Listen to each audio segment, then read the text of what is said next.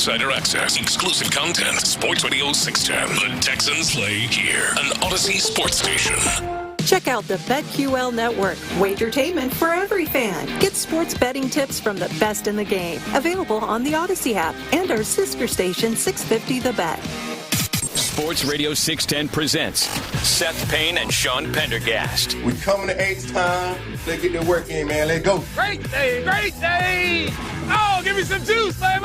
Oh, yeah. Hey, what's happening, everybody? Happy Tuesday to all of you. Nice to be with you. Appreciate you getting up with us. We are live at Texans training camp, sitting on the 50-yard line of this pristine field that will finally, I think, Seth Payne, get deployed today with fans in these bleachers. Oh, yeah. We're doing radio butted up against what I'll call the near field. If you've ever been out to training camp before, near the bleachers, the Texans have not touched this field yet, other than the rehabilitating injured players. And the specialists, the punters and the kickers. Yeah, that's it. But they have not torn up this field yet with some team drills. That's going to happen today because there are fans lined up outside for this bad boy. Yeah. People are fired up, man. This is it's been fun so far, man. No pads until today. So for the first day of pads, the fans that are here will see hopefully a very crisp and lively practice with a whole lot of thuds.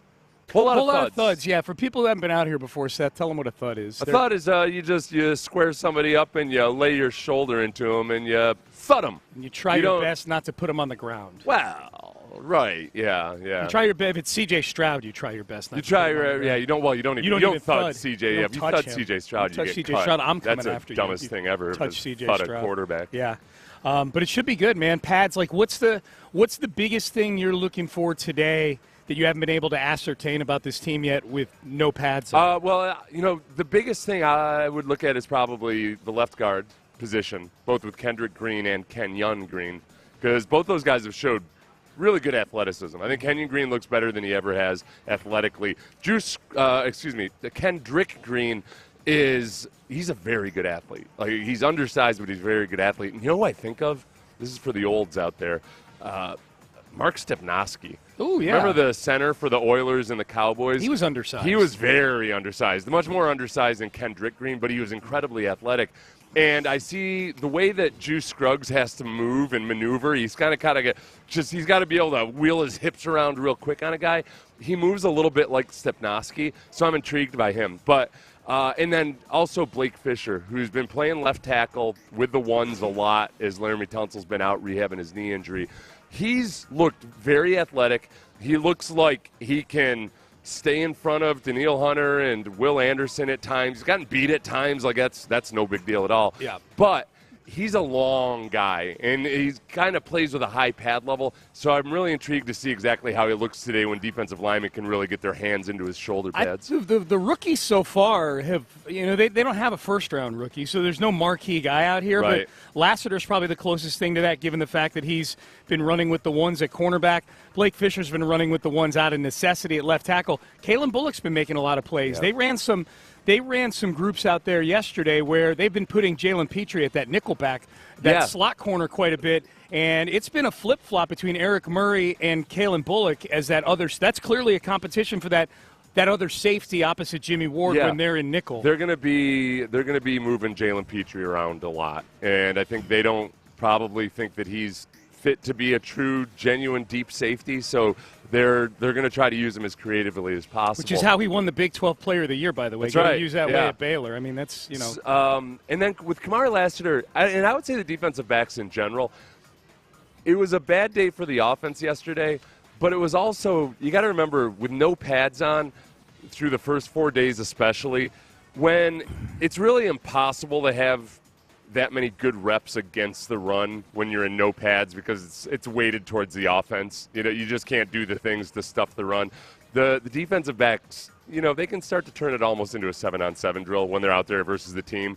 They're sitting and thinking about pass. Yeah. And when they start getting excited with pads on and everything and you want to come up and stop the run, I think it becomes a little bit more of a balanced competition between the offense and the defense. The offense yesterday looked kind of disjointed, discombobulated. Very out of sync. Pads or no pads, they would have had a false or a delay of game at one point because they couldn't get lined up properly. So I would expect the offense to come out reinvigorated today. And then we started off talking about the defensive backs because of Kamari Lassiter. That's something we've heard from multiple people now. Tank Dell, I think Stefan Diggs said it. DeMeco said it. They're really excited to see Kamari Lassiter when the pads are on because that's his calling card. Yeah. There are a lot of elements of Kamari Lassiter's game where, look, he's like kind of like he's just a zone. I don't want to say just a zone corner, but he's a guy that when he's in zone can come up and make hits on guys that make catches in the soft spot on the zone and come up and play the run and tackle and all those things. He's not going to be as electrically gifted athletically as a guy like Jeff Okudah, but it's the total package that you're looking at with him. So when the pads come on and then when later you get into the actual preseason games, I think that's where DeMeco, who spoke very highly of Lassiter yesterday, is still kind of just excited about that part. Yeah, we'll hear from DeMeco and Lassiter in the next segment. The defense won the day yesterday, as Seth pointed out. Here's Azeez El-Shaair at his media session after practice talking about the potential of the 2024 Texans defense. Man, I think potential is it's something that everybody just uses so loosely. Potential, everybody has potential to do anything, but you got to put the work in, and I think that's what everybody's trying to do, just one day at a time, working to get to where we know we're trying to go. Everybody's writing their goals down and stuff. I know myself, write my goals down before I get out here. First day of training camp, be writing everything down. And then you got to look at it every single day and attack the day when you get out there and, look back and say, hey, did I get one step closer to my goal? So I think you just got to take it one day at a time when you talk about stuff like that.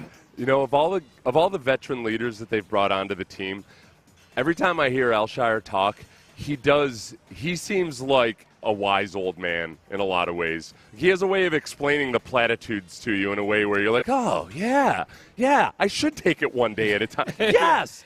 I feel like he could read a good life coach. He could read a Hallmark card and make it like actually hit the points. Yeah. He's but he's thoughtful. He's very thoughtful. I could see him kind of counseling the young. I could see him sitting in a chair in the locker room backwards, and sitting around with a circle of young guys where they talk about life. Right. Yeah. And with a hat on, like a ball cap, but when he gets to the crescendo of it, and he's really got to make his point, he turns the cap around so he can get up closer to them in their face. Explains it to this young man. Yeah. Exactly. Not yelling at him, just getting closer. Yeah.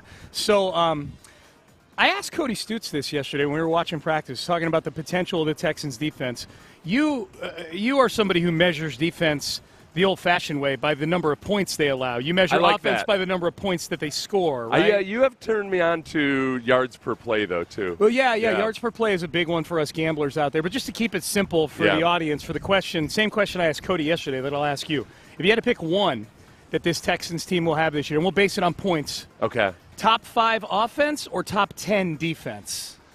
If you had to pick one that you think they could have, your life depends on being right. Not what I want, but what your life depends on being correct. I would say top 5 offense. Yeah. I think top 5 offense, just if you just look at just do the depth chart, color code it by, strength of player and everything.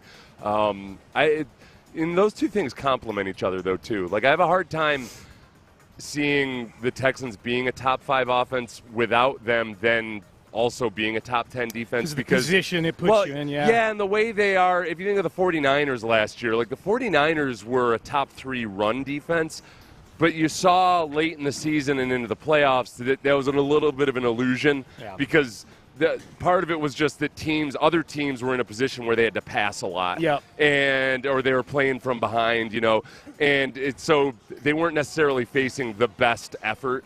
And likewise, I think if this is a top 5 offense, this Texans team is built kind of like, think back to the old Peyton Manning teams where like that defense was just built to rush the passer because they figured, well, we've got Peyton Manning be ahead. Now in the over time they realized, all right, well, we got to stop the run at some point. Yeah. They were an awesome regular season team, but they couldn't stop the run in the postseason. Right. But because they're constructed with so many pass rushers up front, and if it is a top 5 passing offense, I think they're gonna feast a lot on third downs. Yeah. They're gonna get a lot of sacks, and it'll end up being a complementary effect. They were 11th in both last year. Defensively, defense and offense. They were 11th in scoring and 11th best in points allowed.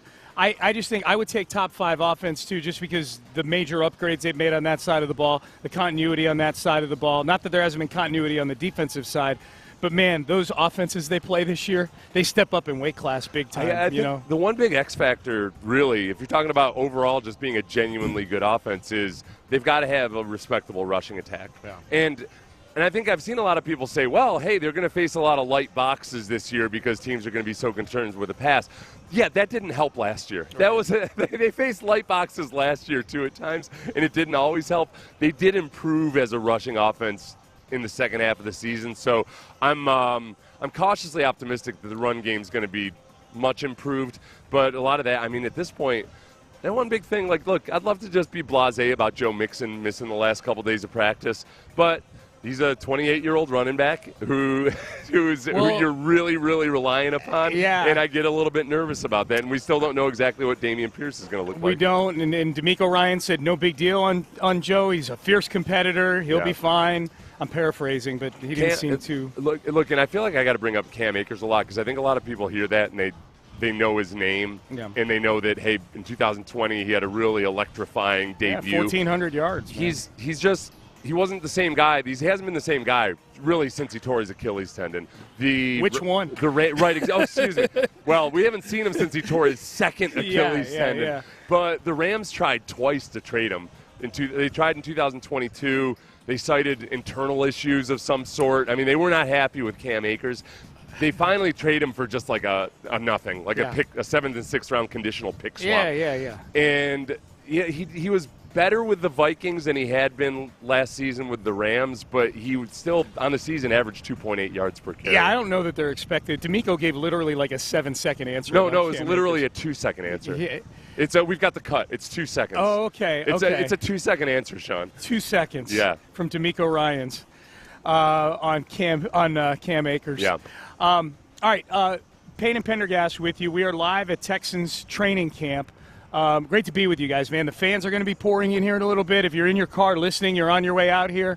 We are on the side of the field that the fans are on in the bleachers. I would imagine there'll be some overlap from us getting off the air and you getting here. Please say hello if you see us out here at Texans training camp. Up next, let's circle back to DeMeco Ryans on Kamari Lassiter.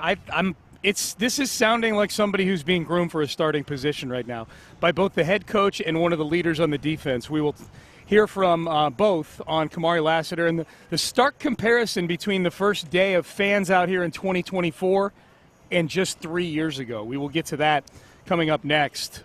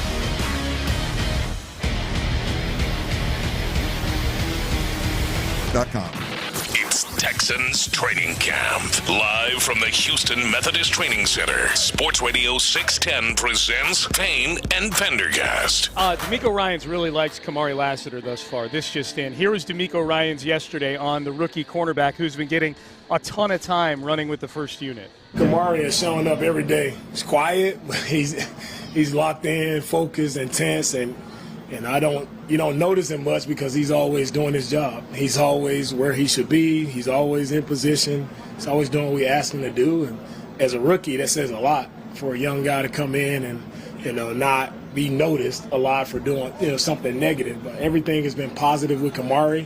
He's exactly the guy we saw from the Georgia film, like dialed in.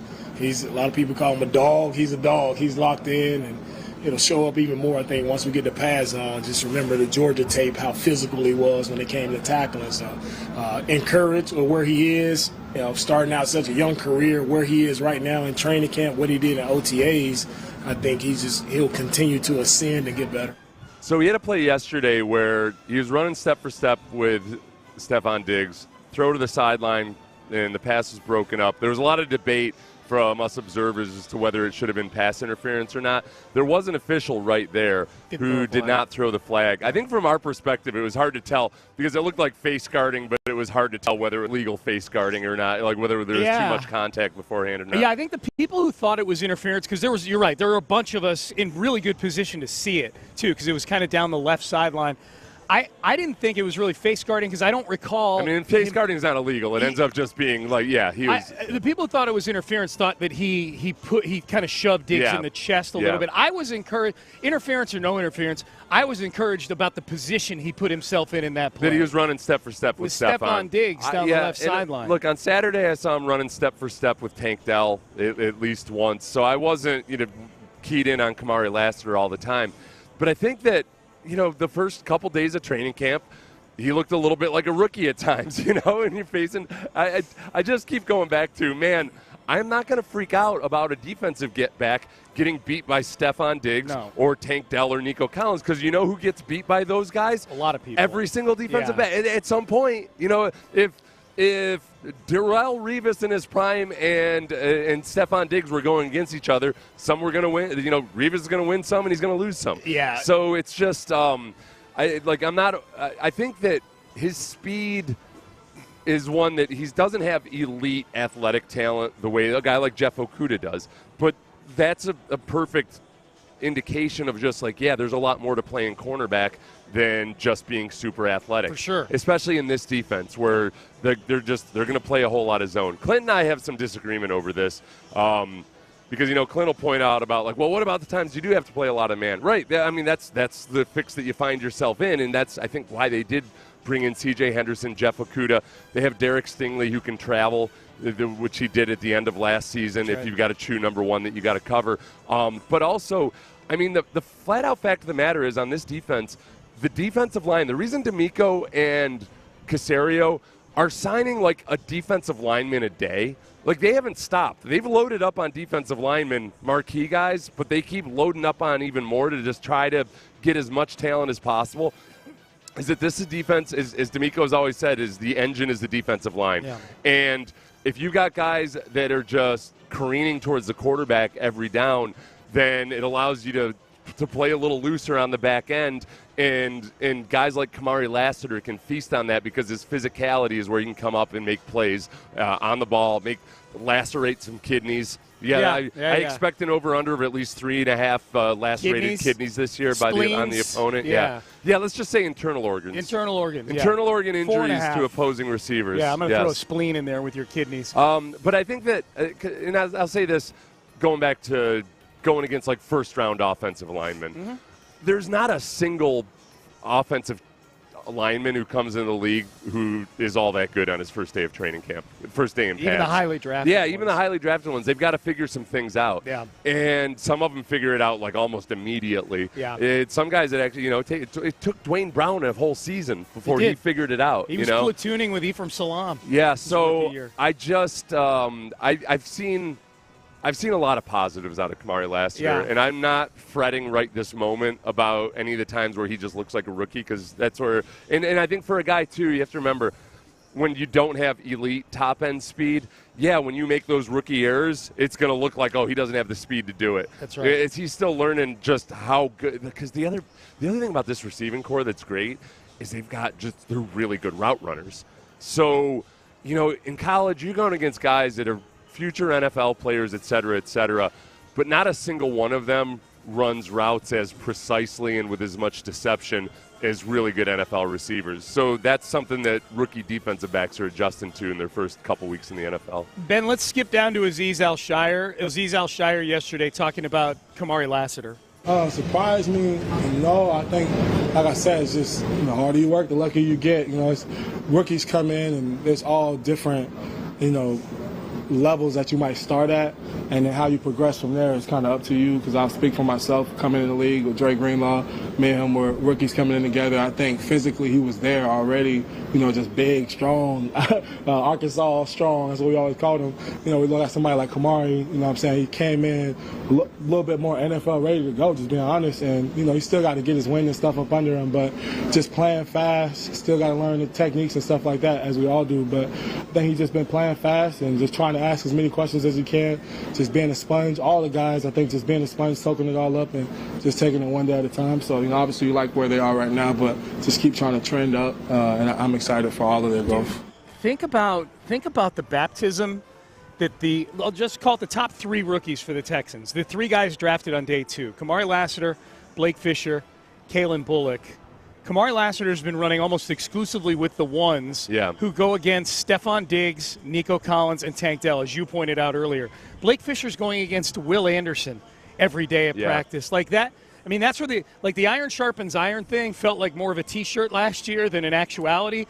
This, at least for these rookies, and I'll throw Kalen Bullock in there as well, you're out there playing nickel safety or whatever against the Bobby Slowick offense with C.J. Stroud at quarterback. Yeah. This is a really, really good it's like an internship almost, right. You know what I mean? Right, and Matt Burke made a comment in his press conference about how, on defense at least, look, we don't have a depth chart right now. And I believe that. I think that you're reading into – Sean just made that, Come see, come saw, yeah. No, I 100% believe that. I think there is – an element of okay, we got to figure out exactly where these guys are in their development. Yeah. And they're going to roll guys out there and try to put them in different situations. And one of those situations they want to put them in is, all right, let's see how you do versus the very best guys. And then we'll reassess after a week or two. But this is the best way to, A, see where they are right now, and then B, find out if whatever our projections are on him, if they're where are they in that process, and can this guy compete for a starting spot? With a grain of salt, there's no depth chart, but it's not like they're not monitoring it, obviously. Right. If you had to guess You're right now. You're accusing Matt Burke of coach speak. A little bit. Yeah, a little bit. Yeah, I don't think he's at the egregious end of the coach speak spectrum. He's pretty honest up there. I don't think that the thing is, when he says that we don't have a depth chart, I don't think they put Kamari Lassiter there with the ones thinking yep, he's the starter right now. I agree with that, yeah. They're they've seen enough. They know what Okudah can and can't do in some regards. They want to see what he can do in this system, but the rookies and the young guys you only get so much out of going against other rookies and other guys that aren't going to, be in the NFL. Sure. You're not going to ascend as rapidly in your skill level. Yep. Payne and Pendergast with you live at training camp. It was a good day for the defense yesterday. We didn't really talk about that in the open. We talked about it a little bit. CJ, yesterday was the first time that I could kind of visibly see CJ get frustrated at a training camp practice. I saw him on Saturday. I thought it looked like that. Did he look like times. that too? Yeah. But this looked bad yesterday, offensively. I was doing my post-practice report, my written one for the Houston Press, and usually I'll put 5 or 6 good plays that I saw in there. Yeah. And I'm like, man, other than Xavier Hutchinson caught a crosser that may have been a long gainer or a touchdown in a game, I think from Tim Boyle maybe, and I'm like, that's it. The CJ-led offense. CJ put one on Nico Collins, a deep ball down kind of near the end zone that Nico had to kind of turn for, and he dropped. So that was a nice throw, but there wasn't a lot to get super amped up about yesterday. Yeah, and my plan to trade away Davis Mills after a training camp glow-up, That took a hit yesterday. Yeah. And kind of jinxed him a little bit. He had a couple of really bad throws yesterday. Really bad. Kalen Bullock should have had a pick 6 yesterday. Yeah, and Kalen, I'll criticize him for that because that wasn't one he earned or anything. That was just a horrendous throw. It was right there. It was a gift. It caught him by surprise. He probably thought, I didn't think I was going to see this in the NFL. That's right. You will. You will. Yes. ESPN is doing the annual thing they do before training camp called the Future Power Rankings. I just saw it this morning. And the Texans are 6th on there. They take everything into account. Quarterback, non-quarterback roster, coach, blah, blah, blah. I went and looked to see where they were 3 years ago at camp, the David Culley year. Rock bottom, 32. So in 3 years, they beat those expectations. That's true. They did. They were drafting third that year, yeah. So that would be by that standard, they'll be at least the 4th best team. That's right. If ESPN is off again, but my point is that that's how rapidly the turnaround is taken. They were the worst, and I think the worst with a bullet in 2021. Yeah, coming into the season, and now they're considered one of the near elite or elite teams. I have another way of measuring just how much more talent they have in the building, Seth. I went back and did this research yesterday. You know I like things like star power at press conferences. That's the Sean Pendergast measurement for things. Day 1 of this training camp, the 3 guys they sent to the podium, you always send your quarterback and a couple big stars, right? They sent C.J. Stroud, Nico Collins, and Will Anderson to the podium, right? 3 Pro Bowl or Pro Bowl caliber players. Day 1 in 2021, the 3 guys sent to the podium. Day 1 of training camp, Justin Britt, Jordan Jenkins, and Philip Lindsay. Oh, God. Oh, gosh. You want me to do day 2? No, wait a second. Philip Lindsay? He was a day 1 podium guy. Remember how he had a chip on his shoulder. He had a chip on his shoulder about everybody talking down on the Texans, and we were like, that's good, man. All right, I did the research. Let me Google Jordan Jenkins for a second. I can't remember the defensive end. He's Jordan a defensive Jenkins. end. That's right. Yeah, they got him from the Jets. Yeah, and Justin Britt. He was a good interview. He went MIA the next year. Remember one game. Remember Lovie Smith was like, I'll have an answer for you this afternoon. And then we never heard anything about Justin Britt again. He might still be on the roster for all we know. He was. He might be in Afghanistan. I feel like he was going into the special ops. Are you ready? Day 2. Day 2 this year. Joe Mixon, Pro Bowl running back. Okay. Daniil Hunter, elite edge rusher. Tank Dell, hometown favorite and future 1,000-yard receiver. Day 2, back in 2021. Ross Blacklock. Well, he was, he was a prince in waiting he was the replacement for DeAndre Hopkins. I was told by a Texans PR release, almost definitely written by Jack Easterby, that that pick would be a very solid contributor for years to come. Years to come. I don't know which team he's solidly contributing to right now. Yeah, not this one. Ross Blacklock. Whitney Merciless at the end. Yeah. Whitney was a Green Bay Packer 9 weeks after this or whatever. And then Tyrod Taylor, who was their starting quarterback. He was their starting quarterback. At that point, Deshaun Watson was just a scout team safety, remember? That's right. He was out there during walkthroughs playing scout team safety. That's the weirdest thing ever. That's the weirdest it ever got. All right, day 3, which was yesterday. Derek Stingley, elite cornerback. Stefan Diggs, Pro Bowl wide receiver. Him. Aziz El-Shaair. Right. I think he can be one of the captains of this team. Day 3 in 2021, Mark Ingram. Well, okay, but he's entertaining, and he's a big name at least. He was a good press conference. Yeah. Kirko. Who? Christian Kirksey. Christian Kirksey. Okay. Kirko. And then Laramie Tunsil. Okay. Laramie Tunsil, the 9th biggest star on that team, according to press conferences. It's weird that, now, you know what's weird about that is that Laramie Tunsil was on the team for all of those previous press conferences, that he wasn't one of the first guys out there. Yeah. I guess they wanted to roll out new additions. I guess, maybe. But I found the way I found these out was I went back and found the old transcripts of the press conferences from 2021, which means I have the press conference where Laramie Tunsil is calling. I have the transcript for him calling everybody a dog. Right. Everybody was a dog. Justin Britt, what do you think of him? Justin Britt's a dog, too. He is. He took a year off, and he's back. Yeah. He's got a different mindset. Like I said, offensive line is to get better each and every day. How about the running backs and Mark Ingram? Remember that running back room was Philip Lindsay, Mark Ingram, David Johnson, and Rex Burkhead. What do you think Laramie Tunsil? That's a lot of playoff experience. What do you think Laramie Tunsil thought about them? They were dogs. Dogs. So it's dogs. They all dogs. They all played a lot of football, and they're dogs. They're successful in this league. Yes. Laremy Tunsil is the he guy was being a good soldier, man. Laremy Tunsil is a guy you can't trust the reference letter from. No, it's like your dad gave you a reference. Oh, yeah, this intern, he was did the best work ever for Dog. me. The guy shows up stoned off his ass. Yeah. Everybody in this freaking press conference was a dog. It was hilarious. So anyways, I say all that to say we're in a much better place now. How about that? I miss Mark Ingram. He was good. Well, that's the reason he's in media now, He's got that personality. I thought Mark Ingram was a really good hype man for a bad team. Like, he could have gotten some boxers paid if he could hype up a fight, whether it was a good fight or not. The very last question to Mark Ingram in that press conference in 2021, how are you liking the podcast and being a content creator? Yeah. How did he like it? He said it's a pretty great opportunity to be able to hone in on some skills as far as interviewing and just talking on camera. I was so close to leaving this profession. I told you, people thought I was joking when they hired DeMeco Ryans. I said that if it didn't work out with DeMeco Ryans, because I had wholeheartedly endorsed going after DeMeco Ryans, even as people were saying DeMeco would never come here or the Texans would never sign him because he had sued the team back in the day. Yep. All of that. I was in DeMeco's camp the entire time, because if they even hadn't hired him, I don't know if I would have continued in this profession, because I couldn't handle another year of that dysfunction. That mediocrity would be way too glowing a compliment. Oh, yeah. That'd be my Laremy Tunsil. If we had gotten up there and if I had gotten on an interview on NFL Network or something, and he said, "Hey, so how you feeling about the team?" "Oh man, these guys are mediocre." "I got to tell you, man, these guys are mediocre AF." Woo! That would be lying. I would have been lying. Right. No, they're on the right track. Everything's moving in order.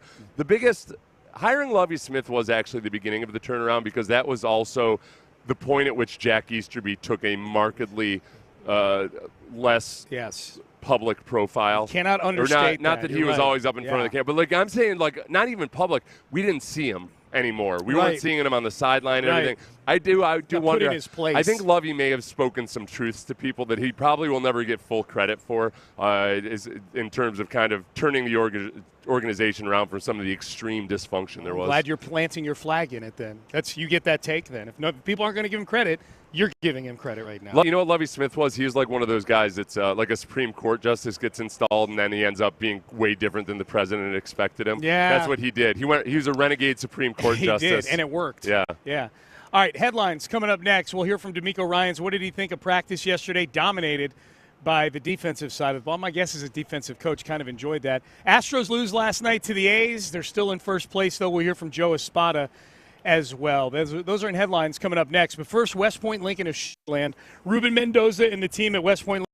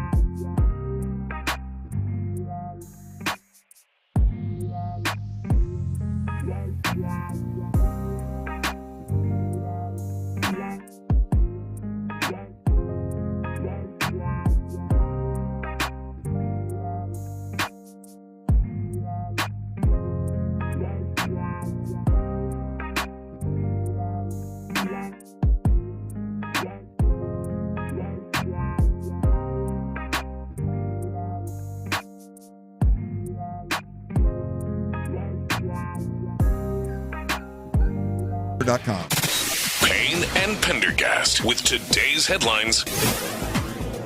Sean Pendergast, Seth Payne with you live at Texans training camp. It is day 5 of training camp, and it's expected to be the first day in pads. Here were DeMeco Ryans' thoughts on yesterday's practice, which was dominated by the Texans' defense. I think when you look at it, right, as you're watching it live, you see, right, the defense made a few plays, but we always go back and watch the tape and see, right, I always say, you never know really what happened until you watch the tape and get a true understanding. But defense made some plays, offense made plays. There's been a lot of back and forth, and that's the makings of a good team. You want it to be back and forth. You don't want practice to be lopsided every single day, and it's been that way for us. Offense has had some days, defense have had some days, so I'm encouraged by both sides having their good.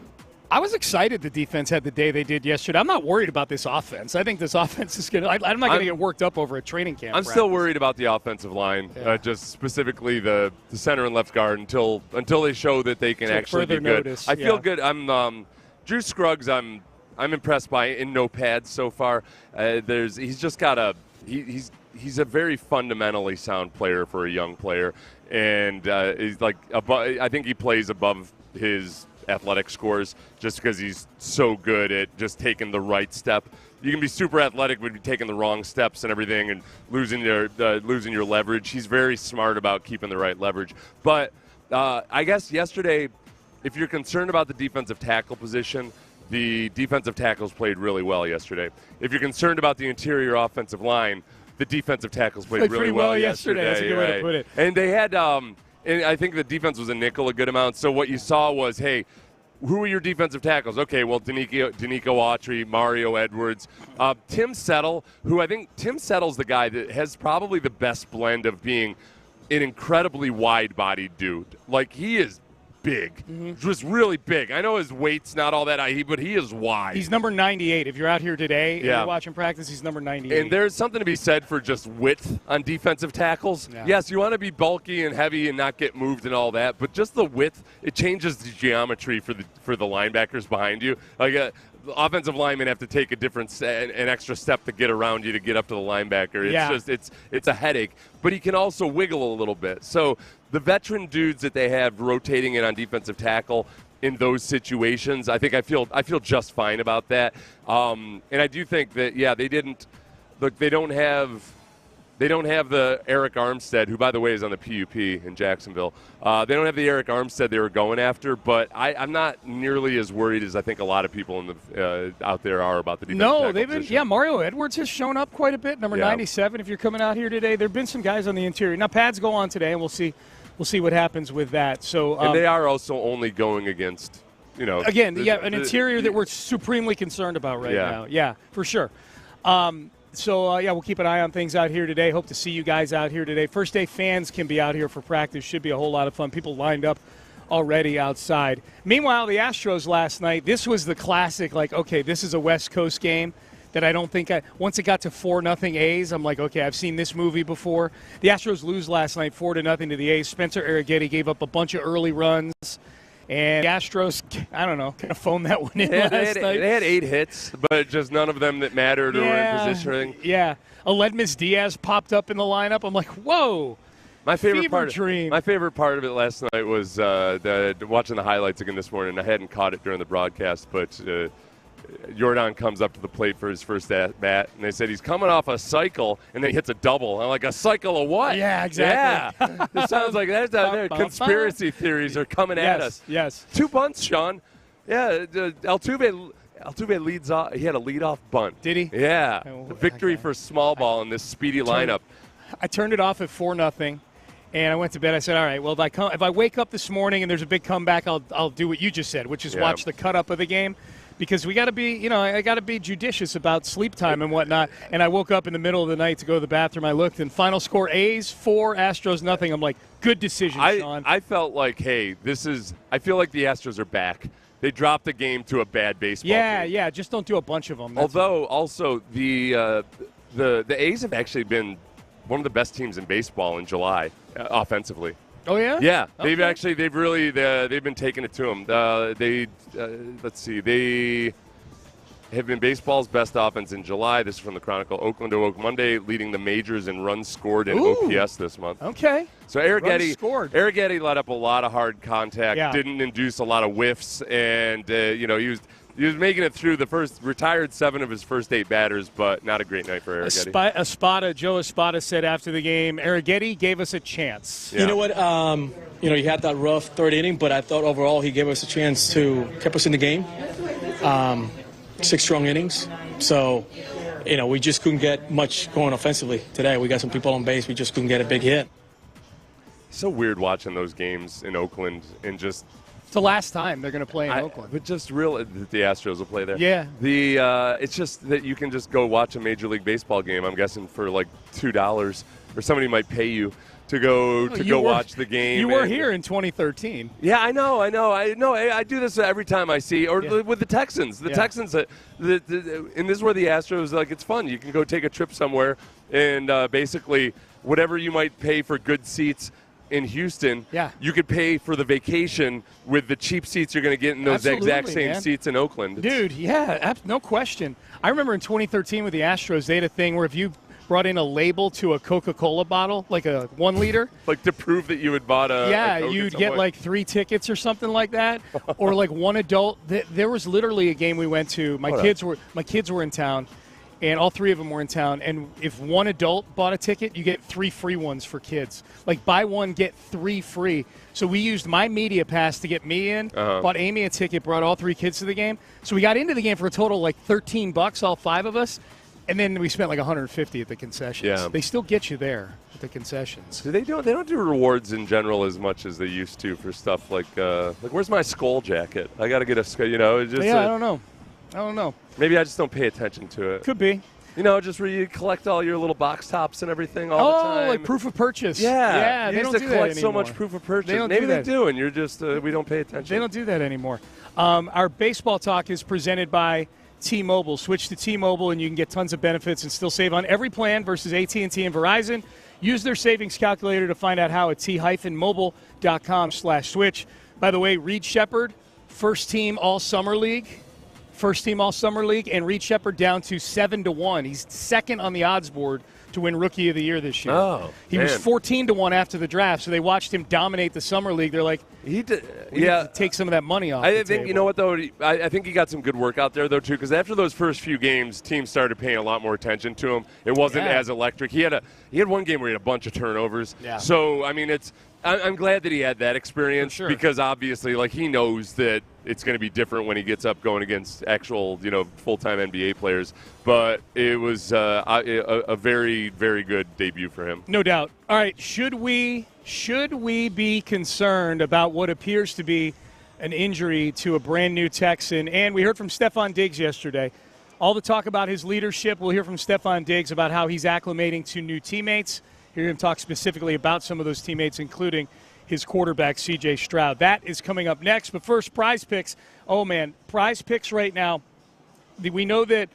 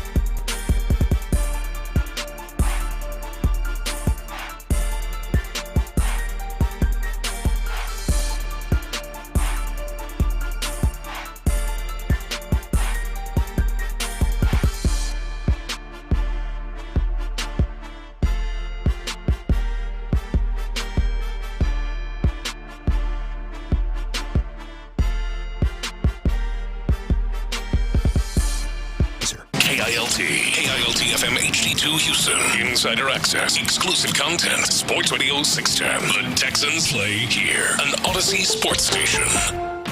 It's Texans Training Camp. Live from the Houston Methodist Training Center. Sports Radio 610 presents Payne and Pendergast. Hey, a quick reminder, tomorrow, 7:30, on this very show, Nick Caserio, Texans Executive Vice President and General Manager, will join us live here on site. We're at Texans Training Camp. Seth and I sitting at the 50-yard line of the practice field. Fans lining up outside to get in.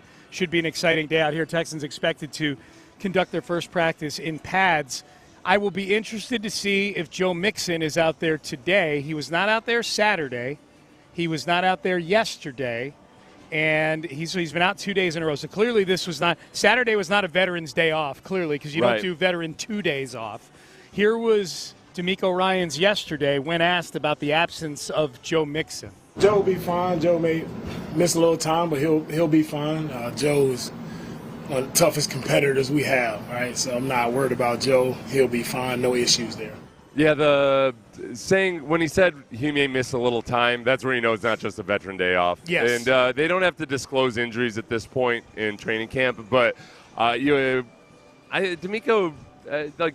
he does it. He dabbles in coach speak at times. I would imagine this is just like a little tightness or something. Well, I can tell you something I saw with my own eyes. On Friday, Joe Mixon did media after practice. He went right after DeMeco. So he was waiting outside the tent. For those who don't know, there's a tent right next to the practice field, an air-conditioned tent that guys go into to do their press conferences. DeMeco usually goes first, and then they bring in 3 different players. Mixon was the first player to go that day. While he was waiting his turn, he was talking to what I'm guessing were a couple family members. They let family come down on the field afterwards, and the kids run around and stuff.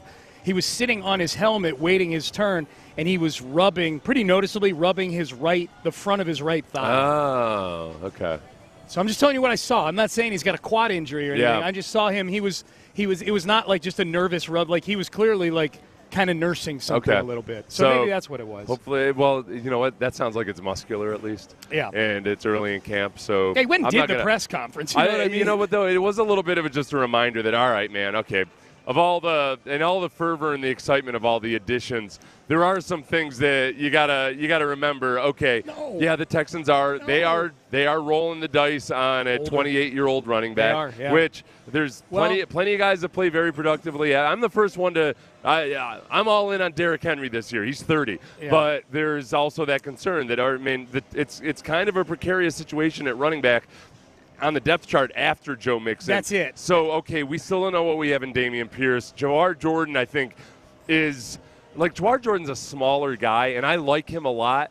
He doesn't have that crazy athleticism that you typically see out of successful smaller backs, but I think he can be used. Mm-hmm. It's just I don't think he's the guy that you want to replace Joe Mixon as your bell cow. He can't be your safety net on practice number 4 at training camp, you know? So and they signed Cam Akers. Cam Akers is very much an experiment. Yeah, he looked he looked fine out there running through drills and everything yesterday. He did, But he's coming off his second Achilles tendon tear. Done one on each leg. And he wasn't really that good after his first Achilles tendon tear. There's nobody right now that you can really bank on unless it really clicks for Dameon.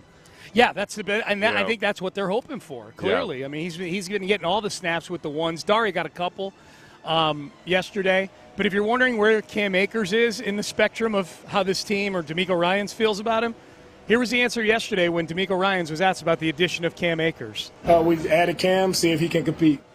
Okay. Yeah. There wasn't like another question that cut him off or anything like that. He answered that question, then looked back towards the rest of the media assembled there. Yeah, that was it. Yeah, right. He wasn't cut off. Yeah. Right. Yeah. That's about it. Yep. Akers has had a weird odyssey.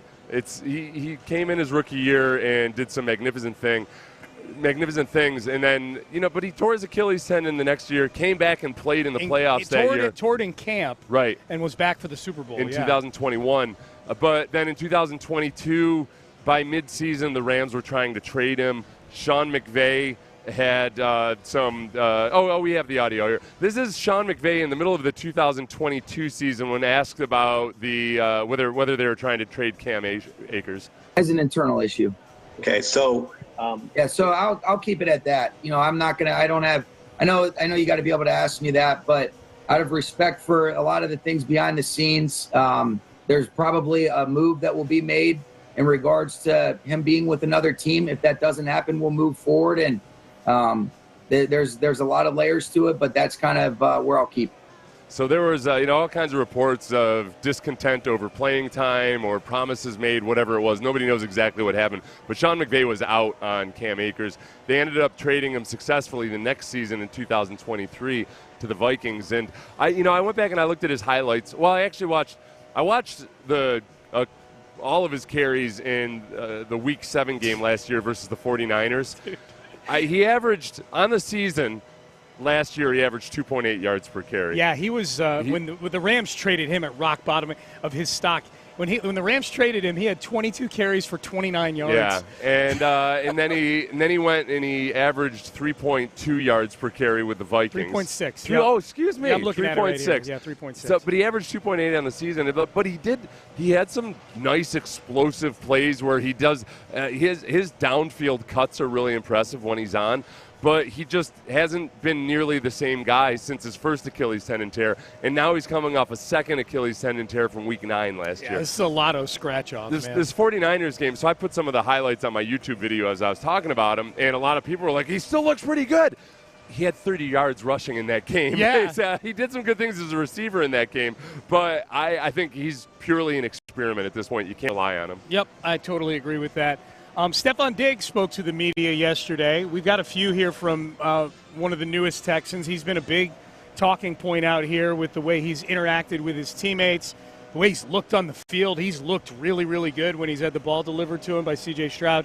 And leadership's been a big thing with Stefan Diggs, too. Here's Stefan Diggs talking about his leadership. I mean, I guess, kind of like around 14, like when my dad passed away, you kind of learned a lot of sacrifices going in, a lot of, mentorship even from your younger brothers, kind of being the man of the house. But as I grew as a young adult until now, just that's always been one of the focus of mine, bringing as many people with me.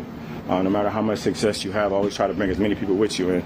And, you won't dim your light at all, shedding light on anybody else, especially with these. They're real special. So out here just grinding and competing at a high level is one of my main focus. Yeah, and, he talked about at one point, getting to know everybody on the team. He likes to know the middle name of everybody on the team. That's a bold move, man. That's a pretty good. It doesn't seem that bold when you realize that CJ has different handshakes and dances for every single player on the offense. That's super impressive. That's a lot of memorization. Dude, that's super impressive. But he, I think people in Buffalo would say the same thing. Like, he's great in press conferences, unless something's up. Agitated. Yeah. So I'm not worried at all about the chemistry or anything else like that, as we've talked about all off season long. But I think that, like everybody in life, it's complicated. And I think there's a lot of people in Buffalo that still very much talk about how great he was in the locker room, how he was as a competitor in practice, what a good role model he is for the younger guys.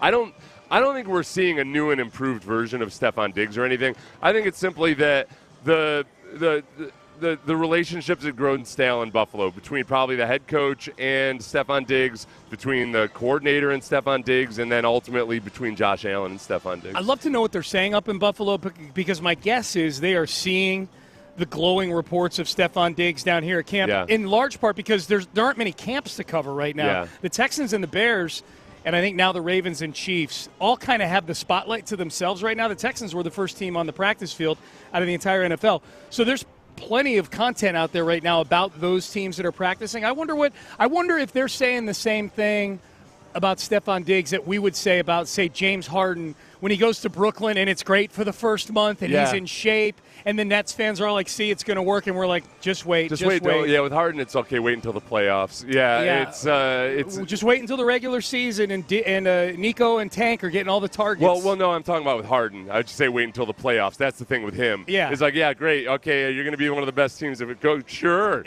thumbs up. Yeah. I think that, like, those first 2 years in Buffalo, there were Sports Illustrated covers with, Stefan Diggs doing a piggyback on Josh Allen. It was like there was nothing but roses. It's a honeymoon. Yeah.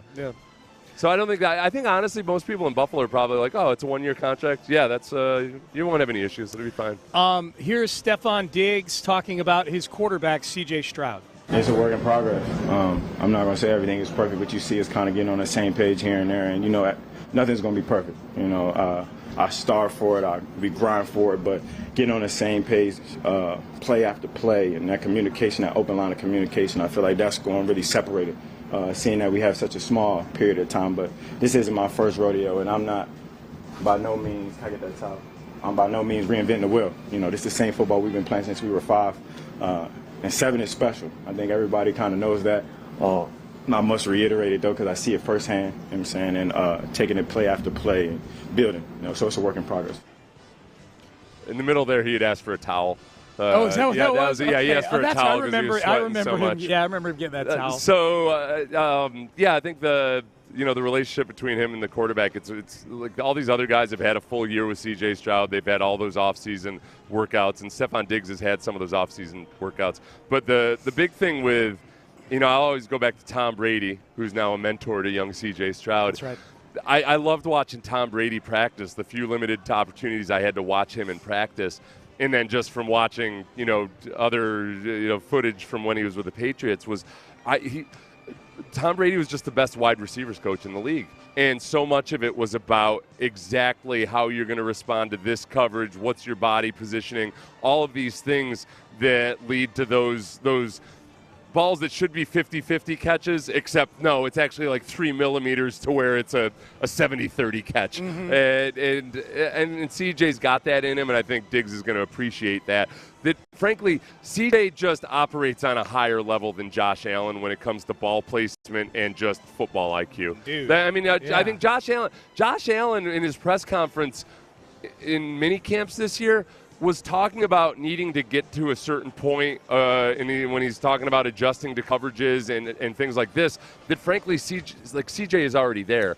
And that's the thing that gets frustrating with wide receivers is, yesterday Diggs was talking about, Landry had asked a question about Cole Beasley. And Diggs was saying that, Beasley and him used to just they wouldn't argue about who was getting the ball. It's who got the most separation. Yeah. And who should have gotten the ball because I had more separation or whatever. That's a good answer. And it's one of those things where it's not about the total targets or anything like that. It's when the offense isn't being run the way it's supposed to. And I think the majority of time with wide receivers, it's not – if the offense is operating the way it's supposed to, unless you're a genuine diva, you understand that you're not going to get the ball every time. It's when you're wide open and you were the read, and yet the ball's going into double coverage somewhere else. Josh Allen had issues. It happened with the Bills last year. Yeah. Josh Allen was forcing the ball downfield when Diggs was wide open. That's what gets really frustrating. Yeah. I don't know. You're kind of laying out Josh Allen there. Like C.J. Stroud and Josh Allen might be polar opposites in every way. Yeah, because Josh had he had accuracy issues, and he had to work on ball security issues. Yeah, he uses his legs a ton. Yeah. CJ uses them in a break glass in case of emergency situation. And I think football IQ and everything, like it's an adjustment in a good way for Stefan Diggs. I think it's a much more receiver friendly quarterback that he's playing with now. Yeah. So that's just one of the little things. We don't know until they play the games and all that, but. I'll be really surprised if there's any kind of undue drama or excessive drama. Me too.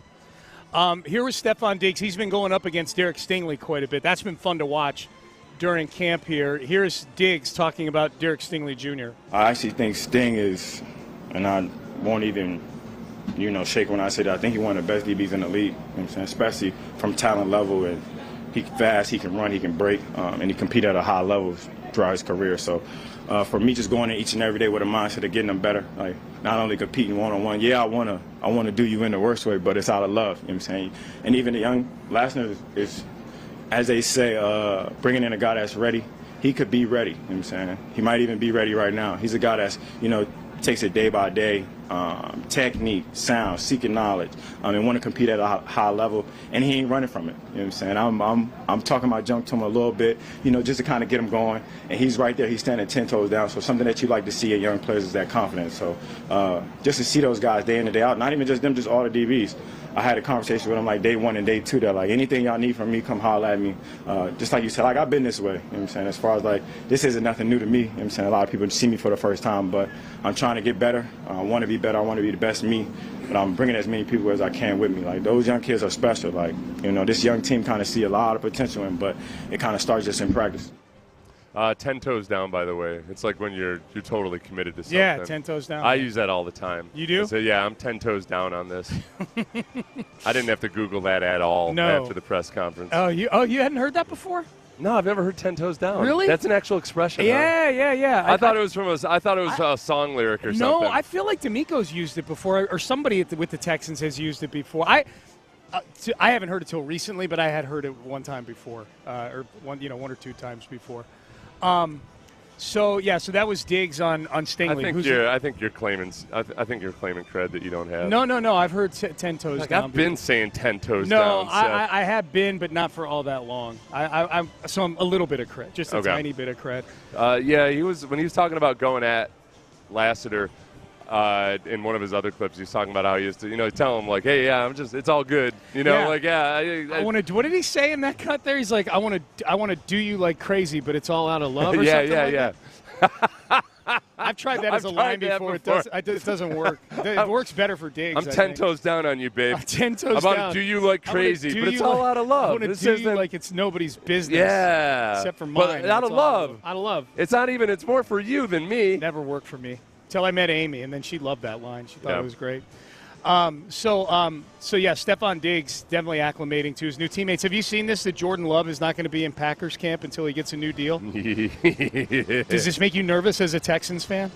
No. About what? About C.J. Stroud 2 years? Because Love is a Mulligetta guy. No. The last David Mulligetta client that was involved with the Texans, who was a quarterback looking for an extension after his third season, was Deshaun Watson, and he got it.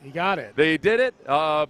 Reportedly, at one point, they basically had to explain the basics of contract negotiation to Jack Easterby. Guy they were working is with. what I was told. Yeah. But now that's a good point. Deshaun didn't get his contract until like Labor Day weekend. Late in the season, right before the season. Yeah, and now that was the COVID year too. What would it have looked like if Deshaun decided to hold out during the COVID year? Do you remember? I don't know, but do you remember just how tearful and how much love he expressed for the McNair family? And at the contract signing? Yes. Dude, that was a ceremony. They were bringing his family members in on It was Zoom. like, this is your life. That's right. They had his whole family on a Zoom call with one of his aunties there and everything. Yeah. It was going to be a marriage made in heaven. It's one of the most touching moments I've experienced in sports. Yeah, Sean. yeah. I just thought this is the purity. When you can just sit there and feel the purity of getting hundreds of millions of dollars, and then just knowing that within 3 months he'd be requesting a trade, and that there'd later be over a dozen allegations of sexual misconduct. I'm like, man, it does not get any better than this. That's the classic Hollywood story right there. Yes.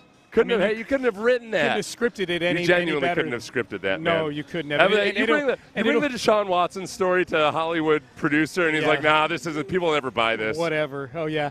What's he gonna do? What's the finale? Oh, he goes up and sucks in Cleveland. Yeah. And you're now, like, okay, people might like that. So people might like that. The team that traded him away is now considered one of the best teams in football. Okay. By the way, the Texans 6th on the future power rankings on ESPN.com. They were 32 3 years ago. They were 29th last year going into training camp. Oh, Sean. Last year, we'd been through it already, so it wasn't a big deal. It was just that the biggest thing that bothered me was when Caserio traded the Texans' own pick to the Cardinals, and people were so emphatic that it was the dumbest thing ever because obviously the Texans were going to be the worst team in the league. How could they possibly not understand that they were going to be the worst team in the league? You idiots. You're fools. Right. Isn't it? Doesn't everybody know that they're going to be the worst team in the league? Which is always – I wasn't even sensitive personally over that. It's just dumb in general. It's actually kind of hard to pick the worst team in the league. Right. It's just like trying to pick the – it's actually easier to pick the best team in the league. You could have picked the Chiefs. Yeah. Although that was a little dicey there during the regular season. They didn't look like the best team in the league during the regular season. No, you're right. But like last year, I don't think people would have picked the Panthers to be the worst picking team. First again. Well, Bryce was going into an ideal situation, Sean. That's right. I forgot about without that. even really being able to point to why he was going into the best situation, mostly just because it wasn't the Texans. I'm paging down to find the Panthers on this stupid thing here that ESPN did. There's the Giants at 29, Panthers at 30. Panthers with their quarterback a year in are at 30 on these rankings. The Panthers did at least they bolstered up their interior offensive line. They're realizing, okay, yeah, we do have a tiny quarterback. We got to be sure he's not getting pressure up the middle. The problem with Bryce Young is that he's not going to be able to see over those really good offensive linemen. Yeah. So standing in the pocket, and I know, listen, people, it matters, okay? Some shorter quarterbacks, they figure out ways to overcome it. But you have to do it with incredible timing, rhythm, accuracy, He has not done that. or athleticism. He doesn't have incredible athleticism whatsoever. Yeah. I'm very, very pessimistic about Bryce Young's future in the NFL. Do they punt on him after this year if he looks the same as he did last year? If he has the same sophomore season if that they he did, can, yeah. I guess if the right situation exists. Yeah. Well, yeah. If financially you can. Well, yeah. If they're okay, would they draft a quarterback? That's what I mean. I think. Yeah. Yeah, that's what I mean. Would they do like old what's his face from the Cardinals there, Josh Rosen? Would they Josh Rosen him? Yes. Yeah, I think they would too. You got to move on. I hope he comes to the Texans. Now that would be fun. It would. Yeah. He's good friends with CJ. He is good friends with CJ. CJ would be like giving speeches about how we need to be nice to That'd Bryce be like Young. a punishment for Bryce Young, like every day as a He deserves reminder. it. He's had a gilded childhood. He has. They stacked the S2 cognition in his favor. He did? All of that. Yeah. That test is biased towards Bryce Young. That's what I say. There's a bias towards. There's a height bias. No, think about this. This S2 cognition test. Yeah. There's whatever the cognitive assessment and the stuff they run through. Bryce Young's dad is a psychologist. Yeah. You think he doesn't know a thing or two about assessments and how to prepare his son for these things? Yeah, that's true. Yeah. It's like having the prof as your old man. S2 cognition test. Yeah.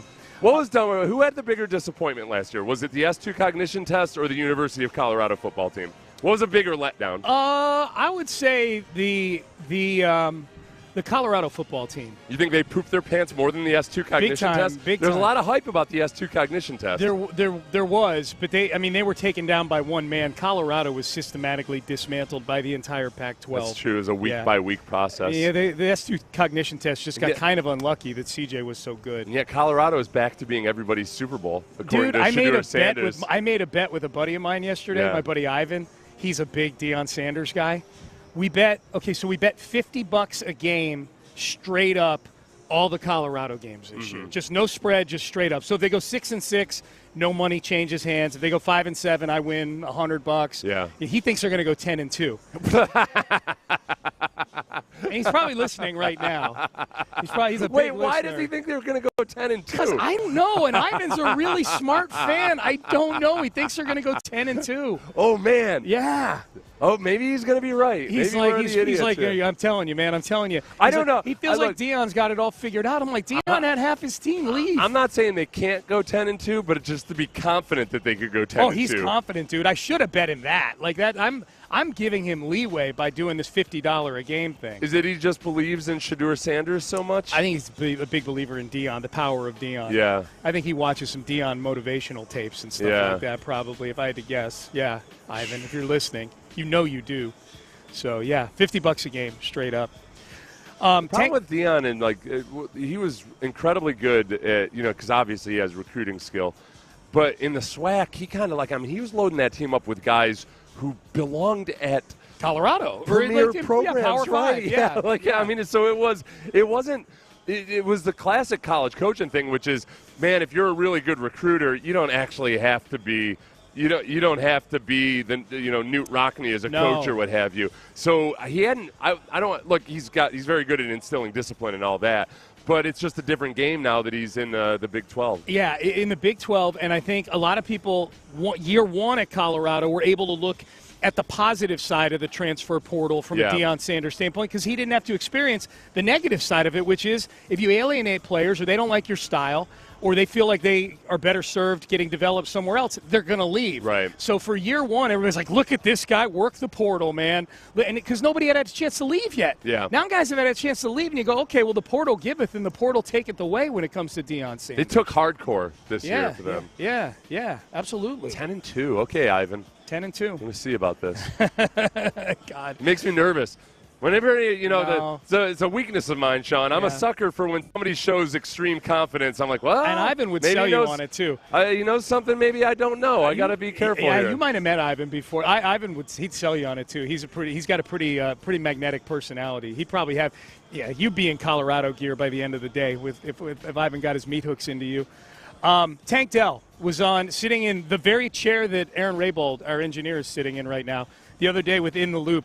I love stuff like this. They asked him, where were you when you found out the Stefan Diggs trade went down? Reaction to the Stefan Diggs trade. What was that like for you when you found out that news? I've had the inside scoop. First off, Diggs is my brother, so we've been chopping it up. Before it even happened, me and CJ was actually in LA, and we was just talking about it, he just asking me questions like how I feel about it. I'm just like, let's do it. It ain't gonna do nothing but make everybody better around us. So, I was ready for it. I didn't really too much I wasn't scared of it or anything like that. I see people saying it could hurt me and hurt what I had going on, but I don't feel that so, because I'm a hard worker and I feel like the work I put in is gonna show in display. So, yeah, the way I could look at it is from a defensive lineman's perspective. There's never a defensive lineman that thinks oh no, they got another good pass rusher, because it opens up things for you. Even if you're thinking about it selfishly, aside from how good it is for the team, that opens up things for me. That's more opportunities for me one-on-one. And I think likewise, that's receivers, again, if everything's functioning the way it should on the offense, that just creates more opportunities for you. And that's why I say with this group of receivers, thinking about a specific yardage goal for any one of them, that doesn't necessarily make a whole lot of sense, because that's just going to come down to in whichever game plans it kind of works out for whom. But when it comes to actual opportunities for yards after the catch, for touchdowns, for all those things, for yards per reception, it loosens things up for all three of those guys, and that feels good. If all you're looking for is I got to get 1,500 yards receiving. You can get 1,500 yards receiving theoretically, where it might not even feel that good because you got targeted 190 times. Yeah, and it's not. It's you're not actually. It doesn't. You're not all that electrifying. I think there's going to be just way more opportunities for just getting that really good feeling of, I got this guy one-on-one, and I know I'm going to beat his ass. Yeah, Devontae Adams had 1,300 yards last year. Ask him how that felt. Yeah, how'd it feel? Right? He was you almost fought Jimmy Garoppolo on the sideline. Yeah. No, it's a great point. He almost pulled a Tanya Harding on him, I'm guessing. It's a great point. There are two groups of people that hate that Stefan Diggs is a Houston Texan now. Opposing defensive coordinators and fantasy football owners. Yeah. It made it a whole lot harder to figure out which Texan receiver to draft or when to draft him, because they have all three met with the media now. And I don't know that Diggs said it yesterday, but I know Tank said it. I know Nico said it. And I think Stefan Diggs has said it before too. Hey, man, there's going to be games it's a Tank game, and there's going to be a game where it's a Diggs game. Yeah. I think they've all accepted the reality that the back of their football card, their game log this year, for each of them, is probably going to have 3 or 4 games that are 2 catches for 28 yards. So will they, as a group, on those guys, do you think they'll actually be drafted in fantasy leagues below their level? Yes. I know, 100%. all 3 of them will be drafted below where typically a guy his skill level will be drafted. Absolutely. Yeah. No, we were debating this before practice a couple of days. I think the Saturday practice, because a few of the people in the media out here are in a league with me. And we were just we have an auction league, and we were kind of debating, okay, what's the price going to be for each of, a marquee receiver goes for $35 or $40. And we were kind of at a point, I can't see spending more than, you have a $200 cap to spend to fill your roster. I'm I can't see spending more than $25 on any of these guys, because I don't know it's not so much the total numbers at the end of the year, it's the inconsistency week to. I think there's going to be big swings each week for these guys. It's like buying a fancy vehicle when you only have a 2-mile commute and you're away on the weekends. You're I just don't know if I'm just not going to use it that much. I just don't, what am I going to get out of this? Yeah. But every now and then you have to go to Beaumont. Yeah. And you just open it up on I-10 and okay, I didn't know that was going to be the weekend that I was supposed to open it up and get 200 yards receiving. So you're going to get a low mileage lease on these guys. Yeah, that's exactly. That's what you have with Tank Dell right now. Hopefully, a low mileage lease. You're not paying a whole lot for it. No, you are not. This was pretty cool too. This was on In the Loop yesterday. Azeez El-Shaair was on with the guys yesterday. This is a really cool story. They asked him to if you had any Lane Kiffin stories, because he played for Lane Kiffin at FAU. Do you have any Lane Kiffin stories? And he actually segued immediately into a Monty Kiffin story. Monty Kiffin, Lane's dad, his late dad, just passed away in the last couple of weeks, who was a Hall of Fame level defensive coordinator and got a Super Bowl ring with the Bucs back in 2002. I never forget, we were sitting in the office one day in the summertime when players didn't have to be in there, but I was always up there, and he was always up there. He loved football. Obviously, everybody knows that. And we just sitting there watching film. It was the Jacksonville Jaguars, just looking at all that old Cover 2 stuff that he helped create. Tampa 2. Exactly. And I just remember we sitting there chopping it up, we talking, and I'm just telling him about all my aspirations to get to the NFL, make it in the league. And I remember he had his Super Bowl ring from Tampa. And we sitting there, it was the most it was very intense conversation, very emotional, I guess. And we started crying. We got so deep in the conversation with each other. I'll never forget, he took off his Super Bowl ring and he gave it to me. And I had that Super Bowl ring from my junior year of college. I wore it every game, to the walk. I had it all the way until my rookie year, the week of the Super Bowl. I went to the Super Bowl as a rookie in San Francisco. We played in Miami. I remember that. The week getting down there is when I gave him back his ring. Damn. But it was just one of the coolest things. That's somebody, I'm from Tampa, and know who he is, and then to be around him, and he's like family to me. His whole family is like family to me. So it just was just the coolest thing. So I really that's an endorsement. Without a doubt. That's an endorsement. Just have so much respect and love for him, and definitely miss him for sure. Dude, that's wild. El-Shaair, honestly, when you listen to him in press conferences, not yesterday's as much as his introductory press conference, he's a deep thinker, dude, and he's like an old soul. There's a scene, the audio isn't good. I tested it because you need the captions for it, but when Mike Evans was mic'd up one time, El-Shaair approached him when Tennessee was playing Tampa. And okay, so this is last season. Yeah, and El-Shaair said to him, he went up to him and he said, "Hey, I'm from here. I grew up homeless. We had to live under a bridge, and I just love what you've done for this team." And it was something along those lines. Saying that to Mike Evans. Yeah. That's powerful stuff. Yeah, he's been through some stuff, man. Yeah. And it does seem like almost when they ask him about leadership and talking to younger players and everything, it almost seems like he wants to talk to guys about life as much as football. Well, that again, another area where he mirrors DeMeco Ryans that way. DeMeco Ryans, an NFL head coach, was asked at his introductory press conference, "Why'd you get into coaching?" And he went for 2-3 minutes about how molding young guys, turning them into better husbands, turning them into better people, things like that. You can see where Aziz El-Shaair would connect with a guy like DeMeco Ryans. He said, hey, bro, I'm from here, born and raised. I grew up homeless in my life. I swear to God, I've been watching you.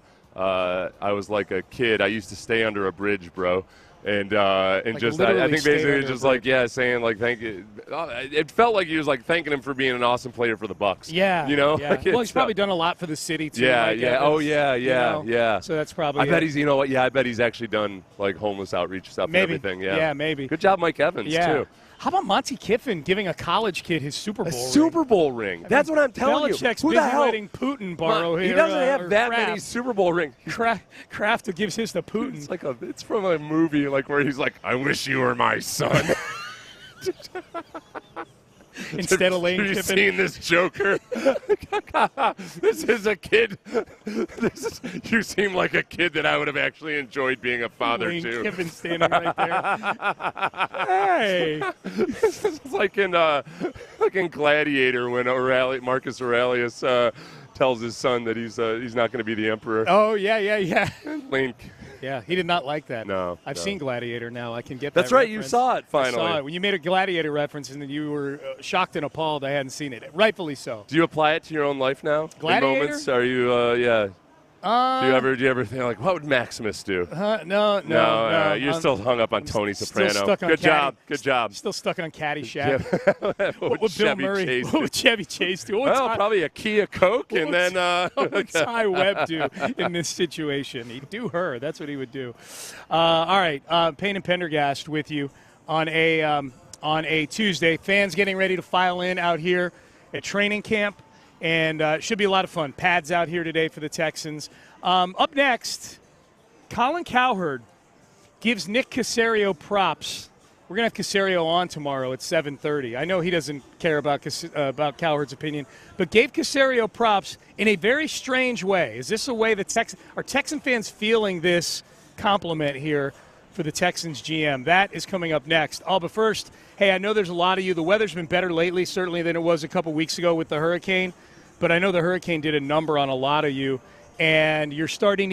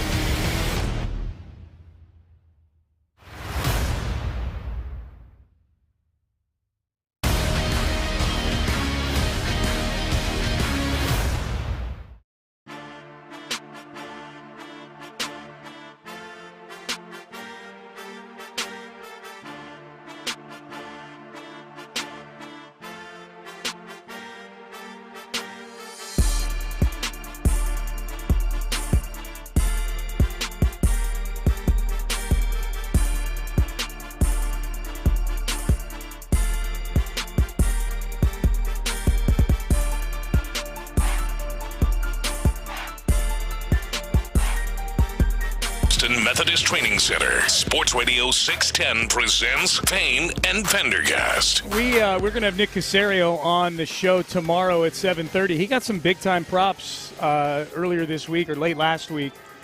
Colin Cowherd, they were going through their best rosters in the NFL. They rated the Texans the 5th best roster in the NFL. Here was the Caserio crushing it assessment from Cowherd. The Houston Texans at number 5 is absolutely terrible for Bill Belichick because that franchise was a joke in the league. And then Nick Caserio, who was the director of personnel in New England, took the job 3.5 years ago and has crushed the draft and crushed free agency. In 3 drafts, Houston now is a top 5 roster from a bottom 3 roster. Joke to playoff team in Houston. They just added a star edge, a star running back, and a star wide receiver in free agency. He has made almost no mistakes, Nick Caserio. It's kind of funny how the Texans, one has fed the other. Without those great drafts, they probably don't bring in all these great free agents. Right, yeah, and I think part of it too is like saying almost no mistakes. There's no GM that doesn't make a boatload of mistakes. Sure. That's part of the. If you hit 300 on your drafts over time, you're doing pretty well. Yeah. So it's not like you don't make mistakes or you don't miss. It's just that these last couple drafts, especially, I think that he's found some guys that can really go to work. I think the comparison to Bill Belichick, like the story that had been told a couple times was that those last few years especially, but over time in New England, was that the personnel people would be doing their work, and then Belichick would come in and just basically be like, I like Rutgers guys. Yeah. Well, Cowherd actually talked about that very dynamic right here. He was in New England for years, and the drafts kept getting worse and worse and worse and worse and worse and worse when Caserio was there. So either he got brilliant once he got on an airplane and flew to Houston, or Bill Belichick trumped all of his advice, would not listen, and took over the drafts, which I was told Bill was prone to do in mid-January, early February. I got it from here. Because New England's draft, and Caserio was part of many of those, were awful. Now he goes to Houston, and they're all great. I mean, there's an argument outside of maybe Green Bay. Who drafts better the last 3 years than Houston? Who's done a better job in free agency than Houston? Well, and if you go to 2021, because all right, you don't have a first-round pick, you don't have a second-round pick. Right. Like how much are you actually going to get out of that? And then your first pick is Davis Mills, which was why I'm sure Colin, understandably, I bet he crushed that, just like almost everybody else did. Why are you drafting a quarterback right now, in the 3rd round especially? When it would be one thing if you had a first-round pick and you got this uncertainty with Deshaun Watson. At the time, Deshaun had requested a trade and had the allegations mounting and everything. But I think that you needed players that could play. But when you start off a draft with your first pick as a 3rd-round pick, they got Nico Collins out of that draft, which usually, like, if you get a couple players from the 3rd round on, you're doing pretty well. It's just not even necessarily Nico Collins level. But then Brevin Jordan too, I think Brevin might have kind of a breakout year this year, and I think the Texans probably won't be able to re-sign him. It might be one of these things that finally works out for Nick. It was a draft pick that he made way back when, but I could see. Almost the same way Evan Ingram was a different guy in Jacksonville a couple of years ago, where he's not really built like a tight end or a wide receiver, but he did really well a couple of years ago. And I could see Brevin Jordan having that kind of a year, and somebody saying, like, okay, we could use that in ours. Yeah. It doesn't necessarily mean he's going to go on and be all-pro or anything, but I think some team might be willing to offer him more than the Texans are. That's interesting. The 21 draft, man. Like, if Nico might end up being the only guy they get out of that. Certainly that's long-term. They've gotten some good snaps out of a few other guys on there. Davis has had his moments, whatever. But I just look at it like, okay, if someone had told you in 2021 you could trade all 5 of those picks for a marquee wide receiver, right. So that's where you look at it and you go, okay, if that's all we get out of this. But the last 2, I think, are the ones that Cowherd, when he's talking about that, is referring to. Because if this, and we can talk about this more maybe later this week, the 2023 draft is going to be phenomenal, even if just CJ and Will are the only thing that come out of that, right? Yeah. I mean, you got your tone setters and elite guys on either side of the ball. The 2022 draft is really interesting to me right now because I think Stingley's going to be great. I think Christian Harris, if he ever gets back out here, I think is going to be a real solid linebacker. But they've got like 4 swing votes right now. You know, like Henry To'oTo'o, who's been out there playing. No, To'oTo'o was last year's class. I'm talking about 22. Oh, 22. Oh, okay, 22. Gotcha. What do Kenyon Green, John Mechie, Jaylen Pitre, and Dameon Pierce turn into? Right. You know what I mean? Yeah. Like they're all guys who underperformed last year, who have all had their moments so far in camp this year. You know? Yeah. So there's a cult following for Tegan Cotoriano too. Landry he's so much. Locker's leading the way on that one. Landry loves him, but I think there's so Tegan Cotoriano. He's who a knows? 22 guy also, right? Yeah, He was so that's another one. He was a 5th rounder, right? That's the one that there could be a lot of swing on that. As far as last year's draft though too. I think Jarrett Patterson has some potential. I think Henry To'oTo'o, who's been out there, as Christian Harris, hasn't been available. It's really hard to tell watching field level during this part of camp, but I think he is moving more confidently and more efficiently than he was last year, where he just looked like a fish out of water at times. So, and To'oTo'o is a classic one too, that he's a football IQ guy more so than a measurables guy. No so doubt. he's got to really show his instinct and all of that, and this might be the year that he takes that jump with that. Hassan Reddick, according to Adam Schefter, Jets defensive end, they traded for him from the Eagles. He's not gotten his new contract yet. This is just came down a couple minutes ago. Not planning to report to training camp today with the rest of his team. So Hassan Reddick, and by the way, when you skip training camp now under the new CBA and you get fined, you got to pay those fines. They can't be forgiven, the fines, right? No, they can relieve him now. They can? changed it back, They I did? believe. Did yeah, they? because I thought that. We'll talk about it later. Okay. Yeah. I didn't know that. Yeah, they changed it back. That's okay. because Joey Bosa had like a pretty big. I guess you can always just pay him more or whatever. Yeah. Okay, so either way, we'll clarify tomorrow. Either way, Hassan Reddick will not be in camp, and I don't bring that up because I'm shedding tears for the Jets or anything. It's just other teams are starting to report now. And there's a lot of teams around the league that have a lot of drama swirling around, guys. You know, with wide receivers and with quarterbacks and with Hassan Reddick. I guess, honestly, I'm just I feel like it's good and old school when a guy actually holds out these days instead of coming in and faking an injury. He's holding out. He's not showing up. Yeah, I don't like the guy that shows up and then says, but my back hurts, I can't practice. Those guys don't get fined. Yeah. And, frankly, I think it's underhanded. And it's dishonest. I don't like it when they do that.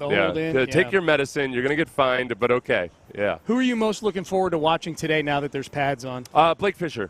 I want to see Blake Fisher versus Will Anderson mostly, and everybody else out there, because I think Blake Fisher has showed the athleticism. He showed that he can stay in front of these guys, but he's a tall, lanky guy, and that power element brings a whole new dynamic to it. So it's going to be. And look, I don't expect him to go out there and look like an All-Pro today or anything, but I just want to see where he is. And they might have. I've liked what I've seen so far.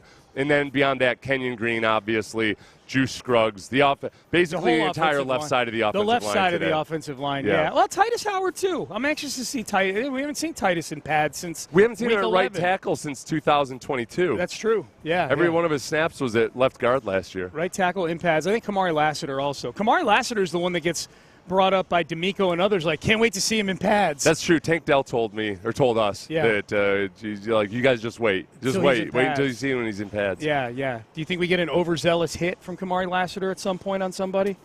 Or do you think he's smarter than that? No, I think you see an overzealous hit. Yeah. I wonder if he'll pick and choose, though. I wonder if he'll be like, okay, I'm not going to light up Stefan Diggs, but I'll light up one of these younger guys or something. Light up Xavier Hutchinson. That'll send a message to everybody else. Yeah. All right, so who was it? Was it Lonnie Johnson that had the hit with no pads on against Green Bay? Against Jay Sternberger. Yeah. Okay. Yeah. I don't know if it was no pads, but they weren't supposed to be hitting at all, even with pads. Lonnie's here. It still shocks me when I see Lonnie Johnson. Yeah, I was told that he's kind of grown up a good chunk. That he was, I just remember having conversations with people about Lonnie Johnson. I think this is a really good environment for Lonnie Johnson because he just, it struck me that he was a guy that maybe couldn't accept coaching because he just like had a natural distrust of that people were actually trying to help him. And it sounds like he's grown up and matured in a lot of ways. Yeah. I wouldn't mind seeing him make the team, get to kind of, write the story a different way for him here than how it ended up the first time. All right, we're done. We are out of time. Mark Vandermeer and John Harris, they're up next with Texans training camp live. So you've got them for the next 2 hours in the loop. After that, they'll have players coming off the field. And again, Nick Caserio, 7:30 tomorrow with me and Seth here on Payne and Pendergast. Texans training camp live up next. Stay there. Mokaram Law at 281-222-2222.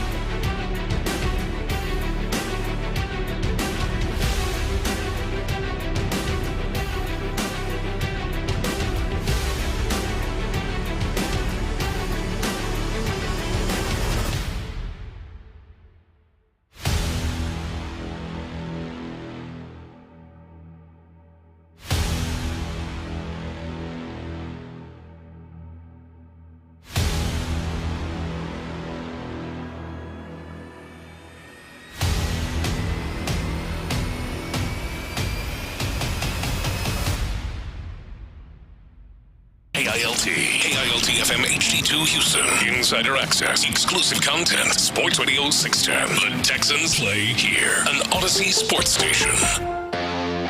It's time. Here we go! To get back to the grind. Let's go to work, baby! And prepare for the 2024 season. Go, go, go, go!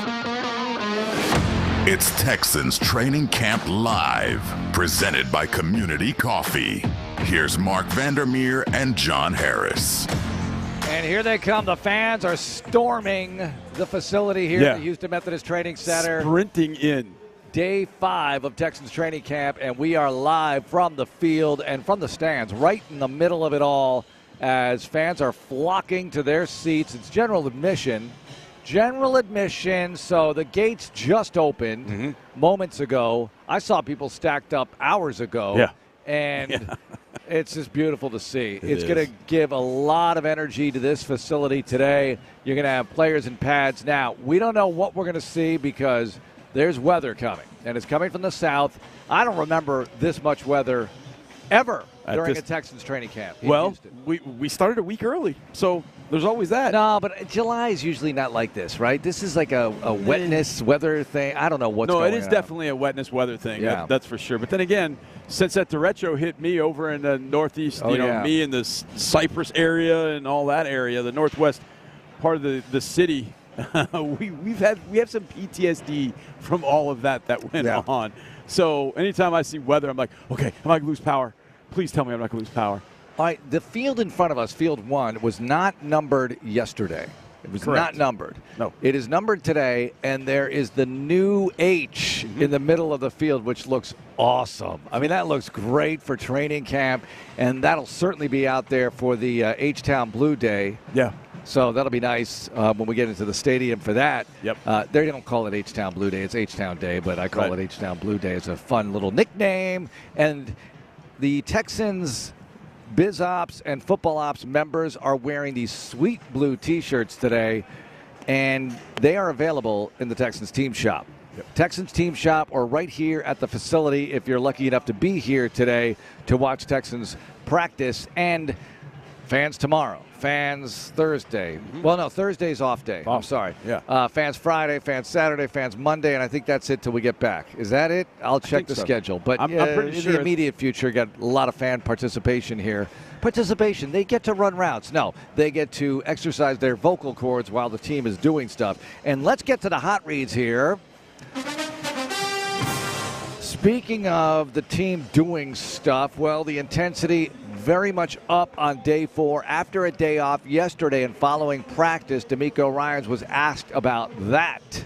Yeah, I think guys are showing up with the right mindset, and that's why I encourage our guys daily, right? You have to show up on purpose, right? You have to show up with an intent and a mindset to get better, and you've seen intensity pick up, and that's how camp usually goes. You kind of ease into it, and guys see what it's going to be like, and they start to just get more comfortable with what we're asking them to do, and that allows them to play a little bit faster.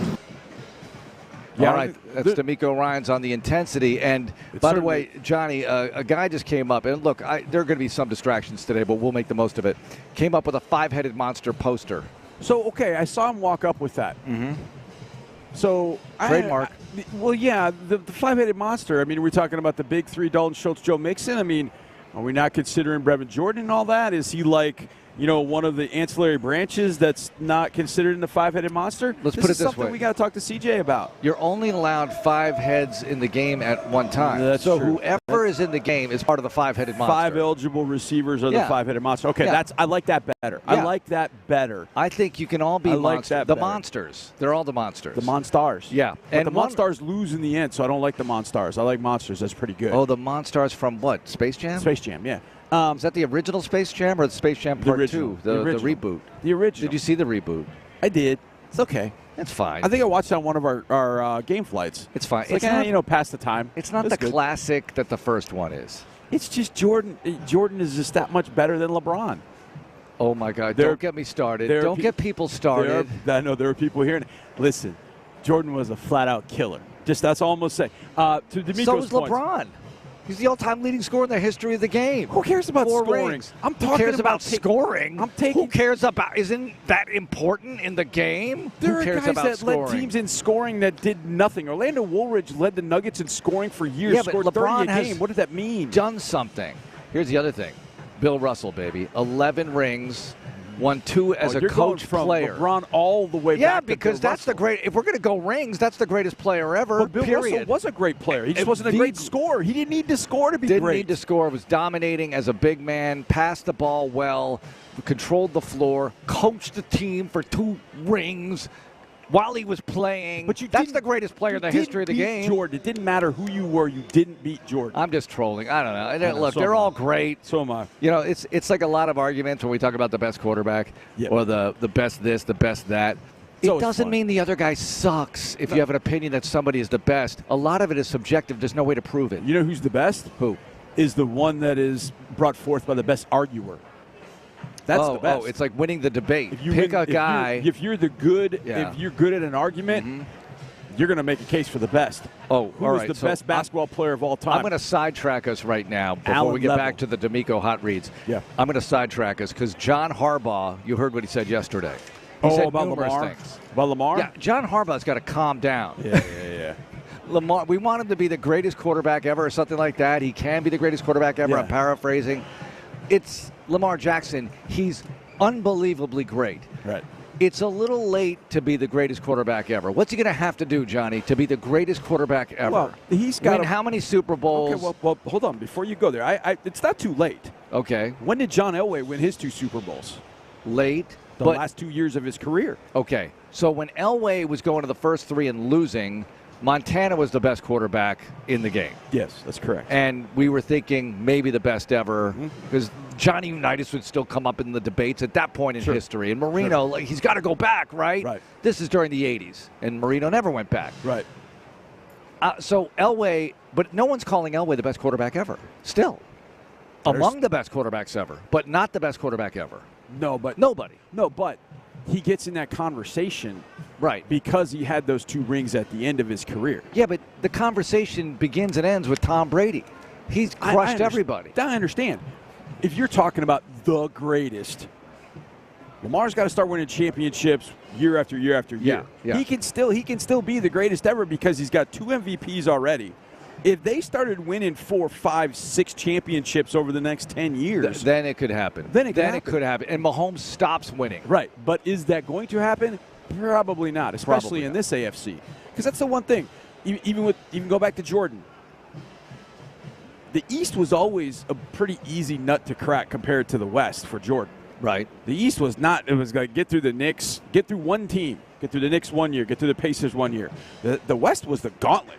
That was tough. It's kind of the same way in the AFC. That's why, to me, Mahomes has risen to that level because in the AFC, he's beaten Josh. He's beaten Lamar. He's beaten all the great quarterbacks. He didn't ease through and beat one team. They beat great teams along the way. Last year, they end up beating Tua at home in the cold. They go to Buffalo and beat Josh Allen. They go to Baltimore and beat Lamar Jackson. And then, of course, they knock off future Hall of Famer Brock Purdy in the Super Bowl. But he went and took them all on. I caught that. And so I think if Lamar is going to get to that status, he wins 2 and 3 years. He wins 3 and 6 years. He's going to be considered in that mix because if Baltimore is winning 3 out of the next 6, he will have won another MVP, more than likely. Probably. That's a 3rd MVP. And now he's got 2-3 rings on top of that. He's going to be considered, but people are not. Here's the thing, and this is where Harbaugh has just kind of missed the boat, if you will. Boy, it's dark over that way. Wow. Yeah, but maybe it slides by. Lamar just hasn't played well in those big games. Those games are the definition of a great quarterback, a great player. Yep. It doesn't matter. It's like kind of my point about scoring. You can go score 25, 30 a game in regular season, but you get to the playoffs and you just can't get it done and your team doesn't win and you fade in those moments, you'll be forgotten. Yeah. You'll be totally forgotten. Oh, he's in the Hall of the Very Good. That's where Lamar is right now. He's in the Hall of the Very Good because he's had opportunities. He had one of the best teams I've ever seen, Mark, in 2019. That team in 2019 was dominant. It was awesome. and the Titans go and beat them in the first game of the division round. Yeah. I mean, so well, you know what? And bringing it back here, so that applies here as far as all your expectations, meaning the fans, media expectations, the team's expectations. You have to find a way in and take it from there. Yeah. That's what job one is. Win the division.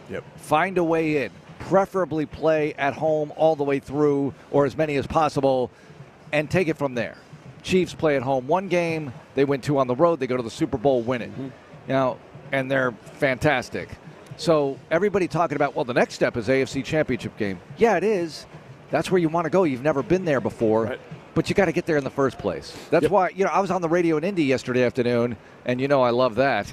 And I was saying, look, there was what game are you most looking forward to? I said, look, I don't want to sound like a coach, but week 1 to me is absolutely huge. Enormous. If you win that one, you get off to such a good start. You beat your nemesis on the road. You come back for the Sunday nighter against Caleb Williams and the Bears, and you take it from there. You lose that one, you feel like, ooh, it's not the end of the season. You know, you can come back and do everything you want to do. But you don't want to take that debit up there. Yeah, no doubt. Boy, we got on a really wide tangent. Going back to what DeMeco had said about the intensity in practice, if there has been a theme, if you will, it's definitely been that. They have been really intense in practice. They are playing very fast. Fast without contact. I mean, there was some contact. I mean, there were no collisions.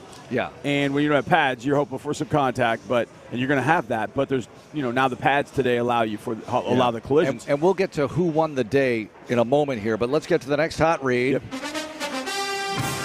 And by the way, tangents are okay. It's Sports Radio 6 Tangent. That's the new name of the station. You know me. I'll go off on a tangent on anything. Yeah. All right.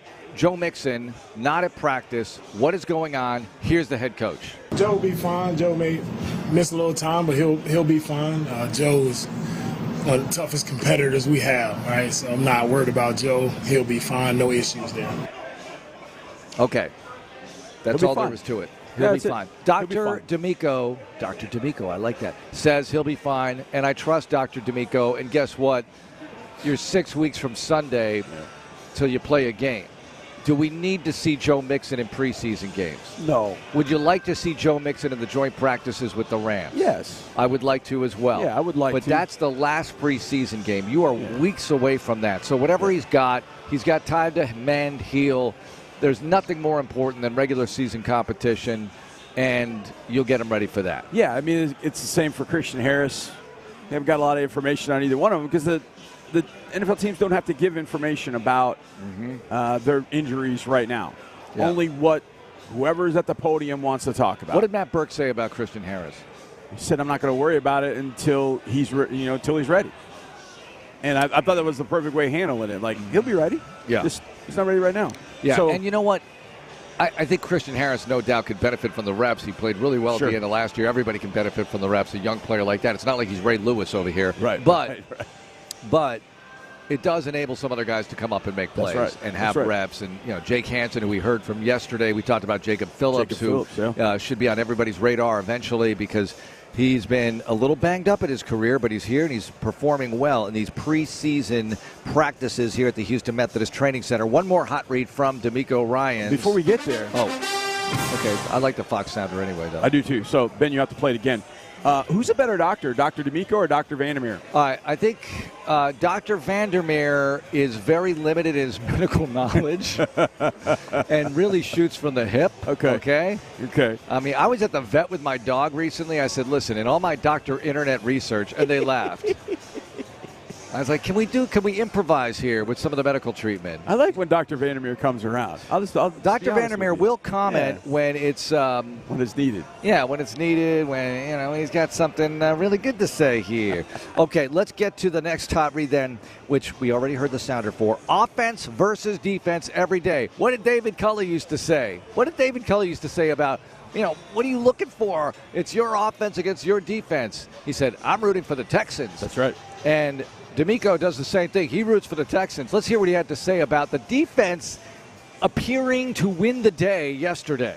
I think when you look at it, right, as you're watching it live, you see, right, the defense made a few plays, but we always go back and watch the tape and see, right, I always tell you never know really what happened until you watch the tape and get a true understanding. But defense made some plays, offense made plays. There's been a lot of back and forth, and that's the makings of a good team. You want it to be back and forth. You don't want practice to be lopsided every single day, and it's been that way for us. Offense has had some days, defense have had some days, so I'm encouraged by both sides having their good.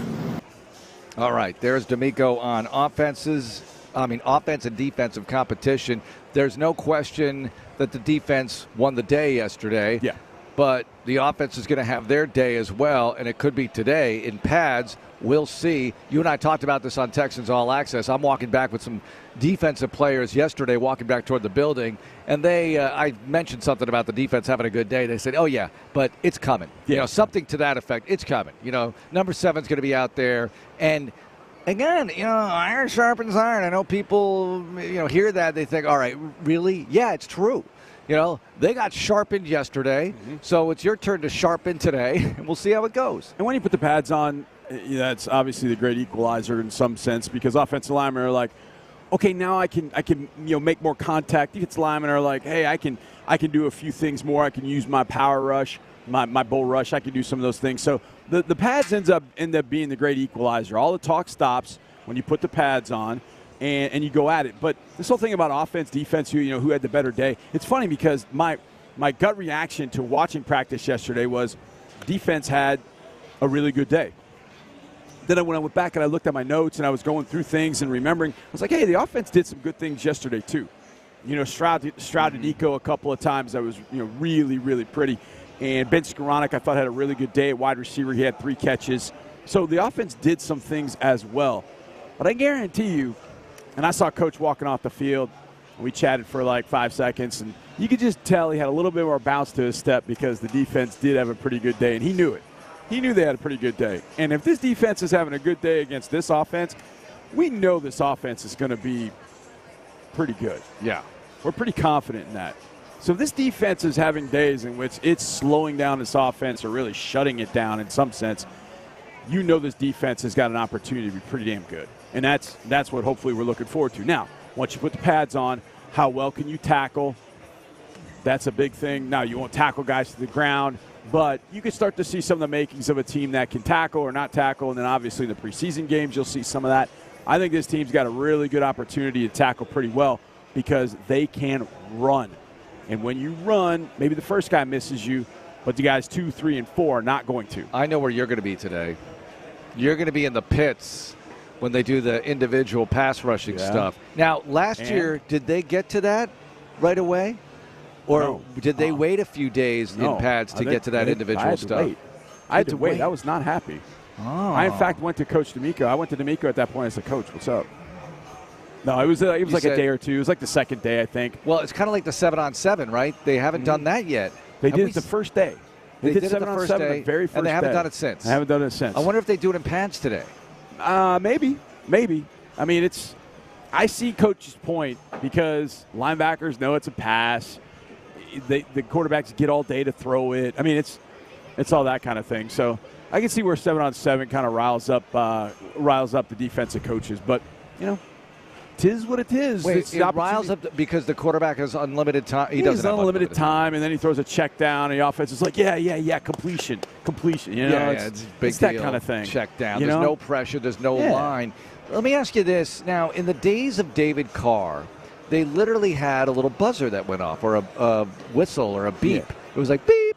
Well, that was the problem because that buzzer needs to live in his head.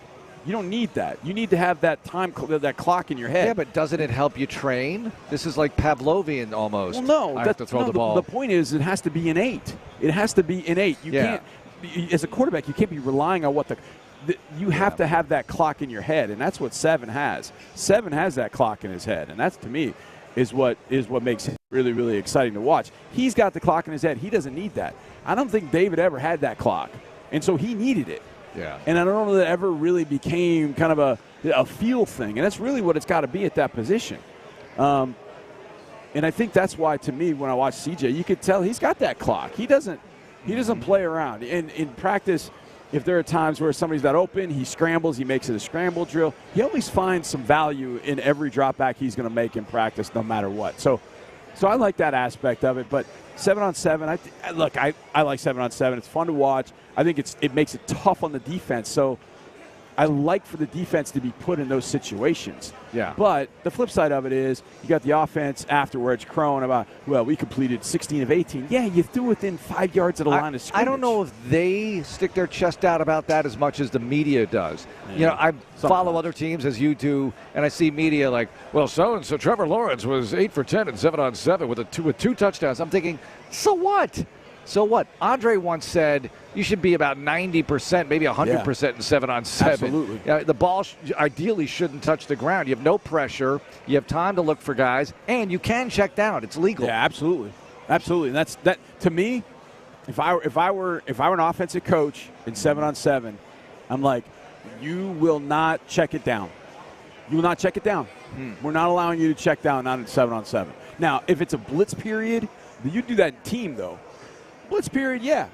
But if you're on 7-on-7, I don't want you checking that ball down. I used to get so mad at Matt Schaub.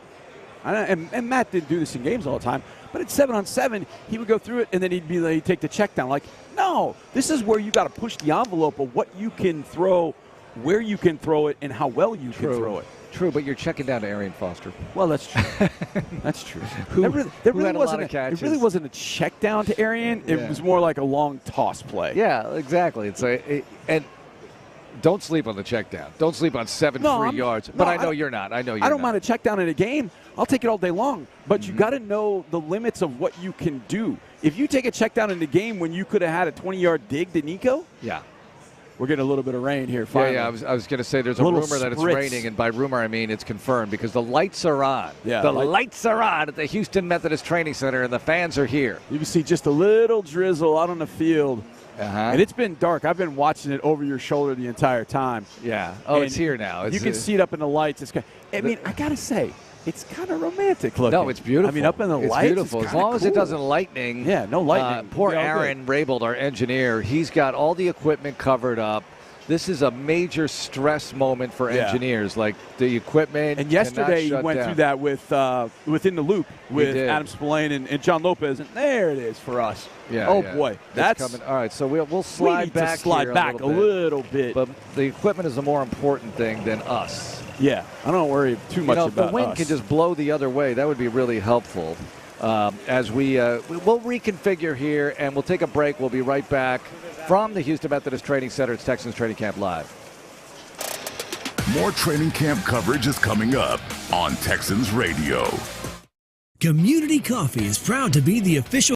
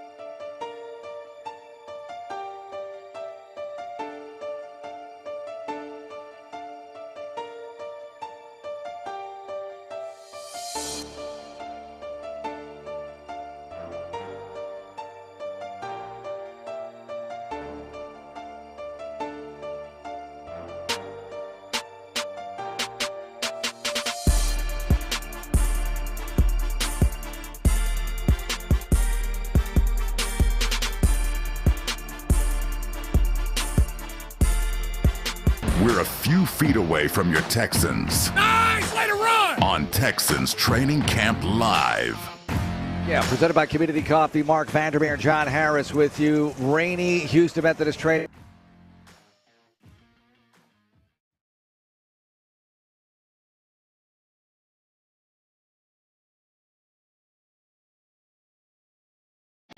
More Texans Radio coming up in a moment.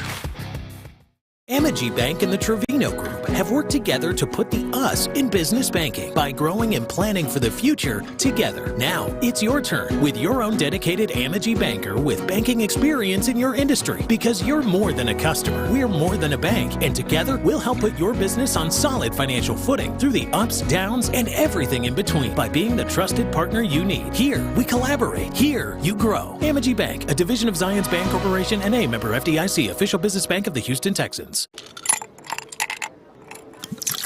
Sky Vodka is now made with water enriched by Pacific minerals and filtered through California limestone. Sky Vodka, a smoother, fresher tasting vodka that's also gluten-free. Just in case you've ever wondered what a subtle ocean breeze tastes like. Sky Vodka, born from the blue. Sky Vodka distilled from grain, 40% alcohol by volume. 2021 Campari America, New York, New York. Please enjoy responsibly. Texas Children's Hospital is proud to be the official children's hospital of the Houston Texans and local sponsor of Play 60. Getting kids moving for just 60 minutes a day can improve bone health, fitness, brain function, attention, and academic performance. Join us in our commitment to the Houston Texans and Play 60. Because at Texas Children's Hospital, everything we do is to ensure your family's future is a healthier one. Learn more by visiting texaschildrens.org/Texans. What does new Texans linebacker Azeez El-Shaair think will define the defense this year? It's just an exciting, physical, fast defense.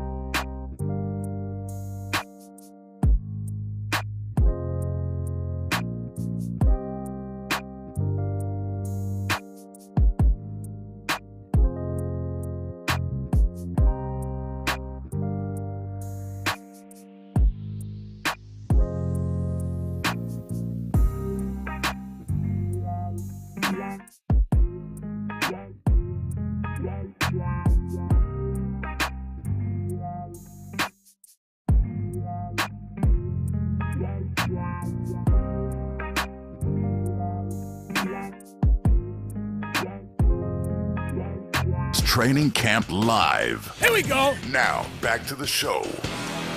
All right, we lost power, and that's why we were knocked off. And now power's back, says Aaron Raybold, our engineer. But we have battery power as well to get on the air. And we didn't realize. We were just talking. Yeah. We were talking into the wind. But we entertain each other, so that's okay. What we were mentioning is the rain appears to be lightening up a little bit. And there is a gap in the radar when you see the big mass. And I was slamming the West Loop for being the worst traffic in Houston because there's a rain cell that was headed over there. And I wanted to stay on the West Loop because it's it's bad enough anyway. Who cares about a little more? And we can have a little practice here and tell you about it. So that'd be nice. But the team is making its way into the bubble. Are most guys in there by now? No, I mean this is about it's still the time. pretty early, right? It's 8:31. Okay, all right. You know what? You know what's throwing you off? Is off. Here's what's throwing me off. Fans? The fans are fully in. Yeah. Almost fully in their spots, and it's 8:31. Yeah. Like 8:02 to the left of us, to the south end of the practice center, that was almost all filled.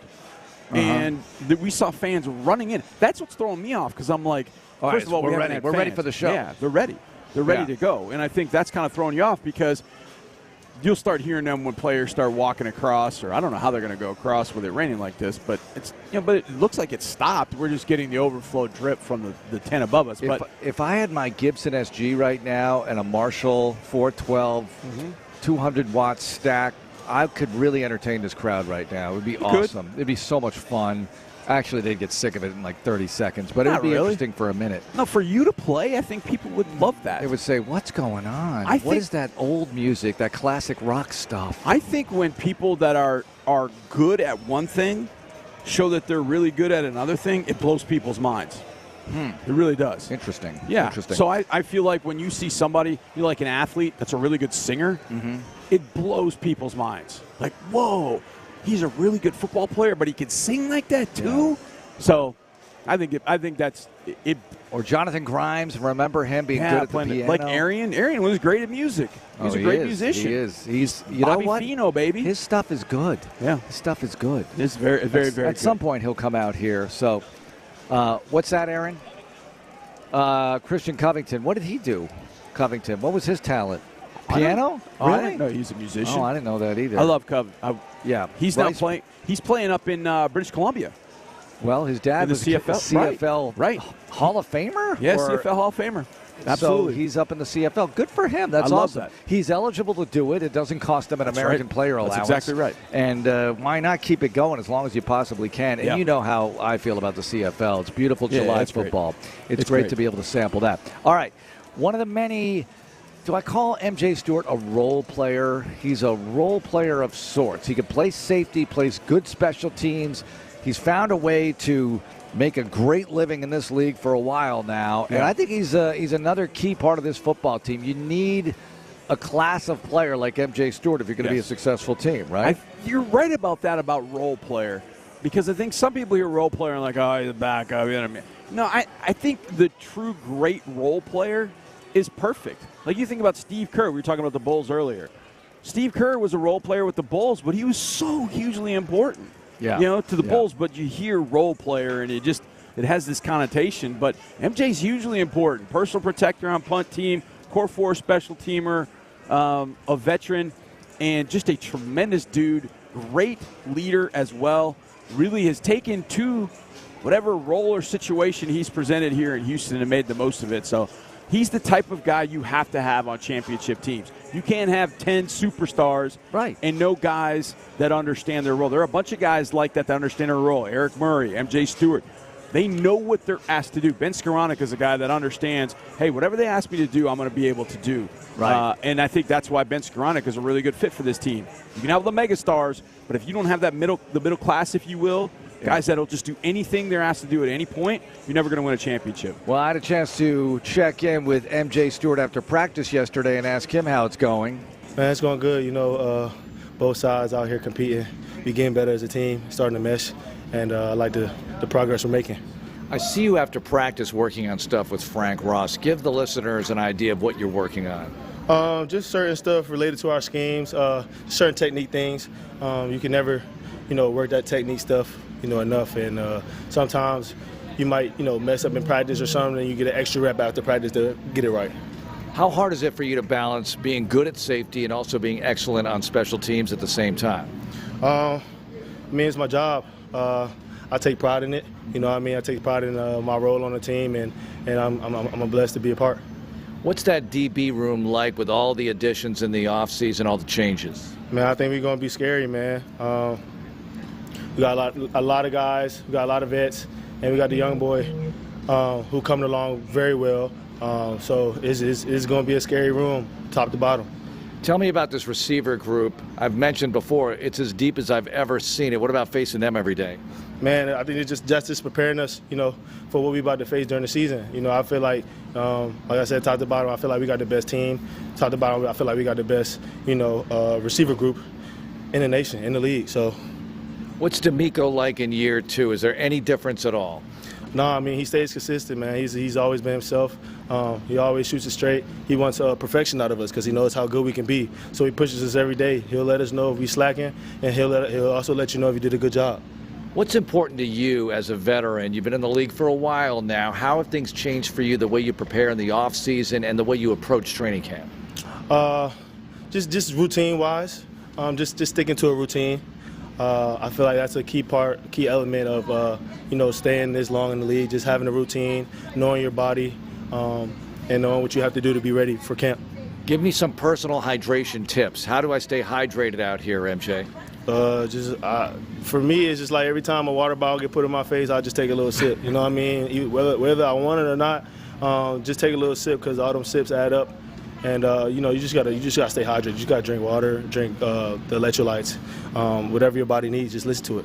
Do you eat a lot or a little before you come out here in the morning? I don't eat much. That's just me though. I probably eat maybe 2 big spoonfuls of oatmeal, but that's about it. That's just me though. Just to get that I make sure I drink a lot of fluids, a lot of water, a lot of electrolytes. Do you approach game day the same way? Yes, sir. Mm-hmm. All right, what'd you do on the break between minicamp and here? I was training, of course, but I also just went, to a few places and just relaxed my mind, especially like the weekend before. I just got away and just got to a place where I can just, sit down, relax, and just think about, my goals for the upcoming season and how I want to be portrayed in the league and what a dominant factor I want to be. MJ, thanks a lot. Good luck to you. Yes, sir. Thank you. MJ Stewart, and that was my phone buzzing. Sorry. If you're looking at your phone right now, is that me?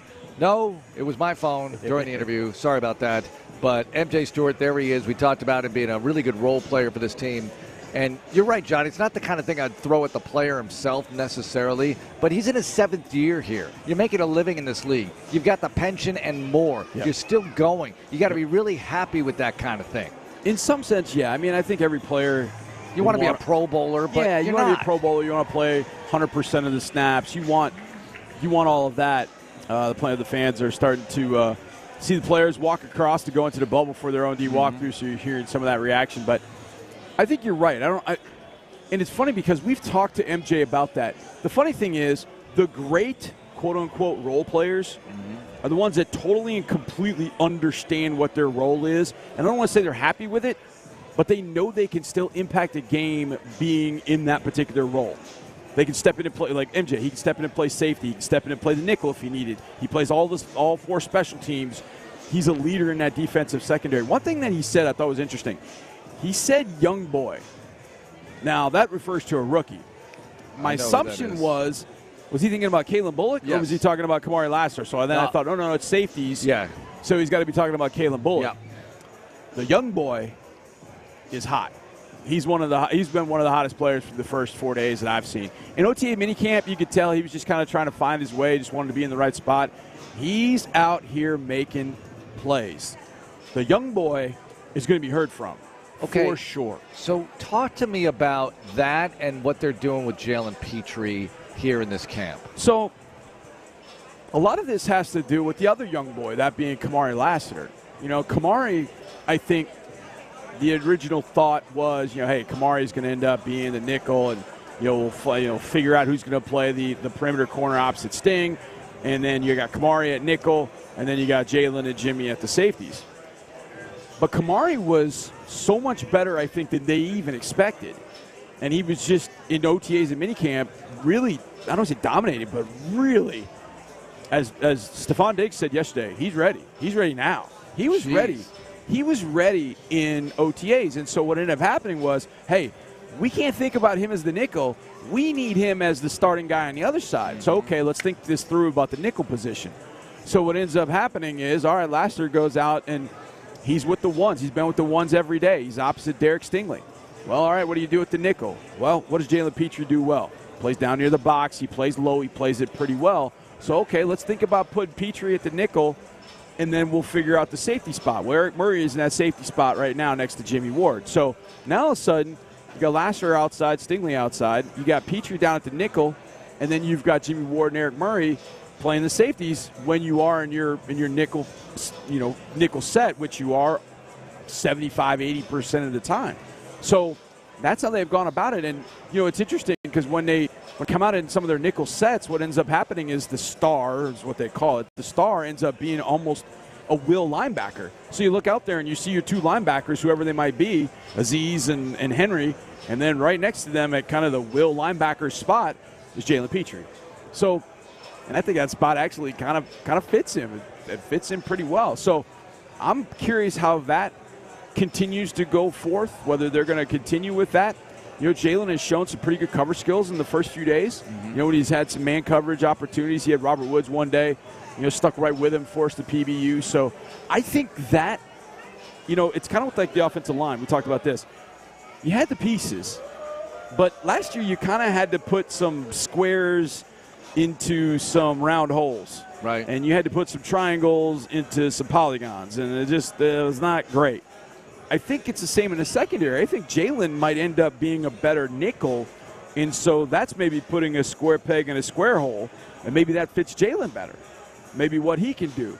And then maybe it fits because now you got Kamari outside, and maybe that's where he fits better than playing a nickel. So maybe it's kind of moving the pieces around to find square peg, square hole, round peg, round hole. And I think if you're able to do that and maximize everybody's opportunities, then it's really only your injuries that are going to keep you away from that secondary being pretty good this year. So they're going to give Pitre every rep possible to get acclimated there, and they know what Des King can do already, right? Des King, look, last year I thought he was a lock to make the team, and he didn't make the team. He ended up in Pittsburgh, but he ended up back here and was huge down the stretch. Massive. Well, huge is a big word, but, he was massive. Yeah, he was. I mean, you think about what they did against Tennessee, and Derrick Henry was a big part of that, playing up near the line of scrimmage. That's the thing. That's what Pitre would have to do. That role where King was basically a linebacker, and they're going to see Derrick Henry here on Christmas, and it's not all about what you do against the Ravens, but that kind of thing is going to come up. Well, the one thing that makes Des such a great nickel, and in that role that he played that day against Tennessee, where he was basically a will linebacker all day. I mean, it almost felt like he was a Derrick Henry spy all day. He tackles very well. Des tackles extremely well. And that's the one thing that Jaylen, the first year, did a lot of missed tackles. Now, Jaylen is fearless. But sometimes tackling-wise, it's not always an A-plus tackling production. Des is pretty close. He's a really good nickel because he can cover. He has played corner, good smarts, but he can play down, low near the line of scrimmage. And I think that's where both of them, look, the one thing you could say about this team, it's got depth. It has answers. Now, injuries can start pulling you away at those, at that depth and at those answers. But that's the way they've been going with the first group, with Jaylen going down. And so then the second group comes in, all of a sudden, there's Desmond King and nickel. Now the twos have got to go against Desmond King. And, that dude has been a really good football player. Now, is the competition over? Is it without a doubt going to be Desmond King with the twos, Jalen Pitre with the ones? I don't know. We'll see. And I think some of the rest of the preseason is going to kind of tell the tale of that. But, Des King's a guy you got to – he may fall into that MJ Stewart category, Mark. And here's the other thing with Des King that I would think about. There's a guy we mentioned yesterday, I think in the All Access show, we were talking about a guy that played corner for a long time, probably should have gone to safety a lot earlier, and that was Kareem Jackson. Yes. Maybe this is the time for Desmond King to extend that career a little bit and maybe move back to safety, maybe get some safety reps. Maybe they'll play around with that. I don't know. We'll see. Some of it, I think, it depends on, as MJ Stewart said, relies on the young boy. Yeah. How fast can Kalen Bullock come around? Because you're talking about a mega athlete. That dude has athletic skills for days. Now, like I said, if you don't tackle well, you're not going to end up playing back there. So that's got to change. But as far as playmaking in the pass game, I think he's going to be top-notch. He's making plays. And you mentioned it yesterday, how large he looms. Yeah. He's just so big out there. So long. I mean, he's so long and he can run. He makes up ground. And I think that initially when you're throwing the ball against him and you realize, man, that dude just came from the numbers to the hash faster than anybody I've seen. That's the kind of ground he can make up. So curious to see what young boy's going to do, but he's been impressive the first few days for sure. He's kind of built like Lonnie Johnson. Maybe not as thick up top, but he's as tall as him. Yeah, and tall. I'm talking about Lonnie Johnson like he's a household name. He's a household name here because we saw him in the house so often. He was hurt, and poor Lonnie just couldn't get healthy, but his body was blessed by Mount Olympus. I mean, this guy, you want to talk about central the casting. build? Yeah. I mean, it was almost like Sean Taylor build for Lonnie Johnson, but clearly it didn't Sean work out Taylor. You went in that direction. I went in that direction. I love Sean Taylor, man. Well, it's funny because I was Greg Rajan from the Chronicle was talking to me about Andre Johnson. Wanted to talk about Andre and the history and all that, and University of Miami. And there were two guys in Miami who day one looked like they could play in the NFL. Day one at Miami as true freshmen. Andre Johnson's one of them, and Sean Taylor's the other. And Andre redshirted because of all the people in front of him. Sean Taylor didn't. But those guys, it's kind of like Adrian Peterson. Adrian Peterson shows up on campus as a true freshman, and Adrian Peterson at OU just looked like he could play in the NFL on day one, and he could have. He could have passed go, got his $200, and gone right to the NFL. There are certain guys who could do that, at least on the hoof, as you would say, but you just don't know until you know, and you're not going to know because they're not allowed to do it. Okay, while we're talking about all that, and you were talking about the D-line and different people there, tell me about the offensive line and what's going on in the middle, because Kenyon Green, he's been out there with the ones. Great to see him healthy, great to see him back, great to see his body rebuilt. Juice Scruggs playing center. You interviewed him, and he'll be on the training camp special coming up Sunday night on ABC 13 at 11 p.m. Obviously, we know about Shaq Mason. What about those three in the middle and maybe some of the backups as you look at them trying to make an impression here? Yesterday, there were some blow-ups. That D-line getting through on occasion. But, look, you want to see some of that. You want to see it on both sides of the ball. So how do they respond? How are they doing overall? That's a big day to respond. It's a big day. In fact, I see Kenyon talking to his parents over there as he's walking over the field. Sun's out, by the way, right now at the moment, but we are just surrounded by dark clouds, so we'll see how it goes. And I think prospects are pretty good that after they spend their time in the bubble, they'll be right out here. Yeah, I'd like to think it's moving north, so be ready, everybody. Just getting a little bit of rain. I mean, where it was coming from, it looks a lot better, but we'll see. The fans are looking over the top of the stands to see the players coming across. They're getting closer to 9 o'clock. But guys are in full pads. But you see Kenyon Green walking across. I think a lot of eyes are going to be on Kenyon. I know I'm going to be watching him today. Look, this D-line, I said it yesterday. Watching him yesterday, again, I reiterate, that group is going to be a lot better than a lot of people think, especially on the interior. I think people on the interior, hey, what's the knock on the Texans? Well, on the interior, I mean, I don't know how many people. Did they do anything on the interior? Yeah, they did. They went out and got Tim Settle. They went out and they got Foley Fatukasi. They got even, I don't want to say that they're new players, but watching Kurt Heinisch and Khalil Davis in year 3 and year 2 respectively here, they're different dudes. Khalil was awesome yesterday. I mean, he was awesome. And he's gotten better, and he has the attention of the coaches. I've talked to enough of these coaches to realize he's got their attention big time. So you've got a much better interior defensive line than I think people imagine. But watching Kenyon, and I've watched him a little bit, wanted to see him a little bit more now that the pads have gone on. There's more confidence. There's better movement skills. There's better agility. I watched him the very first day do an agility drill that I guarantee as a rookie would have looked sloppy, no technique. And it's one of those where you've got a rusher on your right, and so you take your pass set, you pop that guy, and then you've got to flip your hips all the way over to get the next guy. So you pop and then flip the hips, pop, flip the hips. I'm watching him do that, and I'm like, he couldn't do that as a rookie. Really? He couldn't do that drill? He wouldn't. Well, he wouldn't do it like that. Okay. As a rookie. All right. So he's done a pretty good job hanging in there. Like the first time he went against Daniil Hunter, I thought he did a really solid job. Now, Daniil Hunter gave Blake Fisher a little bit of a baptism yesterday. I mean, Blake Fisher, that was a tough one because Blake's got to go against Daniil Hunter. And he saw Daniil for the most part, but then later in practice he saw Will Anderson. And it's like those are two different animals. Yeah. And they are animals. They're going to be very difficult one-on-one. So that's going to be fun to watch just to see that. But I think Kenyon's taken some significant strides. Look, Shaq and Juice, right guard, center, I don't want to say that's a lock, Well, that feels pretty close to being a lock with those two at that position. Patterson running with the twos. Now, Patterson spent yesterday playing a little bit of guard, and I know there's been some talk about that. I still think he's a center, but that's okay. They had to get Chris Reed some snaps at center, and Chris is the new offensive lineman that came from, I know he'd spent some time with Chris Strausser in the Colts. He's a little shorter. He's kind of like Scotty Quisenberry in that way, but I think he's stronger and a little bit quicker. So Chris Reed got some snaps at center. So, look, they're trying to mix and match to try and get guys. Those interior guys kind of move around. Kenyon can't play center, but there are a lot of guards that can. And so they're trying to experimenting with some things. But I thought Kenyon, thus far through the first 4 days, he looks light years beyond. I mean, if you watched his tape last year, if you just did the practice and what he is now, you wouldn't know it's the same guy. Of course, they're wearing a different number. If you went and said, hey, you don't know anything about Kenyon Green, okay, watch 59 this year. Now watch 76 this year.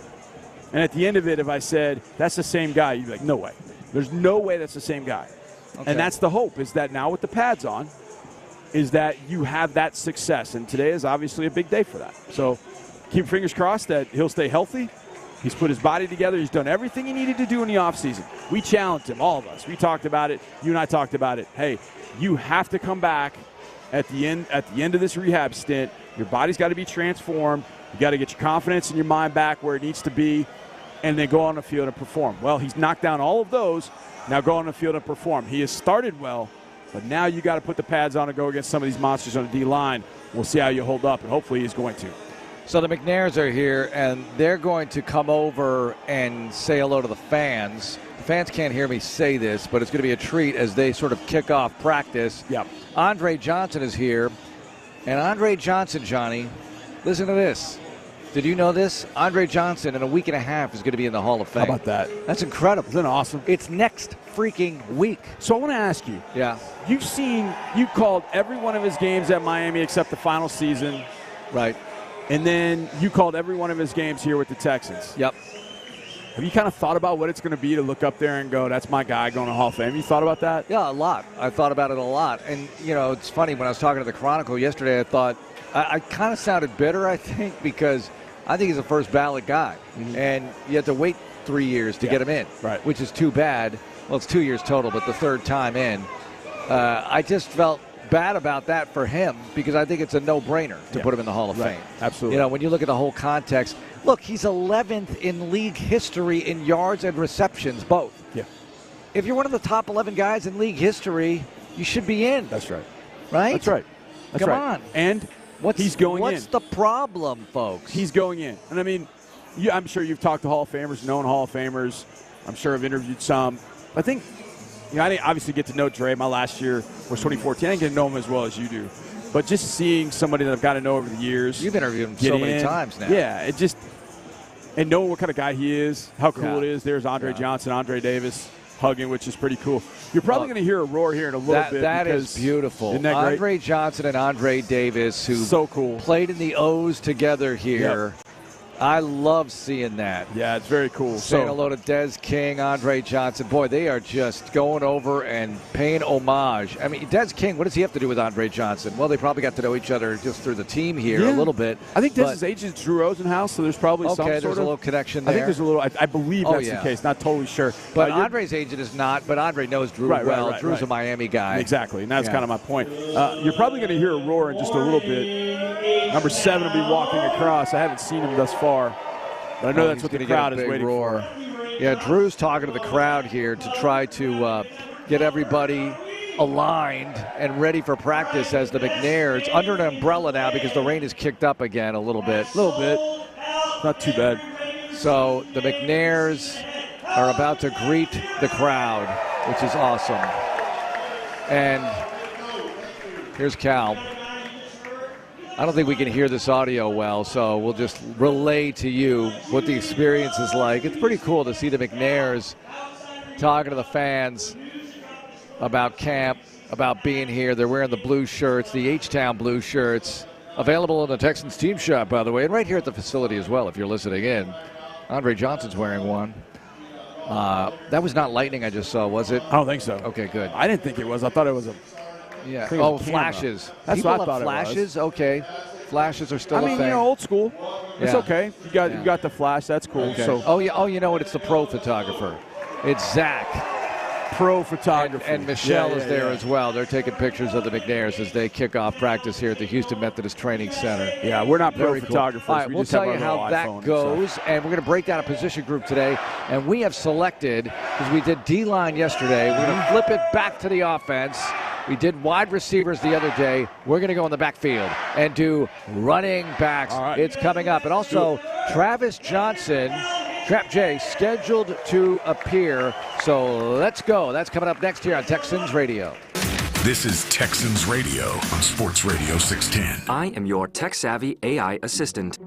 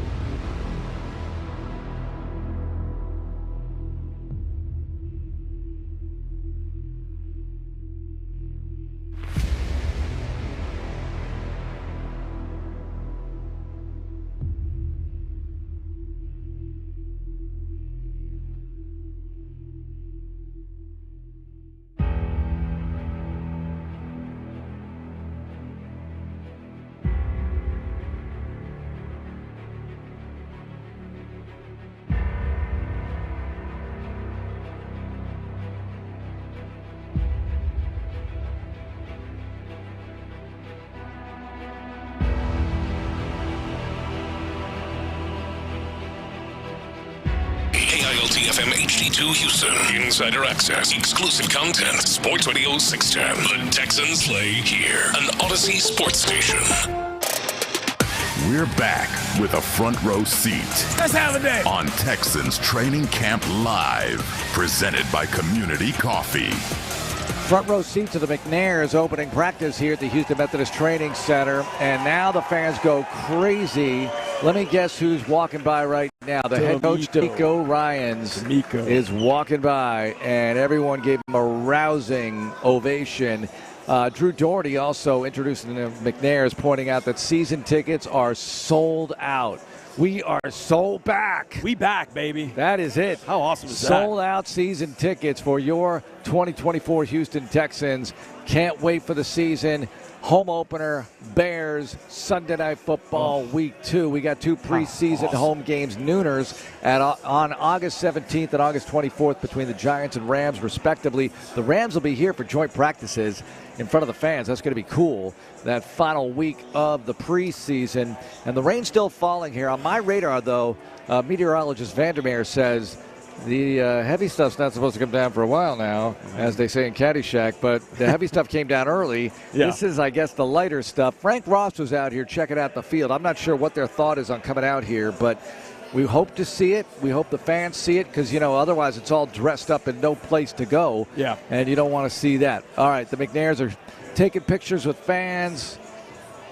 People now, the new thing is to take pictures as opposed to sign things. But you still sign stuff. They still want you to sign stuff, but I think a picture is almost worth more. You're in the picture with a celebrity, right? Yeah. Is that more valuable than their signature on something? A picture and a signature with that particular person. Well, awesome. That's huge. That's but really you don't have time to do that all the time. No, you don't have time to do that. So I think picture. During the program here, and we're on the air 8 to 10 every morning through next Wednesday. And then starting after the Pittsburgh game every Monday, 8 to 10, as usual, Texans Monday. But on this program, we do position breakdowns, and today it is running backs. All right, Johnny, let's let it rip because we've got a host of people to talk about. And I'm going to go down on the depth chart here, but a guy's definitely noticeable. Rookie from North Carolina, and I love the name, British Brooks. Hello. British Brooks here. Yeah, big undrafted free agent. Marion Hampton is a guy that you're going to hear that name this year with North Carolina. Ironically, when I did my comp for Marion Hampton, and my comp was Joe Mixon, but British Brooks was his backup. But in those situations we've talked about before, where guys have to play different positions, I wouldn't be surprised if they teach British Brooks a little bit of fullback, just so he has that in his arsenal. Good hands out of the backfield. 225. Big guy. Really big. I thought he was Aziz El-Shaair when he's going across the field the other day. So good size. He's going to have preseason opportunities. They're going to throw him screens, let him see what he can do out in space. But, man, he is a big back. He is going to be really tough when guys have the pads on today.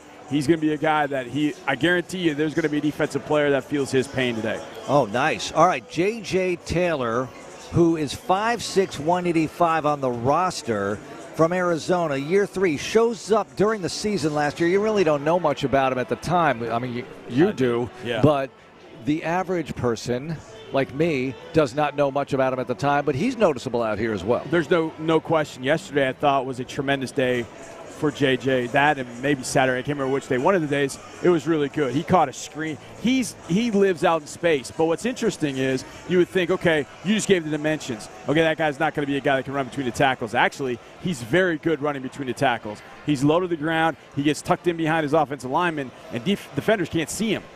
And I hated those guys. I hated playing against smaller, quick, thick running backs because you're kind of standing up looking for him, and all of a sudden he pops out of the pile and bang, he runs through you. Now, you got to get J.J. Taylor out in space, though, because that's where he can be electric. Massive thighs. He's thick. He's strong. I think in these preseason games, he is going to make people go, hey, don't forget about 38. Yeah, do not forget about J.J. Taylor. That guy is going to end up being a player, and I don't know how it relates to getting on the field. I don't know, but he is fun to watch. These 4 preseason games are going to be a pretty good spotlight for him. All right, just acquired Cam Akers coming off Achilles, his second Achilles recovery, and he's out here wearing number 22. By the way, we have a double number situation, and I don't like that in the preseason or any time of year. Obviously, it happens in the preseason with Jacob Phillips also wearing the number 22. It's no problem in camp with the different colored jerseys, but this is my world, folks, doing play-by-play. Yeah. Anyway, Cam Akers, what are you seeing? He did practice yesterday. Yeah, there was one play where he was in, and they gave him a toss play out to the right, and he got to the line of scrimmage so fast. Blocks hadn't even developed. Like, he's got that twitch, that quickness. He definitely has that, and I was a little worried about that after the Achilles. But he's got to learn everything now. The good thing is he comes from a Rams and Vikings schemes that some of this is going to be familiar. Not all of it. Some of it is going to end up being familiar for him from an offensive perspective. He's going to hear some things that, oh, yeah, I remember that call with the Rams. I remember that with the Vikings. But it really, honestly, is just a matter of Cam Akers staying healthy. He is a physical dude. I showed you a state championship game back in high school. He likes to run through guys. He can run away from them as well, which is pretty impressive. So if he's healthy, he becomes a really interesting piece amongst all the chess pieces in the room. So I'm curious to see how healthy he actually is. I want to know what the all-time record is, and I'll look it up. High school football passing and rushing touchdowns combined for a player, because plenty of quarterbacks run the ball a ton and throw it a ton at the high school level and at a high level, and he did it with 149. Yeah. 149. The number of touchdowns he ended up having, unbelievable in high school. Now, he went to Florida State.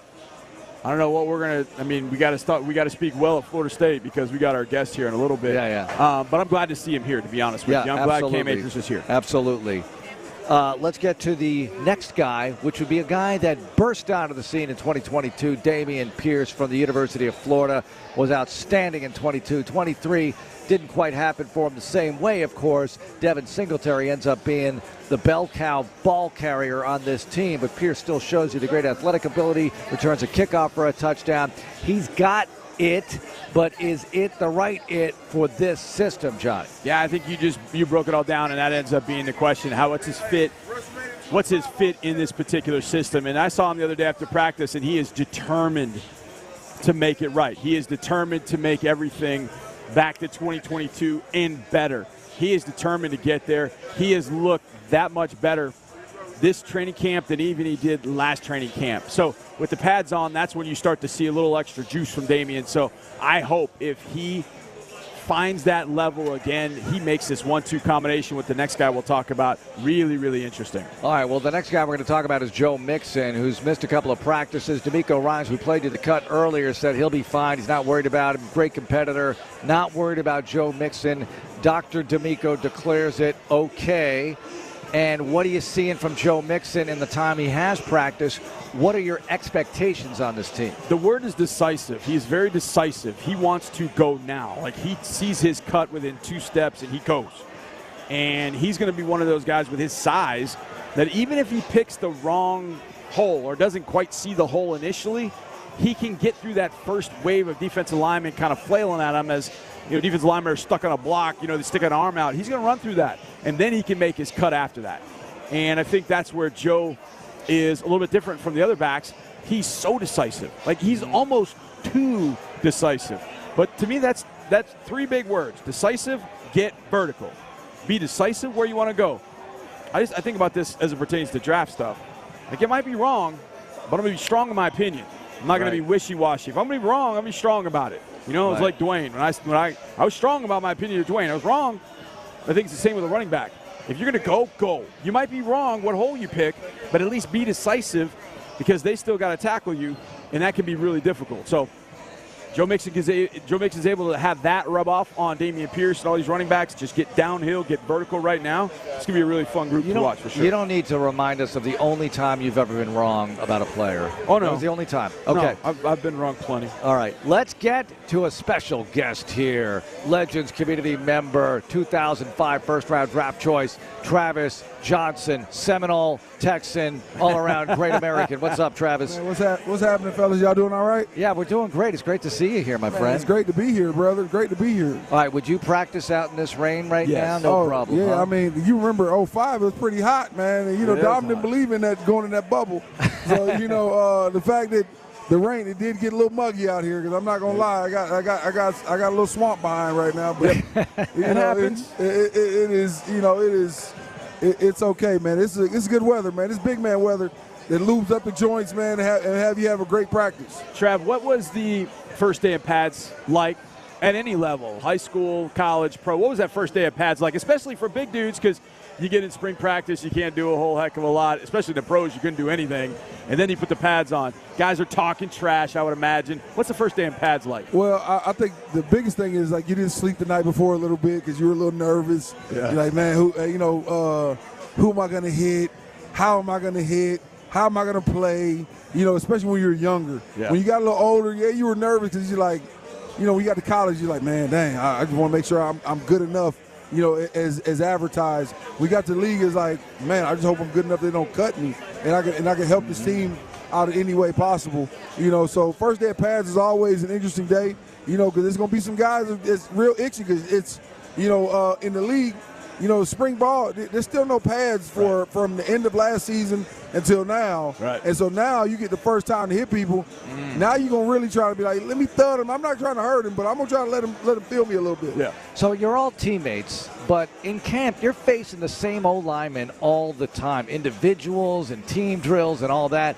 Do you ever develop a rivalry with a particular offensive lineman, one or two, and it becomes maybe a little touchy? Oh, yeah, with some people, yeah, especially guys you don't like, you know what I mean? Like, guys you don't like in real life, you're like, man, I really don't like this dude, man. Like, even in the locker room, you don't speak. Y'all come out here, you don't say anything to each other, and you just try to go to each other's throat. That happens a lot. I mean, I don't know if you remember my first training camp, how many fights I got into, because the guy that was across from me, I really didn't like him.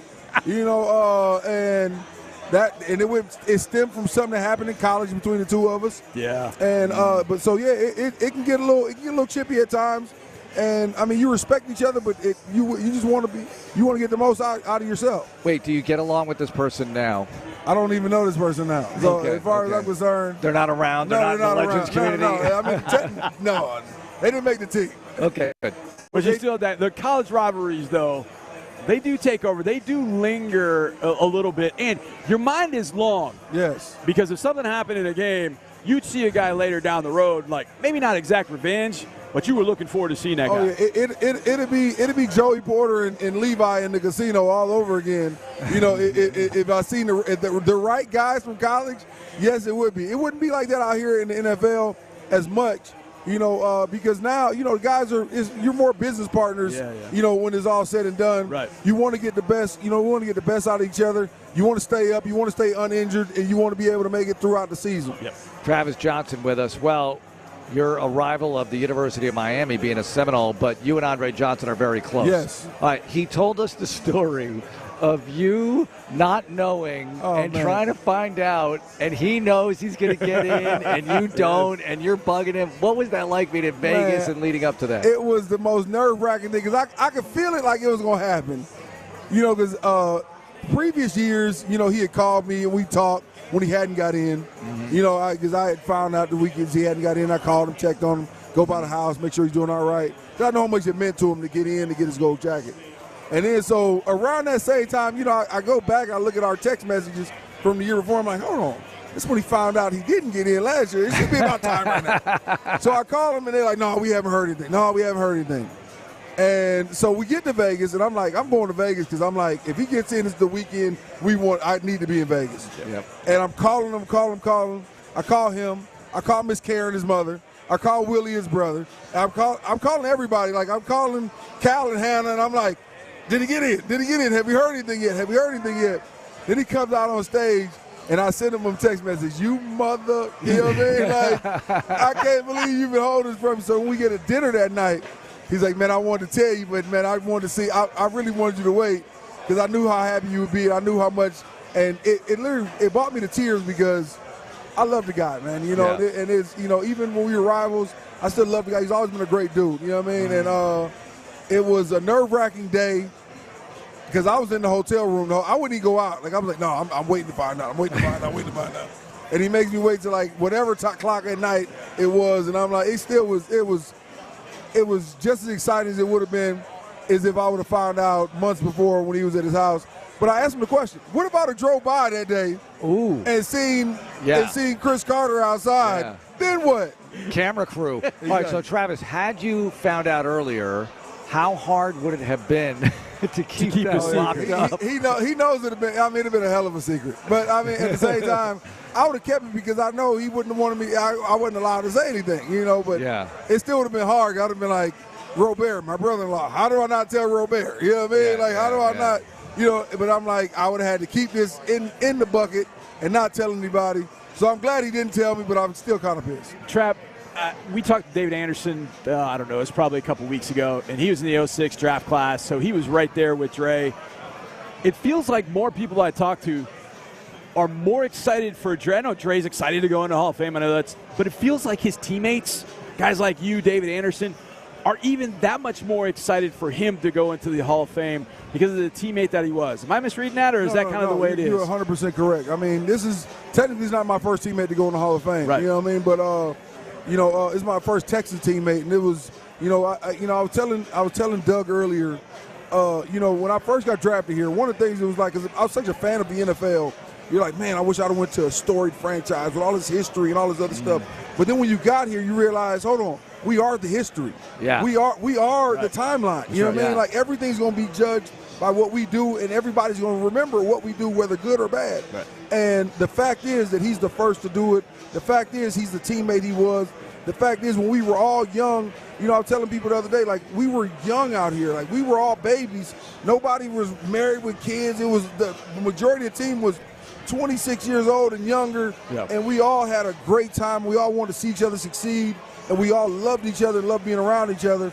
And it hadn't changed, even though now, I'm 42, he's 43, you know what I mean? It hadn't changed a bit. Hey, you did that show with McLean yes, when you were a rookie. And probably won't. Was that ESPN? Yeah, ESPN owed me. I'm trying to figure out who do I send the bill to. Yeah, it was old school, new school, but the twist was you were the old school guy. So you always embraced the history of sports? I've always, not just history, like really for me, history of baseball, because of course I'm the first generation American, my parents from Panama, and it was always baseball growing up. Yeah. But then football because, when I was a young kid, the first guy who taught me how to play ball, Al Lutz, when I was 10 years old, Al gave me a VHS of NFL films, and I'm listening to Mr. Sable talking his old in the frozen tundra. You know what I mean? So, like, I enjoyed, like, I watched those on repeat. Deacon Jones was my favorite player of all time. I got to do a show with Deacon Jones when I was 17 years old. You remember Hardcore Football? He used to be on Fox Sports back in the day. Yeah. Me, Deacon Jones, were on that show, and we were together and really just got to chop it up with him for hours, just trying to get a 30-minute show finished because he kept cursing, kept having to take a smoke break. It was great. So, like, part of the reason I'm excited, too, is because, like, I can't wait to talk to Andre about that private dinner, that private talk that they have with the Hall of Famers before they actually get to say their speech. Oh, yeah, so, because, like, for people out there in radio land who don't know, Hall of Famers, the week of their Hall of Fame, they aren't allowed to speak to the media. They aren't allowed to speak really to anybody until their speech. Yeah. But I think the night before, a couple nights before, they always have where all the old-timer Hall of Famers, where Deacon Jones used to lead this back in the day before he passed away, used to sit there and talk and tell about the history of the game and everything. I'm waiting to hear what comes out of that room because it's like food for my soul when it comes to the game of football. So are you going to be there in Canton? I would imagine you're going to be. Yeah, like you're not missing that. I'm not. I'm going to be there early. Teammates that you know of that are going to be there. I mean, I would imagine it's going to be a pretty big throng everybody. of people. Everybody. I mean, have you ever been to Canton before? No, I have not. I refused because I didn't want to go until he got in. When LT, I was invited to LT. When LaDainian got in, and I didn't want to go, I said, I'm not going until Dre gets in. Yeah. I'm not going until Dre gets in. And he was like, well, I can understand that. I said, because I don't want to spoil what it is for me. You know what I mean? I don't want to say, oh, yeah, another time I've been. But, Junior Seau was a good friend of mine. Enjoyed, drinking buddies, hanging out buddies. And then I got invited when Junior went. But I just didn't want to go until I figured Dre was going to get in. That's awesome. And so now it's I'm so excited. I think, losing Jacoby kind of put a damper on, for us, these last, this upcoming weeks. But I think, it'd be great that one will go from Jacoby's funeral to Andre's celebration. Yep. So it'll be a kind of mixed bag, but I think everybody is going to be super excited for to see our brother Andre Lamont Johnson get into the Hall of Fame. Very cool. Well, Travis, when you look at this, DeMeco's going to bring the whole team to the induction. Yeah. And going back to DeMeco for a moment, there are a lot of guys, and I point this out, there are a lot of guys who I think would be good coaches, but a lot of guys just aren't willing to do it, right? And he's certainly willing to do it. No Did question. you always think he would be willing to do it? Because I feel like most people believe that, when they were around him as a player, who's going to be a good coach if he wanted to do it? No question. I think for him it was he was going to need the game the way the game needed him. You know what I mean? Like, I think he loved the game so much and put so much into it. If you remember his rookie year, he comes in, he's SEC Defensive Player of the Year. He goes to the second round only because he ran a 4.6, 4.7 40, which was garbage, when you think about it as a whole, because you're like, he was SEC Defensive Player of the Year. It should have spoke for itself. But I'm glad he fell to us. But you remember who was starting at training camp? Sam Coward. Sam Coward was a starting middle linebacker at the time. They just signed Sam Coward, gave him $1 million a sign, came here, was expected to play. And by week 3, it was, we're going to give DeMeco the job. You keep that $1 million, but we're going to send you on home. And that was when you realized when he came in that huddle and he took charge, he did everything you wanted him to do, you realize he was exactly what we thought he was. He was a great leader.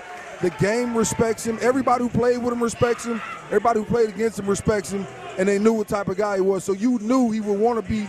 You knew he'd be a great coach, and like you said, what do you want to be? But I think he wanted to be because there's another challenge for him to see, can I do it the same level I did it as a player? And I think he's doing that. Trap, your excitement about this team 2024. I know going into 2023, everybody's kind of like, I don't know. I mean, you got some young dudes. I don't know, but now you got this squad. Your thoughts about 2024's team? Oh man, I'm so excited. The expectations I don't even want to mention because I don't want to put it out there right now and be and be like, what? Oh, you crazy? Yeah. But at the same time, I think this might be outside of that team that lost Matt Schaub. You know what I mean? Yeah. This is the best team we've ever had, and this is our best quarterback this franchise ever seen. You know what I mean? And I think that the sky's the limit. I mean, for us to have sold out games, we've always sold out games here. Yep. You know what I mean? But to start the season sold out, last year I did 7 season ticket STM get-togethers upstairs on the West Club. Right. For all season. I've done 0 this year. Because I'm pretty sure all the season tickets are gone. Yeah, they're gone. Exactly. So there was no reason for me to work. Last year I did 7. The year before that I think I did 10. Yeah. You know what I'm saying? But that work paid off, Trap. That work paid off. Yeah, it was great work, and don't get me wrong, I truly enjoyed it. You know what I mean? And I'm a people person, so I got to interact with a bunch of people, but the fact that all of them are gone. And I remember how many people were quarreling a couple years ago, like, man, I don't know, man, like, what you think it's gonna really be? I'm like, listen, you better get now. Hey, look, like any stock, buy cheap. Yeah. Right now we're down, low. but it ain't gonna stay like this. Right. Cal and Hannah put too much work into this franchise for us to stay like this. You know what I mean? From everything you see from the rebrand to everything has been phenomenal. So it's I really believe this team is a Super Bowl contender, and nobody wants to hear it. Nobody might want to say it, but I think if it for us. For the first time in history, it's Super Bowl or bust. Travis Johnson joining us. All right, Florida State. What's going to happen? What should happen? Wow. One, we should leave the ACC, and join the Big Ten probably, you know what I mean? Which I think, probably make us the most money. 2, right now I believe we're going to win a lot of games. Again, the fact is will they let us in the playoffs? Well, I mean, it's going to be 8 teams this year, right? 12 teams, which, it's – you dilute the process again because everybody has the right to say, oh, yeah, we would have done this, But we all know if Florida State gets in the playoffs, they arm a full team in that playoff game. And I think Michigan's the last team that would have beat us. You know what I mean? And they were the team to win that championship. I think they had to, if anything, we'd have lost to other people, and I think that we're going to be a better team than most people in this league. I mean, and I know these people in Texas don't want to hear it, but Texas didn't deserve it, last year to even be there. But I think of course. Jabbing. I mean, think about it. They jump. You jump Georgia. You jumped out how? If Jordan Travis is healthy last year, Florida State's That's a tough nut to crack. You man. can't beat us. Tough nut to crack. You can't beat us. He just had to stay healthy. Yeah, but I think. But here's the thing: is you shouldn't have to always stay healthy. If your team does what you ask them to do, they should be able to get through and be who they are, who they're gonna be. I think we'll be better than Miami. That's all I care about. Miami and Florida. So Miami's gonna be pretty good too. We need Miami and Florida State to come back to be that rivalry when y'all were there. Because I will say this. That makes college football better. When Miami, Florida State, and Florida are in the top 10, top 15, college football is like no other. Yep. Because then it's almost like we pull up USC, we pull up UCLA, we pull up the true blue blood programs because now they realize they have to bring their stuff. Otherwise, the South is going to keep winning this thing. So much tradition. Travis, thanks a lot for joining Thank y'all us. for having me. Always a pleasure. Take care, brother. He's the best. Travis Johnson, outstanding stuff. I think we got to run that back tonight on Texans All Access. will. Just so good. And the team is on the field. The rain has stopped. This is awesome as they are practicing in front of the fans here at the Houston Methodist Training Center. And we'll talk about it next on Texans Training Camp Live. More training camp coverage is coming up on Texans Radio. Community Coffee is proud to be the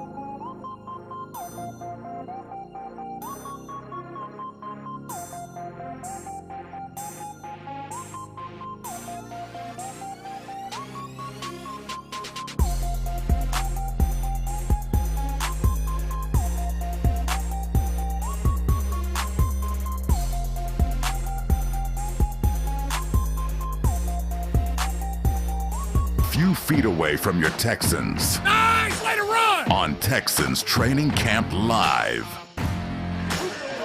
All right, we're presented by Community Coffee here at the Houston Methodist Training Center, and the skies not exactly cleared, but the rain has stopped, and they're practicing on the turf, the natural surface here. And John Lopez came over and said, man, the grounds crew did a tremendous job, and they have. This field drains very nicely. Yeah, that field, you wouldn't even, if you put your hand on it, you're like, did it rain?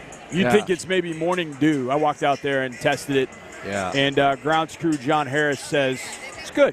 Yeah, fine. It's good. It'll get chopped up. This is the first time they've been on field one all training camp. So it'll get chopped up, and then you can look where they're doing the drills. And it'll get chopped up a little bit, but it's just fun to see them in pads. We need field one again tomorrow for open practice. Thursday can heal up because that's a day off. And then Thursday Friday, Saturday, and then Sunday's another day off. I love how DeMeco takes Sundays. He doesn't take Sundays off. No. But he probably goes to church with the kids and the family in the morning, and then comes to work in the afternoon. That's the day you gotta get caught up with the Lord and with your family. Yeah, that's the day you got to do it. You know, he's very open about that, and he doesn't promote it every press conference, but he's very open about that. Yeah. And a lot of players are too. A lot of players are as well. I'm here for it. This team is a real together unit, together bunch. And it's just so much fun to be a part of it here. Travis Johnson just stopped by. If you missed that, we're going to have that for you again tonight on Texans All Access. He was tremendous. Yep. Brought it about Andre Johnson, the current team, bunch of other topics. Of course, Florida State came up with a conversation. I'm not going to let an opportunity go by with Travis to not bring up the Knowles and, stoke the fire a little bit there. Well, they got hosed last year. They did, and the whole ACC thing going on with them right now. Yeah. The SEC doesn't want them, right? That's I don't know. It's kind of a Ben Affleck, Jennifer Lopez sort of thing. Like they're married right now, but you just them in the ACC or them? Them in the ACC. Like it's almost getting to the point of the War of the Roses, but we're not quite there yet.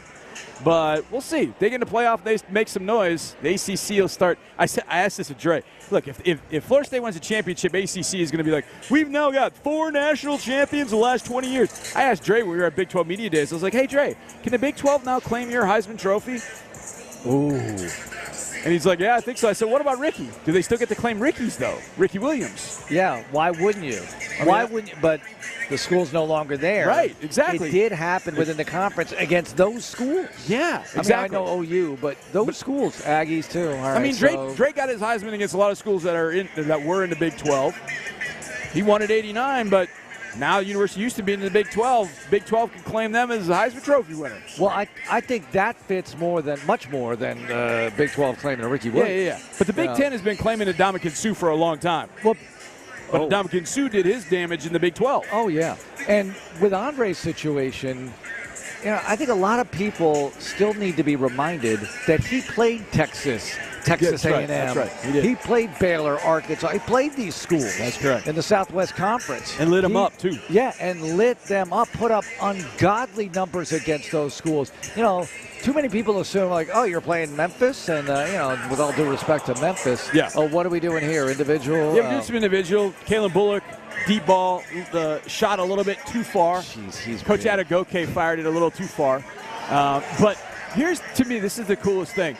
Desmond King, so Football Ops is wearing their H-Down blue T-shirt. Yeah. Desmond King has the shirt on underneath his shoulder pads.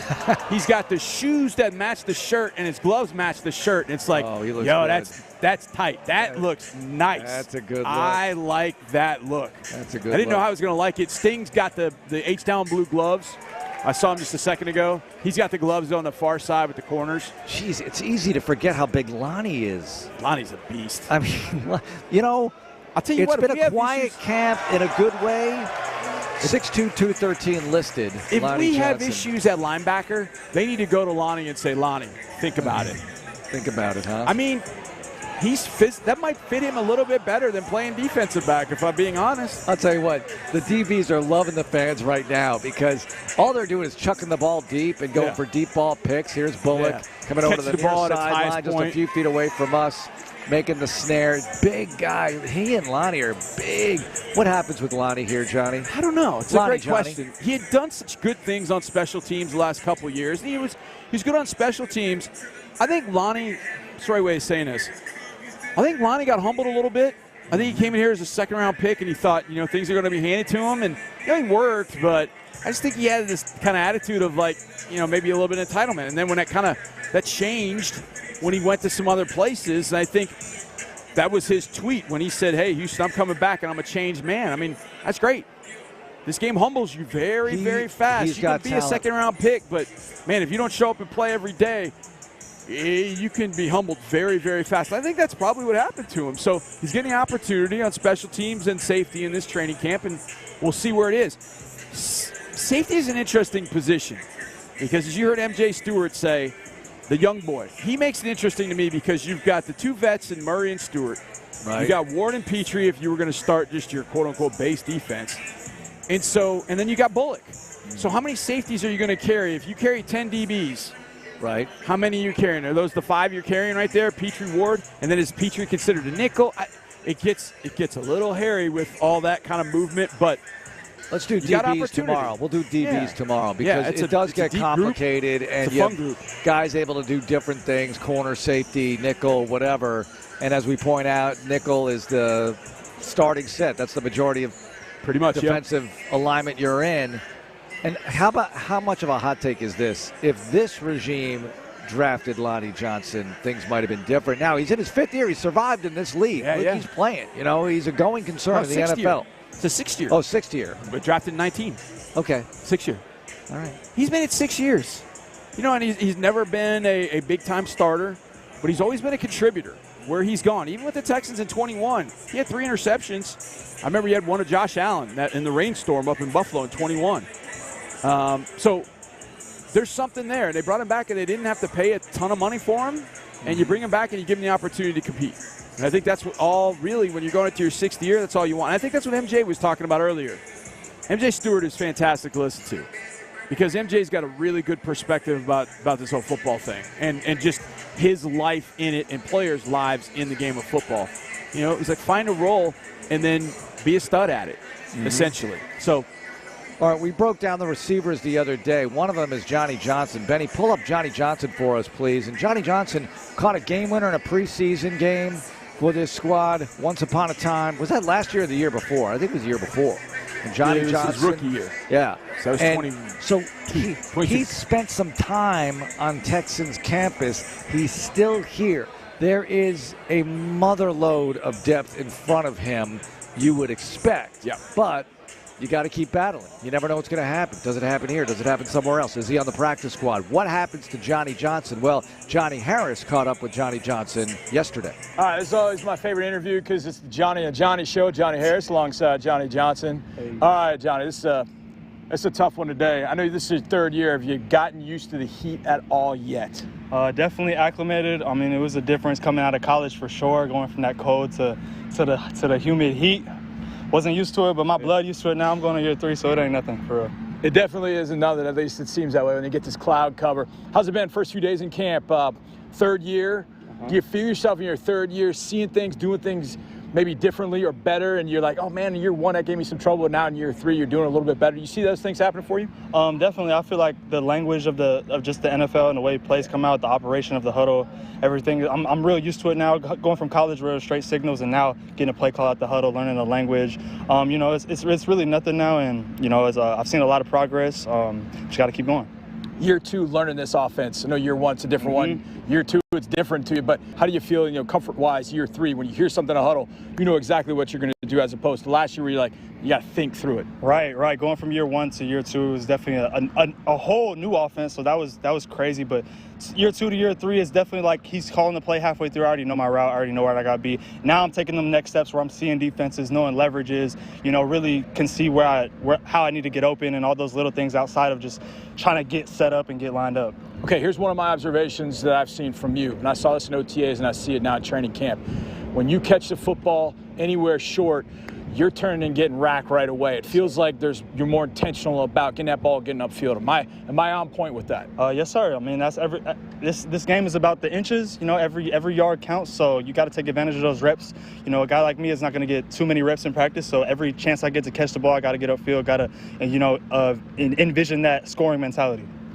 This receiver room, there's a lot of the same guys, but there are a couple of new guys in there this year. One was pretty a surprise to a lot of people, but Ben Skowronek's new in that room. Yeah. You got one of the Yankees now instead of two. What's a wide receiver room like this year, Johnny? It's real diverse. The addition of Diggs and, Tank being on his second year, Ben, a few young guys, it's a real diverse room, and it's a lot of guys to learn from, even the young guys. Everybody has different perspectives and, little things. You're getting better all around the room, and it's like you got to bring your A game every day. You can't slack. And yeah, it's been great. Hall of Fame game's coming up. Yeah. That's just a dumb question. Have you ever been to the Hall of Fame? I have not. I'm excited.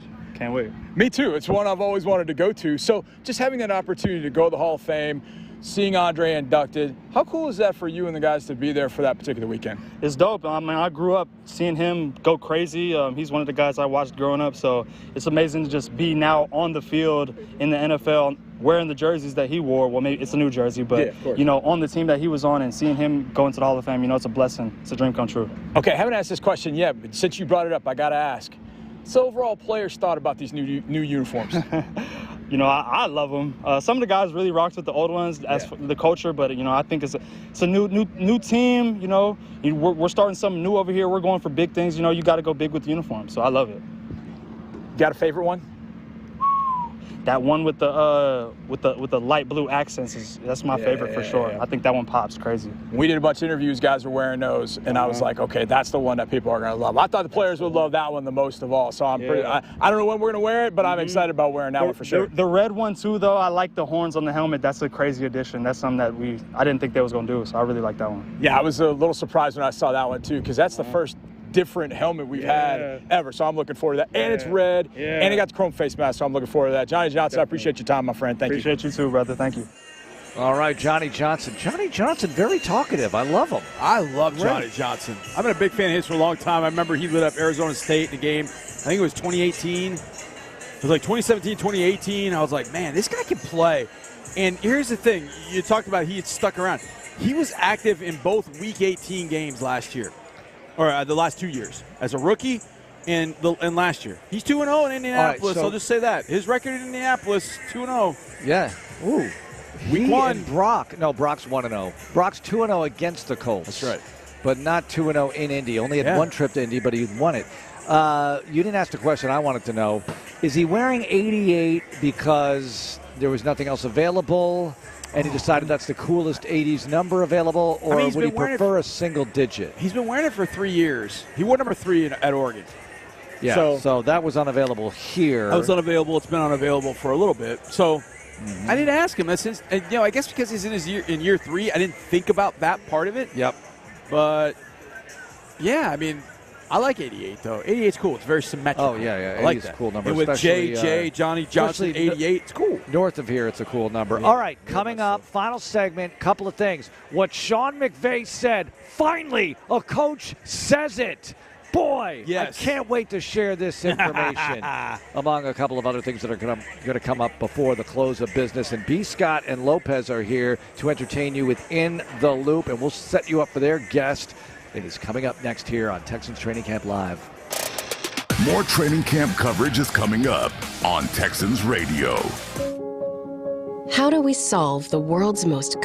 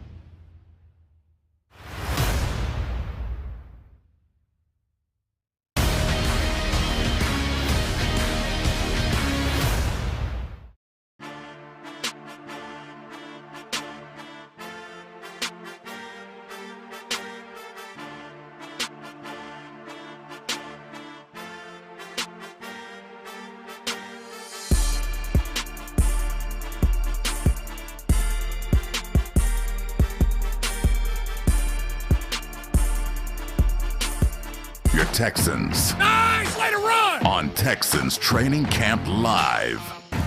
You've heard a lot about Kamari Lassiter. You're going to hear from him in the In the Loop program coming up next after practice. That'll be about an hour and a half from now, but you're definitely going to want to stay tuned for that.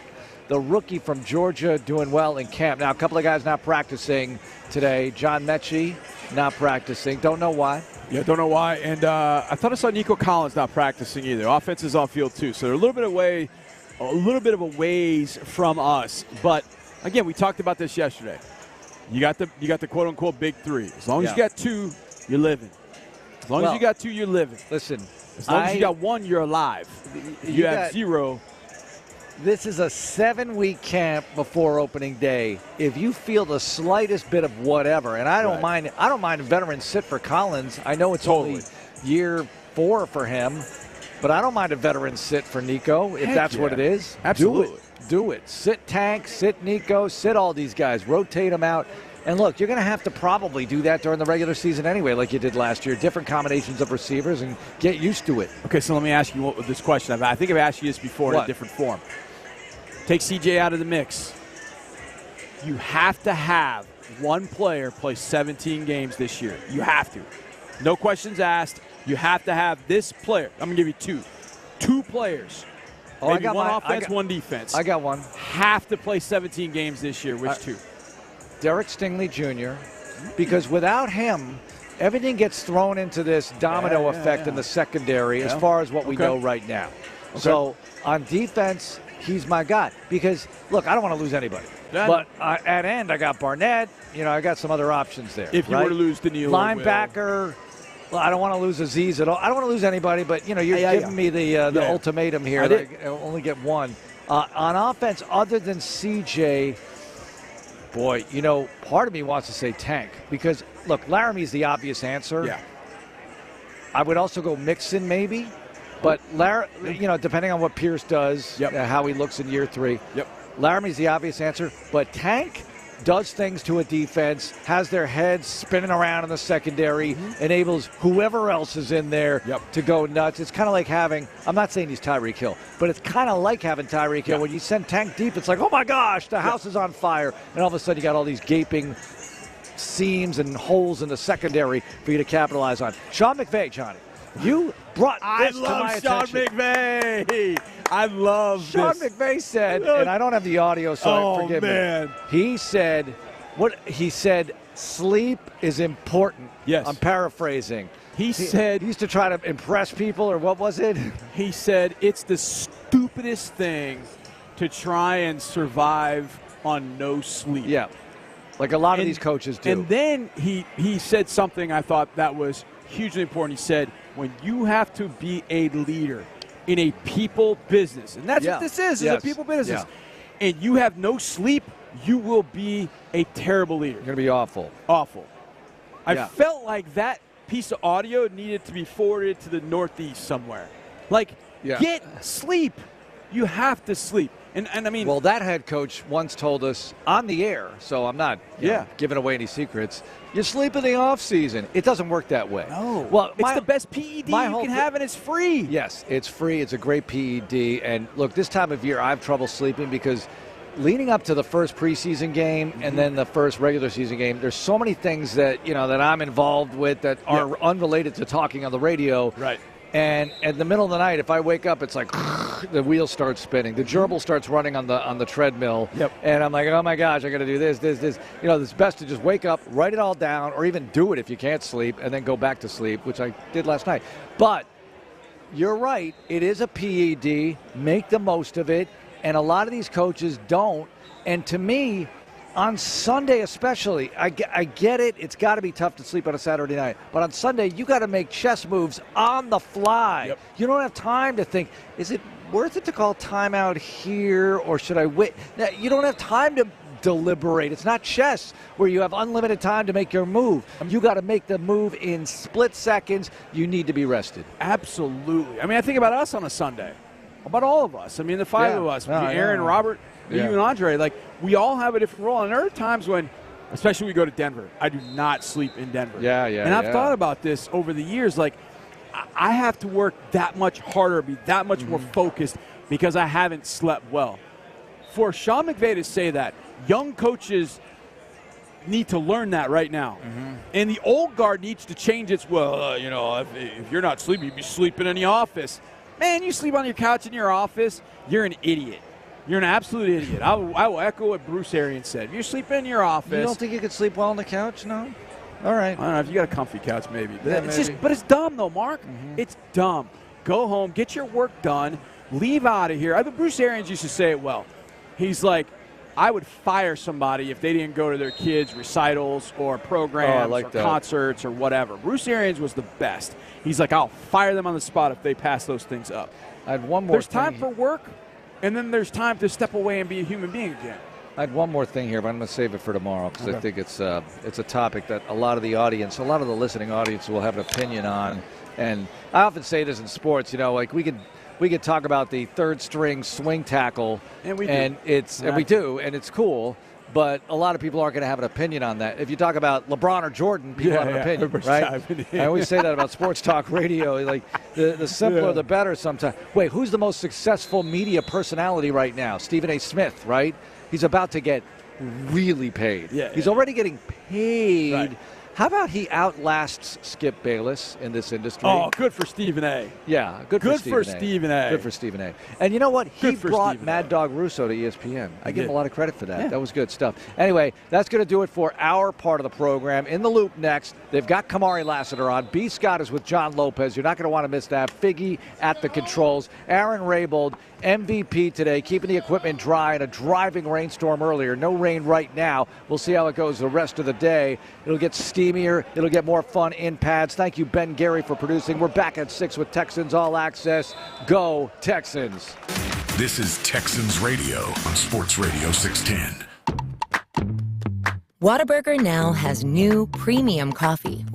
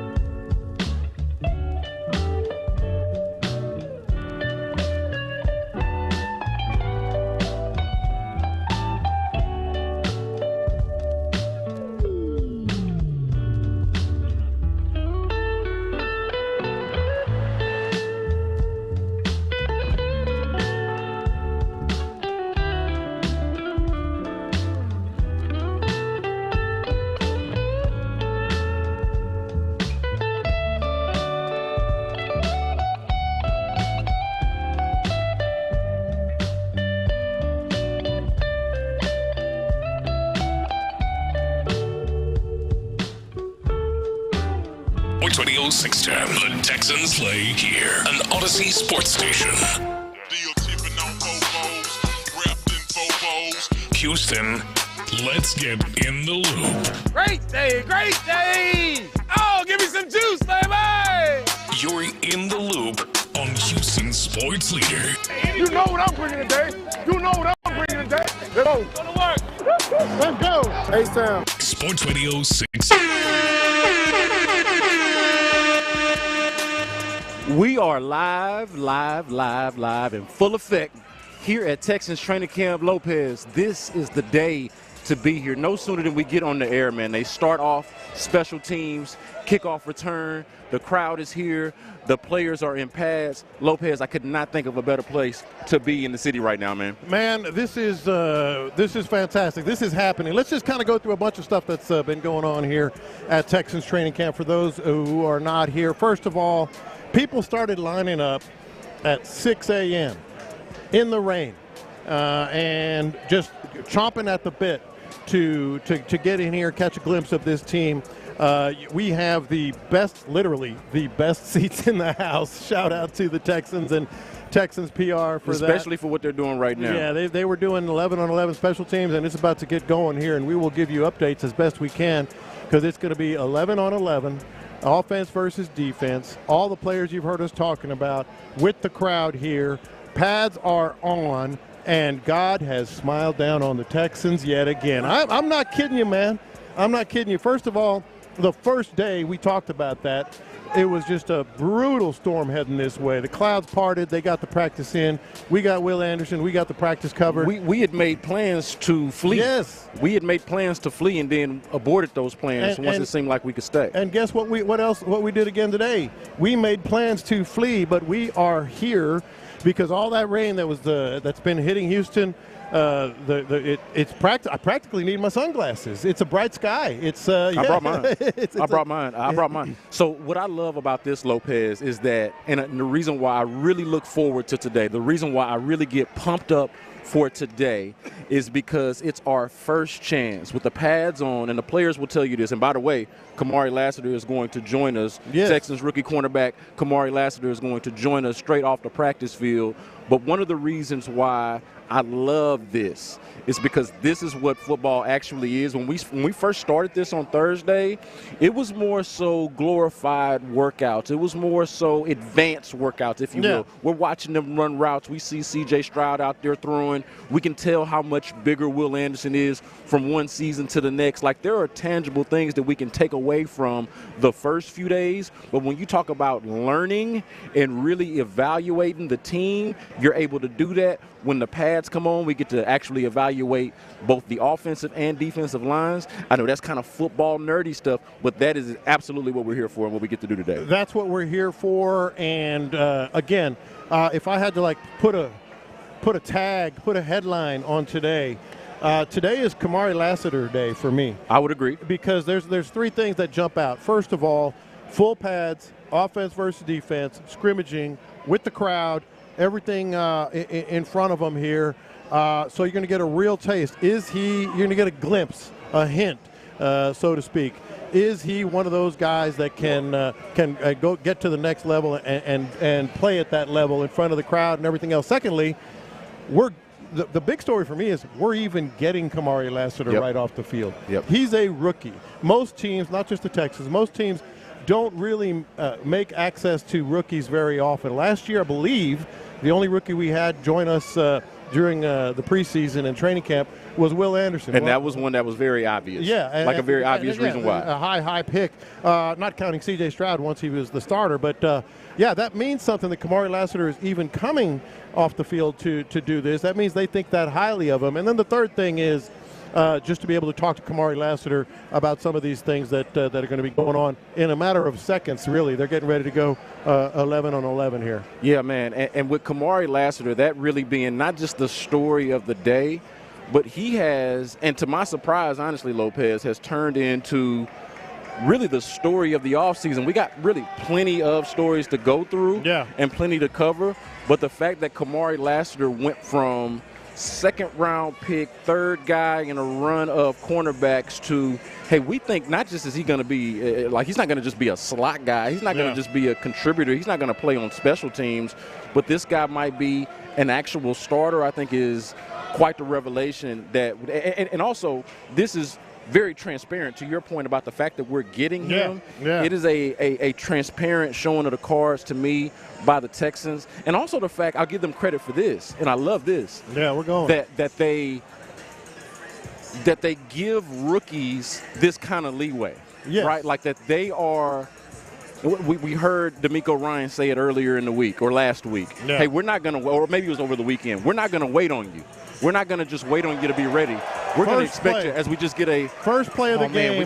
First play of the game, fade route, C.J. Stroud to Stefan Diggs.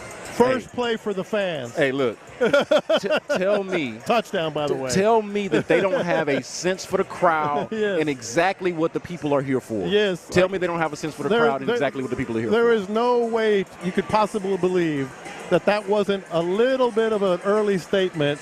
Right out of the chute, red zone is what they're working on right now. C.J. Stroud to Stefan Diggs on a fade route, touchdown here on the first play of 11-on-11 practice. So since that happened, let me ask you something, and this is going to come up later in the show, Lopez.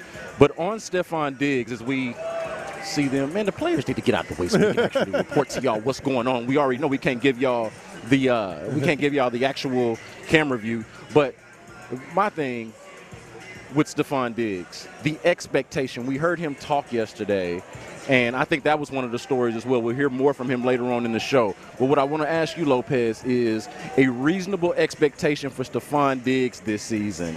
You said that you thought that he's going to be the number one wide receiver. I think they got at least 3 options as the number one wide receiver. But I'm looking even further beyond that. I'm looking at him as a potential leader and a potential influence on a really young wide receiving core other than him. Oh, 100%. And you know who you're talking to here. I've been amazed at the fact that they even tried.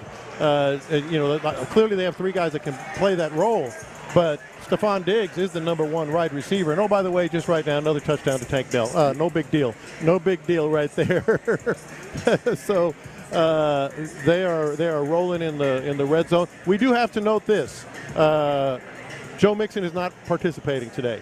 And the reason for that, we have to just assume now is some sort of level of injury. Hopefully nothing, it doesn't seem to be anything important, anything big.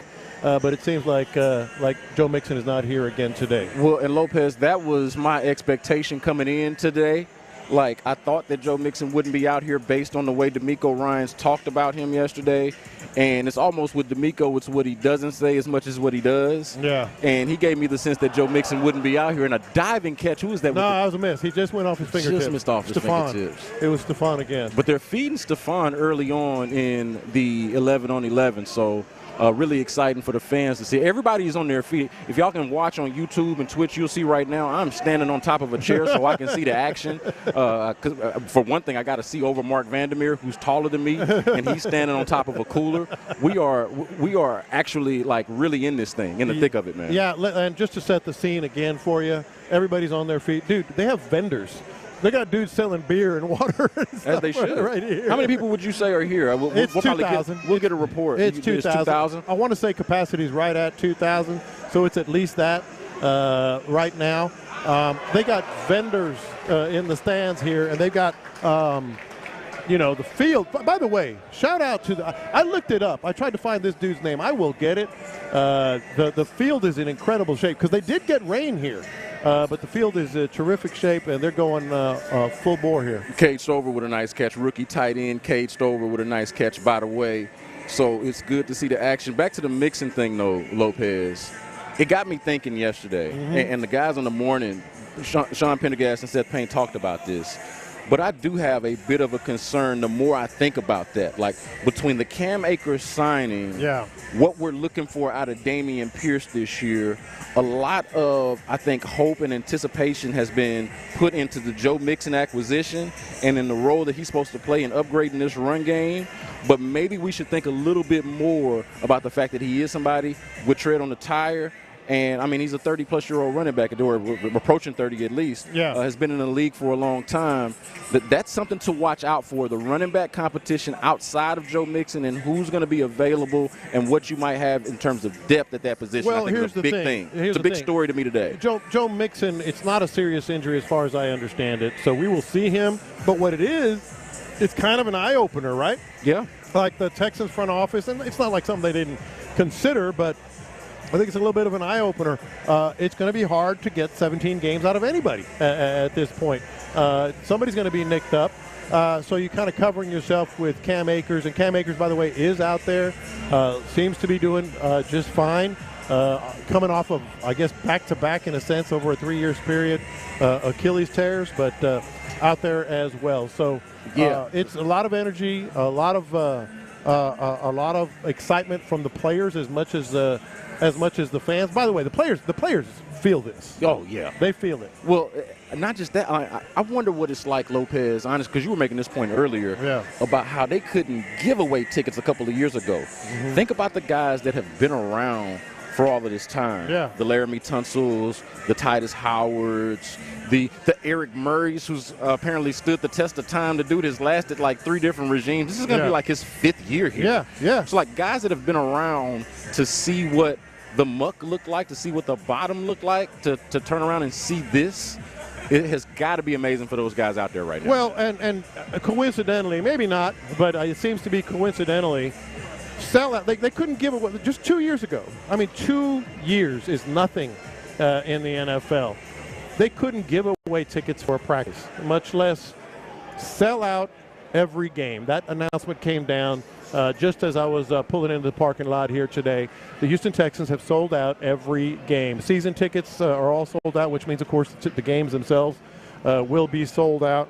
And from the text board, watching us on YouTube, I see your crotch, J-Lo. Well, don't act like you ain't never. Don't act like you ain't never seen no it's on crotch. my camera. It's my camera. Don't act like you ain't never seen no crotch before. I'm sorry. All right, we're all adults here. Hey, we all make sacrifices so we can bring you all the action and the atmosphere and set the scene here for you. I'll sit down in a minute when they move to this other side. You got of the field. Dan Quinn angle going on, man.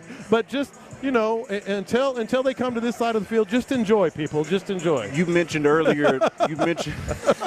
Just enjoy it. Just enjoy it. The nerve of this guy. And this is what I got to sit next to, everybody. This guy talking about just enjoy it. Just enjoy my crotch shot. People would kill for that. Get out of here. You know what people would kill for? What's that? To watch. I don't know if they'd kill for it. But to watch this receiving core. And right now, you mentioned Joe Mixon's not out there. I'm watching Nico Collins is not drilled, or he's at least not in pads. He's got a hat on and just his jersey. And we saw earlier that John Mechie is also not dressed.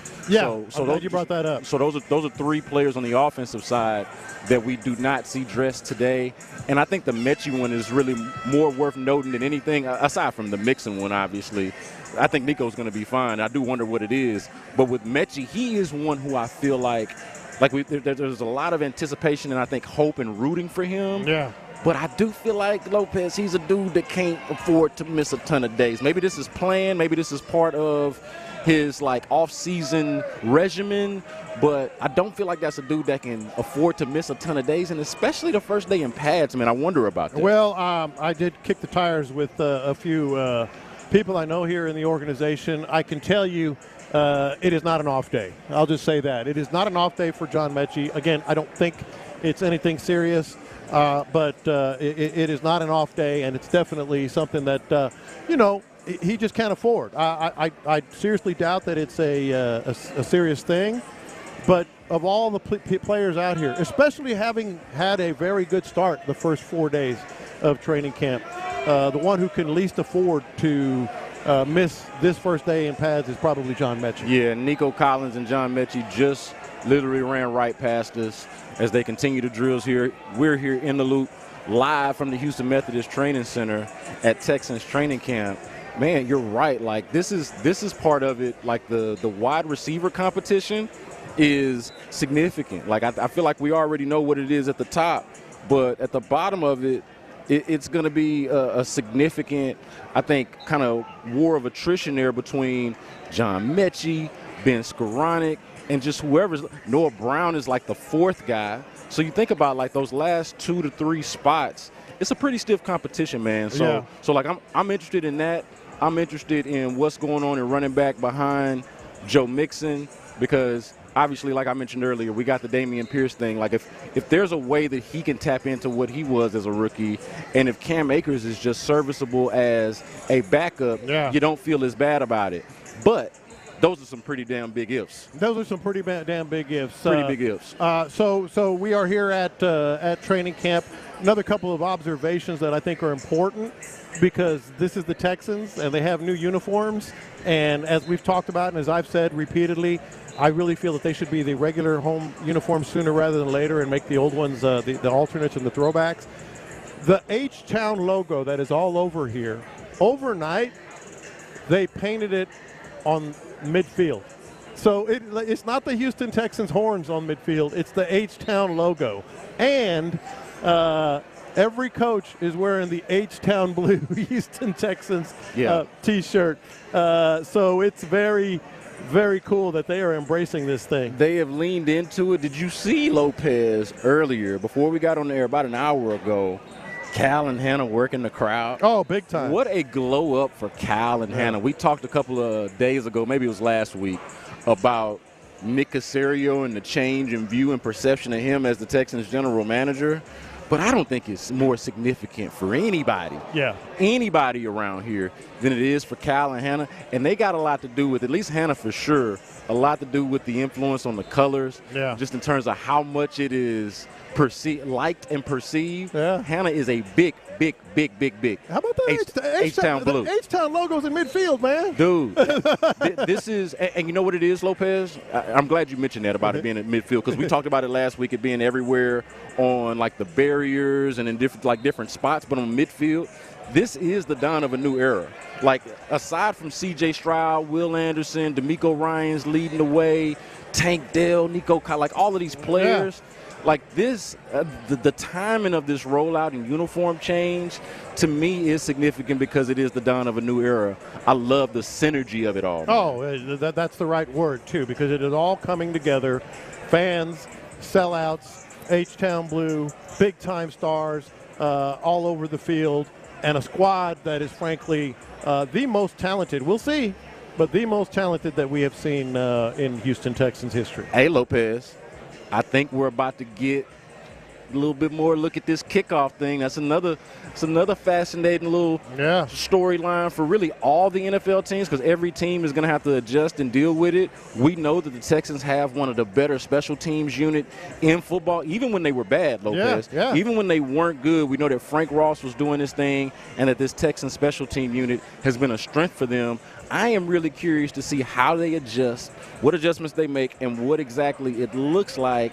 And I think we're about to get a little bit of glimpse of it right now. Well, we're doing it right now. The new kickoffs, it's going to be an exciting play. Receiving with the first unit right now is Dameon Pierce, which we fully expected, and Miles Bryant, a cornerback, probably there for blocking.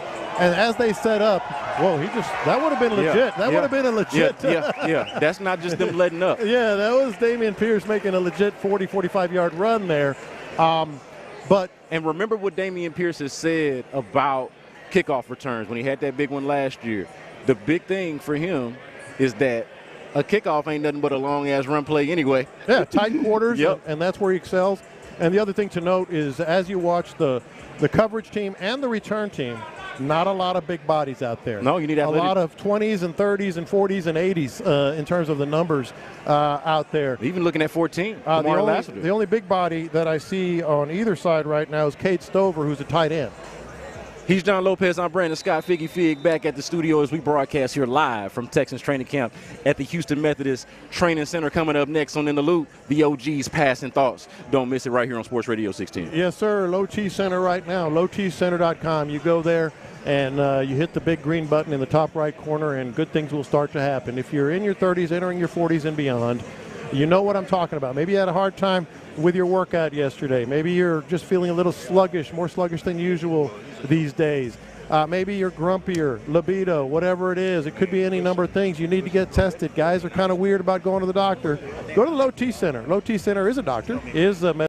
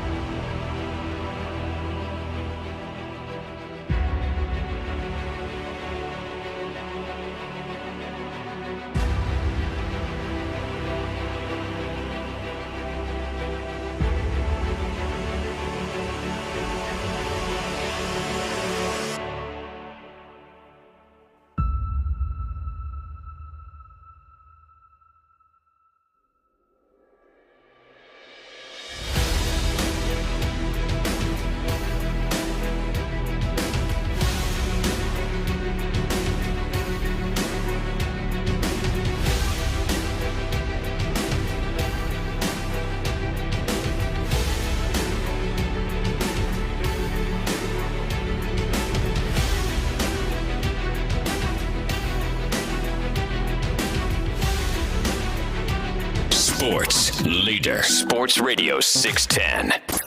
It's Texans Training Camp. Live from the Houston Methodist Training Center. Sports Radio 610 presents In the Loop.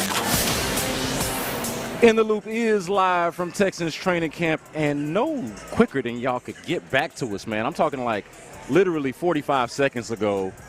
Kamari Lassiter with a play on Stefan Diggs. I cannot wait to talk to this guy, Lopez. Yeah. Kamari Lassiter is the story, I think, of the day and really one of the big stories of the offseason and of training camp. Watching him go out there and make an immediate impact, be somebody that they immediately respect as somebody that can go out there and make plays, man. No question about it. It is Kamari Lassiter Day, but we have all kinds of observations as we stand literally 15 feet away from the sideline as they go 11 on 11. Passing thoughts here. Let's get these passing thoughts, baby. But let's talk. Let's not bury the lead here. Let's talk about what's going on right here as we're watching it. The passing thoughts in real time, so to speak.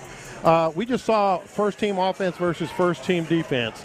Now, we mentioned, B. Scott, that Joe Mixon is not here. You know who the running back was? You know who the running back was with the first-team offense right now? Who's the running back? Well, the second team's out there now. Yeah, so. but who was it when the first team? I was looking at the receivers. Dare Agumbawale. You know what? You know what's funny about that? Yeah. I thought that was odd earlier in camp when they were just running drills. Yeah. And sometimes it would be Dare behind Joe Mixon. Sometimes it would be Dameon Pierce. And it wasn't like a clear hierarchy of who the second guy was. Kind of going back to our earlier point, man, of the competition there. Yeah. It's pretty – like I feel like we've seen enough of Dare Agumbawale to know that that's not going to be your backup, your number two back. He's obviously going to have a role on the team, but it just goes to show you that that spot on the team is unsettled, and what makes it even more unsettling is the fact that Joe Mixon obviously not here today, but the fact that you got to think a little bit more about what his health and availability could look like throughout the season as an older and more experienced back. Yeah, and just as we say that, well, first of all, on Dare, I think what it really is, it's another message from DeMeco and the offensive coaches to Dameon. I think ultimately Dameon will have that job. But remember, he said a couple of times when it comes to Dameon Pierce, we'll see.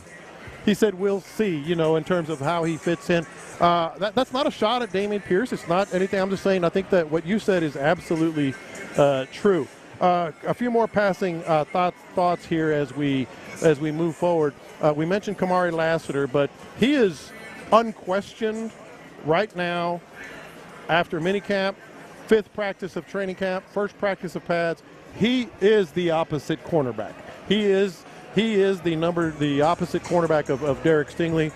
No question about that. Not everything is peaches and cream here because I'm starting to get a little confused. What's confusing you, OG? Davis Mills does not look like he's improved at all. Yeah, so it's odd that in year, what are we now? 4? In year 4 that there would be that there would feel like a regression. But I've said this, man. Like we are bleep up like it is. Yes, we're bleeped if something happens to C.J. Stroud because I don't really know if I feel great about it. There's no offense to any of these guys who are out here, but I don't know if I feel great about any of these backup quarterback options. That's normally the case, but you would think between Davis, somebody that has started for you before, that maybe you'd want to feel better about it. Well, and like I don't know if he's going to make the team. Well, exactly, and I thought Clint Stoerner had a great comment yesterday when we were doing the toss. It's not like, okay, if C.J. Stroud is out for an extended period of time, I mean, it's over. It's done. You know, doesn't matter who the backup quarterback is. Right. But if he misses a game or two, you got to have a guy that can win a game or two. Wasn't it shocking, Lopez, not to just relitigate last year, but wasn't it shocking, man, when it came down to it, that it was even a question of who the backup would be? Yeah. Given Case's age. Yeah. And then the fact that it was Case, and it doesn't really feel like it was much of a – you know, like much of a thought to the other way. It seemed like that was the way that they were going to go all along. And I got to believe, as we stand here today, that Case Keenum is going to be the backup quarterback. And you know what? If Case Keenum is the same Case Keenum we saw last year, and that might be asking a bit because of his age, they can win a game or two if C.J. Stroud is out. Another couple of passing thoughts, and I want to go back to before we started here because it was a very, very it was brutal conditions. It looked like it was going to rain. It hasn't. God has smiled on the Texans yet again. But I thought it was very telling. DeMeco Ryans was out here with who I'm assuming was the groundskeeper, and he was looking at the clouds and he was talking to him, and it was still pretty, ominous, the clouds and everything. You could tell DeMeco Ryans wanted to do everything he could to get to get this team out here in front of the fans. So I thought that was pretty cool. I talked about the H-Town logo in the middle of the field. Here's one other thing, and I saw this during their DB drills.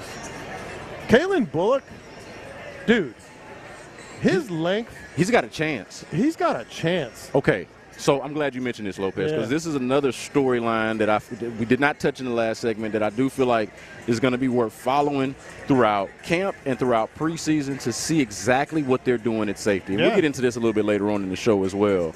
But the fact that Jaylen Pitre is doing more nickel work, and that it's kind of my earlier point about the rookies, that they are welcoming of rookies who are ready, allowing them to play and have an impact on the team. Yeah. Kalen Bullock's I know he dropped a pick the other day, but that dude's got a chance to compete and actually really contribute to the team, Well, they were working on deep outs, deep outs in terms of what these players can do on those and tracking the ball and high pointing the ball and all that stuff. And I'm telling you, Kalen Bullock's length, they list him at 6'3". He is every bit of 6'3" and maybe a little taller. And not only that, but his arms are so damn long. Like, I'll put it this way, and I'm not trying to be over the top or anything, but I haven't seen anybody high point the ball better. I mean, with his length and the way he can go get it, it's pretty impressive. So he's one to watch, no doubt. It's the appeal of drafting him anyway, Lopez. It's the reason why he's here to begin with, because we know what the criticism is. We know what he needs to improve on, and that's the physicality of the game. Or really, it's really the fact that he's kind of slight. Yeah. And, that USC defense was not very strong last year. Let's just be honest about it. Like, they missed tackles. Like, they could be a more physical defense. He could be a more physical player.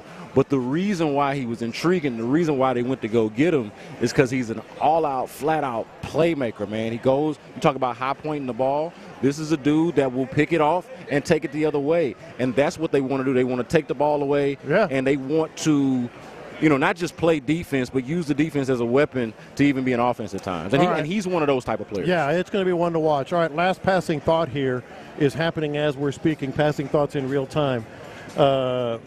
Watch yourself. The practice seems to be ending, and the fans have swarmed the fences around us trying to get autographs. It could get a little dicey around here, but the players are going to come over and take care of the fans. Shout out to the fans. Hey. It looked ominous. Hey. They got here. They got it done. You said it. Yeah. Swarm. Lopez, I could not believe when I woke up this morning and I was getting ready for the show. I was getting myself together so I could come out here and watch practice. And these folks was already out here talking about swarming. Yeah. Like, they haven't just taken to the team. They've taken to the mantra. I see it on Twitter, or X, formerly known as Twitter, whatever you want to call it. They out here talking about we swarming today, Lopez. We swarming today. Swarming today. Fans are even swarming. Yeah. Fans are even swarming. Yeah, man. Shout out to them. Really shout out to the Texans as an organization and what they've done to kind of raise the profile here. Like, how quickly we got here, man. You want to talk about passing thoughts. Like, this is not something that I could have envisioned, let's say, 3 years ago when there was nobody out here and they had Deshaun Watson out there playing safety on scout team. Never. Like, think about that. Like, that's how weird it was 3 years ago. Mm-hmm. It's like, oh, is he coming? Oh, yeah, he's coming because he's not going to miss this money, but it's weird. It's awkward. He doesn't want to be here. And now you are like, that feels like yesterday and like forever ago at the same damn time. It truly is. Forget how they end up. I'm talking about just the turnaround of the organization in a 2-year span, maybe less than 2 years, to be honest, because people were really down on this squad going into last year in some circles. It truly is one of the great turnarounds, one of the great stories of just the profile of a team, the profile and the stature of a team in the entire NFL, because this is buzzing, man. This place is buzzing. Players are feeling it. We're feeling it. Fans are feeling it. And they look like a squad right now, man. So it looks like practice is wrapped up. We are anticipating talking to Kamari Lassiter, the second-round rookie cornerback for the Houston Texans. Already looks like he could be a starter for this team. We're going to talk to him about that whenever he gets over here. Also, Lopez, something happened with one of the major NFL insiders that got me thinking about Houston airport preferences. Want to talk to you about that. That's on the other side in the Loop Sports Radio 610. What does Nick Caserio think of the outside expectations heading into training camp? I think that's for the guys at 610 to talk about on the radio. I mean, our expectations.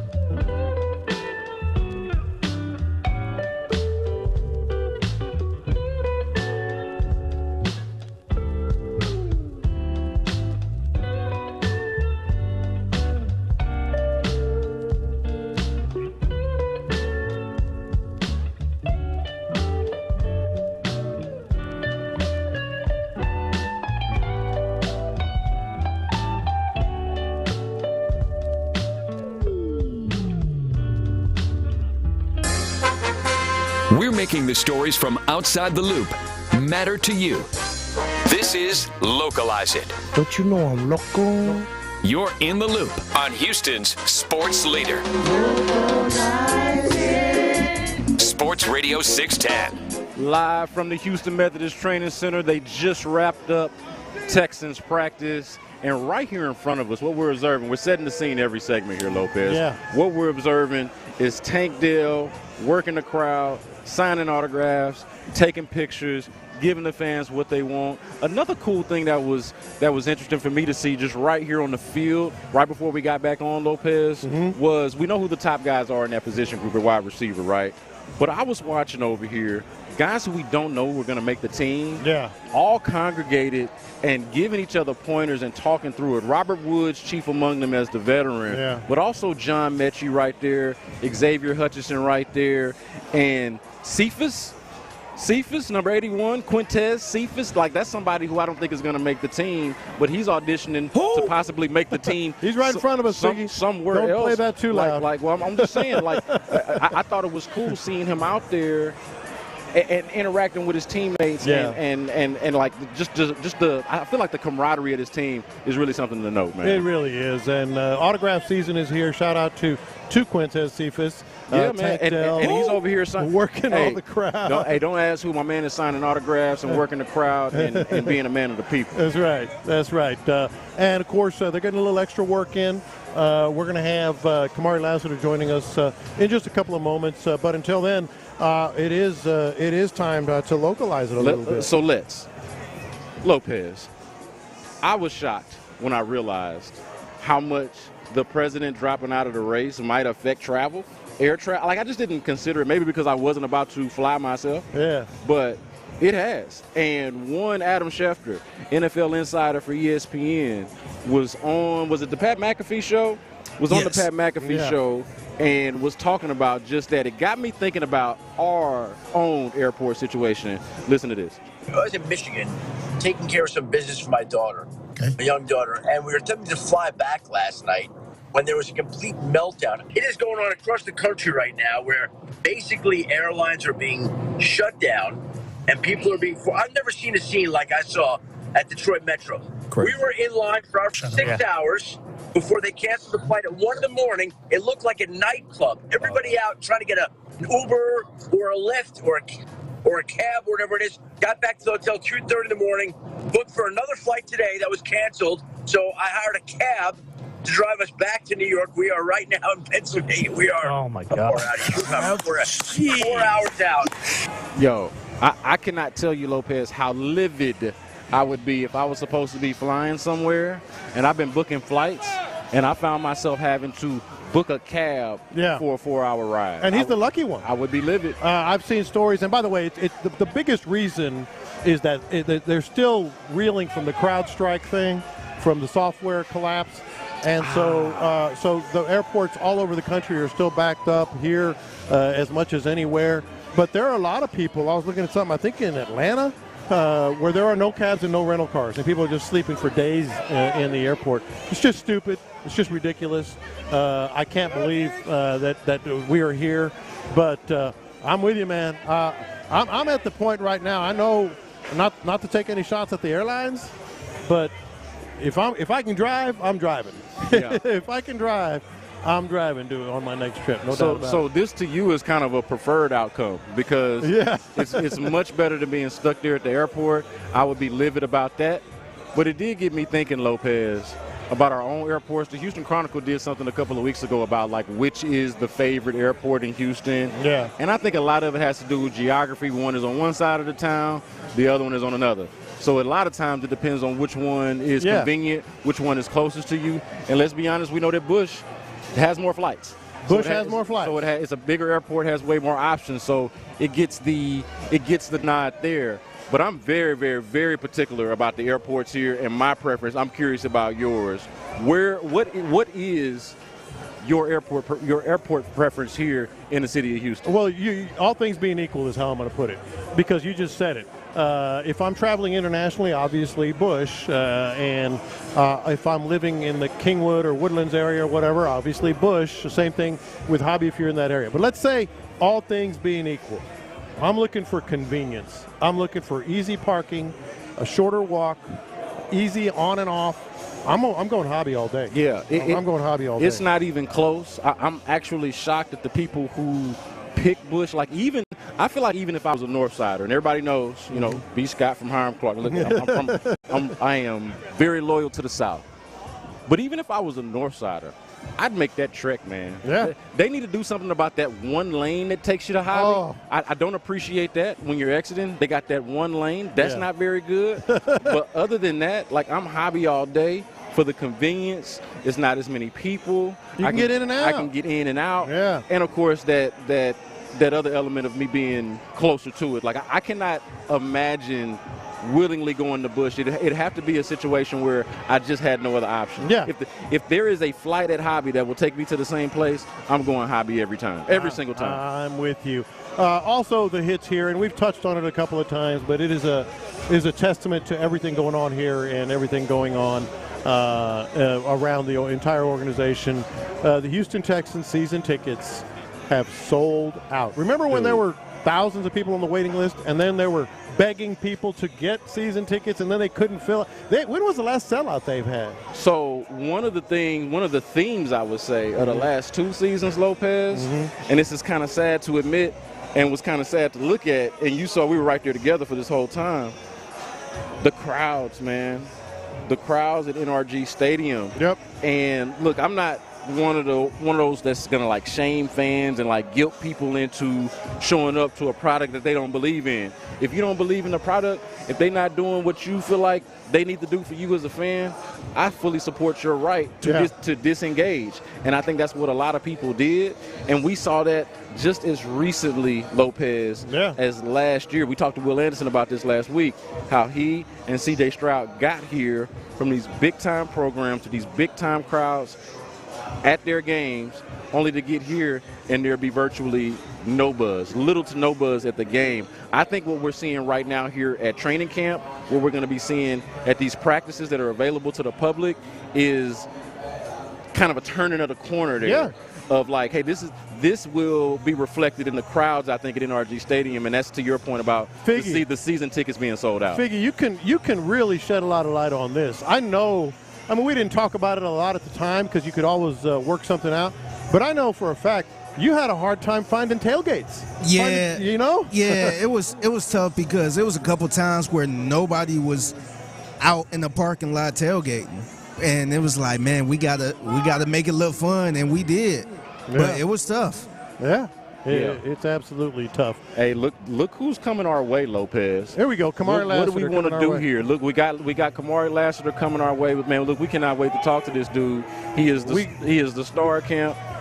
Yeah, we got him for about 10 minutes. Yeah, so let's talk to him. Let's just blow through it, Figgy, if that's all right. Let's go. Let's go. Yeah. Kamari Lassiter joining us now. Yeah, so in the loop on Sports Radio 610. So second round rookie, picked out of Georgia, 2-time national champion, out here competing, out here making plays, and he joins us now here in the loop. We're gonna get this headset on and talk to one Kamari Lassiter. Kamari, you're here with Brandon Scott and John Lopez from In the Loop. First of all, before we get into anything, man, like what is this like, man? You see all of this energy around. I know you come from a big time program, you're a 2-time national champion in college. You're not new to crowds, but what is this like for you, first time pro, having an opportunity to compete and having all this energy around you, man? Man, it's amazing. It's just a blessing. In college we don't get open practices like this with the fans. So I mean, it was electric out here. It felt like game day. So I mean, came out here with my teammates, a lot of energy, and we just had a good day. So one of the things from kind of listening to you over the last couple of months or so, I heard you say that the way you knew that you could play in the NFL was your first practice at Georgia when you were practicing with and against guys that you knew were going to the NFL. That was what gave you the confidence to say that you knew you could be an NFL player. Mm-hmm. I'm curious if it's a similar dynamic here in the NFL as you play against guys who are not only in the league but have succeeded in the league, like Stefan Diggs, for example. Nico Collins and Tank Dell are out there. The way you practice against those guys, does that tell you something about how you're going to fare in the league even as a rookie? It just tells me, I got a lot of stuff to improve on. Coming out here, it's a different game. It's not a different game, but it's just a different level. A lot of guys are out here. They've got their own routines. Know what they're doing. So just competing with those guys every day, getting game from them, being a sponge, soaking up knowledge, it's just making me a better player. And I can tell, I can see myself progressing, and I feel confident that I could be in this league for a good time. Now you say you have a lot to learn, and I'm sure you do. But you came in and minicamp, you were out there one-on-one with Stefan Diggs and everybody else. It's supposed to be overwhelming. You're supposed to be able to have to adjust to this, but you haven't. I mean, what do you credit that to, that you've come right in and stepped on into the lineup? I would say, first I credit, God. Honestly, he's just, blessed me to keep my head on straight and be able to, lock in, and whenever the time is right for me to be able to do what I need to do. And then, also I would say at Georgia, Coach Smart prepared me for a lot of things, for the league. He put us through a lot of situations, a lot of things that didn't really translate to college, but it translated to the next level. So whenever I got here, once I started to get the playbook and understand and get a feel for the game and get a tempo for the game, it started to slow down for me, and I was able to, just play football again. What is the biggest difference? You talked about it being not necessarily a different game, but a different dynamic because, everybody's got their routines, everybody's a pro already. What would you say has been the biggest adjustment for you? And it looks like you're well adjusted, but what's been the biggest part of it? The biggest adjustment would be not thinking out there. Whenever you're on the field, you don't have time to think, because if you think for a half second, those receivers and the quarterback, C.J. Stroud, he's going to get that ball where it needs to be. The receivers, Stefan Diggs, Tank Dell, Nico Collins, Mechie, all those guys, they're going to be where they need to be. So if I take one extra second to think without knowing what I'm supposed to be doing, that's a lost rep. You're in competition with guys as well as Okudah, Henderson, all that. So, but they're also helping you. I mean, to talk about that in terms of like this defense and what DeMeco expects from you as a quarterback that maybe he's going to step in and be a starter. I feel like it's healthy competition. We all understand what's the task at hand, but it's not like no underhand or anything. It's just may the best man win. And you just come in, you put your head down, you go to work, and just give each other the game. Just be a sponge. The guys came in and they accepted me for who I am, and since day one, they've embraced me. Taught me the ins and outs of the league, of the game, and I'm extremely grateful. I love playing with the guys I play with, and I'm blessed. One other thing real quick, because I'm not gonna deny that this thought crossed my mind too. You're coming into the draft, you get picked, people start talking about 4.6, 4.6, 4.6, what 4.6, and I'm in there. I'm not gonna lie. I said, well, that in the NFL, 4.2, 4.3 goes a long way. But you've shut that down. What were your thoughts about that whole dialogue, and then coming in and shutting it down? I really didn't pay it any much attention. Everyone who knows me and myself knows that I can run with whoever's in front of me. That's how I look at it. My speed is your speed. So so you run a 7.5? Hey, no. Look, I'm glad you said that, Kamari, because look, I thought about this. I thought it would have served you better if they just put somebody out there with you. To hell with all of that running track stuff because you're a football player. Like, just let you run the rep. Don't time the 40. Put you out there with the fastest dude. Put you out there with everybody that you competed against in the SEC. All of the tape, actually. And it was really a matter of getting familiar with your game. Like, how important do you feel like that is in terms of, like, knowledge? Like, not just paying attention to measurables, but actual football and what you guys do on the field? I think that's the biggest thing, honestly. I feel like, in terms of the pre-draft process, all the 40 times, the vertical, all that stuff is good. But whenever it gets out on the field, you need someone who can think fast and react fast and be able to, just understand what to do. So I feel like, I'm a football player. I love the game. Like, I've been playing this game since I was 3 years old. So football is really all I know. So I eat, sleep, breathe football. I love to, learn new things, learn fronts, all that stuff. So, like, just being a student of the game is part of the reason that, I'm able to sit here and talk to y'all today. By the way, when I say 7.5, it's really like a 14.5 for me. But anyway. I wouldn't even try to with you, bro. I wouldn't even think about it. Everybody has a moment when and you've talked about it a little bit already, but when it clicks, like, I can do this and I can do that at a high level. Have you already had that moment here during camp? I feel like every time I come out on the field, I just want to be the best. I just want to win every rep. So I just feel like me stepping on the field, that's my moment where I'm like, I don't have a choice, in my opinion. Like, I don't have a choice. I'm already here. There's no whether I can or can't. I am. Like, I'm just determined to, just be who I say I am. Dude, so, a lot of people say they love football. Talking to you right now, I can tell you truly love football. Like, I mean, what is the depth of that? Where did it start? Is it just, not just a love of the game, but a love of what you can do with it? No, it's really a love for the game. So, growing up, my mom, she was a single mom growing up. So, she wasn't able to do all the we weren't able to do all the things that, other kids were able to do, growing up at an early age. So my mom put me in football so that she can go to work. And I was playing football at 3 years old. I was playing flag football with like the 4- and 5-year-olds. And then I started playing tackle when I was 4. And it was just something that I fell in love with instantly. And, ever since then, it's just been a part of me. Like, I was going to football camps year round. And I told my mom, I really love this game. And I really want to, I wanted to be in the NFL since the day I knew what the NFL was. And she always, just supported my dream. And, it just happened that I was blessed to be able to go to college at Georgia, and then it was also a blessing that I was able to get drafted, and now I'm here, and I want to just continue to just keep progressing this blessing. Your teammates and coaches have talked about, man, wait till you see this guy when the pass come on. Today was the first day that the pass came on. Describe to us and for our audience the difference. Practicing out here where it's just like with no pass, but then actually putting the pass on the first day of that, and what that energy is like for y'all. Man, the energy when the pass come on is totally different. The acclimation period, that's cool without pads and spiders and helmets and stuff, that's cool. But like football is played with pads. You're supposed to be physical. You're supposed to strike. You're supposed to, get on the ground, get dirty. So, just going out there today and being able to actually just hit and be physical, it was great. Got to ask you before we got 2 more questions here, but got to ask you, Texas and OU coming into the SEC. You got a little experience with Texas. Hell, they're picked to win their division. Thoughts? Do they still have division? Or whatever I it think is. they kill division. But I think they picked us to finish Top second. 2 teams are Georgia. Behind Georgia, by the way. Georgia and Texas, top 2 teams. I ain't want him to offend you there. Yeah. I was about to say, your thoughts on that? I think Texas is a really good team, honestly. I feel like last year they were very good.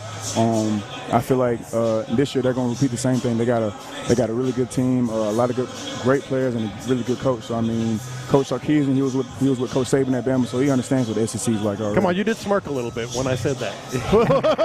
What was that about? Man, I mean, the SEC is the SEC, so I mean, it's going to be, The confidence, I can feel it. The confidence on these SEC guys, man, is remarkable. Let's get you out of here on this. You mentioned C.J. Stroud earlier. You had a college C.J. Stroud experience. I want you to take our audience through it. You talked about it on draft night a little bit with us. I want you to talk about it again. At what point did you realize that C.J. Stroud was that dude, and how did it feel when you realized he was going to be a teammate? I realized C.J. Stroud was that dude when we played him in the Peach Bowl. Kind of going into like the scouting report that week, we're like, yeah, this guy, he's really good, but he's not a runner. And the whole game, he was scrambling, escaping, and we had a crazy D-line that year. Yeah. We had a crazy D-line, and we didn't get any – we got some sacks, but it wasn't from rush. It was from, schemed-up blitzes and stuff like that. Yeah. And he was dotting us up the whole game. And I was like, this guy right here, he cold because the ball only touched the ground like 4 times the whole game. I remember vividly, and we were playing tight coverage. And, of course, he had some really good receivers, but no, C.J. Stroud was that guy. And then whenever I realized that he was going to be my teammate, I was like, oh, okay, yeah. So I already know what I'm getting into. Yeah. All right. Yeah. Appreciate it, man. Good luck. Yes, sir. Man, we wish you all the success, brother. Thanks for joining us, man. Yeah. That is Kamari Lassiter. Appreciate it. Your rookie cornerback for the Houston Texans, out here making plays, out here with that SEC confidence, yes, man. Sir. This dude, he's got an opportunity, man. I'm really excited to watch him play, man. Dude. Got to tell you. I'm telling you. Dude. Just watch. It's going to be good. Just watch. Good. All right, John Lopez, Brandon Scott here from Texans training camp. We got more from training camp next on In the Loop. Ability Trees right now, abilitytrees.com. Get those trees taken care of.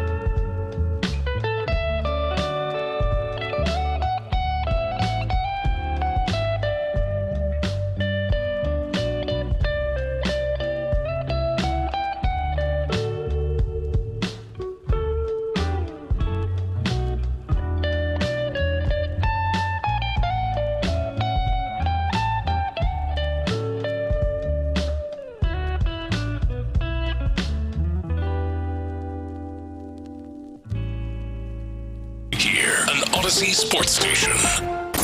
It's Texans Training Camp, live from the Houston Methodist Training Center. Sports Radio 610 presents In the Loop. Brandon Scott and John Lopez within the loop here at the Houston Methodist Training Center, broadcasting live from Texans Training Camp. Practice just ended roughly about 25 minutes ago. And you heard from rookie cornerback Kamari Lassiter with us live here on the air. While we were doing that, we were talking to Kamari Lassiter, the head coach of the Houston Texans, DeMeco Ryans, was speaking to the media. Let's hear from your head coach right now. Like to have the guys up full foot and have some fans up? Today was an exciting day for us. First off, good weather again. We'll take it. But it's great having the fans out. And anytime we can get the fans out for our open practices, the energy, right, when you come across the bridge, you see all the fans out and their excitement, right, for our guys, right, it really fires everyone up, and we're excited to see the support that we have again this year from our fans. Definitely need it, and we really appreciate it. Appreciate them taking their time to come out to watch us work today. It looked like the connection between CJ and Diggs was really clicking today. How beneficial is it for this offense when they're on their A games? Yeah, we want everyone on our A games, right? What we talk about all the time is everyone being at their best, right? And with everyone being at their best, whether it's the quarterback-receiver combination, whether it's D-linemen, linebackers working together with guys being at their best, it gives us a chance, right, to be a good team, right? And we have to earn the right to be a good team, and that's daily, guys coming out, building those connections, and continuing to become stronger as we get through camp. It's a long training camp, so marathon, not a sprint, all those things.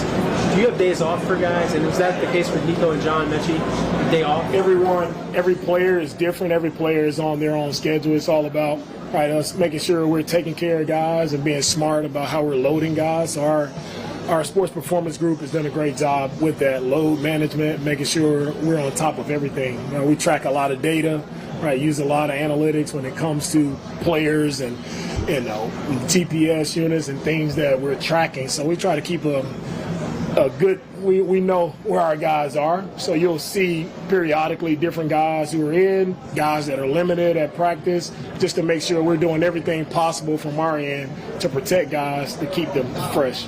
Albeit just done today, did you learn anything in the first day of pass? Is there anything you look for in particular?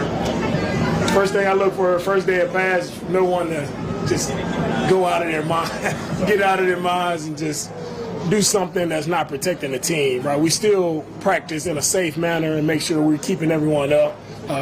For the most part, we did that today. So that's the first thought in my mind as a head coach is making sure everyone is safe, right? You don't want guys going to the ground. You don't want any side shots. You just want to protect everybody, but still work our tackling, work finishing with the ball, right? Working, making sure we're securing the ball. So I think for the most part, we were pretty good today. Coach, what did it say about you and Nick and this organization of players to have the season tickets have sold out, especially from where this franchise has come from and what you've been able to do in the short amount of time that you've been here?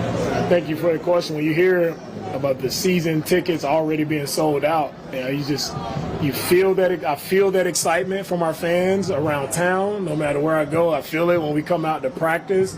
So it just shows, man, it's humbling to see just the amount of just support that our fans here in Houston have for us already to have sold out season tickets. It shows that they want to be a part of it. They want to show up. They want to be loud. They want to support us. So I'm very thankful for the fans, right, who sacrificed to purchase season tickets and to be there to make our place at a home field advantage for sure.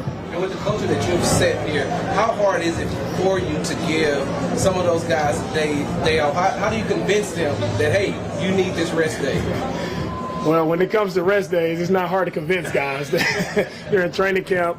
They'll take some days off. I was telling one of our players, like, man, I wish when I was playing, I was able to get a vet day off. But our guys, we do a great job now, better making sure we take care of guys for the long run. As we see, season is getting longer. All right, we want guys to be healthy down the stretch. DeMeco, how do y'all feed off this monotony of stand by yourselves out here, feeding off the crowd out here today? Yeah, we needed a little change up. So having the fans come out today was the perfect timing, perfect change up for us. And just to see their excitement for us all, it's very beneficial. And our players really appreciate the fans. And I think we made a few nice catches out there to get the fans riled up. Diggs mentioned how he's ultra competitive, and other guys have mentioned how he really brings the best out of them. There was obviously a play where he kind of dove into the end zone, kind of ran through contact a little bit, but then got up and was fired up. What is it about? How much does that competitive juice help elevate the entire team? Yeah, that's what we're about as a team. I preach competitive enthusiasm. That's everybody showing up, giving their best effort every single play. And when guys show up that way, it makes everyone else better.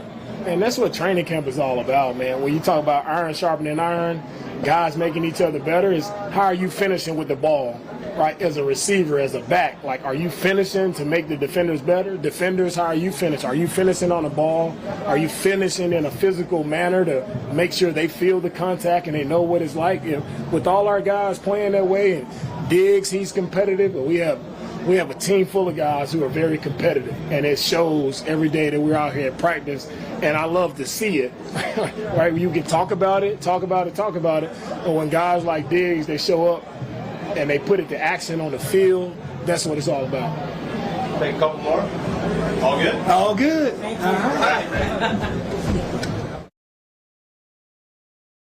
Head coach talking to reporters after practice. Lopez, you can tell how much energy there is around here from the fans, but also from hearing from DeMeco Ryans, the question that he appreciated most. And I think he's got a pretty good working relationship with Sarge, who asked that question. But on top of it, I think it is the fact that, man, so many people are out here, and they have talked about wanting to give Texans fans something to be proud of, something to root for, to earn their trust, to earn the buzz, not to just have it sort of blind faith, but for it to truly be earned. And I think that is something that they've done in a short amount of time, in very short order. The biggest thing is it's sincere. And not only do you know it when you hear it and see it, but it's sincere. A lot of coaches get a new job and, hey, happy to be a Bear, happy to be a Lion, whatever, and we're going to do this and that. No, the Texans are in DeMeco's blood. They drafted him. They gave him his start in the NFL. They've kept him around. They brought him back. It is sincere for him. He is truly humbled. And I'm not trying to get hokey, but he's humbled that in such a short amount of time. Like, he thanked him. Thank you for the question about season tickets. Yeah. Because he wanted to talk about it. Yeah. Because it is so important to him and this organization that in this short amount of time, this is the hottest ticket in town. All due respect to the Houston Astros. This is a football city, and this team has such high expectations and anticipation. It matters to him, and that's why he actually was very thankful for the question, because sold out season tickets, sold out first day of training camp when it looked like it was going to rain, and this team is humming, man. So the other thing that he talked about, and this is what we're here for, Lopez, competition. Yeah. And it's not just cliche. It's not just coach speak. This is training camp, man. Like, this is what it's all about. This is what competition is all about. And the ones that I'm looking out for, we talked about them before, but today the pads came on. That's really the big story of today. I know we said it's Kamari Lassiter because we got to talk to him, and he is like the overall big story. But today specifically is them putting on the pads. And I couldn't wait to watch Kamari Lassiter out there with the pads on, because everybody's been telling us, wait till you see this guy with the pads on. I think that is the issue with the measurables and the 40 times. They don't account for what does a dude do when it's time to play football. And we saw him out here right from where we sit, Lopez, making plays against Stefan Diggs, as he has throughout camp. Look, you always got to check yourself, because as everyone knows, I've been doing this a long time, 35 years in this city, and I've seen teams with high hopes. Texans, Oilers, whatever, and it just they don't have all the ingredients. I've seen players with a lot of hype that just don't quite fulfill that hype. I can tell you, what I'm seeing and feeling and hearing about Kamari Lassiter, this has potential to be something really, really big. Remember last week we talked about this, and it was a hypothetical that I gave. What if all these guys that were talking about, or any of these guys that we're talking about that are, big additions, what if they get great? Dude. What if they play at a high level? Man. Don't threaten me. Don't threaten me with a good time, Lopez. Not just. Who do you think you are, man? I know. You over here trying to threaten me with a good time? I am. Don't do it. I am. What if it's not just they fill the role and they play the position and they start? What if they're great, or at least really, really at a higher level than we all expected? I fully expect Kamari Lassiter. He's done it already in a short amount of time. I fully expect Kamari Lassiter to be the leader in the clubhouse, so to speak, to be that guy. Yeah. Like you got Derek Stingley, you got Kamari Lassiter, pick your poison kind of thing. So for me, I think a lot about, when we talk about Kamari Lassiter and Derek Stingley, I think a lot about how the Texans have tried to address this position in the past. Yeah. And I know it's Nick Caserio. Derek Stingley was his first round pick. Yeah. His first round pick since he's been here. So it's not a lot of evidence of how they've addressed the position before him. I mean, since he's been here, before Derek Stingley. And now we got Kamari Lassiter. But we just think about over the years how they've tried to piece it together. And now the potential. We already knew that Derek Stingley had the potential to be great. It's just a matter of staying healthy. Yeah. This guy, Kamari Lassiter, is someone who tends to be available, at least from his college tape. He tends to be available. And now it's a matter of, all right, he was really, really good in college. Yeah. How good can he be? Yeah. Is the difference between what he was in college and what he can be in the pros negligible? Because if it is, you're talking about a high level opposite cornerback of Derek Stingley, man. I think it's a really big deal. And in some cases, and I think C.J. Stroud is one of these guys. You can be great in college, but your game translates to the NFL even better. I think that's what I was trying to get at. Yeah, that's better. That's a better way to say it. I think his game can translate from what we've seen anyway. Not to put it too far the cart too far ahead of the horse, but from what we've seen, I think his physicality, the amount of play that you can have as a cornerback in one-on-one situations, I think his ball skills, his ability to rip a guy's arms or hands as the ball is arriving and not get a penalty all the time.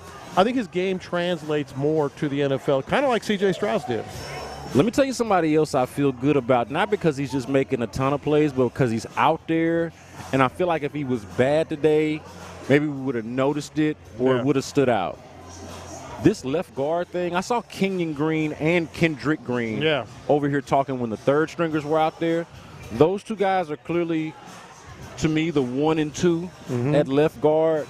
But I do like feeling as though Kenyon Green is in a position not just to compete, but to actually win that job. And to your earlier point of what you mentioned about, hey, what if they can be great? Yeah. We don't need Kenyon Green to be great. No. We just need him to be a healthy, serviceable left guard. And I'm bullish on that. I was already bullish on it coming in because I thought the time off would help him. But actually being able to lay eyes on it, have a chance to lay eyes on it, makes me feel really good about seeing the pads come on today. Absolutely. I was sidetracked a little bit by our great producer, Aaron Raybold, or on-site engineer Aaron Raybold. He can be a distracting dude. Well, a really cute girl just walked up to him and said, "Hey, would you like a bottle of water?" Yeah. And he goes, "No, we're good. I got some in the ice chest." Come on, man. Man, you don't think Come on, man, Figgy. You don't think she saw that ice chest? Well, what are we? That's right. That's right. I'm married too. That's it doesn't matter. You got to be. You be cordial. Ooh, whoa, we got to go to break now. No, you got to be cordial. Hey, before this be friendly. Before this gets incriminating. Figgy, she walked up to him and said, "Hey, would you like a bottle of water?" Plead the fifth. Nah, I'm good. I got some in the ice chest. Plead the fifth, Figgy. Come on, man. Plead the fifth. I want to get back to something. That Lopez was just hitting on the other side here, because Aaron Raybold is a good man, and we are not going to corrupt him here on the set at Texans training camp at the Houston Methodist Training Center. We're going to let him continue to be a good man. But on the other side, take the bottle of water. At least take the water, man. You could have put it in the chest. You could have just put the water in the cooler. You're not having an affair. Man. But he felt that. Yeah. He felt that in his soul. He felt the pressure. The difference between really talented teams and really talented teams that make a Super Bowl. That's next on In the Loop. What does new Texans linebacker Azeez El-Shaair think will define the defense this year? It's just an exciting, physical, fast defense, taking the ball away, making plays, big hits, and that's what you want. Insider access, exclusive content. Sports Radio 610. The Texans play here. Some people just know the best rate for you is a rate based on you with Allstate. Not a rate based on Terry who keeps and makes the car behind them. Oh no, they're about to. Save with DriveWise and the Allstate app and only pay a rate based on you. Not available in every state, subject to terms and conditions. Rating factors and savings vary, and in some states your rate could increase with high-risk driving. Allstate Fire and Casualty Insurance Company and affiliates, Northbrook, Illinois. Get in zone, AutoZone. Welcome to AutoZone. What are you working on today? Brakes? We can save you 15% on that. We have OE quality Duralast brake pads and rotors in stock, ready for pickup or delivery. We also have calipers, brake fluid, tools, and anything else you'll need to do the job right. When you get Duralast pads and rotors together, you'll save 15%. It's just part of what makes us America's #1 brakes destination. Get in zone, AutoZone. West Point Lincoln is celebrating their 1-year anniversary of new ownership with a huge sales event with savings on 2023 and 2024 year model Lincolns. 0% financing available for 60 months for qualified buyers. West Point Lincoln, Katy Freeway, exit Kirkwood, or westpointsales.com. Hey, it's Sean Pendergast from my good friend Dr. Ben Salento with Texas Sinus and Snoring. And I know you guys have heard me talking about my snoring through the years prior to 2018. Once February of 2018 came around, I was a Dr. Ben Salento guy. I went to him. He got my sleep fixed for me. He's got a comprehensive array of solutions. And when you fix your sleep, you are fixing almost everything else in your life. Sleep is the foundation for anything we do. If you want your quality of life back until you fix your sleep, it's just not going to happen. He fixed my snoring. He fixed my sleep apnea, which it was a really beneficial thing for me because sleep apnea, that can kill you. Sinus issues, he can help you with that as well. Did a procedure on my wife's sinuses. She breathes a whole lot better now. Texas Sinus and Snoring is the name of the practice. He fixed my deviated septum a year ago, and now I breathe better the entire day long, not just while I'm sleeping. 346-413-9313. That's 346-413-9313 or online at drbensalento.com. What's good, Houston? Clint Stoerner here, and I got a question for all y'all out there. Have you or a loved one been injured in an accident? If so, know this. You have a right to hold the negligent party accountable and get the compensation that you deserve, and you don't have to go about it alone. Don't get lost in all the insurance jargon and paperwork. Don't be intimidated by attorneys representing those big insurance companies. Give Mo Karam Law a call, 281-222-2222. It's a free chat. They got you back. If they don't win, you don't pay. It's simple as that. So again, if you or a loved one has been injured in an accident, any kind of accident, auto accident, big truck accident, slip and fall, accident at work, Mo Karam Law is who you need to call. Not only are they one of the nation's premier personal injury law firms,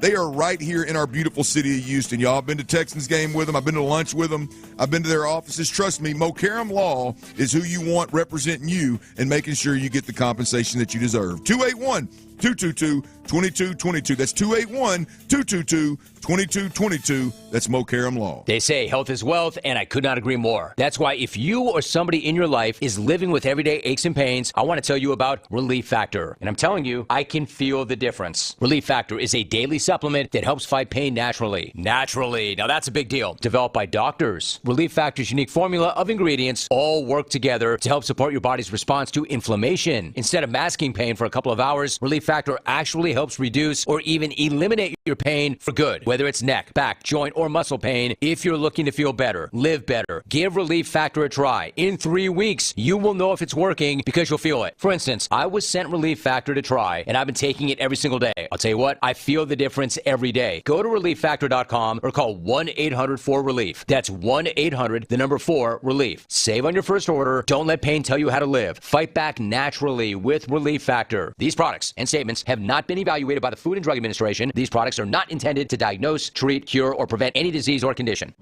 Meet Cheryl. Hey. She's on vacation and lost in the moment. Unfortunately, so is her Chase debit card. It's got to be somewhere. Maybe.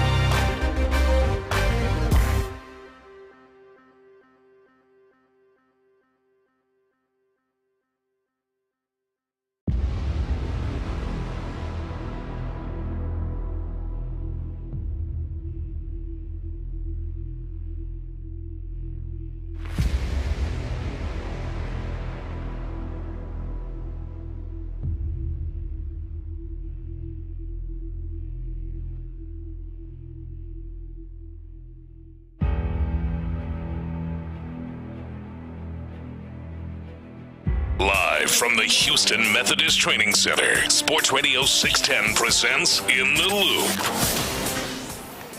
The difference between being a really talented team, just a really talented team, and being a really talented team that actually makes the Super Bowl. Lopez, you put this down. I think this is an interesting concept, something interesting to talk about and consider, because this is, I think, a Super Bowl talent. I think this is a team, without it being hyperbole, without us overstating it, I think this is one of the select few teams. It's one of the beauties of the NFL is that most teams feel like they have a chance, at least a chance. But we're talking about being realistic. We're talking about real projections. We're talking about if you were willing to put your money down, actually bet on a team. The Texans are one of those few teams that I think has a realistic chance to win the Super Bowl. But you talked about the difference between being really talented and actually making a Super Bowl, being Super Bowl caliber and actually getting there. What do you feel like are the keys for that? All right, help me out here. Some really talented teams in recent years that just weren't real good. I think LA Chargers would fall into that category. Oh, man, they're a great example of Super Bowl. They always have Super Bowl talent, and it seems to rarely have that Super Bowl ingredient I think you're talking about. There's a lot of teams that are really talented that just aren't as good as their talent. And so it got me thinking of one of the biggest reasons why I like this team so much. We saw it come to life last year. We saw it last year, and that is coaching. You hear the cliche all the time. Coaching matters. Coaching matters. Well, we saw it last year. CJ, of course, and part of it was he was awesome. Part of it was, his game translated to the NFL, as we just talked about in the last segment. And he was flat out a lot better than I think a lot of us just gave him credit for coming out. That's what I'm saying. I think there was just so much hype around Bryce Young and Bryce versus CJ, and we got caught up in narrative, and I think probably neglected how good he was coming out, how good of a prospect he was coming out. But I think it's undeniable that part of it was coaching and the system that he was put in. Part of it was coaching, but that's the extreme example of a guy that's just super talented and is going to be good no matter what. But let's look at some other guys here, okay? Especially defensively. Blake Cashman, no one expected that.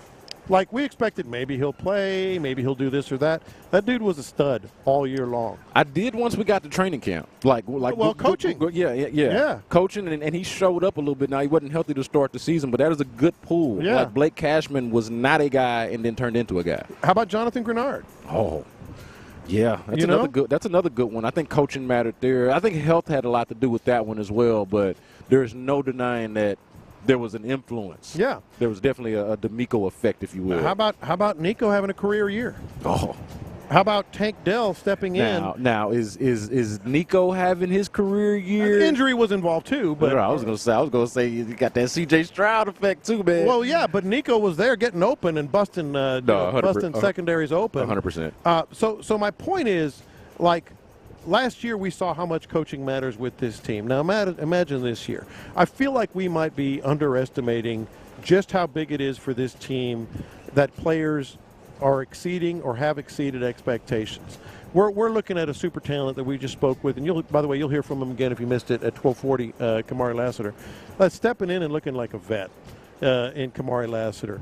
We have guys. How about Rio? Remember Rio, Mario Edwards that we've talked about? Oh, I was definitely going to get to Rio. That was one of the things, and I wish I could have gotten a little bit more of a look at him. But that's one of the things, Lopez, that I feel like I've learned here at training camp just in the few days that we've been here that I didn't feel like I knew coming in was, okay, how do they feel? We know how we feel.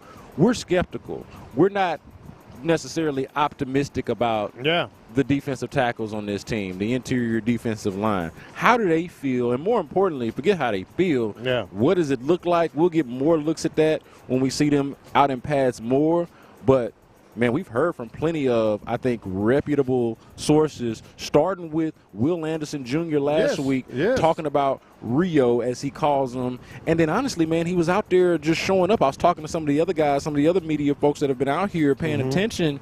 And, yeah, man, Rio has shown up. Like Mario Edwards, I think Mario Edwards might be the best player that none of us ever mentioned or talked about until we got here. Through the entire offseason. Honestly, until Will Anderson brought him up. Yeah, until Will Anderson brought him up. And then you got yesterday and at least once today, Jeff Okudah.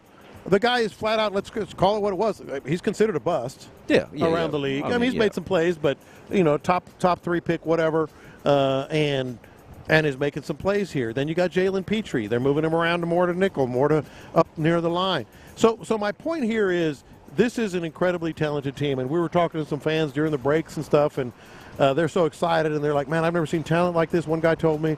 I'm like, yeah, you're right. It's an incredibly talented team. But this coaching staff, DeMeco Ryans and Matt Burke, Bobby Slowick, can't underestimate or overstate how important it is that Matt Burke, Bobby Slowick and Gerard Johnson are back. Hell, you can even throw Frank Ross into the mix. Like, the coaching staff here is going to be almost as integral as the talent, if not more so. Yeah, it seemed like there was a huge chance that Bobby Slowick could leave last year because you figure, okay, what if this is the hottest you'll ever be? No one's really ever, not that no one's ever heard of him because his dad coached and all that. Like the NFL circles know the Slowick name and had heard of him, but you weren't like the wonder kid or boy wonder or whatever it was, this protege, or maybe that's all you were was a protege, not necessarily an all-out dude or all-out name. And then he comes out last year with the help of C.J. Stroud, with the help of DeMeco Ryans, obviously giving him the opportunity. You mentioned Nico Collins stepping up, Tank Dell stepping up. Like, it came together for him last year. That could have been the time to cash in for him to do the thing that DeMeco Ryans talked about when these interviews were coming up. Remember DeMeco Ryans talking about, hey, be selective. That would be my advice, is to be selective. And DeMeco Ryans himself was selective. Now, I know a lot of people gave him some flack for, hey, man, you want to go to the Texans? You see how that's actually worked out. Look how it's worked out. We see how his selectivity has worked out for him.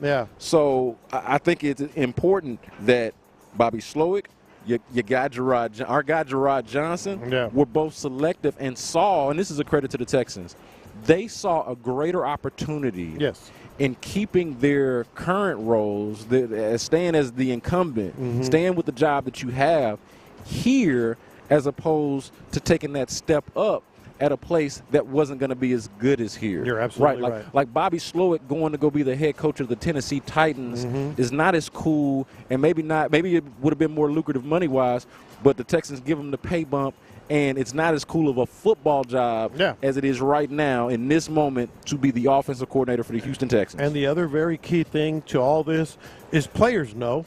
Players know who the coaches, like the good coaches in the league are, and they want to go play for them. And the one I'm thinking of right off the top here, Azeez El-Shaair wanted to be here last year.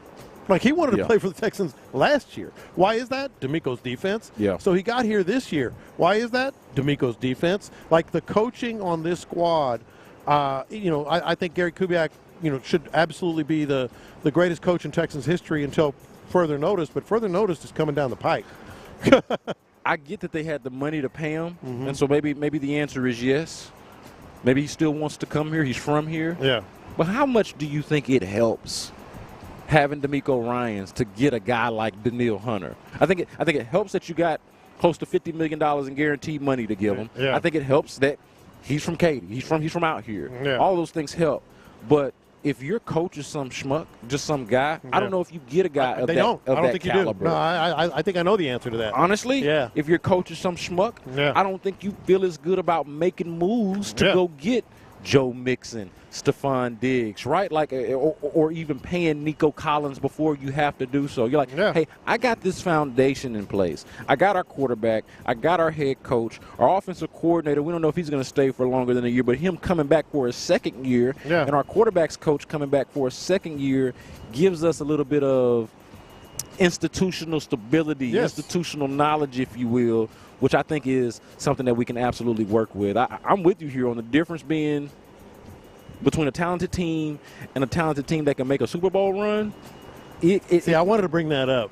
I'm getting close there. I don't want to get too caught up. I'm tapping the brakes, but whoa, hold on. Tapping the brakes on saying the two big words. Super Bowl? Yeah. Hey, look, Lopez, I'm going to tell you this right now, man. I am not afraid to talk Super Bowl. I am not afraid to speak it into existence.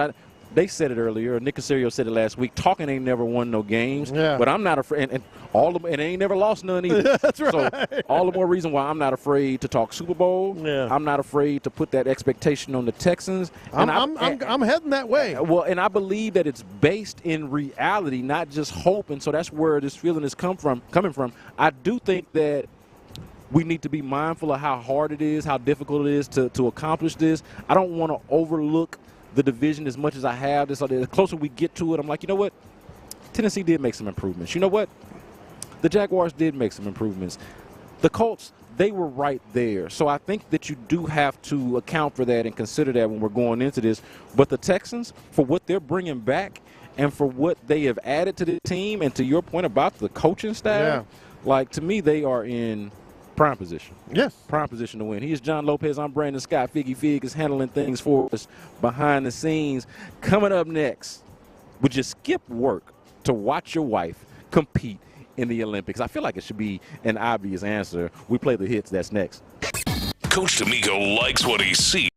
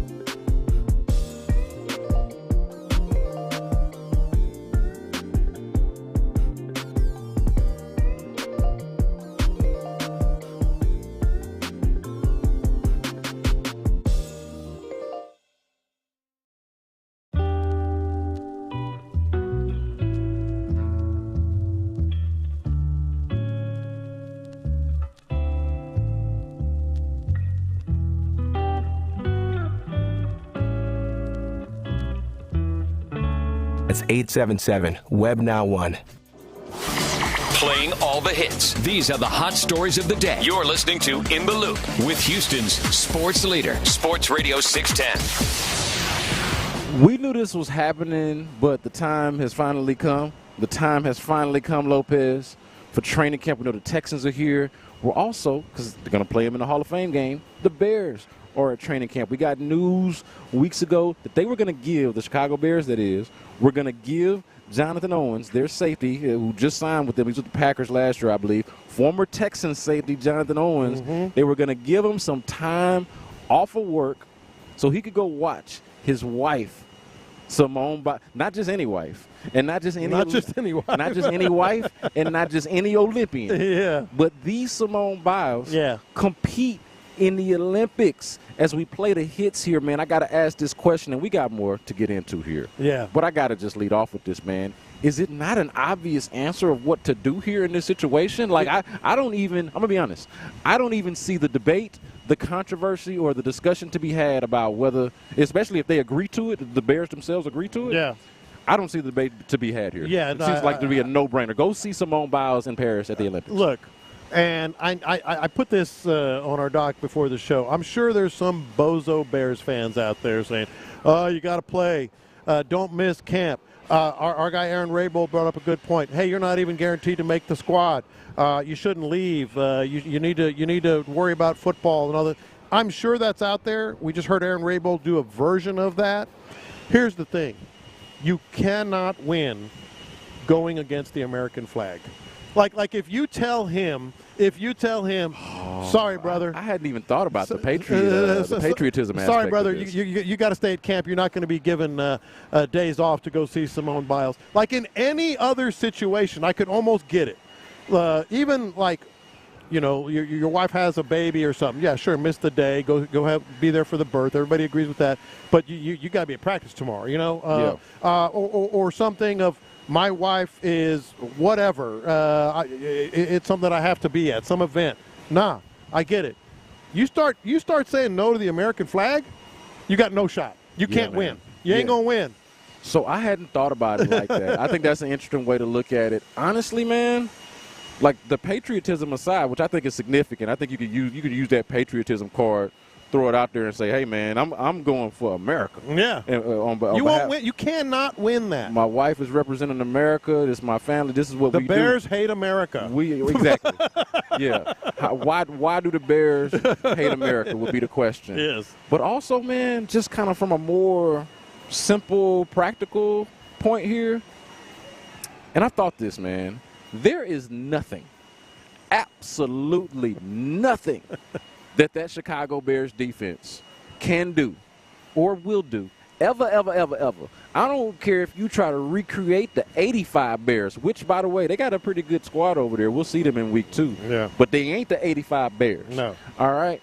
And so I don't care if they were recreating that. It ain't nothing that the Bears can do that's going to make me say that that's more important than Simone Biles at the Olympics. Take a little training camp and shove it. Take your whole little Bears season and shove it. If I'm Jonathan Owens, now that we married, we're not dating no more. We married, me and Simone Biles, and put pen to paper. I'm going to let them know, man, look, I'm glad y'all signed me. I appreciate the money and everything and the opportunity, but look, let me make y'all understand something here. This is my side job. This NFL thing, this playing safety for I'm not the primary breadwinner. Playing safety for the Chicago Bears. But he is the prize. He said he was the prize. He's the prize. He said he was the prize. But he ain't the primary breadwinner. That's for damn sure. He is her prize. Yes. He is her prize, and his prize is I ain't got to do this no more, man. I'm going to Paris, to Paris. Yeah, remember, that's where I'm headed. Remember Bill Swirsky? The Bears from Saturday Night Live. There are guys like that are still going to believe that. But Figgy, you cannot win going against the American flag. He ain't the primary breadwinner, and she's going to be making money for decades after he's out of the league. Just go to the Olympics, bro. How messed up would it be if he get cut, though? Well, it would be. But you know what? No skin off his nose. Like, what you mean? Like, go head over to the Olympics. You good? Don't worry about it. Oh yeah. By the way, you lost your job, buddy. And you know what I say? Oh, but I guess that's more time I get to spend with Simone Biles. Cool. Sounds good. Sounds good. Hey, look, I don't have no pride, man. Look, if I get Simone Biles, that is winning. That is playing for the Bears. Since 1985 has not been. Being with Simone Biles is. And as a texter said, he'd probably be picked up. He'd be somewhere. Yeah, no, he's done enough. He's a bubble player anyway. So how many years did he spend on the practice squad with the Texans? Like three or four before he finally made a 53-man roster and started that year. I think it was the Lovey year where he was actually out here. Yeah. So look, he is a borderline NFL player anyway. You know what? He ain't borderline. Simone Biles. Exactly. He that for real. You know what I mean? As we play the hits here. Also, man, we found this out as we were talking to Kamari Lassiter. And I hate that I did not ask Hannah about this, but she did speak to it. Cal and Hannah McNair talking about the roof damage. Been a few weeks now, but Hurricane Beryl left a couple marks over there on the NRG Stadium roof. This is what the chairman and CEO tandem, if you will, had to say about it.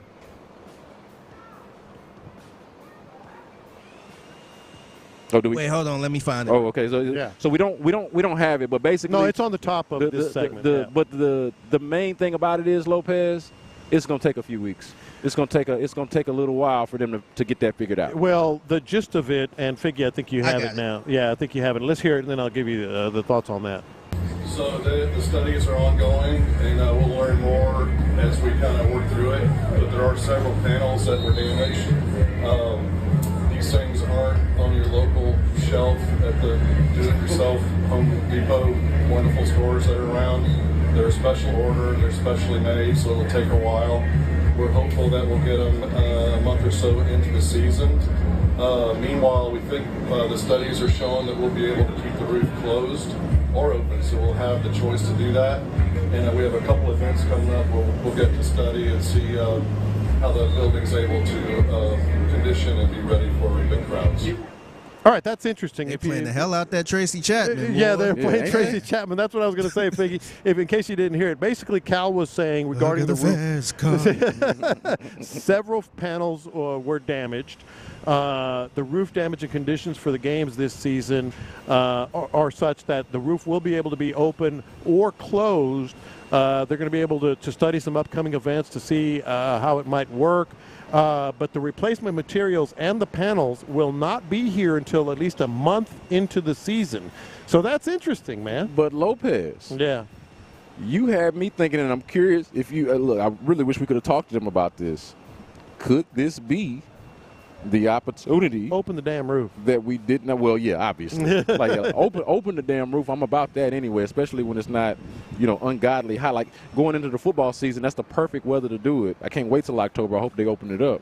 But could this be the opportunity to make them upgrades that you wanted them to make, man? To me, I'm trying to reconcile, hey, we're not going to have the material for a month with, hey, we're gonna be able to parlay this into some much-needed renovations at a 20-plus-year-old stadium. Oh, I think it's being filed away. Filed away for later. Yeah, I think it's definitely at minimum being filed away, along with everything else. We know the Astrodome story, some of the other upgrades that they need, and I say need to keep up with other NFL teams and the fan experience, because that's the thing that is always kind of downplayed, not talked about enough. Like, these NFL teams are doing everything they can to make the in-game atmosphere top-notch. Why? Because man caves. Because people at home oftentimes have better viewing experiences, better options. So they're trying to give you more things in-game that you just can't get at home. And so I think it's at minimum being filed away. At minimum, this is something that they're going to use when they do try to get those upgrades. It's really a good point, because I don't even have to make this a confession. I'll just say this in a moment of honesty here. If it wasn't for work, and I enjoy everything that we do at the stadium, if we weren't working the games, if we weren't in the press box, if we didn't have our suite, if we weren't expected to be there, I'd much prefer to experience NFL Sundays at home. Like, it is the thing that I like the most about the road games, and the fact that we don't travel. People ask me that all the time, like, hey, why don't y'all travel, or don't you want to go to the road games? And look, we have our engineers that go, but as far as like us going, I'm like, nah, man, I'm good going to the home games. I get my fix and the community and all of that. Get to do that half the year when we got the home games. And when we got those road games, I get to turn on that red zone. I get to double and triple screen it. I get to walk around in whatever I want to wear, do whatever I want to do. No, that's a big initiative around the NFL, not just with the Houston Texans. You're getting people out of their homes. Show me something that I can't see at home. Because if you spend $10,000, $20,000, whatever it is, on season tickets, there are people who would rather spend $10,000, $20,000 to have 300-inch screens, a bar in their man cave or living room or whatever, friends over, their own food that they choose, and enjoy the experience there. This is not lost on the NFL by any stretch. It's been something they've been talking about for years. So as the Texans try to upgrade everything here, that's what has to be in mind, Yeah, and the thing about it that they do have and their advantage is that you cannot, if you do it right, if you do it correctly, you cannot match or replicate the in-game experience. Exactly. You cannot do it. Now, maybe if the in-game experience ain't all of that, if your team ain't good, your facilities ain't upgraded and all of that, and somebody's like, you know what, I could pretty much enjoy this better at home, that's a different story. But if you can make it palatable for people to come out of their homes and actually experience your in-game experience, that is 100% something that you want to do. So I hope that they actually do get these do actually end up making this an opportunity to upgrade the facilities. Also, the Astros lost last night to the Oakland A's. This is their last series at the Oakland Coliseum, Lopez, but they were able to maintain the lead in the AL West. It's something, man, when the Astros are leading the division, but the Texans kind of have the attention of everybody. They kind of have everybody's minds, hearts, and attention right now. It just illustrates what this city is, and it's at its core, and it's a football city. Good news with the Astros, maybe. I don't know. We'll see if they're telling us the truth this time. Luis Garcia is throwing. That is good news. That is good news. That's good news, Lopez. We'll see how it plays out. Catch? No, he actually hit 91 yesterday. Don't ask followers figure he playing. He's throwing. He's throwing. Yeah. And Justin Verlander is scheduled, mind you, for another bullpen. We're going to see, because the Astros are going to tell us exactly what they think about these two dudes and their prospects as we get. What are we now? 7 days away from the deadline. Trade deadline. So they're going to tell us, because they're going to have to make a move if this doesn't happen. Yeah, and I'm just say this, man. If it comes down to it, I do not want to see Spencer Arrighetti out there pitching in the postseason. Yeah. Like, I really hope that between Luis Garcia, between Justin Verlander, obviously the hope in Lance McCullers has gone out the window. Yeah, that's gone. But between those two guys, Garcia and Verlander, I'm really hoping that they can give you something at the end of the season to where you're not relying on Spencer Arrighetti. But I think he's going to be a good piece of this rotation eventually. But right now, that is not somebody that I feel like is trustworthy, that they can rely on. So they absolutely need these guys to get right. Those are the hits on In the Loop. And coming up next, more training camp thoughts, fair expectations for Stefan Diggs. All of that is next on In the Loop, Sports Radio 610. What does Nick Caserio think of the outside expectations heading into training camp? I think that's for the guys at 610 to talk about on the radio. I mean, our expectations are have a good attitude, put a good foundation in place, be a great teammate, be resilient, and put the best version of yourself on the field each day. We've got you, Nick. Insider access, exclusive content. Sports Radio 610. The Texans play here. Your Odyssey Sports Minute is brought to you by Zadig.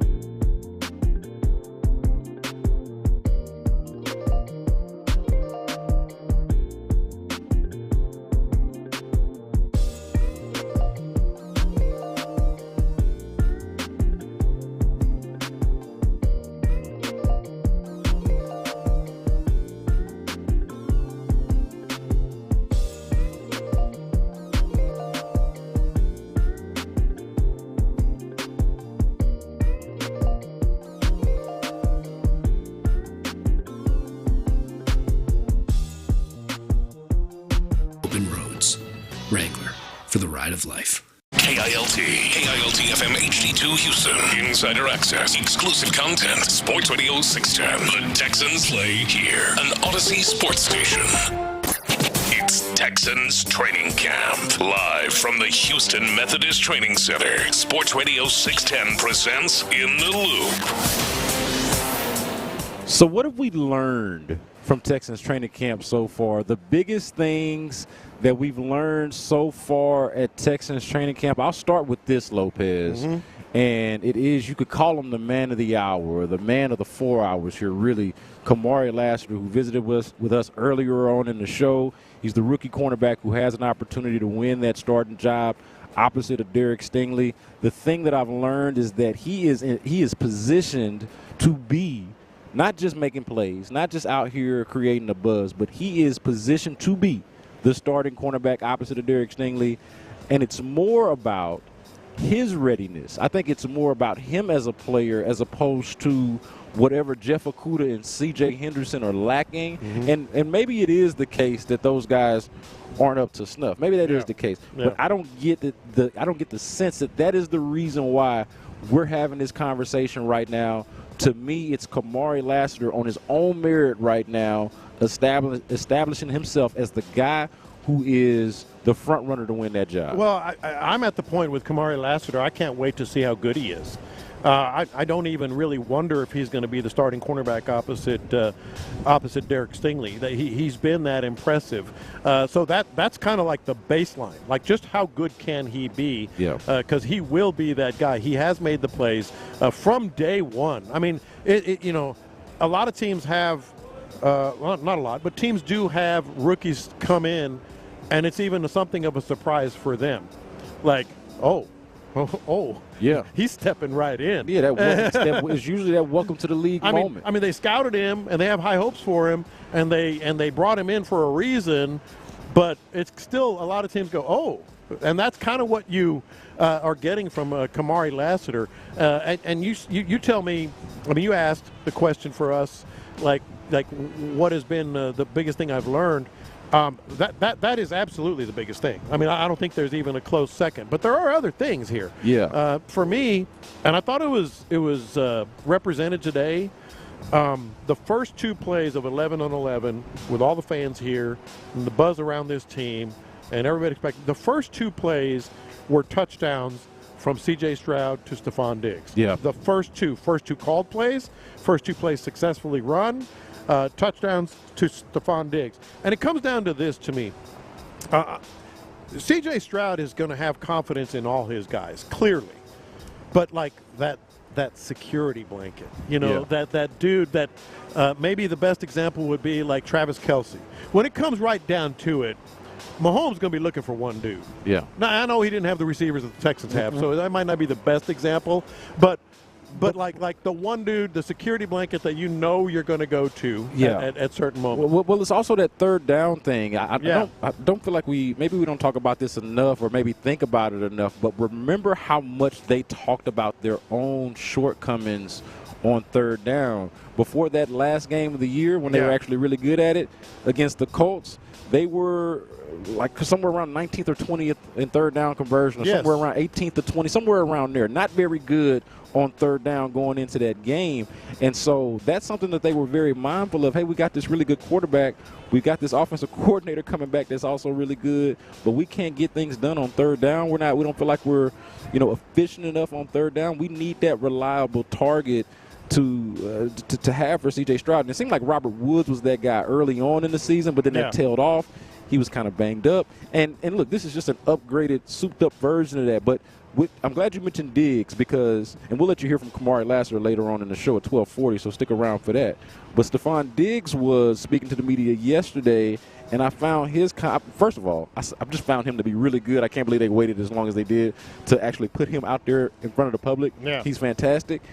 But this is what he had to say about going up against both Derek Stingley and Kamari Lassiter. It's got to make you feel good hearing this from Stefan Diggs.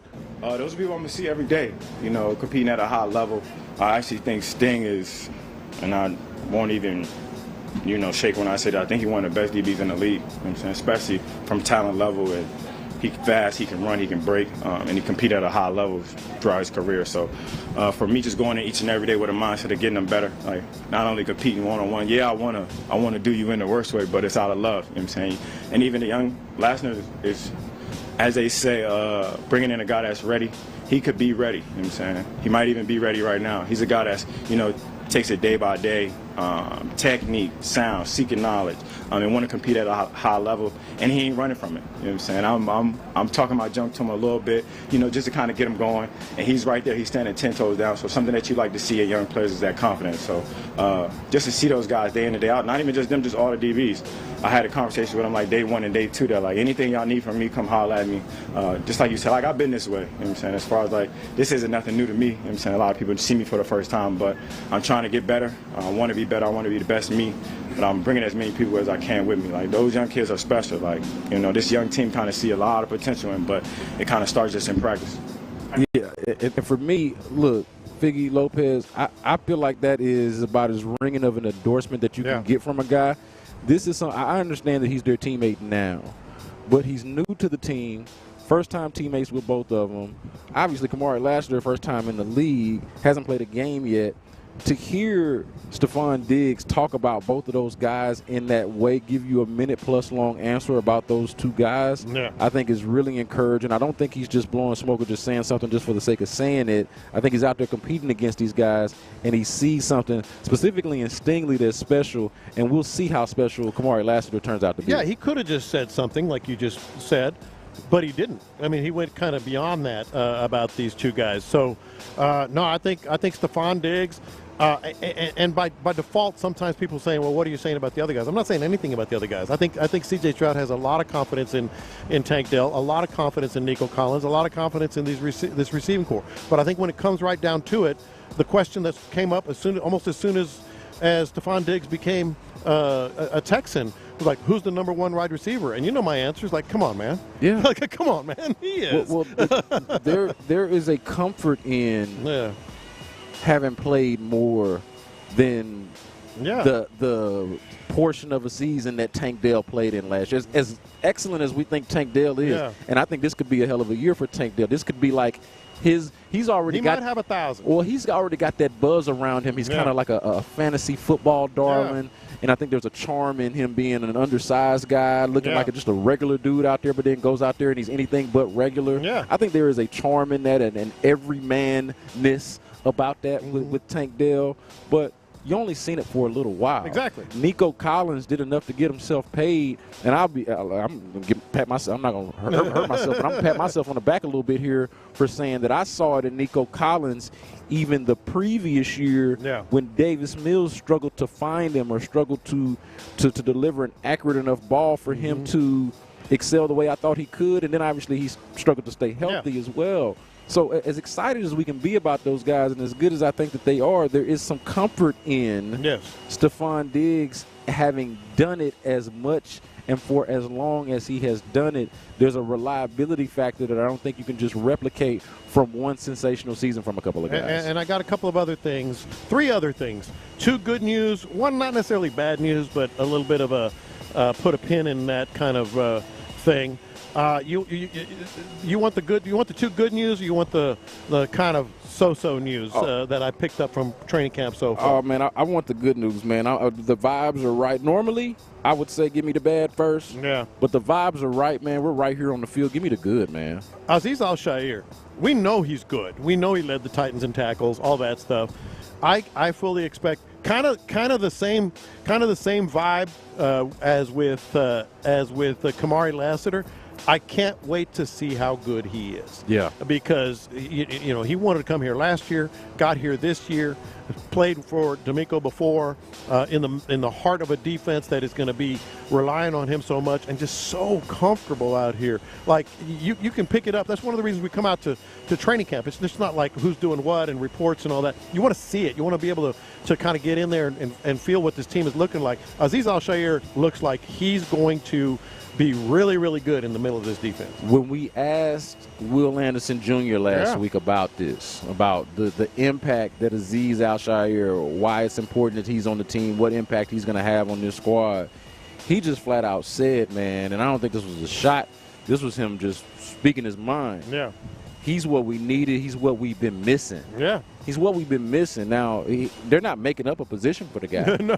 He's going to go play Mike linebacker, middle linebacker, just as old as the test of time. Like it is tried and true. There have been middle linebackers since the beginning of time. Yeah. He's played. There's been a middle linebacker. They are not reinventing the wheel here. He is a middle linebacker. They had middle linebackers before, but the upgrade, I guess what we're anticipating because of the excitement with Azeez and the connection with DeMeco, we want to see how that plays out.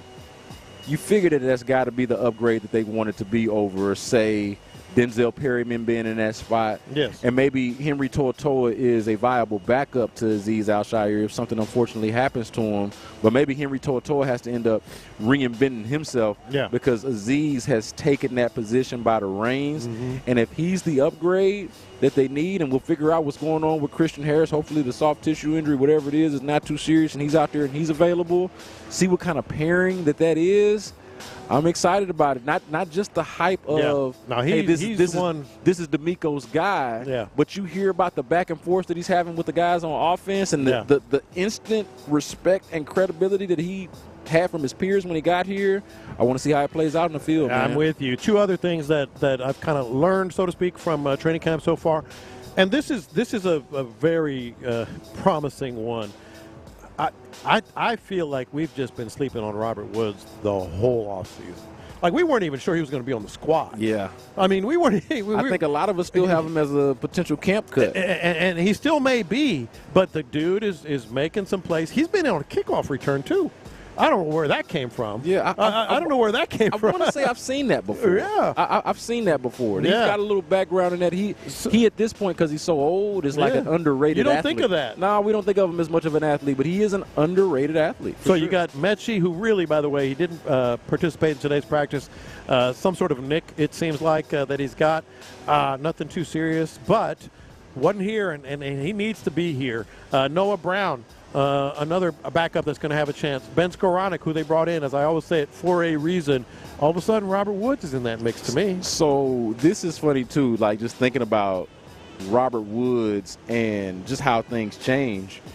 You remember the Rams obviously they had Cooper Kupp, but they made the decision to pay Robert Woods and keep Robert Woods over Brandon Cooks. Yeah. Which is how, if I'm not mistaken, how Brandon Cooks got here to begin with.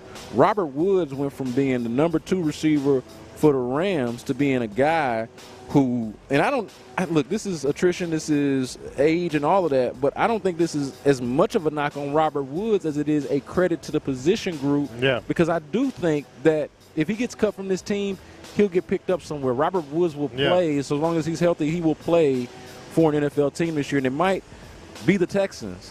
But the fact that he could be like last year, we were, hey, that's your number 1 receiver. Yeah. That might be your number 2 receiver. Hey, what is Nico Collins and Tank Dell actually? We didn't know. We weren't for sure. And so Robert Woods seemed like he might end up being that guy.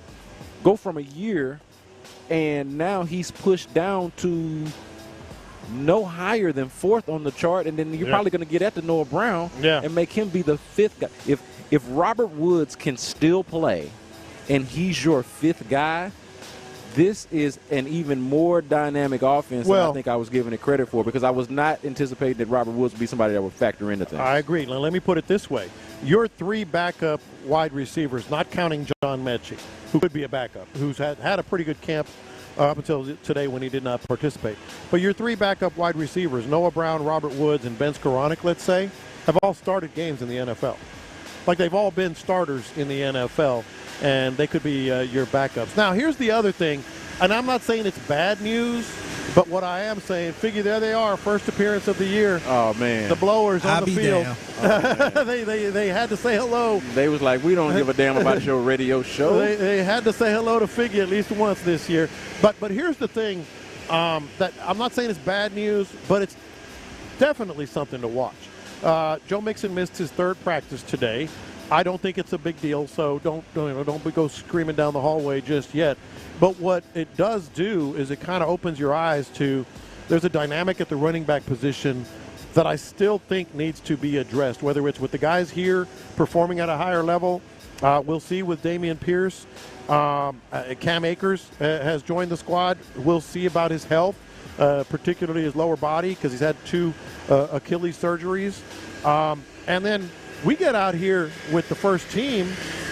Daria Gumbawale is with the first team. Yeah, that's got to be – I've been thinking more about that. That's got to just be more of a circumstance or condition. Red zone. Or – like, I don't think there's no way that's indicative of anything. But he might be a red zone guy, too. He could be a red zone guy. Particular set or whatever.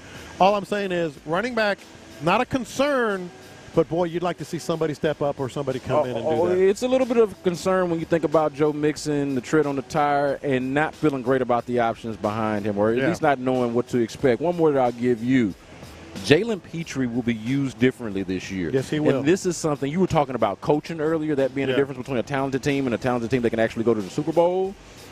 Man, I love the coaching decision. Yeah. To take Jalen Pitre and say, hey, we're going to use this guy at his strengths, the things that he's good at. We're not going to try to make him into a traditional deep safety. We understand that, hey, he is a better football player the closer he is to the line of scrimmage, the closer he is to making plays in the backfield, whether it's blitzing, whether it's playing nickel. He is a better football player the closer he is to the line of scrimmage, and I can appreciate and respect the fact that the Texans have recognized that, and I think they are going to play to his strengths. That is something that I've learned since I've been out here at training camp, and I'm pleasantly surprised. That was actually one of the names I was going to mention when we were talking about the coaching here, so I'm glad you brought it up. But, Jalen Pitre is going to be used in a different way. Yeah, man, and I can't wait to see it. This is a bounce-back year. We have talked about it. You know, a lot of those guys that are going into year 3 from that 2022 draft class are ones that we're really looking out for, see what their contributions are going to be to the team. He is John Lopez. I'm Brandon Scott. Figgy Fig is holding things down for us at the studio.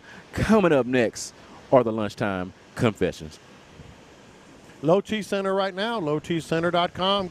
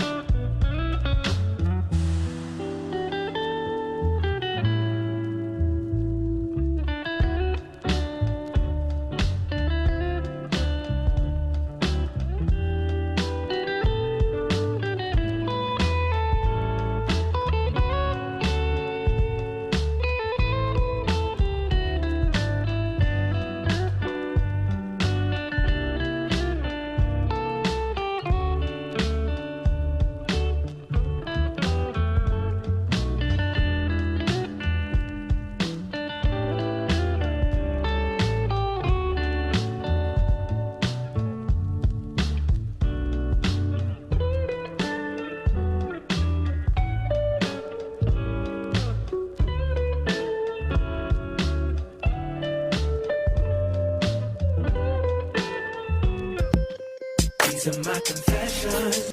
It is after 12:20, and you know what that means. It is time for our lunchtime confessions. The OG, John Lopez, kicks us off.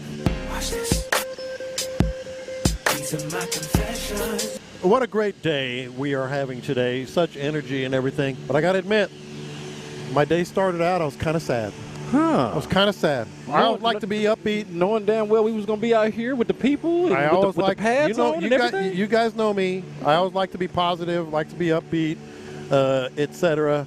But I'm driving over here at the Houston Methodist Training Center, Figgy, and I pass a truck that has about 15 fence posts, about 100 fence pickets, and I'm like, damn, go to my house. I still don't have my fence fixed. I've been trying from the hurricane.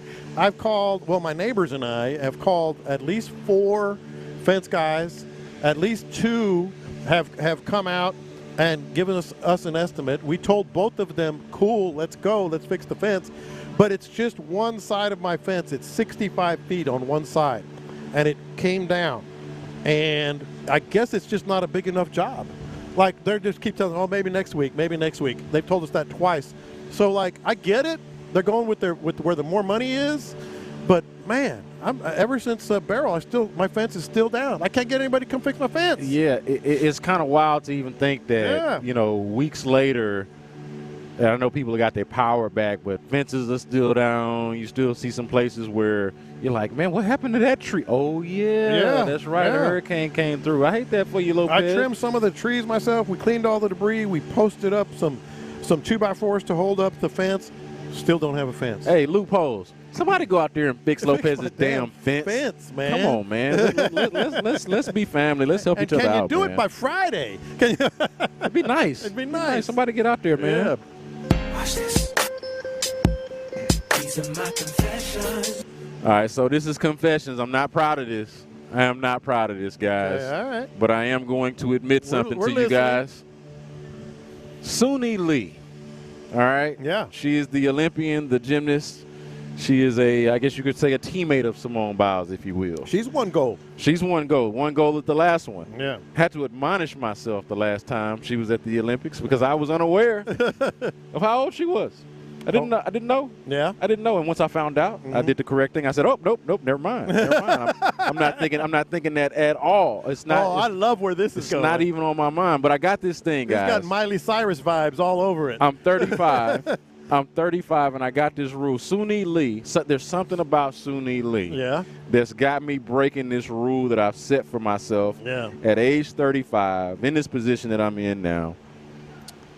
10 years older, 10 years. I got a 10-year window, younger and older, 25 to 45. Yeah. That, to me, is the proper window for your boy. Yeah. I feel like anything older than that is a little too old, anything younger than 25 is a little bit too young for my taste. One Suni Lee is 21 years old, and it's just something about that Suni Lee that's got my attention, man. I had to compare. I was thinking about it yesterday, and I like the way you put that. I said, you know what? I am going to confess my sin tomorrow on the show and let the people know I've had eyes on Suni Lee. Took my eyes off once I realized that it wasn't appropriate, but now it is. Yeah. I'm gonna break my own personal 10-year rule and admit to y'all, Suni Lee got my attention. I'm telling you, kudos to you. Like I said, like, who was the comedian that said everybody's been waiting out Miley Cyrus back in the day? Yeah, there were. That was even in a song, right? Yeah. The Young Money song, right, Figgy? Yeah. It was like, and it was like he was like in about 2. What did he say? 2 years, 3 years? It's like, boy, what are you doing? I know, man.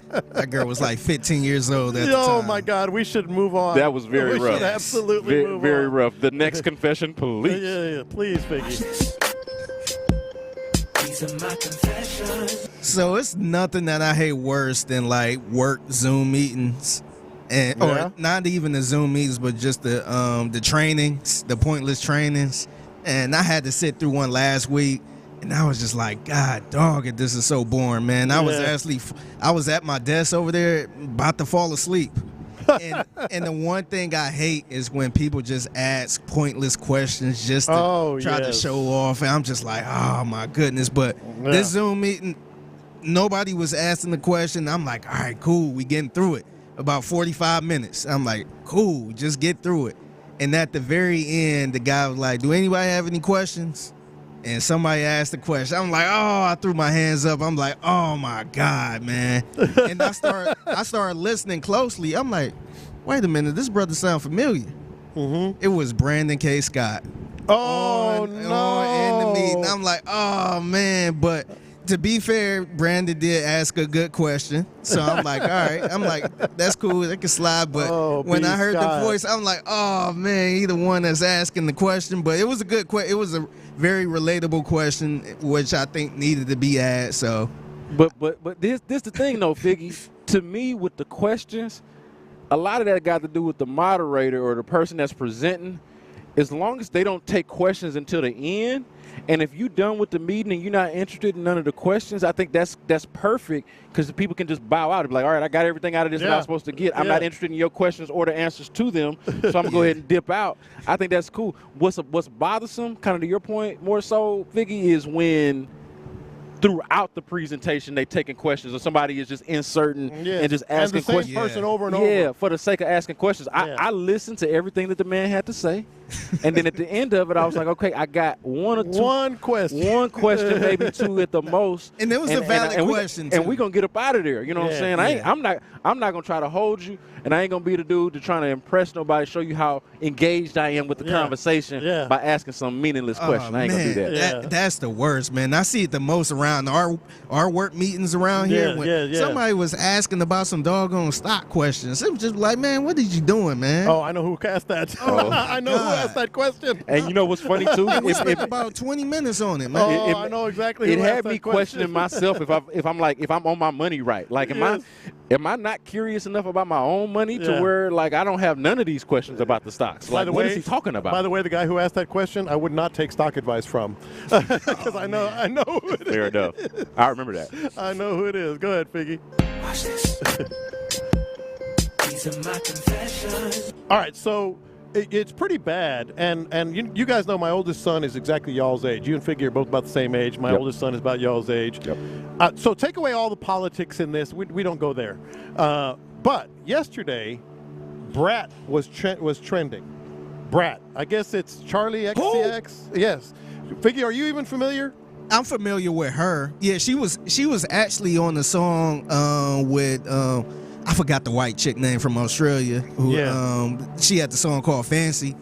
That I'm so fancy. The one that was with Nick Young. Iggy Azalea. Iggy Azalea. She was actually the one singing that hook. Okay, so the reason I'm confessing this is it's pretty bad when even your kids don't know what they're talking about. Yeah. Like the Gen Z, man.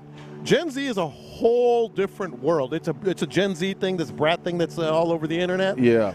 And I'm like, okay, well that makes me feel a little better and a little worse. Because Gen Z is an altogether different planet, even from y'all's generation. Yeah, I got more to report on this in Internet Going Nuts later on in the show, but let me just say this. I have never felt older than I did. Matter of fact, let me make this my last confession, Figgy. I got a confession off of Lopez's confession. Watch this. These are my confessions. So after we talked about this offline about the whole Brat thing, I'm trying to remember exactly. I guess it was us who first had this discussion. Yeah. I was in my Slack channel with the Houston Chronicle, and look, man, I remember I'm used to being the guy that's one of the younger guys on staff. That's my point. You know what I mean? Like, even my kids were like, what? Usually my bosses are older than me. Yeah. Like that has been my life forever. I am slowly transitioning in to not being that guy at all. I am slowly transitioning into being the old guy. I'm older than our boss here now. Yeah. Here at the station. And then at the Chronicle, in our Slack channel, man, I couldn't believe this. One of the bosses, who I am now convinced I am older than, wasn't sure, but she mentions it's so cringe how the old. She called them the olds. The olds. How the olds are discussing this, and I'm like, man, I don't even think I'm young enough to call old people The olds. The olds. I'm so old now that the olds are just old folks or old people. But I don't have no nickname for the olds. Yeah, OGs. But I don't really have no nickname for the olds. And it got me thinking, I was like, yo, and maybe this young lady doesn't view me this way because I don't think I'm much older than her. Yeah. But am I the olds? You're the old. I felt like the olds very much so in that moment. You are the olds, Figgy. Yeah, you know, I be feeling the same way where I be like, man, I don't know what this word is or what this trend is, but I was listening this morning to Payne and Pendergast, and Seth, I guess he never heard the term 10 toes down. Oh, I felt young again. Yeah. At that point, I'm like, I hope I'll never get to that point where I never heard the term 10 toes down, because I forgot who said it in the press conference. But nah, it was Stefan Diggs. I'm so glad you said this. Yeah. I'm so glad you brought this up, He said 10 toes down, and I guess that was his favorite term. And I'm like, hey, never heard of that. Yeah. Dude, not just that. He sarcastically said, I totally didn't have to look that up after. Bro, that was, and I didn't text him this, and I should have. I thought about it, and I saw both of them here at practice. I should have said this. And they've had a lot of old white man, middle-aged white guy moments on their show, and it's a great show. We obviously know that. But that was the most middle-aged white guy moment that they have had in a very, very long time on Payne and Pendergast. Seth Payne had not heard the term 10 toes down. Yeah. And Sean Pendergast only admitted to kind of having heard it a little bit, but hadn't heard it a lot. Yeah. And they sounded like the olds. Hey, their heads are going to explode if I mention Brat. Don't even. I can see the smoke coming out of their ears right now. Don't mention Brat. Hey, man, for as fine of a show that is, I was like, wow. You want to talk about being disconnected? You want to talk about being disconnected? That was incredible. Yeah. Those are our Lunchtime Confessions. He's John Lopez. I'm Brandon Scott. Figgy Fig is holding things down. We talked to rookie cornerback Kamari Lassiter earlier on in the show. We are going to let you hear that conversation again. That's next on In the Loop. What does new Texans linebacker Azeez El-Shaair think will define the defense this year?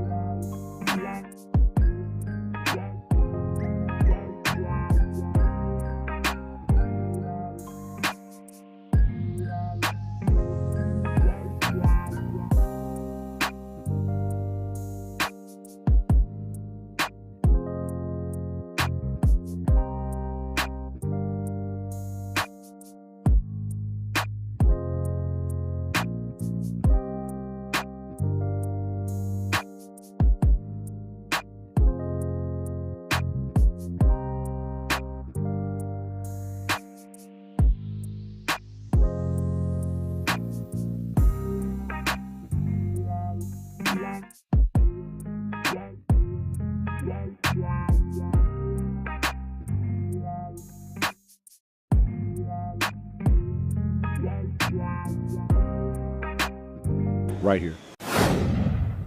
Second round rookie, picked out of Georgia, two-time national champion, out here competing, out here making plays, and he joins us now here in the loop. We're going to get this headset on and talk to one Kamari Lassiter. Kamari, you're here with Brandon Scott and John Lopez from In the Loop. First of all, before we get into anything, man, what is this like, man? You see all of this energy around. I know you come from a big-time program. You're a two-time national champion in college. You're not new to crowds, but what is this like for you, first-time pro, having an opportunity to compete and having all this energy around you, man? Man, it's amazing. It's just a blessing. In college, we don't get open practices like this with the fans. So, it was electric out here. It felt like game day. So, came out here with my teammates, a lot of energy, and we just had a good day. So one of the things from kind of listening to you over the last couple of months or so, I heard you say that the way you knew that you could play in the NFL was your first practice at Georgia when you were practicing with and against guys that you knew were going to the NFL. That was what gave you the confidence to say that you knew you could be an NFL player. Mm-hmm. I'm curious if it's a similar dynamic here in the NFL as you play against guys who are not only in the league but have succeeded in the league, like Stefan Diggs, for example. Nico Collins and Tank Dell are out there. The way you practice against those guys, does that tell you something about how you're going to fare in the league even as a rookie?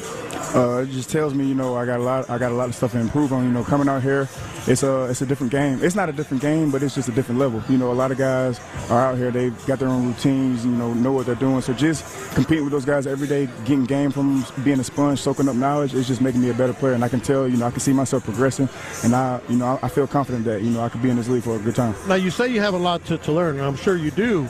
But you came in and minicamp. You were out there one-on-one with Stefan Diggs and everybody else. It's supposed to be overwhelming. You're supposed to be able to have to adjust to this, but you haven't. What do you credit that to, that you've come right in and stepped on into the lineup? I would say, first I credit, God. Honestly, he's just, blessed me to keep my head on straight and be able to, lock in, and whenever the time is right for me to be able to do what I need to do. And then, also I would say at Georgia, Coach Smart prepared me for a lot of things, for the league.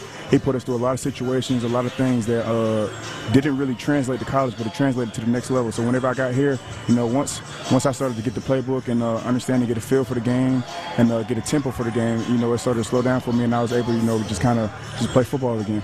What is the biggest difference? You talked about it being not necessarily a different game, but a different dynamic because, everybody's got their routines, everybody's a pro already. What would you say has been the biggest adjustment for you? And it looks like you're well adjusted, but what's been the biggest part of it? The biggest adjustment would be not thinking out there. Whenever you're on the field, you don't have time to think, because if you think for a half second, those receivers and the quarterback, C.J. Stroud, he's going to get that ball where it needs to be. The receivers, Stefan Diggs, Tank Dell, Nico Collins, Mechie, all those guys, they're going to be where they need to be. So if I take one extra second to think without knowing what I'm supposed to be doing, that's a lost rep. You're in competition with guys as well as Okudah, Henderson, all that. So, but they're also helping you. To talk about that in terms of this defense and what DeMeco expects from you as a cornerback that maybe he's going to step in and be a starter. I feel like it's healthy competition. We all understand what's the task at hand, but it's not like no underhand or anything. It's just may the best man win. You just come in, you put your head down, you go to work, and just give each other the game. Just be a sponge. The guys came in and they accepted me for who I am, and since day one, they've embraced me. Taught me the ins and outs of the league, of the game, and I'm extremely grateful. I love playing with the guys I play with, and I'm blessed. One other thing real quick, because I'm not gonna deny that this thought crossed my mind too. You're coming into the draft, you get picked, people start talking about 4.6, 4.6, 4.6, what 4.6, and I'm in there. I'm not gonna lie. I said, well, that in the NFL, 4.2, 4.3 goes a long way. But you've shut that down. What were your thoughts about that whole dialogue and then coming in and shutting it down? I really didn't pay any much attention. Everyone who knows me and myself knows that I can run with whoever's in front of me. That's how I look at it. My speed is your speed. So, so you run a 7.5? Hey, no. Look, I'm glad you said that, Kamari, because look, I thought about this. I thought it would have served you better if they just put somebody out there with you. To hell with all of that running track stuff because you're a football player.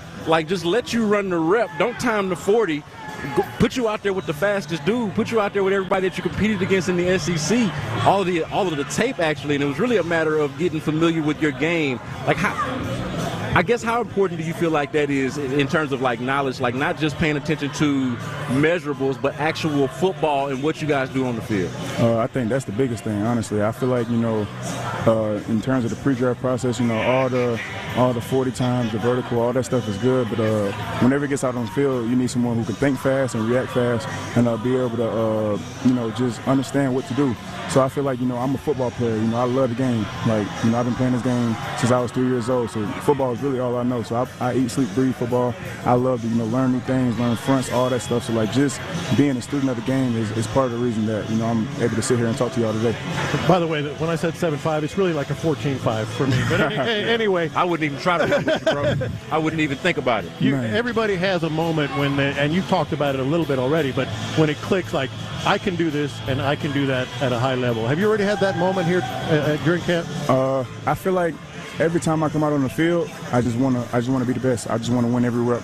So I just feel like me stepping on the field, that's my moment where I'm like, I don't have a choice, in my opinion. Like, I don't have a choice. I'm already here. There's no whether I can or can't.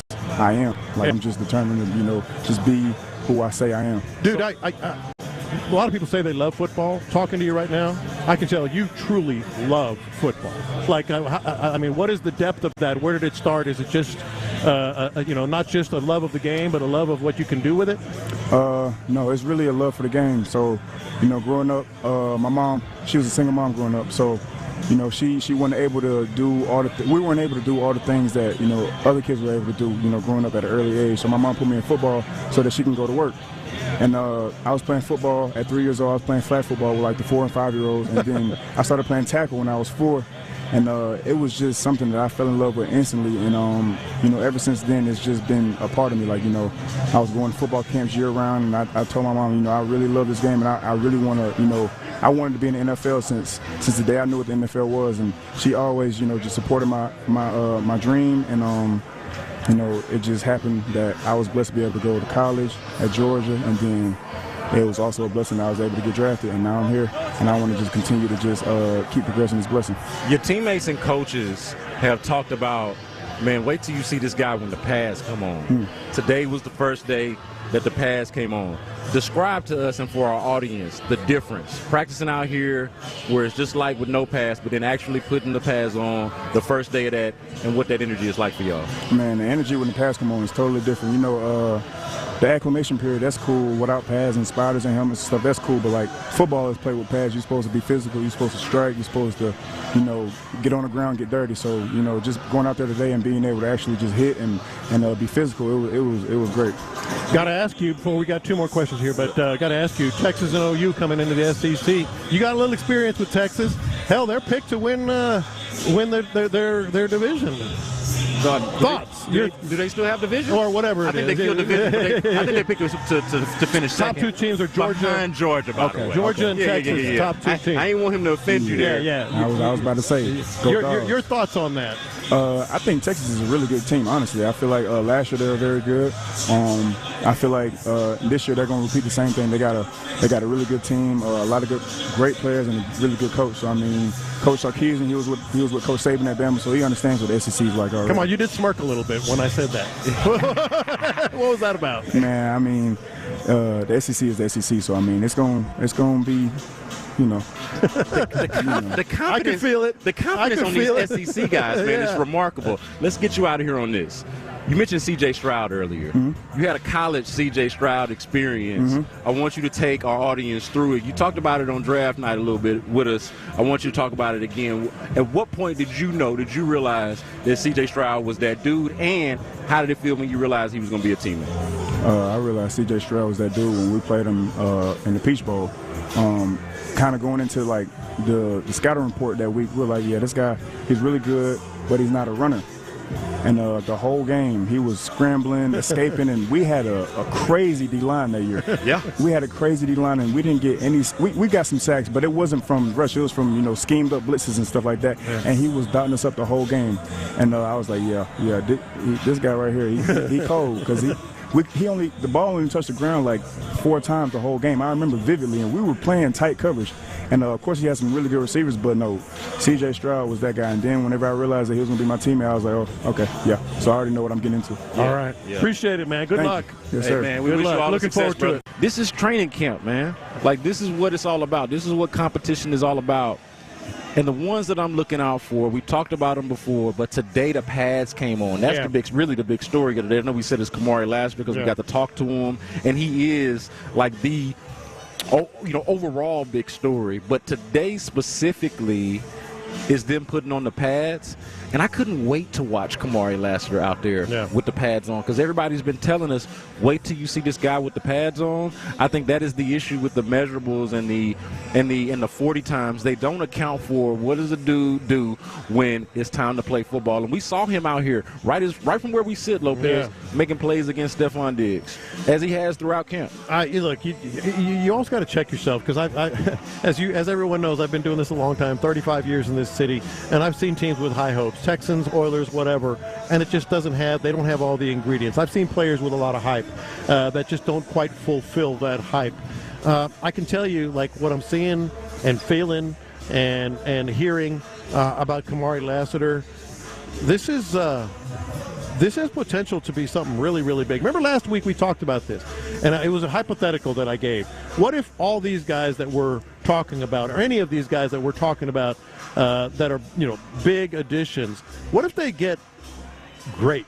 Dude. What if they play at a high level? Man. Don't threaten me. Don't threaten me with a good time, Lopez. Not just. Who do you think you are, man? You over here trying to threaten me with a good time? I am. Don't do it. I am. What if it's not just they fill the role and they play the position and they start? What if they're great, or at least really, really at a higher level than we all expected? I fully expect Kamari Lassiter. He's done it already in a short amount of time. I fully expect Kamari Lassiter to be the leader in the clubhouse, so to speak, to be that guy. Yeah. Like, you got Derek Stingley, you got Kamari Lassiter, pick your poison kind of thing. So, for me, I think a lot about, when we talk about Kamari Lassiter and Derek Stingley, I think a lot about how the Texans have tried to address this position in the past. Yeah. And I know it's Nick Caserio. Derek Stingley was his first round pick. Yeah. His first round pick since he's been here. So it's not a lot of evidence of how they've addressed the position before him. I mean, since he's been here, before Derek Stingley. And now we got Kamari Lassiter. But we just think about over the years how they've tried to piece it together, and now the potential. We already knew that Derek Stingley had the potential to be great. It's just a matter of staying healthy. Yeah. This guy Kamari Lassiter is someone who tends to be available, at least from his college tape. He tends to be available, and now it's a matter of, all right, he was really, really good in college. Yeah. How good can he be? Yeah. Is the difference between what he was in college and what he can be in the pros negligible? Because if it is, you're talking about, a high level opposite cornerback of Derek Stingley, man. I think it's a really big deal. And in some cases, and I think C.J. Stroud is one of these guys. You can be great in college, but your game translates to the NFL even better. I think that's what I was trying to get at. Yeah, that's better. That's a better way to say it. That was Texas cornerback Kamari Lassiter. Enjoyed that conversation. Coming up next on In the Loop, it's Around the NFL. Don't miss it on Sports Radio 610. Coach DeMeco likes what he sees from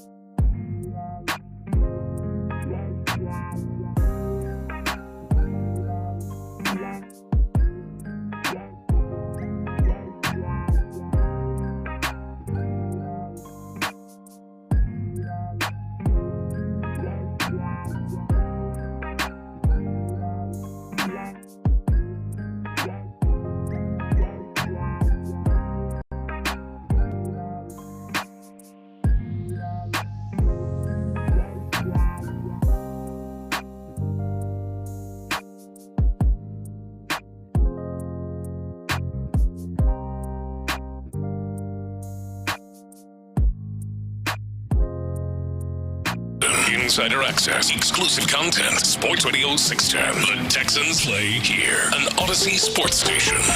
Let's go around the NFL.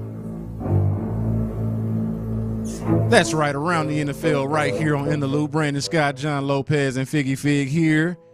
And Lopez, I am really curious about how this is gonna play out with the New York Jets. The NFL news of the day, or at least what I got this morning before I got the Texans training camp, was that Hassan Reddick, the edge rusher that the New York Jets traded for from the Philadelphia Eagles, is not reporting to training camp. They are in a contract dispute.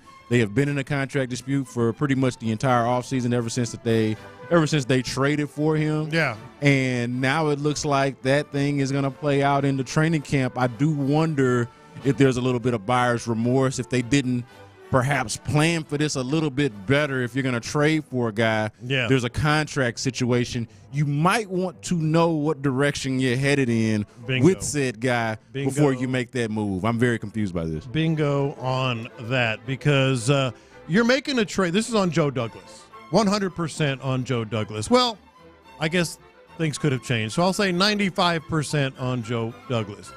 You make a deal, you go into it with your eyes wide open. You know what you're going to do. You know there's going to be a contract involved, Or if there's not, you know that. They had to have known this.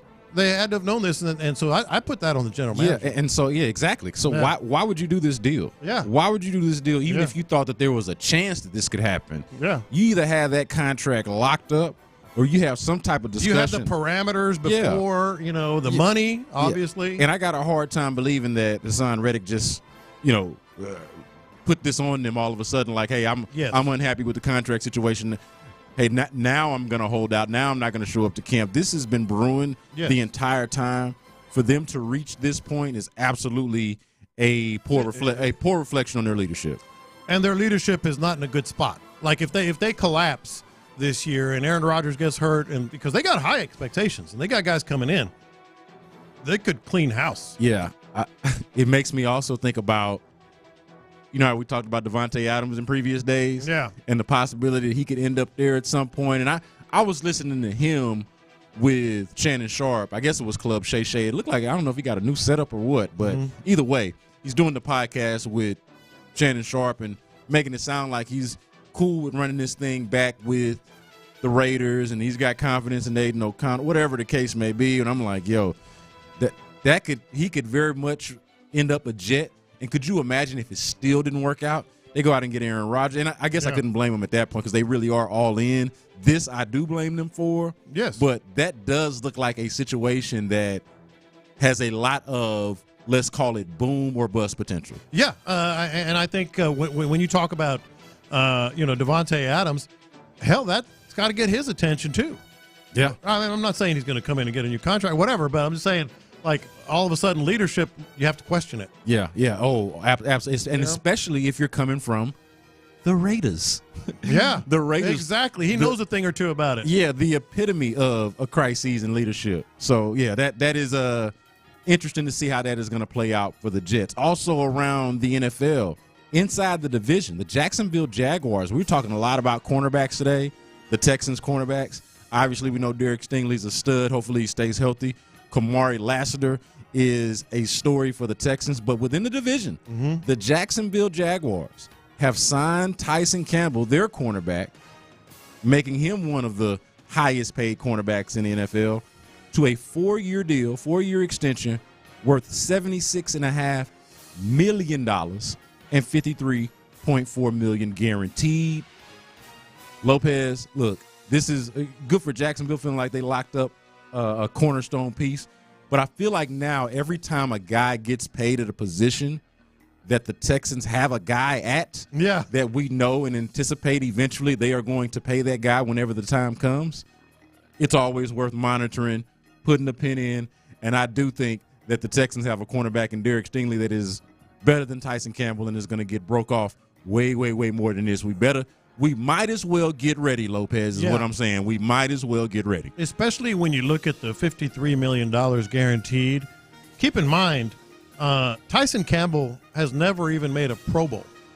He's a good cornerback. Yeah. Well, but he's not $53 million. When I saw it, Lopez, and I saw it before I saw the figures, just at the Jaguars. You're thinking cool. They will. I just saw Campbell in the headline. I was like, oh, did they bring back Calais Campbell? No, Calais Campbell. Like, I didn't even know. I was like, oh, yeah, they got Tyson Campbell. He's good. Yeah. But he's never made a Pro Bowl. He's getting 53 guaranteed. Man, it just really just goes to show you what kind of money is being made out here, man. And absolutely, I bet you I know who definitely took a look at this. Maybe not Kamari Lassiter yet, but Derek Stingley got an eye on this. Oh, you're darn right he does. You better believe that he's counting. He's like, so I'm going to have at least $60 million, 70. Because, it stands to reason he'll make a Pro Bowl if he stays healthy. Oh, man, could you imagine that? Yeah. Is this what y'all think? Is this Derek Stingley, if you had to call your shot right now as we go around the NFL here on In the Loop, you had to call your shot right now. We talked a lot about Kamari Lassiter, talked to him earlier in the day. But Derek Stingley, CB1, call your shot right now. Is this Pro Bowl season for Derek Stingley Jr.? I think so, yes. I think it's all pro season, man. If he stay healthy. You went there before I could. Yeah, all pro. I think it's a must. I think it's locked that he's a Pro Bowler. To me, that's a little more easy. If he just stays healthy, yes. If he's healthy, if he played, let's say 14, 16 games, all pro for sure. Yeah. He is probably the one we debate a lot of times who's the most important player or, a lot of different angles that we can take on this. but he is definitely the one of, I feel like of all the players on this team, he is the one guy who, if he doesn't make a Pro Bowl. Yeah. And I'd even go, I'm with you, Figgy, on the All-Pro, like taking it a step further.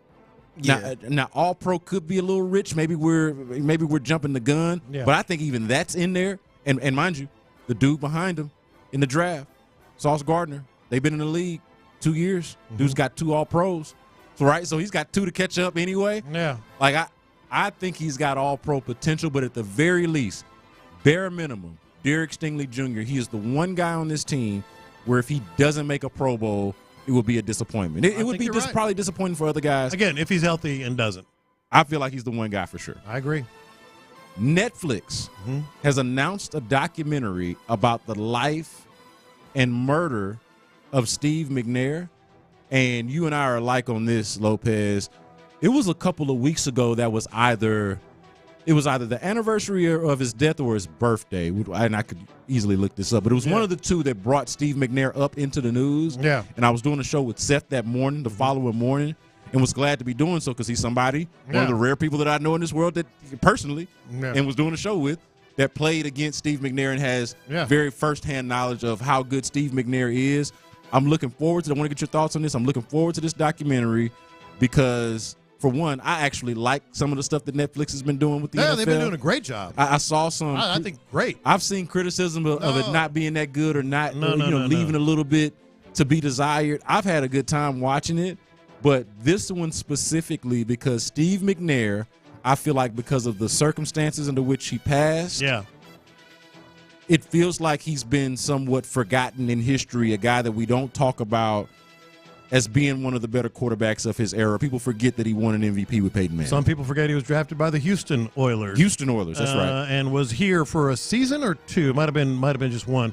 But the thing about this story that is so intriguing, it's one of those stories that has begged for a documentary for years. Yeah, man. Because it's we so gotta get bizarre. answers. There's never, and people use that word closure a lot. And I don't even know if closure is the right word in this case, but like you've never gotten closure on what the hell exactly happened. Oh, they said murder, suicide. Dude got shot twice in the chest while he was asleep. Like murder, suicide tends to be something that there was an argument, there was, something going on in the, and maybe they're going to reveal this, in the background that nobody knew about. Some of the things going on. He was ambushed. He was ambushed. He was asleep, got shot twice in the chest. Yeah. Like I'm in on this. Yeah, I got to know more, and it's not even to be like messy or salacious. It's just the fact that I want to find out more. No, it's really interesting. It was actually a podcast about this called I want to say A Fall of a Titan. It was really good, man. I was really locked in, and it was talking to all type of people. It's definitely a lot more going on than you think. Yeah, there has to be. Now you got me, and they kind of make it start bringing up conspiracies and all that stuff, man. Yes. Fall of a Titan, you say? Yeah. Fall of a now Titan. you got me bookmarking that. No, it's a really good podcast, man. It's one of the things that I look forward to. This is a little inside baseball for y'all, but when 2:00 hits, before we start working on the next show, I like to do something to unwind. Yeah. Something that is I didn't going to even be know that existed. unrelated. No, I actually listened to it. It was a couple years ago, man. Give me the name again. Fall of a Titan. Fall of a Titan. I'm in. I'm in for this documentary. I'm going to check out the podcast. This is a story that I don't feel like I know enough. I was in college when this happened and was just shocked by it. And I guess I haven't done read whatever reporting is behind it beyond just the initial breaking news and all of that. But yeah, I want to see what they do with this. Both I want the story, and I'm also, from a media standpoint, intrigued by how Netflix covers this, how they handle it. It was just one of the more bizarre stories that you never got, like I said, that closure, that finish line, so to speak, an explanation of everything that happened. So, yes, totally with you. Lopez and Figgy, could I interest you fellas in an 18th game, in an 18-game NFL season? Can I interest you in more football? Apparently, the NFL Players Association and the league have had discussions at a very high level over potentially adding an 18th regular season game to the schedule. And this is according to the NFLPA's executive director, Lloyd Howe. He told this to the Washington Post. I got to be honest. I am here for more football. Yeah. But I feel like they just went to a 17-game season like a few years ago. Well, this is happening rapidly. Look, it's been rumored, it's been talked about, but now we're getting a report from the Washington Post that they already have had high-level discussions about it. As you mentioned, NFL PA Director Lloyd Howell left the door open that an agreement could be reached before the current CBA expires. So it's happening. It's going to happen. It's been rumored, and now they're talking about it. My only thing with the 18-game schedule, of course I'm going to watch. Yeah. Of course we're going to be all in. No, we're going to protest. But it really is asking too much from these guys, man. You got to shorten the preseason to virtually nothing in order to make it work, like maybe one. Yeah, that's what I was going to say. I'd be down if the preseason was down to like maybe 1 or 2 games. Maybe one. Because, I mean, it's just not normal, man. It's just not healthy. It'll be a guilty pleasure. Yeah, I'm going to watch. And if I'm being honest, it'll be more pleasure than guilt. Yeah. Right? Like, I am uncomfortable with the exact point you just made, that they're asking a lot. Mm-hmm. And they're not just asking a lot, but it feels – I might be being kind, slow pedaling this. It feels a little greedy and inconsiderate. You think? Right? Like, it's just like, let's fatten our pockets. The NFL greedy? Let's fatten our pockets. Greedy, but also like NFL greedy? Greed is one thing, yeah. But this is such an obvious and transparent example of greed at the expense of, to me, the safety and well-being of their players. Absolutely. And the fact that over the last, let's just call it decade or so, they've made such a concerted effort to spin that narrative as if they are a league that is more concerned. And I think they've done some good things, don't get me wrong. Yeah. That show some level of care for the players. But this is just, to me, a disregard for that. This is, to me, also exploiting our love and lust for football. Yes. Because to our earlier points that we just made here, we're going to watch it.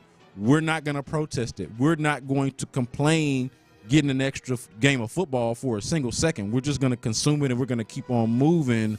Meanwhile, I feel like the residual effect is going to be a little bit more lasting and more impactful, I think, on the players. I was going to say, I wonder how many games they're going to get to where they say, you know what, this is max. We can't go no more games. Oh, yeah. Are they going to get to 19? Are they going to get to 20 at some point? Because I agree with you. I do feel like eventually this is a lot. I'm gonna watch, of course, but yeah, man, just imagine a 20-game season. And you know what really is kind of stinks is the NFL always like throws the Players Association a bone.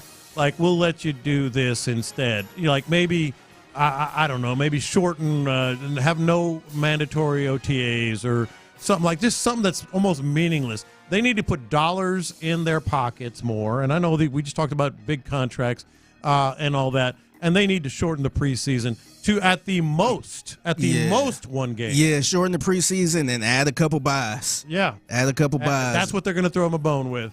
We'll give you another buy. The other part of this, and we just saw it today. Like, they went pads today for the first time. They had a real lively little scrimmage, red zone, and others. You don't need preseason. You don't need it. Do what they're doing now all across the NFL, and have one inter-squad day, a couple of days of practice, like the Texans are going to do with the Rams, and that's it. That's all you need. If you're going to keep if you really care about these guys and head injuries and all this other stuff, you got to give them that. Well, and I think especially like the other side of not needing preseason is, I mean, just look at how they treat it. Look at how they treat the preseason. They treat it as if it is like a road hazard or a speed bump. Yeah. They want to kind of carefully go over it, or if they're, you know how you sideswipe a speed bump if there's enough room. Like, they don't really. It's there. Yeah. And they've got to face it and encounter it. Yeah. But at every turn, I mean, think about it. When the preseason comes, and ours obviously is coming, for us here locally, is going to come here early. But what is a talking point for every single NFL market? Especially if there's not a huge track record with the coach, or if there's a lot of new players. Yeah. How many reps are your starters going to get? Are they going to play a full game? Are they going to play a half? Yeah. How much can we expect? Well, we've seen it over the last couple of years. Yeah. They get fewer and fewer. They play maybe a series in the second preseason game. Yeah. And that's about it, like with everybody, like maybe a couple of reps here and there.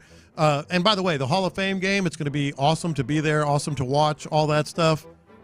You ain't going to play nobody in that game. Yeah, you ain't going to play nobody in that That's probably going to be the worst preseason game out of them all. Yeah. It has not become, until you just mentioned it, Lopez, it has not become much of a talking point just yet. But as we get closer to that game, when we start talking about this thing next week, that will be something that will come up. Jackson Janke starting at wide receiver. Hey, here we are. What was my man named number 81? Cephas. ISO Cephas. You know what I'm saying? There's your starting wide receiver. There you go. Get it to my man. Get it to my man right there. Maybe that's why he was out there having so many conversations. At least I'm playing in Canton. Hey. Oh, yeah. There is that. There is that. Yeah. That is around the NFL here on In the Loop. Coming up next, the internet is absolutely going nuts. You don't want to miss that on Sports Radio 610. What does Nick Caserio think?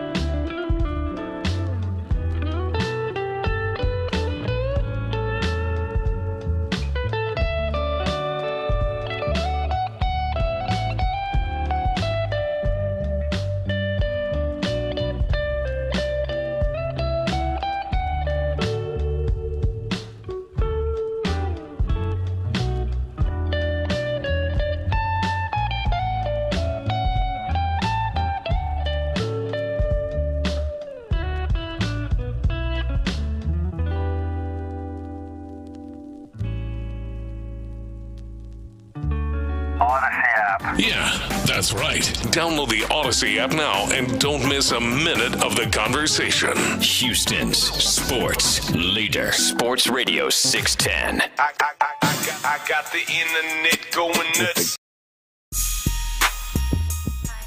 Internet going nuts here on In the Loop. Brandon Scott, John Lopez, Figgy Fig here. And man, we saw this. We must have seen this at the same time because I go to put it on the dock, and sure enough, Lopez is already talking about it. Michael K. Legend.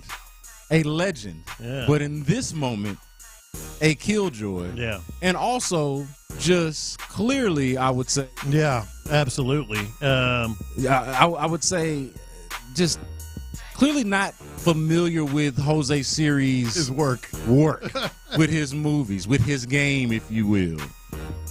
Jose Siri hit a home run, and they're down. They were down 4-0. Down 4-0 at the time to the Yankees. The solo shot makes it 4-1.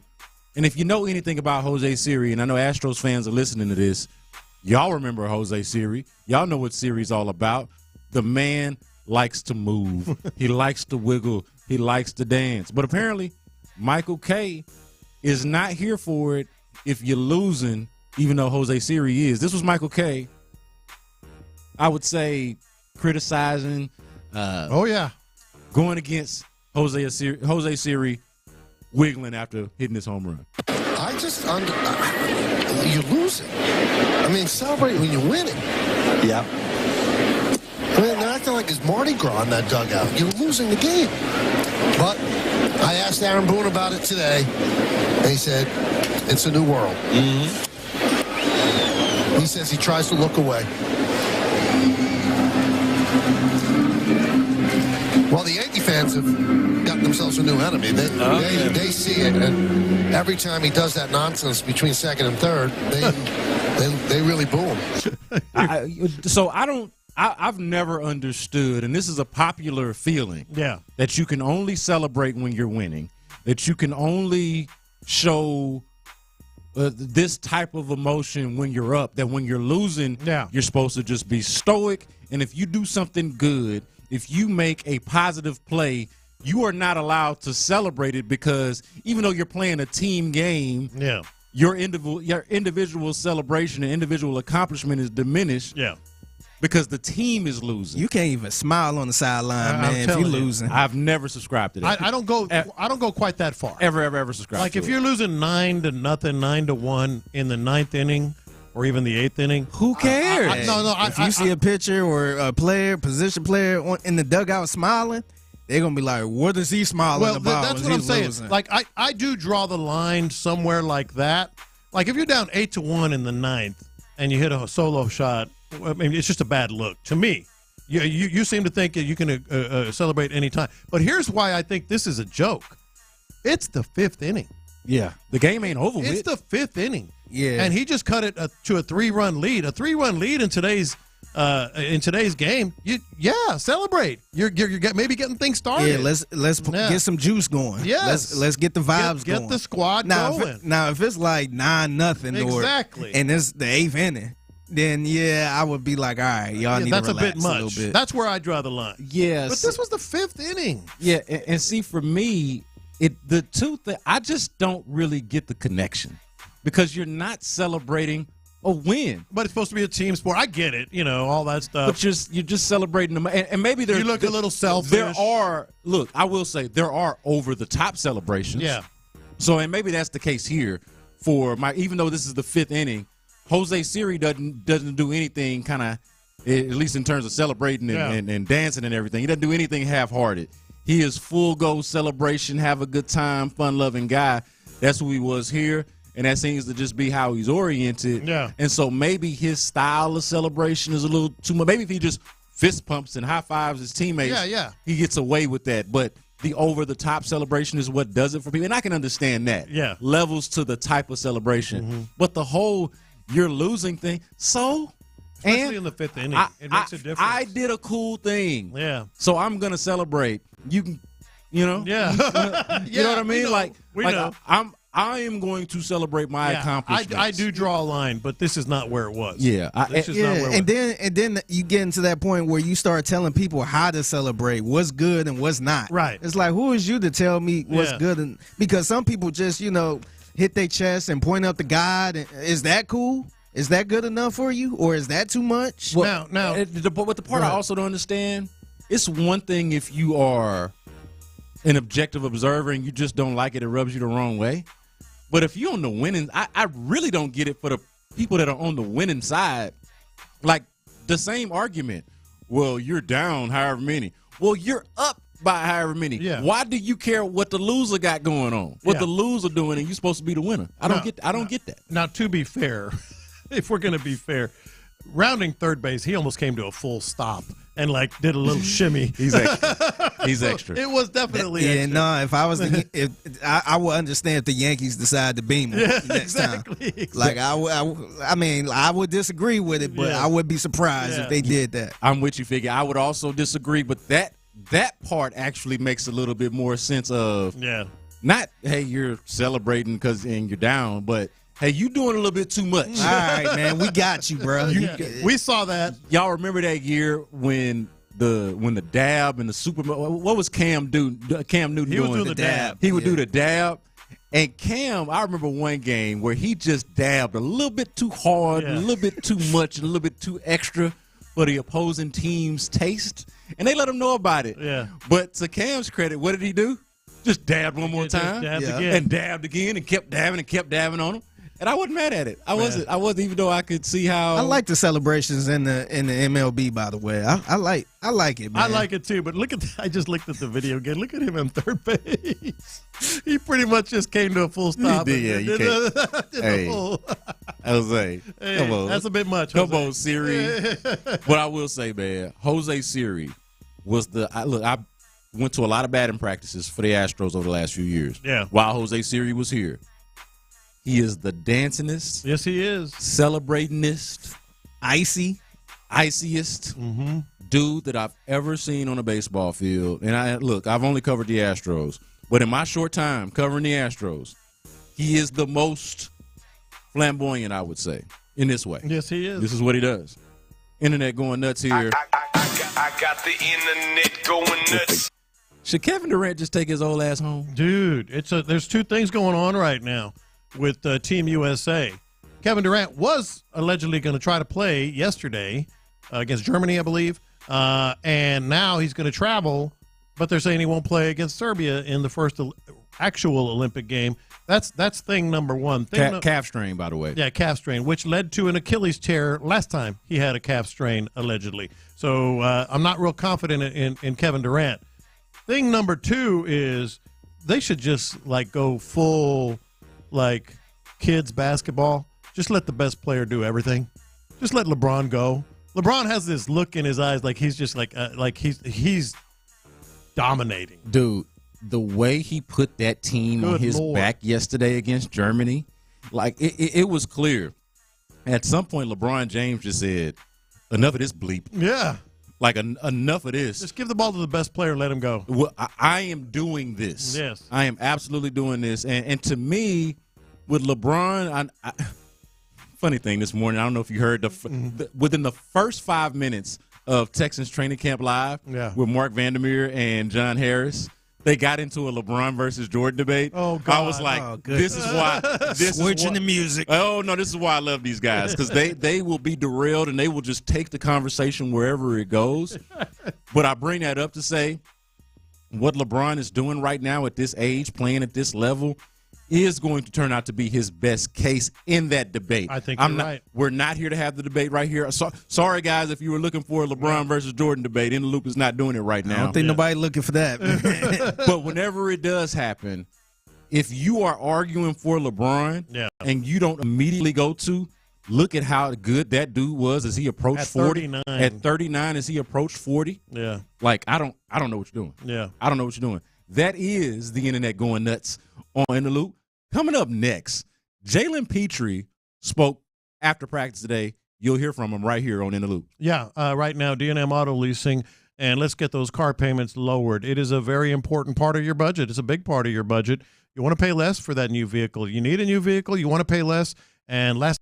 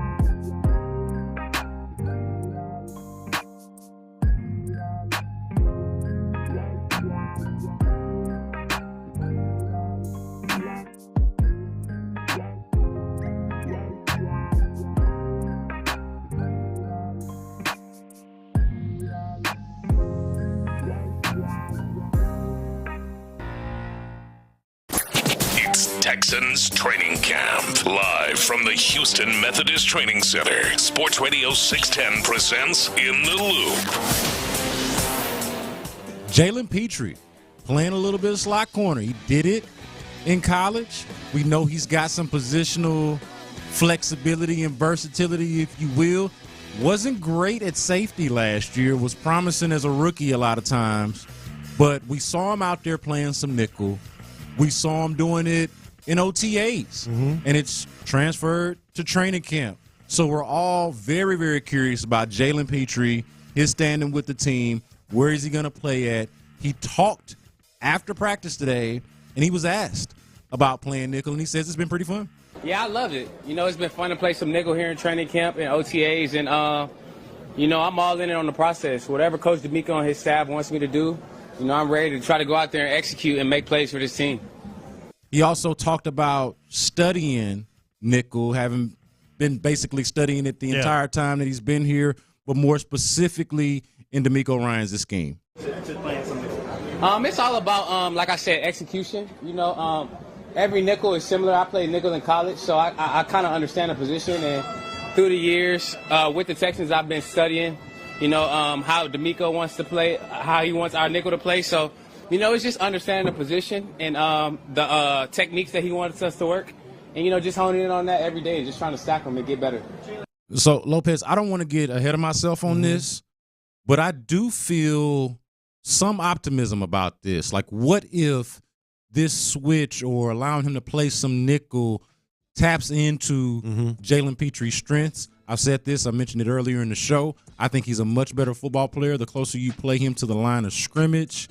And maybe some kind of, like, instead of safety, maybe he's a hybrid kind of linebacker or like an extra defensive back on the field, or just straight up playing nickel. What do you think about the experimentation, if you will, with one Jaylen Pitre? I'm not even sure. I'm glad you put it like that, because I'm not even sure it's an experiment. Like, this might be it. Like if you really think about it, when we've seen them 11 on 11 again today, how much have you seen Jaylen Pitre even play safety back? Yeah, he did. I only saw him a little bit. He ran a little bit with the drill. So they do a drill where one guy's inside, one guy's out on a wide receiver. But that was interchangeable. Sometimes it was a safety. But like 11 on 11? No, No, I haven't. The reason why, though, Lopez, the reason why I would say it is a little bit of an experimentation is the same reason why I said I didn't want to get ahead of myself. Yeah. Because I don't know if it's good. You know, like maybe, I don't know the answer to this, but maybe they've given up on him as a safety or as a full-time safety. That doesn't automatically mean he's going to be good at nickel, even though he was good at it for a lot. It helped him win Big 12 Defensive Player of the Year in college at Baylor. I understand that. It doesn't mean he's necessarily going to be great at it in the NFL. I just think that the fact that they're even trying to do something different, trying to just identify in Jaylen Pitre, hey, there's a good football player in there somewhere. It just wasn't in doing the things that we were asking him to do last year. Maybe we ask him to do something different this year and going forward and see how it goes. We were talking earlier about how coaching, how much it matters, and how good these coaches have gotten players to play above themselves, to exceed the expectations. I mean, it could be as simple as, like, getting to the football has never been an issue for Jaylen Pitre. Tackling the guy has. Getting there is not a problem. How many times? Just like, it's funny. He can get there. Because when he's playing safety, when he's supposed to be deep, he'll get beat deep. Yeah. And so sometimes you might not see him in the play, but normally, like those plays around the line of scrimmage, you're like, oh man, he was almost there. And then sometimes he will get there, he will make the play, but it's a little boom or bust here and there with him making that play. But that's why I said maybe it's not an experiment. Maybe they're realizing, look, we know what he can do better than anything else. And that's maybe blitz off that nickel spot, maybe blitz off, being close to the line of scrimmage, maybe cover a third wide receiver in some sort of in some sort of coverage, whether it's zone or man or whatever. That's what he does best. So why are we trying to make him a safety? Yeah. I like the experimentation of nickel. I've been thinking about this for a while. And I feel like now that we're here at training camp, I can bring this up. It's not too in the weeds. I'm even interested, Lopez, in their dime packages. Mm-hmm. Like when they go out there with 6 defensive backs. Remember I was saying, like, make him a hybrid linebacker? Yeah. Maybe he's the extra linebacker, but he's, and he needs to tackle better if he's going to be that. But covering the guy out of the backfield or whatever. Yeah. Exactly. Yeah. Instead of worrying about who are the linebackers out there, you just go out there with guys that are athletes and can cover and have some experience doing so. Yeah. I'm intrigued by it. Like, I say it to say, I wouldn't be surprised to see 3 safeties on the field, and one of them be Jaylen Pitre, maybe not playing safety. Well, they have shown some confidence in MJ Stewart, who was out there a lot today, by the way. Yeah. Obviously, Kalen Bullock. If you weren't listening earlier, I got an up-close look at some of his coverage on deep routes. That dude is long. They say 6'3". He's every bit of tall, that, if not more. He's tall. He's got long arms. So there's a guy that can kind of ball hawk and be the guy that literally high points the ball better than anybody else because he gets up. And so then what do? You maybe that opens the path for Jalen Pitre to be somewhere else. And I know this will be easy to roll your eyes at, but just hear me out for a second. Uh-oh. The fact that Eric Murray is still on this football team and has stood the test of time. I'm not going to roll my eyes. It's a credit to him. I think a testament to him, and tells you what the football-y people think of him. Like, hey, maybe we can put him out there at safety if he's obviously last year he got hurt. Yeah. They were decimated by injuries at that position last year. But if Eric Murray is right, we got these different pieces. Look, I still want him to go out and get Justin Simmons. I'll be damned. Well, I do. Go out and go get a dude at safety. Yeah. Do that by all means. But if for some reason they don't or are unable to, or whatever the case may be, it is possible that they feel like they got better options at safety, and not just that, but Jalen Pitre himself is a better option at nickel or in some kind of hybrid spot, hovering around the line of scrimmage, blitzing, just doing a bunch of different exotic things. Whatever DeMeco Ryans' imagination says to do. Well, I'm here for it. I'm here for it. That's the other thing. Before we hear from Jalen Pitre some more here, you heard him right there talking about, I love it. Well, yeah, you better love it because it looks like that's going to be your best path, to stay on the field. Speaking of staying on the field, first day of pads, and there was a time or two. I didn't see a lot of this, but I could tell every time I heard a ooh and a ah, and would hear a hit, there would be an ooh and an ah. So apparently there was some, hey, be careful out there. There's a thin line between going out there and being physical. The pads are on. We're all excited about it, excited to see it. They're excited to do it. And, hey, we need to stay upright. This was Jalen Pitre after practice today talking about exactly that with his draft mate, Dameon Pierce, not trying to do too much. It's definitely supposed to be thud, so we're supposed to, wrap up Dameon and keep him up. But I think those competitive juices get to flying and, things, happen here or there. But, we want to keep our teammates up because we need them healthy when the season comes. But like I said, when we out there and it's 100-something degrees, the humidity, you're ready to go and you're ready to hit somebody. So it's a little harder to keep them up, but that's the strain Coach talks about. You got to do everything right. And so we're working to that. Hey, look, I'm pulling them to the side, Lopez, and saying, listen, Joe Mixon not out here. We think he's going to be back and he's going to be fine. But we are a Joe Mixon injury away from having to rely on this Dameon Pierce guy. Yeah. Be easy. No. Be cool.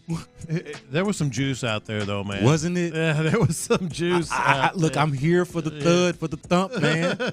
Wasn't it, though? Yeah. It's a good feeling. It was some real juice out there. This was also Jalen Pitre talking about owning the situation, and you get to hear him talk, I think, about leadership here in this clip. This is Jalen Pitre. Yeah, I think it's just owning the situation and how it comes. You know, everything might not go your way, whether that's a play, whether that's a day, you know, in your life. And you got to just keep pushing and keep finding ways to get better. I think that's what I'm trying to do, trying to stay positive with my teammates and try to be a, you know, uplifting role model to them. Because, you know, like I said, these days are hard for us, and they are long. So, you know, I'm just trying to be that, you know, that peaceful guy in the locker room, somebody that you could just come to and just chop it up with and, you know, uplift the spirit of the whole, you know, team. So of all the guys, Lopez, all of the guys, and they're mostly third-year guys that we're talking about from this same draft class, but for me it's a redemption year. Talk about Jaylen Pitre, Dameon Pierce, Kenyon Green. John Mechie is in a little bit separate of a category, but it's a similar thing. Like, it's like, hey, this is an important and pivotal year for all of these guys. The thing that and this might sound a little hokey, I don't care. The thing that I can really appreciate from all of them is the attitude. It feels like at least the front-facing public persona of it, the party line, if you will, has always been positive and has been, to me, the right attitude. That's not enough for them to get out of it. Yeah, they got to produce. For them to make it. Yeah. But to me, it is a good initial starting point, something that makes me feel good about at least the prospect of them figuring things out in year 3. Yeah, look, you do have to put Mechie in a different category, but you also cannot ignore the fact that he needs to get back out on that field ASAP because he for sure. Because he has been looking pretty damn good, faster, getting more reps. He's kind of in C.J. Stroud's circle, but he's got to be out on the field. I mean, that's a guy that's got to get back out there ASAP. The other part about this, as much as we were trying to dissect and watch every single thing, and maybe Ron and Clint saw more today, but we saw their first 2 plays go to Stefan Diggs, both for touchdowns in their red zone, 11 on 11. We saw what some of these guys were doing defensively. We saw, the running backs, Daria Gumbawale, of all people, getting some reps with the one. We never really could get a good gauge on the offensive line, and that's going to be one of the things that we have to just keep tabs on the whole time because Kenyon Green is in that category. Yeah, and look, we had to stand on chairs to see over them tall-ass people. That was just kind of the way it was, so we couldn't really exactly see who was in the trenches. But I could see by the time they got to the third-team reps that it was Nick Brocker out there with the guards and Kenyon and Kendrick Green, clearly the 2 front runners in the clubhouse. And I think it's Kenyon Green, man, based off of how he looks, the time that he got off, and how he's projected as a player. That's got to be – to me, it would be a massive disappointment if he got all of this time off, all of this chance to train and be ready for this opportunity and to not take that job by the reins. That would be not crippling, but a massive disappointment to me. Yeah, it absolutely would. And frankly, I think Jaylen Pitre, getting back to how we started this segment, I think Jaylen Pitre has to embrace where he is. And I'm going to ask Clint and Ron this because, I don't remember in any 11 on 11 drills or today, scrimmaging where he hasn't been the nickel. Like I haven't seen him back at safety. Maybe I just missed it. We're looking all over the field. It was minicamp. Yeah, he was at he's nickel. Always played up. Yeah, he's definitely running nickel. I mean, he's not even in the safety rotation. He's full blown committed to the nickel position, which doesn't and shouldn't surprise any of us, given that the fact last season when he was in the safety room, he ended the season with most critical moments. The last handful of games, he was standing next to DeMeco Ryans during critical situations, and that's tough to watch when you have the instincts and you're the just flat out football player that Jaylen Pitre is. And so, yeah, he's a nickel defender. I think he's going to excel there, guys. I mean, we've seen him in the pressure packages have some success. Now today was a little bit of a struggle down there for him in one situation, which we're going to get to. And that's the biggest concern is him in in man situations where he's got to cover a slot receiver. That may last for a little while, but ultimately the offenses you play this year are going to look at that and they're going to figure out, hey, that's the guy we got to get matched up. That's our matchup problem. So he's got to prove he can cover. He's got to prove he can cover. Cover well enough? Does it to that point? Does it not surprise y'all, both of y'all?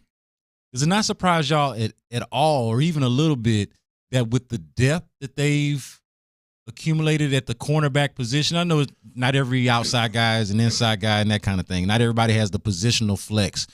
But for somebody who was failing, let's just call it failing at safety or struggling at safety to find his way at nickel, when you've got all of these other cornerbacks that you brought in, does that not surprise y'all at all that they might not maybe perhaps want one of the cornerbacks to play nickel instead of the guy that wasn't playing safety well enough? Well, That's the only part of it that surprises me. No, not really to me, because I think maybe there's a part of, I think that's the best spot for Jalen Pitre. Yeah. And like you can that's do more the with best him. you get out of him. And then also clearly, like, they have a feel of Des King like they do of Davis Mills and Damian Pierce. There's no trust factor. Yeah. He has to me been the best nickel they've had in the last 2 seasons. But they don't sense it the same way, and they are hell bent, it seems like, on Kamari Lassiter playing on the outside. They're hell bent on that. So now when you add that up, even though they went out, where else are you going to put him? Yeah, you add that up. I think it's all going to end up coming out in the wash, boys. I think when you look at the great nickels in this league, I think most of them, you've got some uber gifted dudes, but most of them are guys that play first and foremost with great instincts. Yeah, they're those guys you look like, man, how did that guy play for so long? Well, that's great instincts, man. Yeah. And he can rush the passer, he tackles well. All of those things Jaylen Pitre seems to embody, and we'll see if he can do the flip side of it, which is cover. We'll see if he can do that well enough to hold down the fort. What the hell? I saw it. I love it. it. What the hell is Joe doing? I want to see more of it. I want to see less of Joe in the blonde. You love this? I love it. Go ahead. Very odd. Very odd. But by the way, you are listening to KILT HD2 in Odyssey Station in the Drive. It's live. Yeah, there's a lot to get to, Tyler. Look at your TV screen. He loves this. I love it. Looks like Eminem. Clint loves this. No, Joe, stop. That's Joe Burrow. That's Joe Burrow. Like, I know you're trying to get away from the Kevin McAllister look. I did not know that was Burrow. Macaulay Culkin look, but damn, you ain't got to do this. I mean, he's been looking like old boy off Home Alone, and he's walking around in Paris wearing suits with no back in them. Nah, man, don't swing like this. Just embrace it. Cut your hair off. Get ready for camp. It's hot out there. Let's ride. He could have cut it off. He didn't have to go get straight jet blonde. Clint, I love you, but you got an affinity for 1999, brother. What's that? You have a love and affinity for 19. That is the 1999, and you talking about you love that. I love that Eminem EP. Marshall Mathers out here playing quarterback in Cincinnati. What, did you listen to Stan before you walked in here? No, but I did work. I worked out to his new one a couple days ago. Hey, that new album's for real. Yeah. I like the new album. Big. Well, no, look. I really like it. I gotta listen. I love it. I love it as well. Let me tell you what I love. What I love the most about it. I gotta listen to some more. I gotta go a second time through. What I love the most about it is it's Eminem. Yes. I mean, he's not changing his sound to be relevant in 2024. It is without a doubt his style, his get up, the same Eminem that did Slim Shady. It's the same job, man. I love it. I hope Jamar Chase and T. Higgins are killing his ass. They ain't. Man, you got to be kidding me. They ain't. I mean, like, it's brings got a new meaning to Burrowhead. He's got it. Nah, man. You come on, man. What? I just want to know what went through the decision. Burrowhead. Like, I mean, he has a good head of hair. Like, I mean, Burrowhead, man. That's a really good Burrow look. That is a really. It's interesting. That's a really good look. I mean, maybe he's in. I don't know what made it. He wanted to go Amber Rose. I don't know what. Like, I'm not sure what. Just don't get a tattoo across your forehead. I mean, get one if you like. I mean, I'd like that better than this. Wow. I want to see you do that, Clint. Just say, you know what? Hell with it. Well, man. I just peeled it off. Get it down. I just peeled it off. I mean, damn near just like that, except I had a little bit of a fade at one point in time. I don't pull it off as well as Joe does. I did back in the day. I did. When I was Joe's age, I did. I had a skunk look for a bit. I've seen that. I'm not fired up about that. Anyway, sorry, Joe Burrow just has the blonde hair look going and flowing right now. Shortcut. He stepped away from the Macaulay Culkin look. That's for damn sure. All right, the drive is live. That was Tyler Miller. You here on the ones and twos banging this thing out. And that was Clint Stoerner.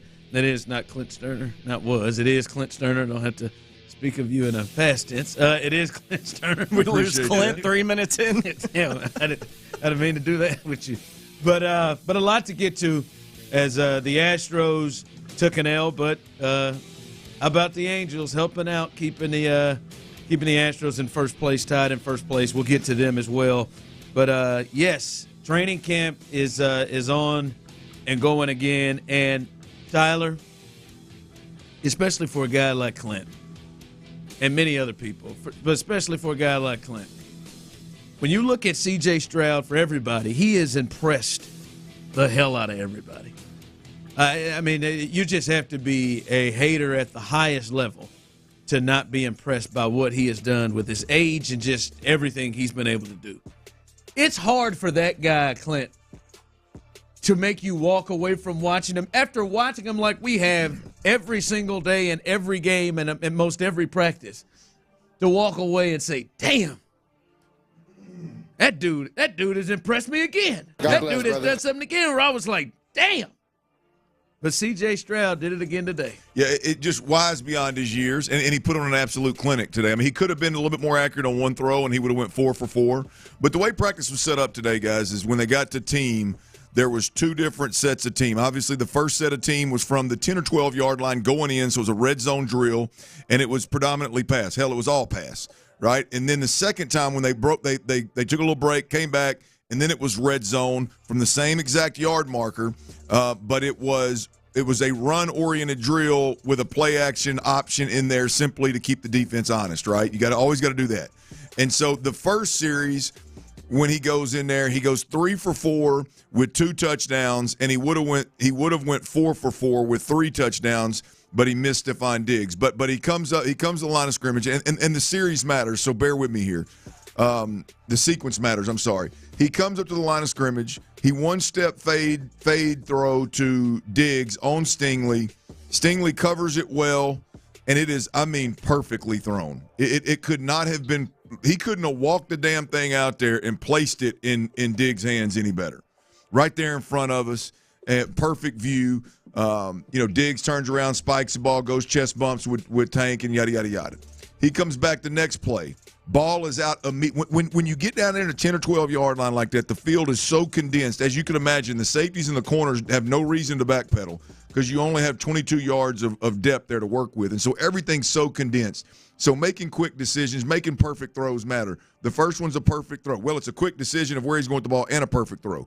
The second one, a little quick option route to Brevin Jordan to his left, got him down to about the 4 or 5 yard line. Right? Then he comes back, Ron, and again, right in front of us to his right side, he takes the snap. A backer comes off of the end of the line of scrimmage free. It's clearly hot. He gets his eyes on Brevin. He throws the ball to the sideline where we're standing. And at first I'm like, what, is he just throwing that away or what? And all of a sudden, Brevin Jordan comes out of his cut, comes back downhill some, and catches the ball damn near on the front pylon. But it was one of those where we've made a quick decision and a great fade throw. We made a quick decision and a good safe throw to Brevin Jordan. Now we've made a quick decision. We've noticed the hot. We've noticed the free linebacker. We threw the ball with anticipation and touch, allowed Brevin Jordan to come out of his break, see the ball, react to it, come back downhill, boom, touchdown again. 3 for 3 with 2 touchdowns at this point. And then the fourth play, he comes up, and he's got man-to-man across the board. He's got Diggs in the slot, and guess who's on the other side of the ball? It happened, Ron. It happened. No, stop. It happened, Ron. Pressed up man-to-man, no disguise.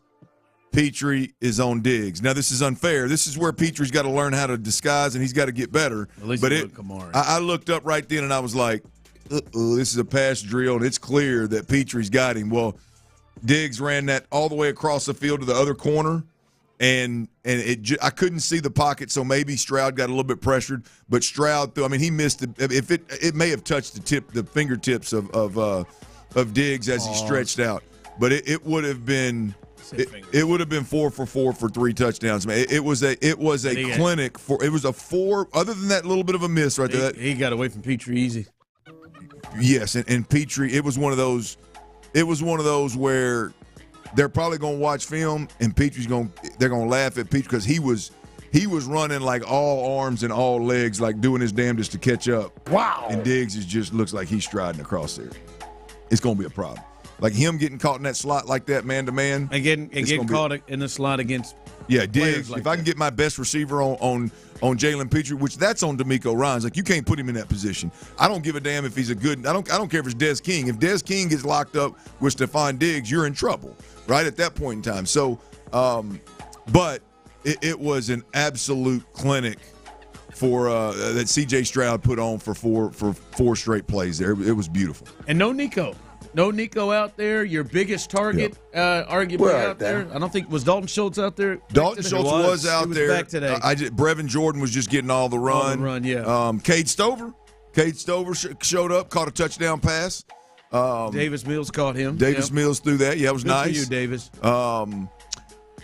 Toriano had a couple of catches, no touchdowns, but a couple of catches. I tell you, I just think it's impressive for CJ to be able to do that without the big size guys down there, which has been impressive for him since he's arrived here. They just they don't have, even with Nico, they just didn't have any let's throw it up type stuff or very much. Now Nico caught a couple of slants where I think he used his body and size to get inside of a defender to get position, but. So look at that, man. You got Diggs, you got Tank, you got smaller receivers where timing is big, and he's able to excel like he did today. Well, yeah. Look, here's the other thing. You mentioned Nico. I think they spent a lot of time last year with the injuries of Nico doing all these different things. I think Diggs is doing now what a lot of what Nico was being asked to do when everybody got injured. The move guy, the changing in formations. I've said this a million times. I think it's going now. The stats are going to hurt because of it. The stats are not going to be there. I don't believe that they're going to be there for Nico, but it's going to benefit Nico to be a boundary receiver, be that X guy, and because here's the deal: you may from time to time be able to dictate what kind of coverage you get on Nico over there, but more times than not, you're gonna throw the football to Diggs, you're gonna work Dalton Schultz, you're gonna work the run game, and then it's gonna force them to close the middle of the field, which ultimately means you got one-on-one with Nico. Now. If that corner's soft, I'm just going to bang the hitch. I'm going to hit him right in the chin with the hitch. I'm going to take a 5-step, stop, boom, get the ball, and now you go make a play. We've seen him break tackles, big, strong, run after catch, right? If they press man-to-man, let me look this safety off. Let me throw the back shoulder. Let me throw the go over the top. And every time that happens, you're going to be prepared for it. Where last year, it may have happened 10 times in a game, but 8 of those 10 times, Nico's running around. He's doing the motion guy because everybody else is hurt, and he's having to play 3 or 4 different positions. I think he's going to end up – I think the offense is going to be significantly better because of it, obviously, with the Diggs and the Mixon ad. But I think Nico in the long haul is going to settle into being that boundary receiver, and I think it's going to end up being better for him. Hey, on the in the run play action, because they came back in the second set of run play action, they ran the football well. A lot of space, a lot of push up front for the offensive line. Really, all three groups. I wasn't able to pick who was playing who. I did watch a lot of Kenyon Green at that first unit, but they were getting really good push, a lot of space, a lot of room inside for these running backs to run, which is big. That's a big jump from last year what we watched. And CJ touchdown to Diggs on it was a snag concept. Quick fake off tackle to the running back, stand up, boom, you pop him 4 yards over the line of scrimmage, and they overran him with the flat receiver. Diggs sits down, they give him the ball, he goes and scores a touchdown. So he actually threw 3 touchdowns. He was 4 for 5 with 3 touchdowns. So yesterday was a defensive day. Today it sounds like, especially in red zone, which is going to be very important for this team. With Joe Mixon and all of the weapons, they got a chance to be a really good red zone team. The defense took it on the chin a little bit today compared to yesterday. Yeah, and surprisingly, it's kind of, I say surprisingly, it doesn't surprise me that the first day you put on pads that the offense wins. Because then all of a sudden the play action is real, right? You don't know if run's really coming at you or not because you got pads on. Like, it's a different animal. All of a sudden now as offensive lineman, instead of a defensive lineman coming off and me kind of half-assing because we don't have pads on, and he's jerking my jersey and he's getting me turned. So now I can get physical with him. I can put my paws on him immediately. He's got to worry about run and pass, yada, yada, yada. It's like, from that dynamic, I would expect the offense to dial up some things. Being in the red zone, though, with the field shrunk the way it is, as you said, with no Nico Collins. Not a lot of size. Dalton's another big a big target there. I was surprised that there was as much success offensively as there was. So definitely a good day offensively. Well, it's a good day. Damn, CJ's fun to watch. We're lucky, Houston. We are lucky. Yeah, what'd you say? Stupid. I mean, it don't make sense. It just doesn't. I mean, the dude is. Whew. Keep it up. Keep it up as he did last year. Also, a little news of the Texans, and the Texans announced this earlier today, sold out all of their season tickets. And with the excitement of this season upcoming, not a real surprise, but still a hell of a feat to when you think about where they were just 2 years ago. Yeah. Just the start of last year, to think that they would just bang out these season tickets, to think how many people had dropped their season tickets. Now I know what Grissom was talking about. Oh, Greg Grissom come over, he's breaking a little bread, and he's ready. He's ready for the season start. Ginger, baby. Ginger Nation. Hey, he said, hey, I'm ready to start the season, man. Now I know what you're talking about, G. Yeah, Greg's ready to go. Hell, he done sold all them season tickets. Let's get this thing kicked off, he man. went up there and put his feet up on his desk. Don't worry, Greg. I'm going to get to your desk, too. Hey, when you do, man, check and see if there's any 11.5s, man. My man's shoe game has gotten real. I'm going to tell you. I put all the other 31 teams around the league. I'm going to put your team president on lookout. On watch. You're on watch. I mean, Grissom got it rolling, huh? Grissom, obviously, again, Ginger Nation.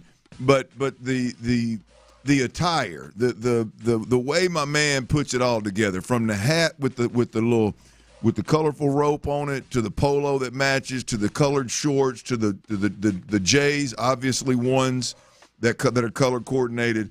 I mean, if there's another president in the league that's putting it together the way Grissom is, I'll kiss your ass. He's doing well. Well done, man. You gonna kiss somebody's ass? Like in Town Square? No, your ass. If there's one that's doing it better, I don't want you to kiss Town Square, city meeting, your ass bare. Why don't you go after Tyler's Heine? I mean, either or, you get the point. Little less coverage. There ain't nobody else putting it together like that. I got a text yesterday, middle of the show. So Tiny Heine Tyler has a bit of a ring to it. Nah, we don't need that one to stick. Tiny Heine is. We don't need that one to stick. I think you should have a shirt. By the way, my wife wants a shirt. Oh, the Stoerner Hughley. She was into it. She loved it. Where did Tyler get that shirt? That was Stoerner Hughley. Where did Tyler get that shirt? Those are awesome. That Can I buy one somewhere? Hughley shirt. A lot of the Drive family likes it too. I got an order on the way. We're gonna be distributing those here very shortly. About that. 2024 Stoerner Hughley. Stoerner Hughley. The Drive is live. I think we should sell them, and you and I should split the profits. Since Ron doesn't like them, I don't think he's doing it. I don't think he's doing it. You guys split it for yourselves. I had thrown out. I'll take the Stoerner chunk. You take the Hughley chunk. I had thrown out maybe give it to charity, but if you guys want to take it for yourselves, that's fine. We'll decide what we want to do with our own money. That's fine. You take it for yourselves. We'll decide what we want to do with our money. Take it for yourselves. All right. Stoerner Hughley. Can I hear DeMeco what he had to say about the season tickets? I know he was excited. He's as big a reason as anybody to change this thing around. When you hear about the season tickets already being sold out, you just feel that. I feel that excitement from our fans around town. No matter where I go, I feel it when we come out to practice. So it just shows, man, it's humbling to see just the amount of just support that our fans here in Houston have for us already to have sold out season tickets. It shows that they want to be a part of it. They want to show up. They want to be loud. They want to support us. So I'm very thankful for the fans, right, who sacrificed to purchase season tickets and to be there to make our place a home field advantage for sure. Yeah, I can witness that. I've seen DeMeco out as fans have come to him excited about the new season. Somebody just texted in and said, I just got a first-time season ticket holder. Can't wait for the season to start. A lot of first-timers. Good for them, man. How about that? I will have some thoughts on that a little bit later. What's that, the season tickets? Mm-hmm. I got some thoughts on that. Do you? I do. I'm on the edge of my seat. Got to take, one may say. Is it on DeMeco's comments or literally on? Is it on Ginger Nation or is it just season tickets? I don't have any problem with DeMeco's comments. Those are good comments. Oh, I was ready for those. I didn't know. I mean, I have no problem with those. I didn't know if you were going to speak of y'all in public. I didn't know. No, I just said I've seen him out there. Seen a lot of people with excitement towards Well, him. I know. I'm surprised that I can vouch for what he said there. I know, Ron. I mean, every time y'all are out and you run into one of these guys, they just. I mean, you two in the same place. I don't know how they deal with it. Diggs saw it too. And once again, to the people of Sugarland, thank you for allowing us to eat. The show, man, with our families. Yeah, it's hard with your family, man. When you got three of them, man. You got three kiddos. It's hard to enjoy when people are wearing you out for pictures. Listen, like 3-6, man, it's hard out here for a pimp. Coming up, the Astros. Last night was a bit frustrating, but I want to answer this question: was last night, hey, baseball happens, can't win them all, or did you feel that was more the Astros crap in the bed? The Astros crap in the bed. Let me just get the hell out of here. Do your damn read. I'm done. All right, when you're selling a home, it can be frustrating, it can be intimidating. You got a lot of questions, man. Do you keep the money that you have and put it down on your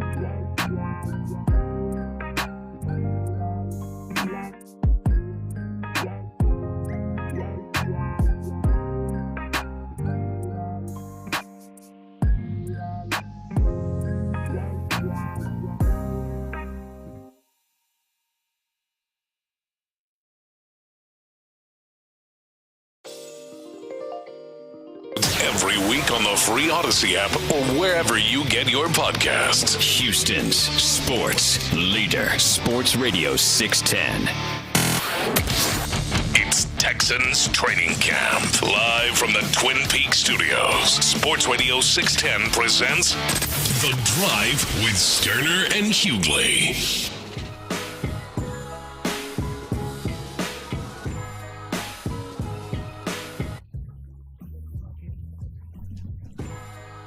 All right, welcome back in to The Drive. Hey, little programming note, The Drive will be on the road coming up on Thursday. We'll be at Buffalo Wild Wings on Thursday.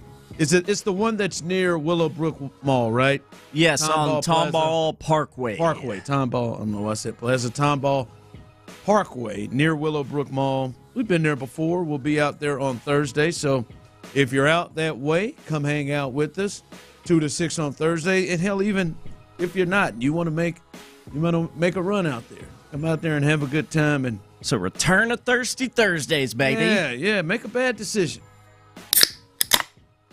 What we do at those Buffalo Wild Wings on Thursdays, make a bad decision. Well, somebody does. Not as good as that young lady who continued their bad Man, that was one of the early ones, too, man. That was great, boy. You could tell it was fixed to go down at the bar, and then when our show was over, we walk out to the parking lot, man. Oh, it was 2 hours later, and they were saying a goodbye. Oh, is that what you call that?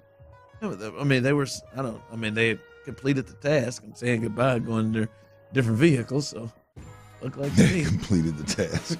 That's what I would guess. I feel like if we'd got out about 15 to 20 minutes earlier, because they were parked right by me, I think we may have seen some action. Some fogged up windows? He seems like the type of fella that, if I remember, get a good sweat going. He seems like the type of fella that doesn't want them fogged. He wants you to see it. See every bit of it. Yeah, I'm having a good time. See this. See this action. You're definitely having a good time. You'll never forget the day you met me. All right, 713-572-4610. Those of you on the text line, that's how you can get involved. Those of you on YouTube and Twitch as well, you can jump in this conversation. I'm curious last night because you could go a lot of different ways. You know, baseball has the cliches. You know, it's early, 162 games. Baseball happens. You know, hey, man, can't win them all. So, you know, baseball has its things, and there's a lot of truth to all of them.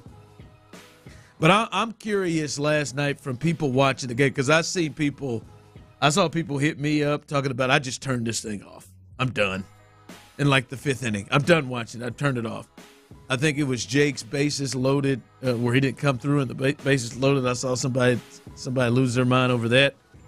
Was last night one of those moments where, hey, man, yes, the Oakland A's are one of the worst teams in baseball, and you know, you're going to have nights, even against the worst team in baseball, or one of them in 162 games, in which, you know, you lose. They lost 4-0. They were shut out last night by the Oakland A's. Was last night one of those baseball just happens moments in games and you just move on, or did it feel like more of the Astros? They really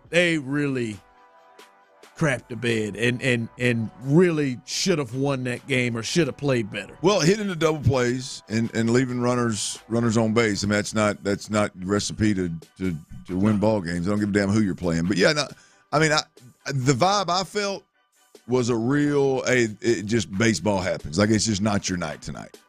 The old boy had your number. He was pitching a good game. What did he end up with? Did I see he had 9 strikeouts at one point, or was it the 7? I think he went 6 2/3, I believe. Oh, Hogan's Heroes. Yeah, I watched it. I watched probably the 4th, 5th, 6th inning, somewhere in there. And then again, I checked out the end. I guess it was I guess I caught a good chunk of the game. I caught at least 2 innings with him in the rest of the game because I stayed up late and did that damn West Coast time frame.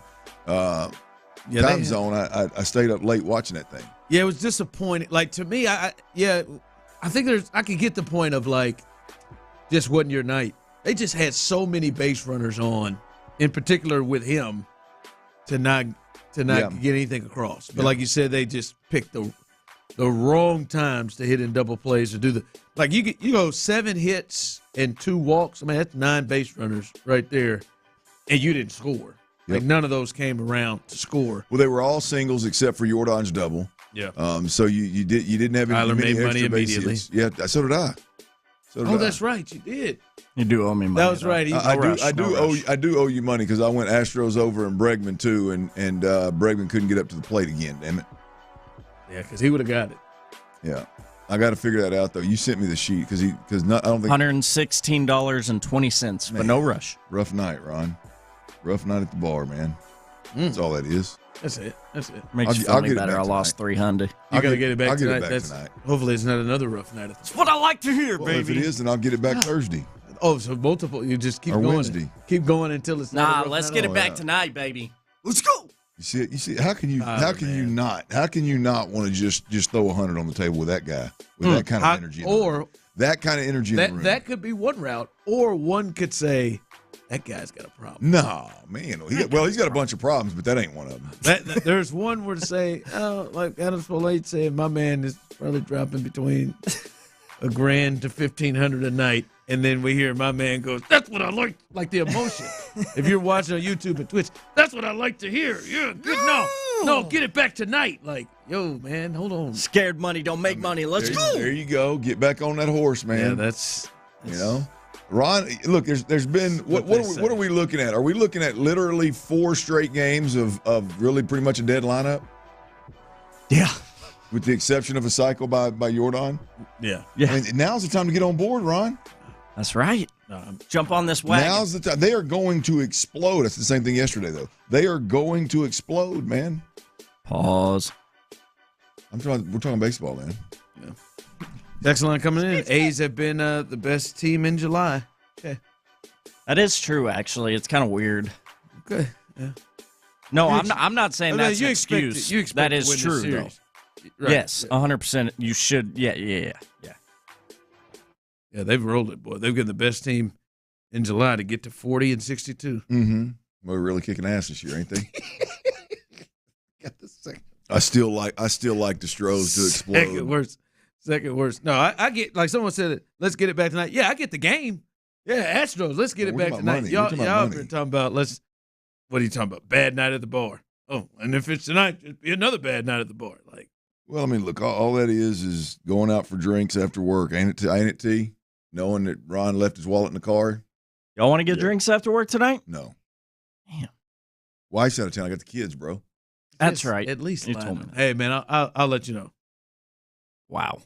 When he says that, he knows damn good and well. Yeah. I'm thinking about it. I'll let you know. I know what that means now. You don't. That's fine. You don't. I'm thinking about it. I'll let you know. I'm just not going to bang out a no right off. Just right off the rip. Ain't no sense in teasing you. You could have done something. Ain't no sense in you could have letting had Linda come. You could have had Linda come over. You could have had Linda come over. No, well, she's already there all day long. Well, another hour. Linda's got it. Trying to put them two down. Yes. Yeah. You get there before. What time they go down? First night without Mama. What time? 8 o'clock.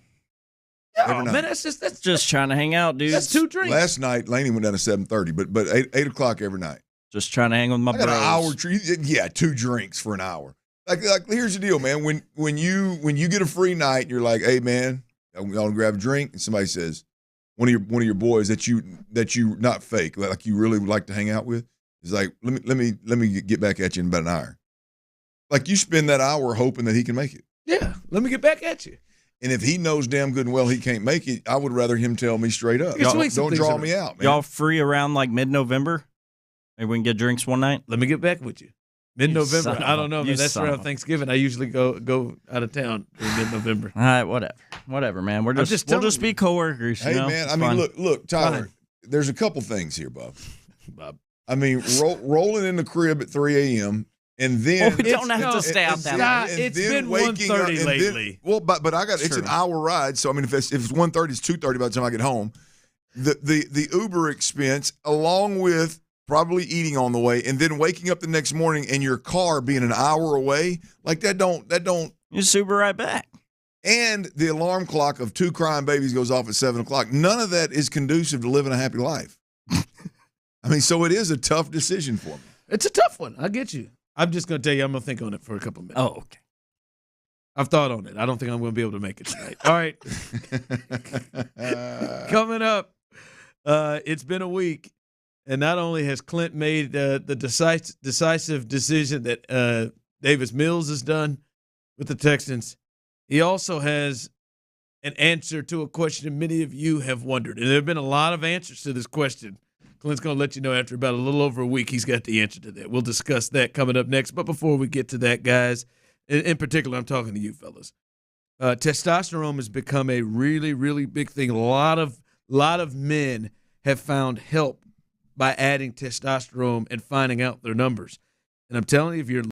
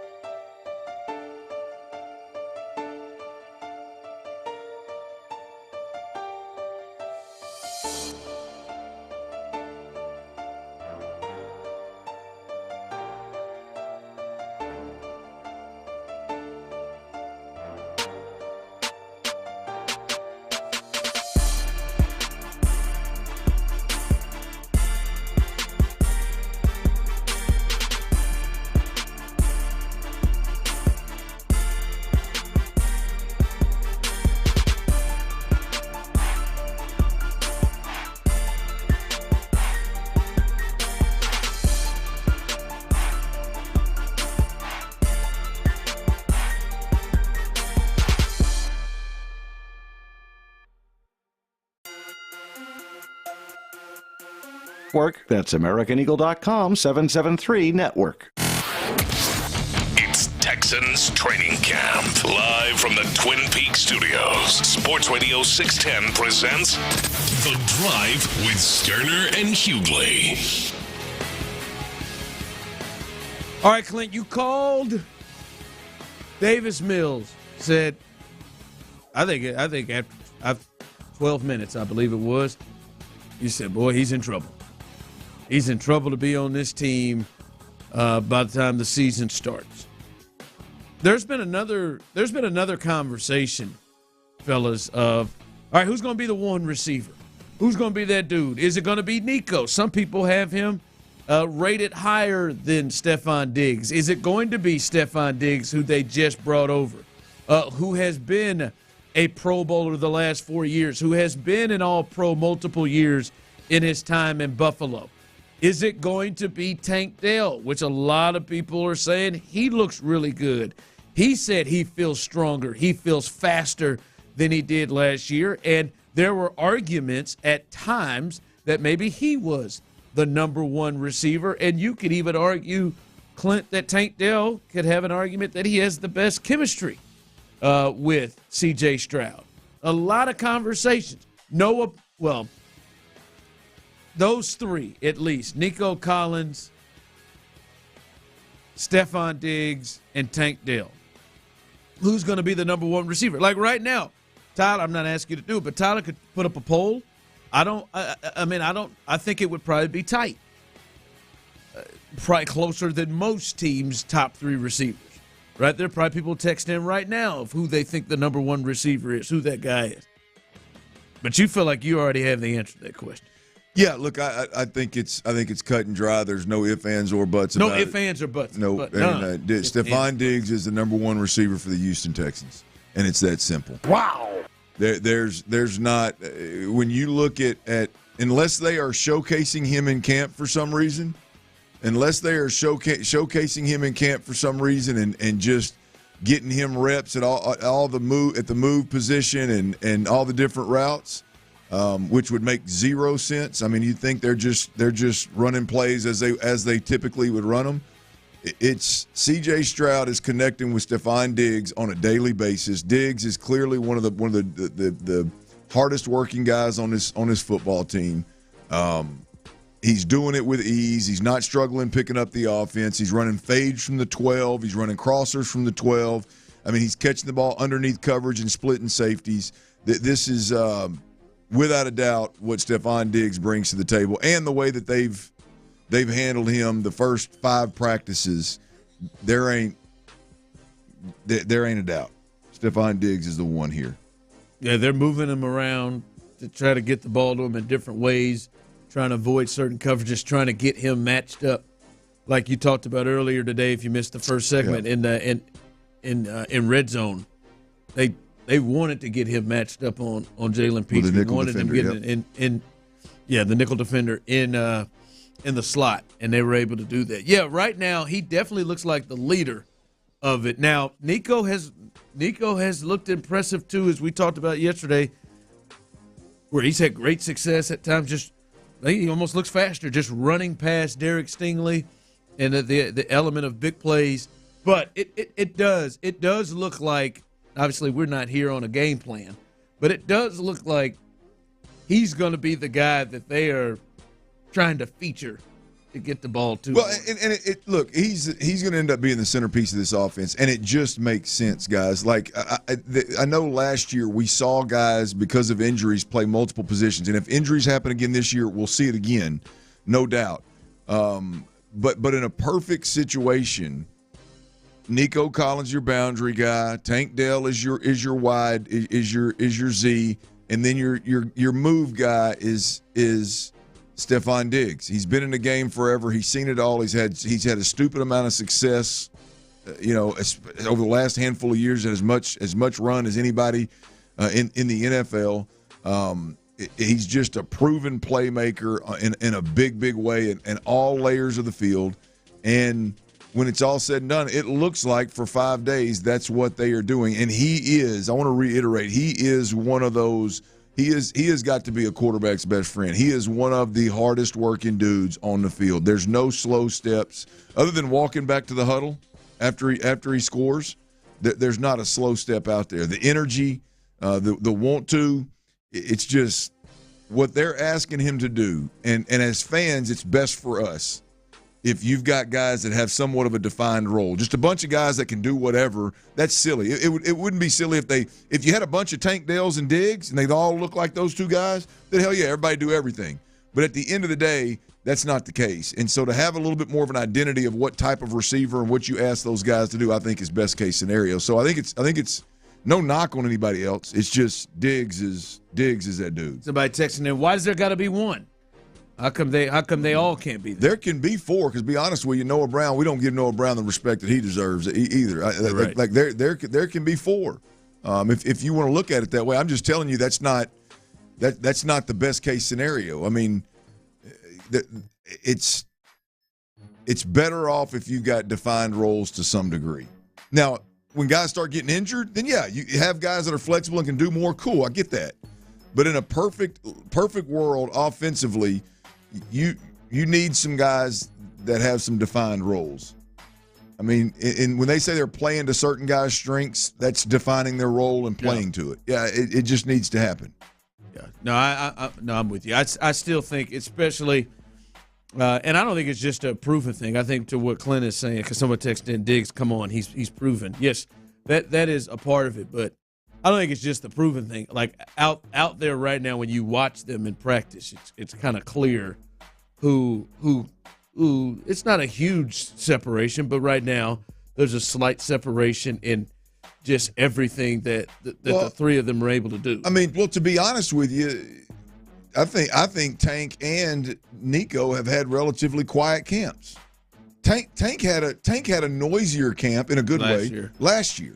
I mean, Tank last year, every time he got on the field, they threw the ball in his direction. He was making big time catches. Go Cougs! That's my guy. I'll be honest with you, I don't think Nico's ever been a big practice guy where you watch him at practice and you're like, man, this dude. I mean, I would couch Nico as more of a gamer at this point in time. You're not breaking tackles at practice. You can't see that until game day. So Nico's never been a guy, although they tried to tell us he was a big-bodied guy that had the 50-50 ball advantage and all. Has he caught a couple of go routes and had some nice catches in practice? Sure. But he wasn't a guy that they featured. You could tell when you went and watched practice and games. So I think Nico's always been kind of a quiet practice guy. He's been quiet this year with the exception of a couple of blow-by go routes, which is absolutely beautiful. If you could have told me, hey Clint, what do you want from Nico? Kind of a quiet camp, but he blows by your best corner a couple of times on a go route and adds that dynamic to his game, I would say I'll take that. I'll hit the button. Absolutely. That's what I would rather have. You think it's going to show in numbers too? Yeah. You think production numbers is going to show catches, yards? Your big number guy on this squad is definitely Diggs. And I'm talking catches and yards. I think that's the way this thing's going to shape out. Again, barring injury, I think that's the way it happens. At least when you look at who's featured schematically, what they're trying to do, and it's really a luxury. They have a luxury when you got as many guys as they have. Hell, the hardest decision is trying to figure out who in the hell you want to do what. What do you want to do with Nico? What do you want to do with Tank? What do you want to do with Diggs? Looks like they figured that out. Yeah, they figured that out. All right. Tyler has put down a poll real quick. Nobody has a vote for Tank Dale. Put a poll out there? Tyler shot a poll out there. Yeah, I put a poll down there. Pause. Thank you. You put it up on Twitter, huh? Yes, on the at SportsRadio 610 Twitter. Yeah, he's got it hard up on Twitter, right there. It's my secret. I stay hard. Thanks, Tyler. We hear you. This guy. It's my secret. I stay hard. That's it. I mean, if you do, that's supposed to be a problem. Yeah, it'd probably be a medical issue. It's a medical issue. You can't just stay. Like if we're talking about the same thing. I don't know. Maybe you're. Isn't it 4 hours? Talking about something else. 4 hours is what I heard. I might need to see a doctor. By your weight, I think it can be higher. I think it could be. It could be 4.5. Like a guy like Titus Howard who spoke today. He's a 4.5. I'd like to see Tyler in action. Excuse me? I'd like to see Tyler in action. Like I don't want to literally see the action. I don't know how I made some tapes with an ex-girlfriend. I would like you want to see. I would him like in to see action? Tyler in a little Skinamax flick. Like I don't need to like literally see the insertion or anything like that. There's somewhere out there. Like I can't even picture him being serious. Can you picture him being serious and like getting down? Yeah, like talking his way into it. I mean, I'm not trying to picture it. I mean, I feel like everybody's got a place to go. This is a new development here on the show. I'd like to see a documentary on Tyler getting there, and then like how it all works. It'd be a hell of a show. I think it'd be great. I'd like to call it. I mean, this is not. I think it'd be interesting. I mean, you're continuing to. You say think he's a socks on guy? You think he keeps his hat on backwards? You think he grunts? I make some noise. Yeah, I don't. You spent a lot more time thinking about it. I'm thinking about it as we're talking right now. I think it'd be interesting. Oh man, get to know your buddies, Ron. I really hope Brittany got rid of those videos. Yeah, I don't want to get to know him like that. I've not thought about. Well, it's not all of them for me. Like Tyler would be There's interesting. a choice few. Tyler would be entertaining. I think there'd be a couple of giggles in there. I think there'd be a couple of like inappropriate comments made. Hey, I've studied the Kama Sutra now. Might be able to learn something like that. Like I feel like he may crawl on the biscuit, and that may be his go-to line of like trying to, like you know what I mean. Coming up next. Hey, I've studied the Kama Sutra. Coming up next. Hey, I'm not just there to work. I'm there to entertain. You know what I mean? Coming up. Real next. Showman. Please. See. Thanks for proving my point, T. I don't have a tease. The big three is coming. That's up what next. Tyler calls it. The big three. Yes. Hey, look out now. If you lived around these parts for long, you know what the hell Academy Sports and Outdoors is. And you know what happens when it comes this time of year.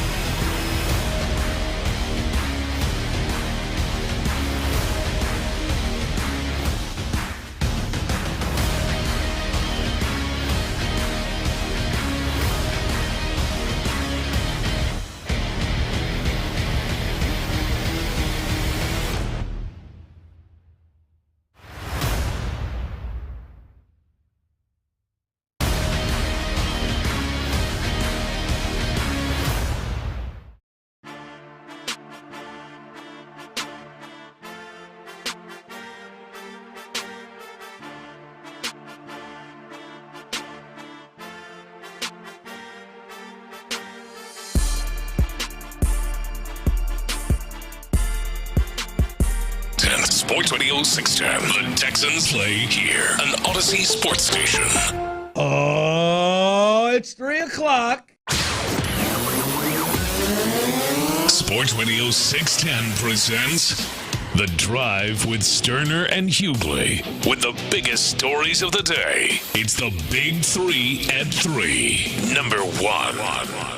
All right, today was a big day at training camp. Today was the first day of full pads at camp today. First day of full pads at camp today, and it's a big day. Clint, you have experienced this training camp when that thing turns. Although you were a quarterback, so probably wasn't as big a deal for you. Wasn't real physically taxing, other than the heat pounding on the back of my neck. But you watch the intensity level probably take a tick up when full pads got on, especially during your time frame. That was they'd probably a little less care of. Well, you just like the vets, the leaders, the better players. At this point in time, they start to get pissed off. They're tired. The legs are a little bit heavy. You know, it's just kind of one of them deals where, hey, we're in the middle of it. I mean, we're a quarter of the way through camp damn near. You're in the middle of it. Tempers start to get, the fuses get a little shorter, and it starts to get real fun, man. Guys that aren't in condition start to fall by the wayside. This is that point in camp, man. We're like, you get about that middle half, the first 4 or 5 practices, okay. We're still getting our feet wet. We're still trying to open eyes. Still new. Still fresh off the streets. Trying to impress coaches. And then you get to that second quarter and that third quarter. Boy, it gets real long. And in the fourth quarter, hey, you can see the light at the end of the tunnel. It's time to go. Start playing games, and we're rocking and rolling, boy. But starting with this next practice, maybe even today a little bit because it was full pads. Moving forward, it's going to get interesting. Yeah, should be getting there, but it's a big day. And DeMeco Ryans, head coach, spoke about the importance and what he was looking for today as they were in full pads. First thing I look for, first day of pads, no one to just go out of their mind, get out of their minds and just do something that's not protecting the team, right? We still practice in a safe manner and make sure we're keeping everyone up. And for the most part, we did that today. So that's the first thought in my mind as a head coach is making sure everyone is safe, right? You don't want guys going to the ground. You don't want any side shots. You just want to protect everybody, but still work our tackling, work finishing with the ball, right? Making sure we're securing the ball. So I think for the most part, we were pretty good today. Yeah, them inside backers, some of them safeties, and then those young guys who are battling for their lives. Those young guys are those are guys who you kind of want to worry about when it's in terms of hitting and wanting to get physical. They've got a really good group, really good foundation built. Where usually those young guys like that, they'll, like to your point, Ron, one will step out every now and then, but if you've got the vets holding everybody accountable, typically you don't have too many problems. And I didn't. Although there was one little scare today now. Damian Pierce got turned around on a little run play, and I don't know who was hitting him and pushing him and twisting him and turning him kind of deal. And he lost his balance, and he fell. He fell on I guess it was the right knee of Stefan Diggs, and it wasn't bad because he kind of just clipped him at the end. But if he'd have been a little closer when he fell and caught that leg a little bit more flush, it could have been ugly. Everybody on where I was standing on the sideline, it was one of those where you're like, whoa, look out now, because that's Stefan Diggs. You don't want to fold that one up this early in camp. Yeah. But that's really it. That's the only time I saw a problem today. They're trying to avoid that. But as you said, we're starting to move further into this thing, and what they got at least some of them. They got a game coming up next week in Canton, so getting closer and closer to getting things going. Also, news with the Texans, not just with practice today. And by the way, pads went on today. Coming up here in the next segment, a discussion and a conversation about one of the most important players that we wanted to see in pads. That's coming up here in the next segment. But the Houston Texans, fellas, announced that they've sold out all of their tickets, their season tickets this year. The Houston Texans announced that the team has sold out of season ticket membership for 2024 season. Fans still have an opportunity to purchase single game tickets and group tickets to Texans home games at HoustonTexans.com, Ticketmaster.com. And you can still purchase those, by the way, from the McNairs and Cal McNair in particular. Our fans are the heart of everything we do, and we feel their energy, anticipation for the 2024 season. It's been extremely exciting off-season for us, including debuting our new look, and we just want to thank our fans for all the support. We are proud that we have sold out of season tickets and look forward to H-Town coming together to cheer on Coach Ryans and the team. So, big day for the Texans in that, especially where they came from. And Clint, my deal is, now you tell me if I'm out of turn, you or Tyler. I'm sure the people will as well. I would hope that this will be fifth year covering the team? Fourth year covering the team? I would hope that this is the first year that we get a chance to see that incoming teams don't come and take over the stadium at times. I would hope that now we're seeing this season ticket sold out, that people are on fire for this thing, excited about this thing. I would hope that we don't see teams like the Steelers come and take over the stadium. The Broncos. I would be shocked. I would be shocked if you see it again. The Jags was a low moment. Let's be honest. Let's be honest. They deserved it. Well, I'm not. Last year, what they did. The fallout. I don't care how long it lasts. Yeah. Like what they deserve. They earned every bit of that of what took place here over the last. They didn't put out a product on the field. Those were last year. Right now, it's not going to turn overnight. Like nobody even. I know a lot of people had blind faith and trust in DeMeco and Nick at that point in time on the radio. But it's different to put your money where your mouth is. We got to about the second half of the season, not the Broncos game. That one. Ron. At the end of the day, I would be shocked if it happens this year. I mean, even remotely close one time, I would be shocked. No, I hope so. I hope that they because listen, as you said, they put BS product on the field. Yeah. They said Rex Burkhead, you're going to be our primary offensive weapon. Like they put a bad product on the field. And the thought is they put a good one out there, support them. All right? They were putting a good one out there last year. It ended up being a good one. Had some moments. Now this year it sold them out. I would hope not to see, hey, man, I'm going to sell this thing over to Bears fans. There are a few games to me that jump out where I'm like, all right, I wonder. Because they're on their schedule. There's not like a Steelers that travel big time. They go to Dallas, so that's not one. But the Bears, they travel. The Bills fans travel. The Lions fans travel. Like those three games, those three road games in particular, I ain't worried about none of them. I would hope so. Previous years, I would think that those would be games where you could hear loudly the opposing team. I'm hoping that with what they have done and how excited fans are, that we are through that. I hope so. Yeah, I would think so. I would think so in a big way. Yeah, I hope so. So, congratulations to the Texans and fans out there. Congratulations to a lot of first-time season ticket holders. I saw that rolling through a lot as well. And remember, you can still get single game tickets, group tickets as well at HoustonTexans.com if you want to get to games this year. Big 3 at 3, number 2.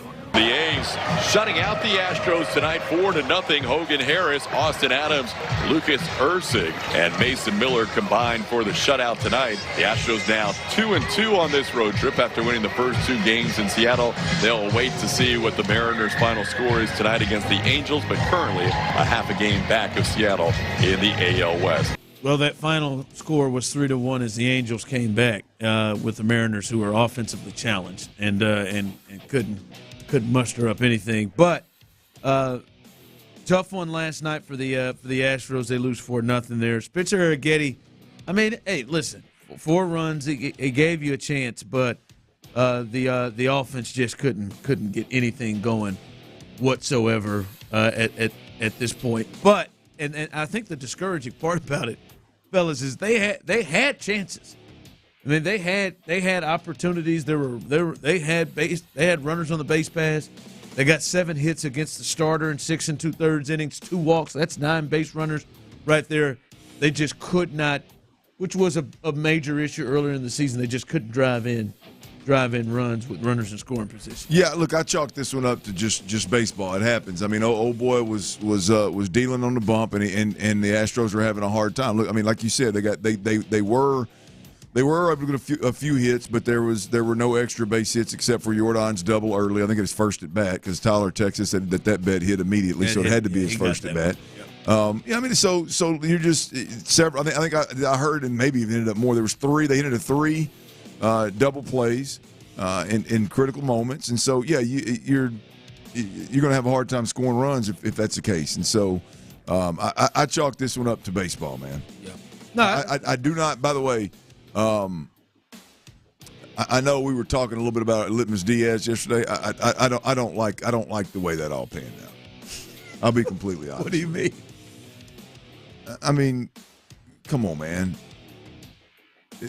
I mean, he's the first minute he's on the squad, he's starting at first base. He looked like a guy who's batting 103 in 2024. Hadn't played in a while. I'm a fan of Litmus Diaz. I had no idea that we were gonna just jump him in the lineup the second that he got up here. And again, we're playing this. Oh, we want to use our bench, and we got a lefty that's pitching, so we want to get these right-handers in the game. I mean, this to me, that's when now we're getting a little bit extreme with it. Now that's going to use that bench. Come right out. Why not? Let's see him right now. Look, it's hard to lean into that. Boy, when it's Litmus Diaz ain't been on the team for a hiccup, and he goes out there and starts. Looks like he's has not swung in a while. He looks like he's still at the Florida Complex League, and you go out there and as a team you lay an egg. That's the Abreu League. Yeah, that Abreu League. Yeah, the Abreu League. He played a couple games out there. I think it was our guy Adam Spillane, Baseball Spo, tweeted out last night with last night's start for Litmus Diaz in the Astros lineup. He got to half the starts we ever saw Greg Kessinger get. So I guess Greg Kessinger got 2 starts during his time. I would have rather Greg Kessinger got the start. How do you? You don't mean that. Dead ass serious. The guy's been on the team all year long. You don't mean that. Hey, I mean, I'm serious. Do y'all look at that and you look like that's acceptable? But he's done that though. He's done like. But do you look at that move right there and you go, yeah, that makes sense? I mean, it makes sense to what he has done through the years. I'm talking about baseball sense, Ron. Do you look at this team? You would have. I said I wouldn't have started him. Now you can once get him in the groove here, but at first game, he seemed like I would think a bat off the bench as a pinch hitter, but. Like when Greg Kessinger came back the last time, he immediately started. You remember when he came back the last time that Hummel kid came up? He immediately started. Yeah, I don't. That doesn't make a whole hell of a lot of sense to me. It's kind of like this. Got to get them. Got lefty on the bump. Lefty on the bump, man. Got to get them righties out there, man. Right up there. There it is. Tough one last night, but I do think the importance is. Because old Jake Bloss has got the ball tonight. And I said it like that 4 and 5 spot right now in the rotation, which is Spencer Arrighetti, who, as we've said, is now entering innings that he has never pitched before, getting deeper and deeper into a season where he's not pitched before this many innings. And then Jake Bloss. How long are they going to have to deal and roll with that as the 4 and 5 spots? And how are they going to be able to, in terms of winning games, come out of that? And we'll see. They've lost this first one. Now you need Jake Bloss to come up to have a pretty good performance for you not to lose the series to a team that's 40-62. Yeah, look, that's where it gets to when you get to the 4 and 5 starters right now. Yeah, listening to Blum and TK last night, Blum even mentioned it, talking about the trade deadline coming up and talking about the Astros ad and how really it's more of somebody to solve the problem you just mentioned. It's more of somebody to a third or fourth starter in a rotation that can chew up innings and give Ronel Blanco and Hunter Brown and some of these guys maybe just a little bit of relief kind of deal. Yeah. To that point, news here with Luis Garcia. He threw a 31-pitch bullpen session yesterday and was up to 91 miles per hour is where he was. That's a little short from what I remember from Luis Garcia. Sounds like Greinke. Now that's a little high for Greinke. Actually, fair. It sounds like maybe. Is Greinke still playing? No, he's trying. He's trying. He wanted it. Yeah, no, but he seemed like he was more, especially as a starter, around the 95 range. And we'll see. Hopefully he gets there. But they said he threw a bullpen session and felt pretty good. Joe Espada said Justin Verlander is scheduled to throw another bullpen session coming up tomorrow. And yes, you've guessed it, Lance McCullers not throwing. Yeah. Thought you had an update, man. I did. Bury me in the H. I did. Yeah, you bet. I mean, you're doing a good job yourself. Not throwing There, Lance. But 31 pitches, Luis Garcia. That's good. We'll see if he gets another rehab assignment, which it felt like he was getting closer and closer. He had 2 rehab assignments out with the AA team. See if he can do that again. So Astros need a big performance. Either their offense needs to just come out and just make this a game in where Jake Bloss doesn't have to. Like, to me right now, I would with Jake, who Jake has not gone, I don't believe, more than 4 innings in a start yet. If you tell me right now he'd go 5 innings, 4 runs or less, I'd hit the button right now. Okay. For Jake, which means to me I think the offense needs to come through and help to make sure he doesn't. That he doesn't have to be so perfect and fine that he's got to give up 2 runs or something. All right, coming up, the fellas are in pads for the first time, and I think above anybody for me, there's one player I wanted to see in pads. The next test for Kenyon Green. We'll discuss what he looked like today. Coming up next. All right, Our Vision Homes. I'm talking about Houston's premier turnkey custom home builder. Owners Ryan and Gretchen Rogers are right here in Houston, born and raised right here in Houston. They're Houstonians just like you. And just like me. And here's what they're offering. If you're even thinking about building your dream.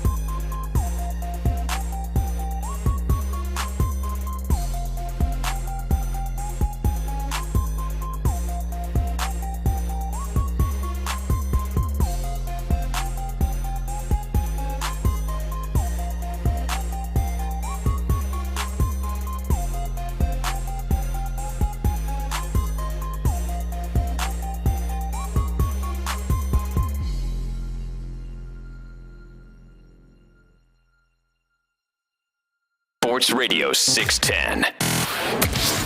It's Texans Training Camp. Live from the Twin Peaks studios. Sports Radio 610 presents The Drive with Stoerner and Hughley.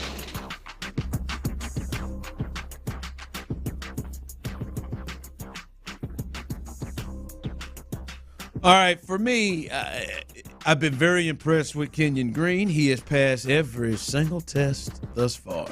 Passed the test of getting in shape. Passed the test of getting his body right. Passed the test of continuing to keep the shape.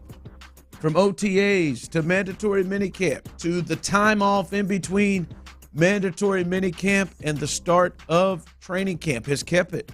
You can clearly see he is not just surviving practice every day.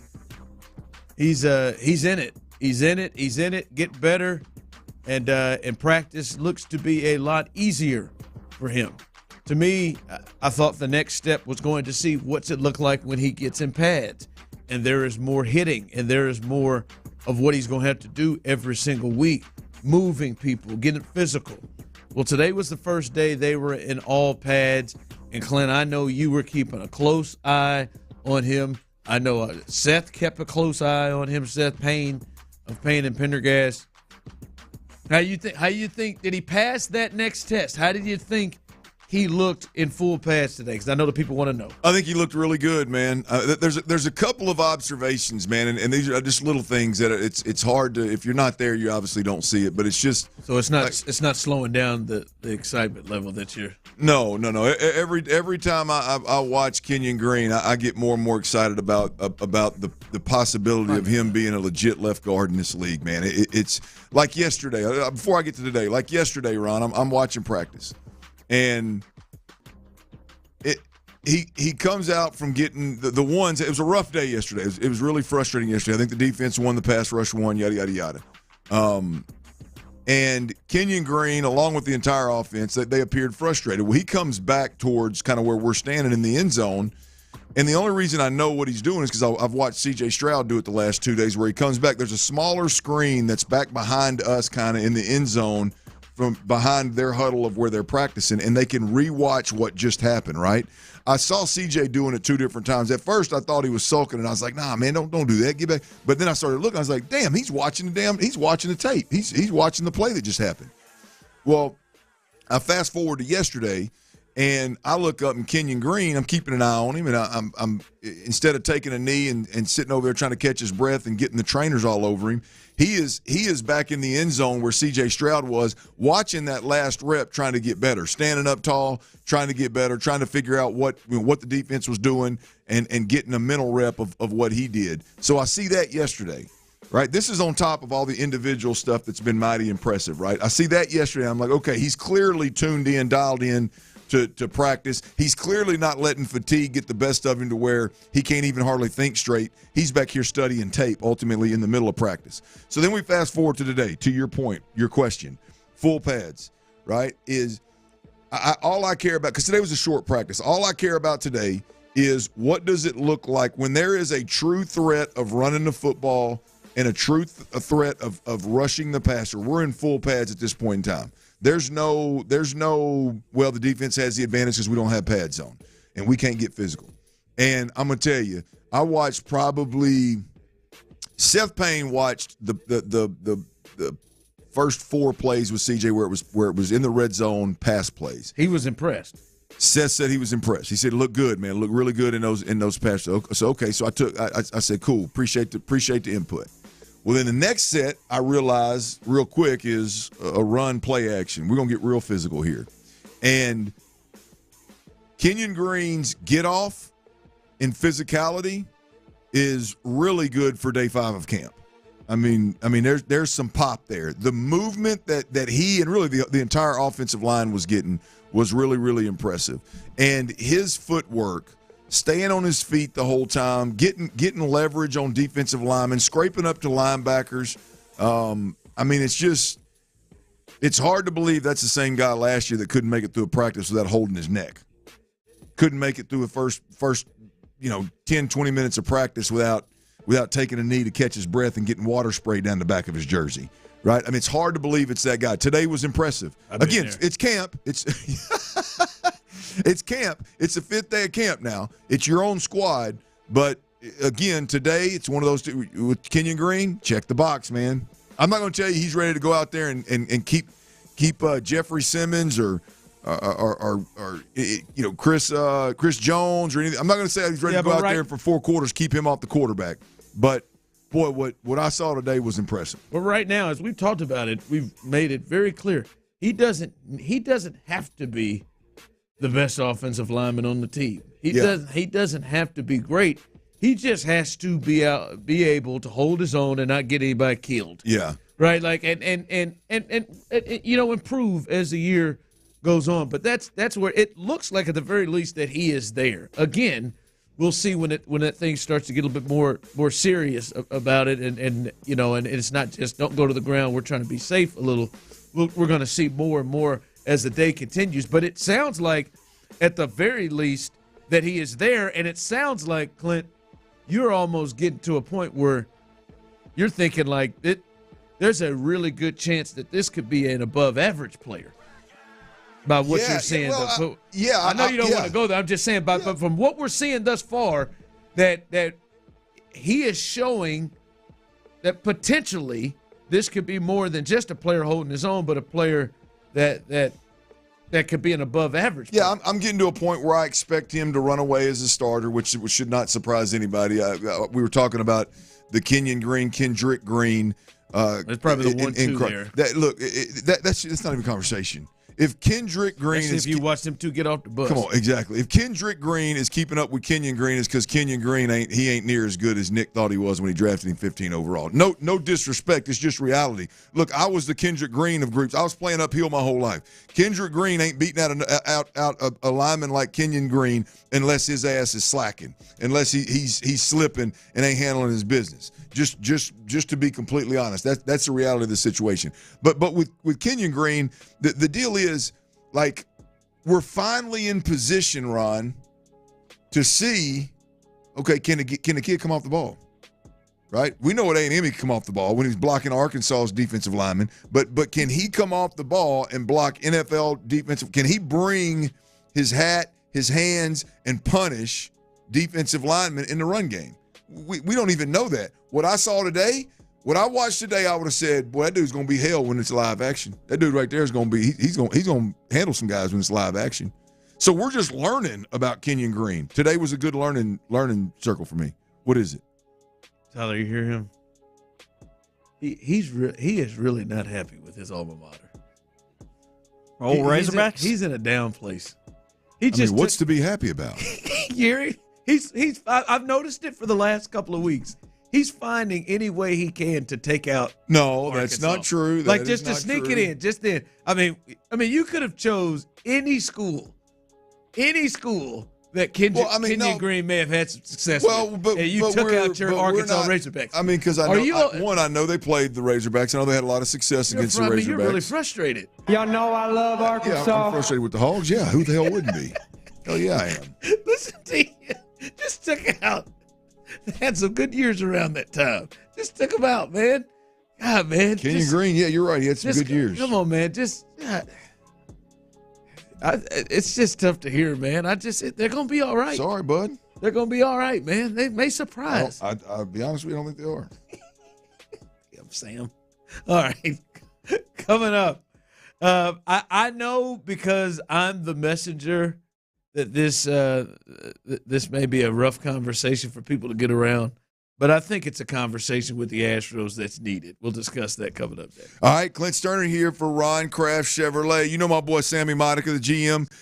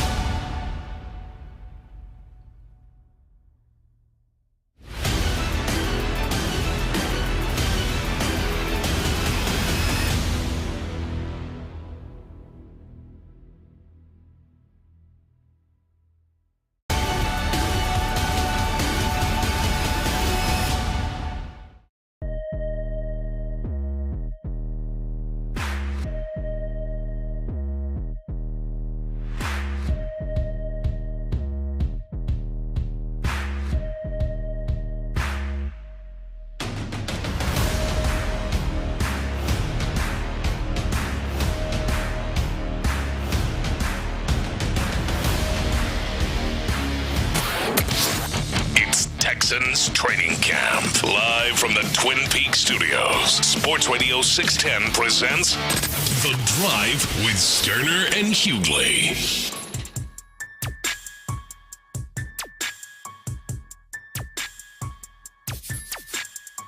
Hey, come hang out with us on Thursday. Where? Buffalo Wild Wings, baby. Who? Us. Stoerner and Hughley. Yeah, Stoerner and Hughley. Buffalo Wild Wings. No, Stoerner and Hughley. There you go. Like Tyler says it. Yeah, like Tyler says it and Tyler sends it in. Coming up Thursday, 2 to 6, we'll be out there, kind of the rekindling, the little pre-kickoff of little Thirsty Thursdays like we used to do and will be doing coming up. Come hang out with us. Buffalo Wild Wings will be at the one near Willowbrook Mall, right off Tomball Parkway. Is that correct? Yep, Tomball Parkway. So come hang out with us, tucked away there on the other side of the highway. Come hang out with us and enjoy yourself with us as we'll have good. We ain't been out at a Buffalo Wild Wings in a minute. Not a minute, man. Not a minute.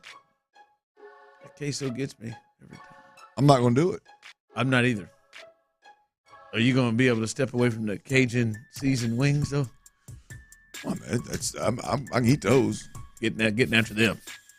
They do it. That dry rub season they got. I'm just no carbs, no sugaring. Yeah, he's been trying that for the past. Have you noticed the shift in his mood, Tyler? No sugar, no carbs. No, I haven't either. I figured y'all have. I'm a lot happier. Are you feel happier? No, shift? not because I'm not eating carbs. No, promise you that. I feel a little better about it. Like when I set out to do something and I accomplish it like that, especially health wise. Like you're doing it pretty good right now. I mean, I'm. What are you, a weekend? Yeah, I'm 9 days in. Knock it down, baby. Go ahead. Hang that thing out. Go ahead and do that. Yeah, I mean, I do feel really good. What's the biggest craving you had? I don't really crave anything in particular, but it's the when I do eat of not just eating whatever the hell I want. The first night was tough. I showed up at home and my wife was like, spaghetti. Is that the night? It was lasagna. Oh. I said it was the first night, and to be fair, I did not tell my wife what I was doing. I just made my mind up that I was going to do it and make some changes and see what happens. And I called. I said, "Babe, what are we doing for dinner tonight?" Usually during the week, we're pretty healthy. She goes, "Well, my mom cooked, and it's lasagna, and her mom's lasagna is phenomenal." So that was tough. I'd have had a piece of bread with it. No, I did. Well, that's the problem. It's 2 helpings of lasagna and 2 to 3 pieces of garlic bread. Oh. It's all of that. And then her mom also placed a little bucket of those blondies on the table too. So I would have had at least 3 of those. Oh boy, the blondies.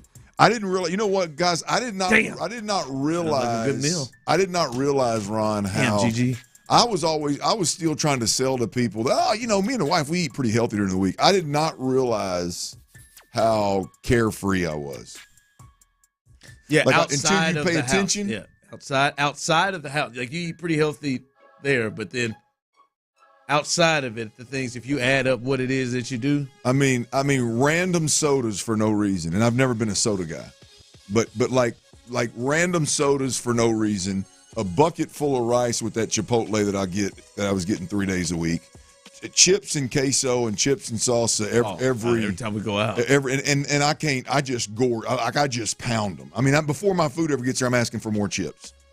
I mean, it's just. Sometimes it's just ridiculous. And then I got to where I would stop. I would stop and get Sprites for no reason. And I was like, oh, you were stopping to get Sprites along with some of those. Yeah, here. Yeah. And then it's like, hey, let me get let me get this peanut. Yeah, the little extra stuff, and then when you combine that with what you're going to do on the weekend. Oh.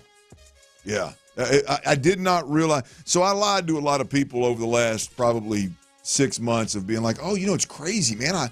We eat really healthy during the week. And I'm like, do I really? I found myself in that pantry on them chips pretty often. See, that's it. I've learned about you. Tyler, you're not this either.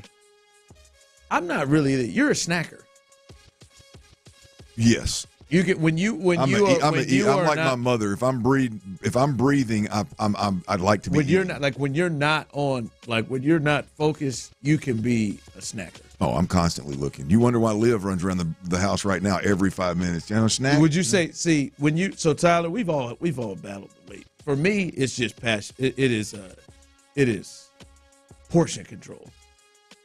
That portion control and drinks is my biggest thing. Like when I'm in my heyday, it's hard almost not to attack that thing like it's not Thanksgiving.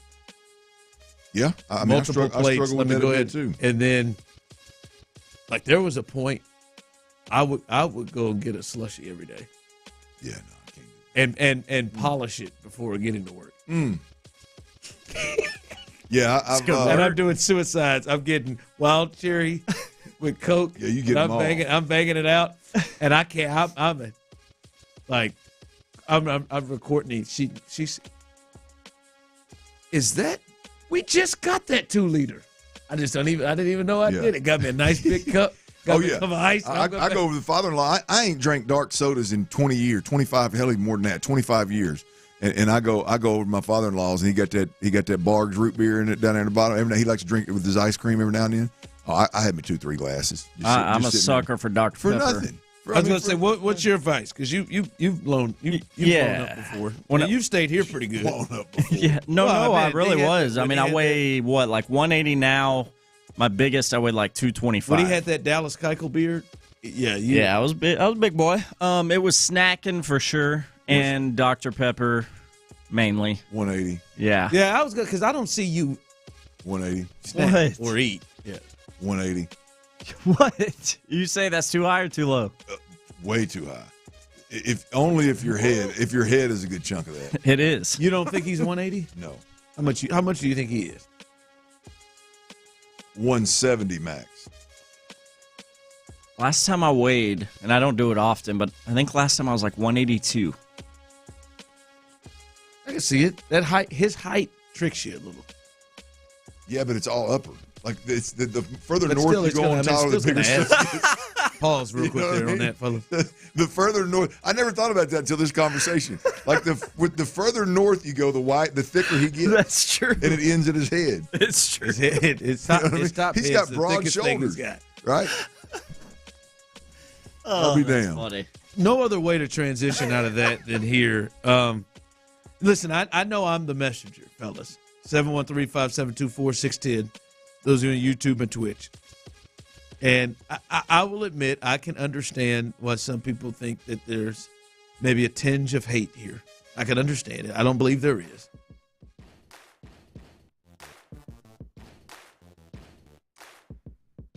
Have we reached a point where, like, Jake Myers should be included into the platooning day in, day out, not knowing exactly where he's going to be penciled in? Or should he continue to just be penciled in as the everyday center fielder?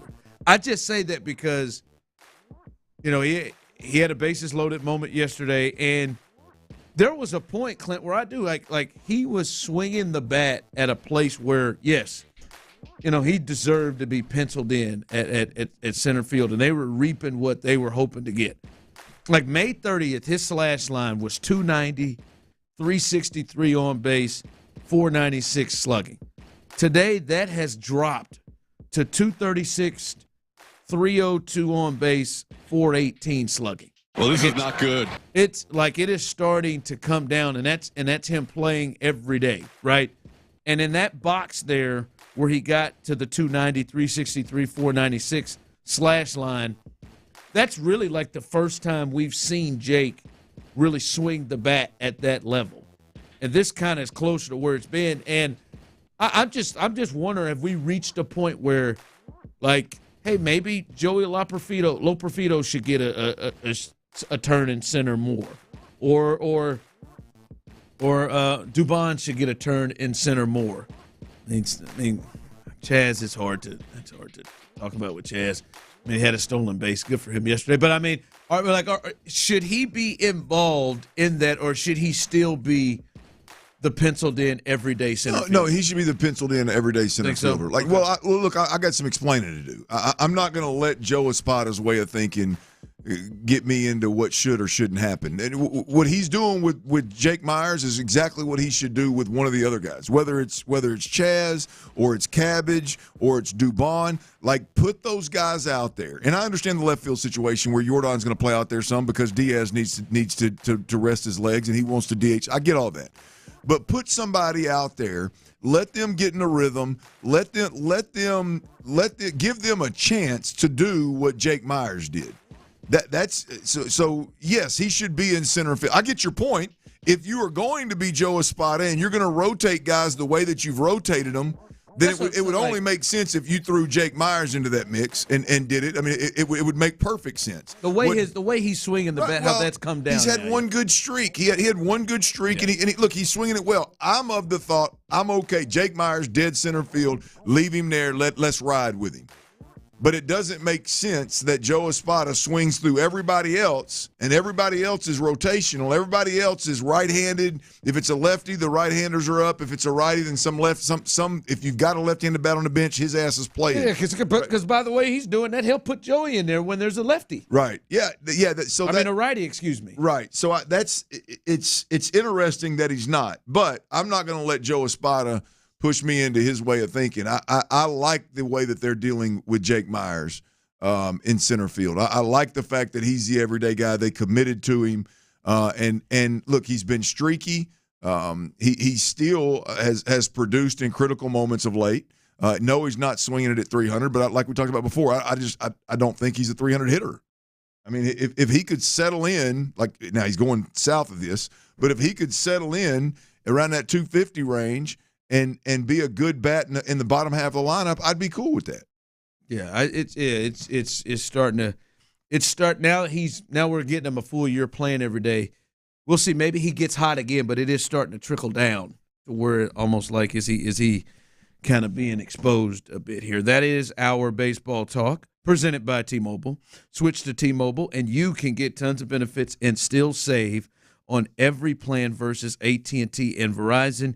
Use their savings calculator to find out how at T-Mobile.com/switch. Coming up, what you got? Training camp, baby. Day 5. We are roughly a quarter of the way through training camp. And ladies and gentlemen, C.J. Stroud had a day. I will explain next right here on Sports Radio 610. Before you get there, Steel South Loop Hyundai, if you are looking for a new vehicle, that is the place to go. I'm telling you, I just bought a Hyundai. I've had a Hyundai Sonata as well. You can go get one of those there. I just bought a Hyundai Santa Fe, and I'm telling you, you can get great deals. Bert, I just had somebody text in asking about prices for their kids' car, and I know Steel South Loop is a great place to go for that. Absolutely. And, not only that, we're family-owned, we're operated, we're all right here. My office is right on the showroom floor, my general sales manager. Everybody here we come out, we shake your hand. When you walk into our dealership, you feel like you're dealing with somebody you can trust. And in the world we live in today, I don't know how to echo that enough. Right now we got new Elantras, Konas, and Tucson, and Palisades.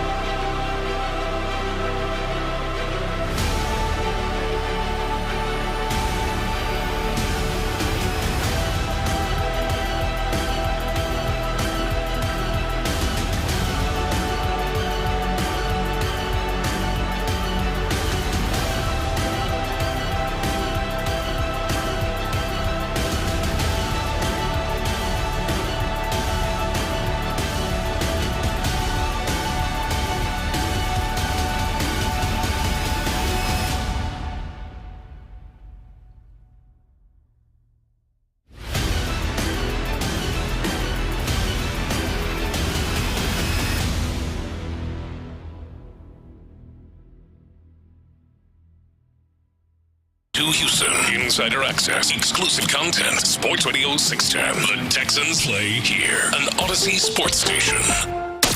Sports Radio 610 presents The Drive with Stoerner and Hughley. Dive into the mind of former NFL quarterback Clint Stoerner. I like a good time. I like to have a party. I know you do. It's Dirty's Daily. And training camp has started, ladies and gentlemen. We are 5 practices in Texans training camp. Today, full pads on the guys, fans in the stands. It was time for rubber to meet the road, if you know what I mean. None of that patty caking around with no pads on. Let's get the guys out there and see exactly who wants to get physical and who doesn't. This comes on the heels of a day yesterday where the defense dominated the majority of practice. Some second and third down and long situations. That pass rush really got after C.J. Stroud, had the offense a little bit confused. But today was a quick practice.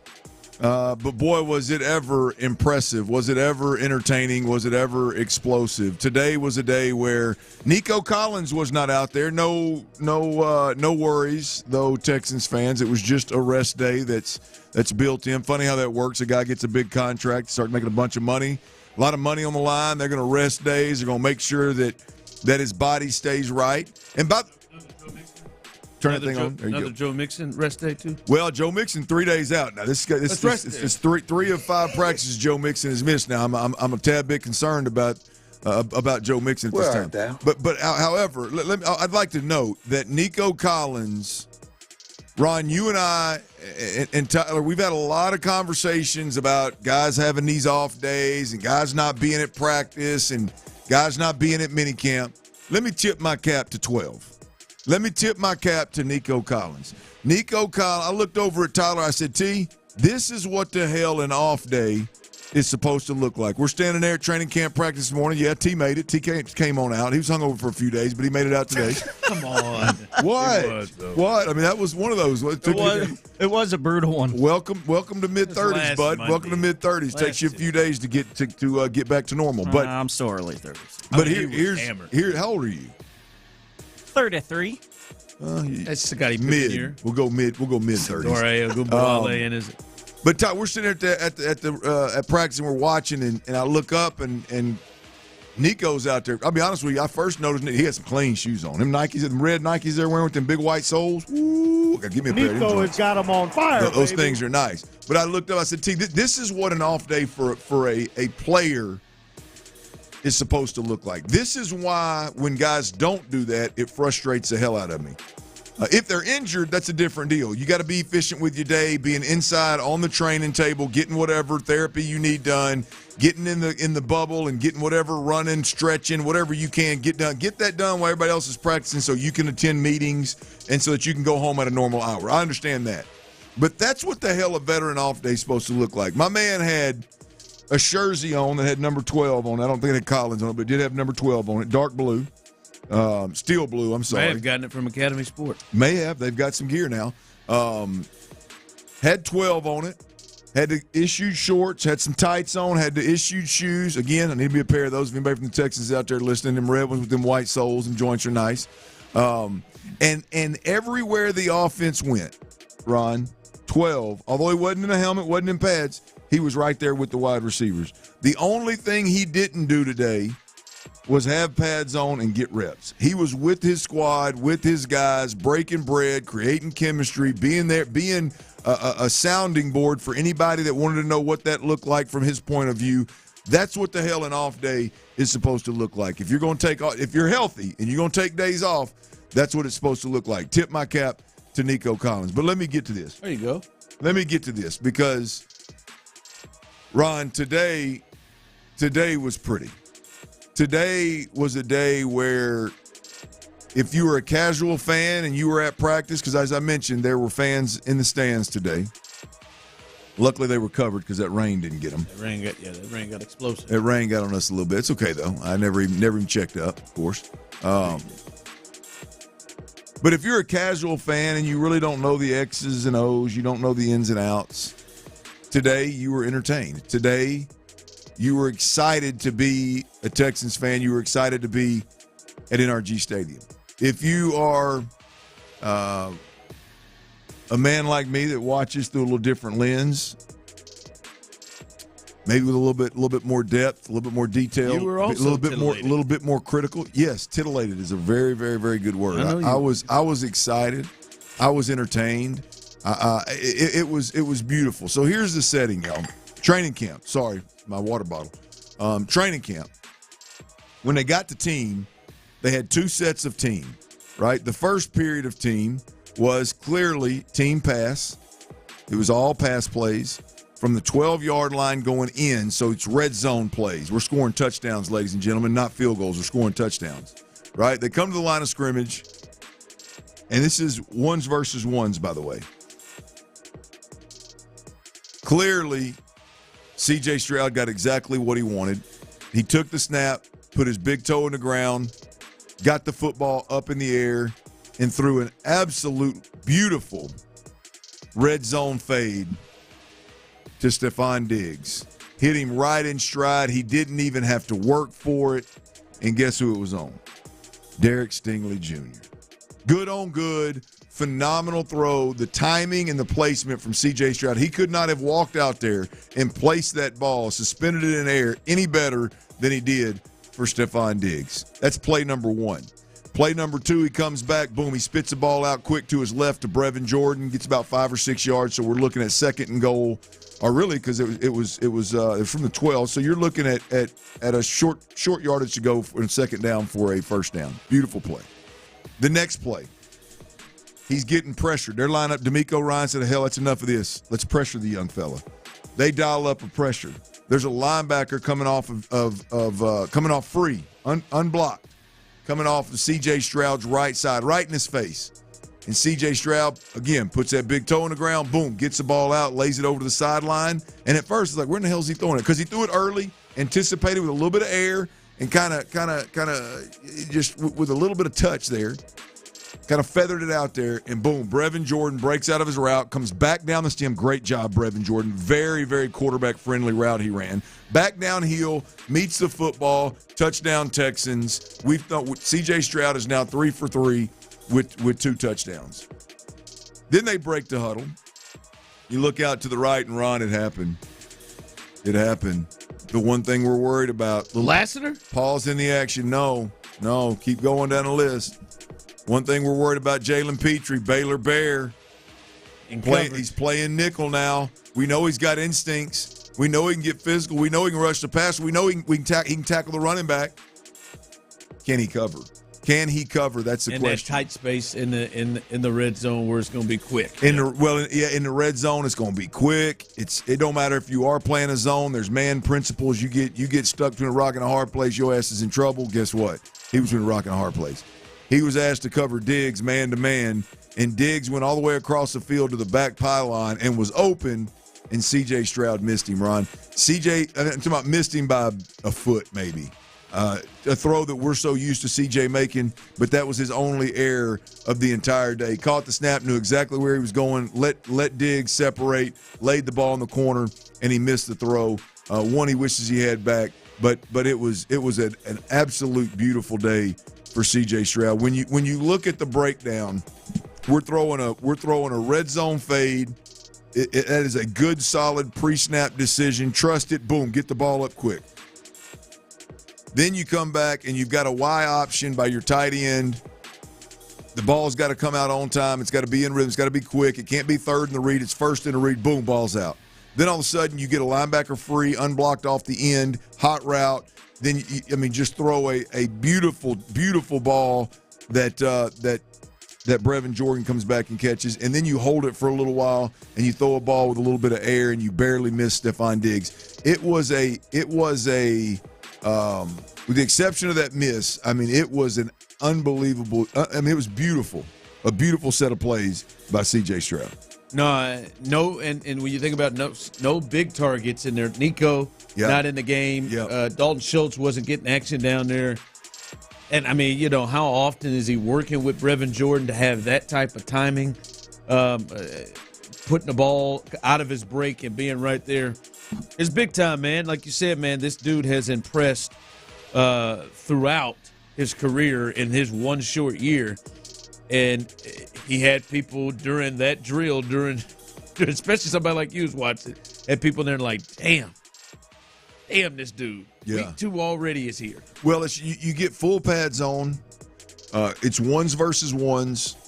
And clearly there's going to be a little bit of scheming up. You don't want to get into too big of a back and forth. There's going to be a little bit of a scheming up going on right there. Fans in the stands, and all of a sudden the offense isn't super vanilla. They're not real predictable. And CJ wins in a big way. We've become used to seeing him have success. So today was beautiful, because then, by the way, he goes on in the next drill, which is the next period, which is from the same spot on the field. So it's red zone, 10 to 12 yard line going in. It is a run dominant play, but you mix in a little play action every now and then just keep the defense honest and make it fair, right? Well, the one of 4 snaps when CJ did throw the football, he threw a touchdown to Stefan Diggs on a little snag concept. You got a flat route, you got a deep corner over the top, and then Stefan Diggs just curls up right there 4 or 5 yards in the soft spot. CJ hit him. He turned it up for a touchdown. So really, CJ was 4 of 5 for 3 touchdowns, and the one ball he missed was on the quarterback, which would have been another touchdown. So it was a hell of a series. I think a couple of other notes real quick.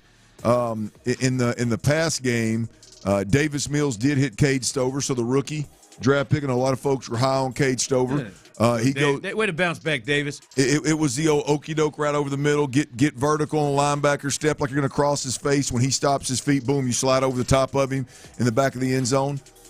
Cade Stover goes up and makes that big catch there. So that was impressive. I think Robert Woods may have scored a touchdown on a little bootleg action. It was in that run period, bootleg, boom.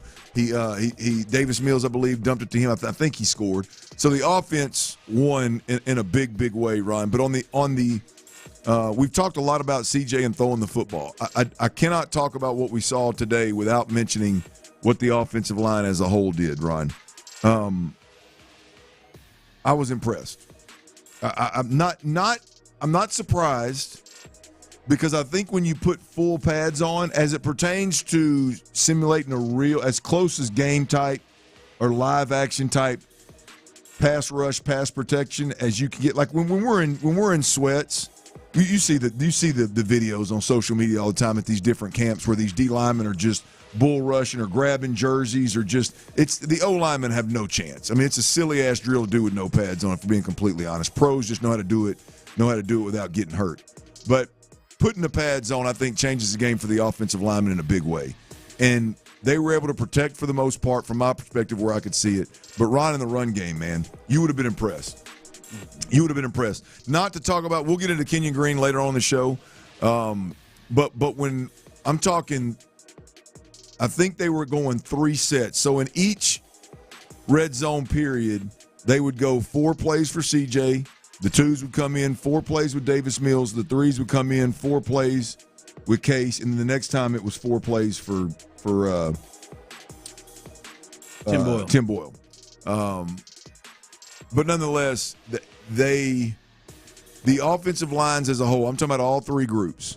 As I'm watching today, you're sitting there, you're going, man, these running backs, one, they're not getting hit 2 or 3 yards. So look a lot different than last year. There ain't nobody at their feet 2 or 3 yards back. We're not blowing the whistle early, Ron. So one, there's no early penetration, right? So the offensive line looked better from that perspective. But if you really watch it, the majority of the runs, offensive line were moving bodies because there was space for running backs to run. You know what I mean? Like it wasn't like they were just running up into the back of the lineman. They were moving folks at the point of attack, and creating creases, creating space. The run game, for as close to a live game situation as you're going to find in an NFL training camp, the run game, the run blocking looked really good, man. That's good. Surprisingly good. And obviously we'll see more when this thing gets more serious, and even more when they play against other teams. But because that's kind of the big thing. We talked, and this probably be something we'll talk about more as the season comes upon us. We talk about all the skill position stuff, all the outside stuff, and what Diggs will look like and what that can look like with Tank and Nico and Joe Mixon. But we know none of this stuff can work to the heights that you hope it does if that offensive line looks anything like it did last year. Yeah. Like anything like it did. Well, you just have no consistent presence of a run game, right? What I would have liked to have seen, you mentioned earlier, Joe Mixon did miss his third practice. He was at 2 practices. I was obviously very impressed with just seeing him in person. Since then, he hasn't been at practice. That's 3 practices in a row where there's no Joe Mixon, and I've not seen him out there. I'm not going to say he's not been out there. I've not seen him out there. So, again, that leads me to believe that there's probably some level of strain or something going on. Is it fair for me to be annoyed that we got no idea what it is? That nobody's asked or nobody's mentioned it? Yeah, I'm sure someone's asked, but yeah, like we don't like that. Like I know. Well, somebody asked yesterday because he said Joe. Because DeMeco said, "Oh, Joe's one of the hardest workers we got." Yeah, hardest workers just fine. Like this, clearly, we're beyond vet day. You don't get three vet days in a row. Without a doubt. And I'm just saying, like I know Laramie Tunsil is rehabbing a knee. I know Christian Harris is a soft tissue lower leg issue. I have no idea what it is with Joe. Yeah, I have no idea either. And it's like you look at the way Nico took his vet day, like I said today, and then you look across at how Christian Harris and Laramie Tunsil and those guys are working their clear, I guess, easing into camp type approaches. Again, to not see Joe Mixon at all for 3 days, for 3 practices is interesting. Yeah. I got to believe it's more than just a rest. Now, it may be precaution. It may be, hey, they just signed Cam Akers. Hey, Damian Pierce needs more run. I haven't even seen him. Yeah, he hasn't been out there. He's not even out there. Nope. Yeah, not like Nico was. Nico was out there. Right. Yeah, Laramie's out there. We'll see. I don't know. I mean, it's the longer it goes on, though, you get a real Astros feel. HIPAA. Yeah, you're right.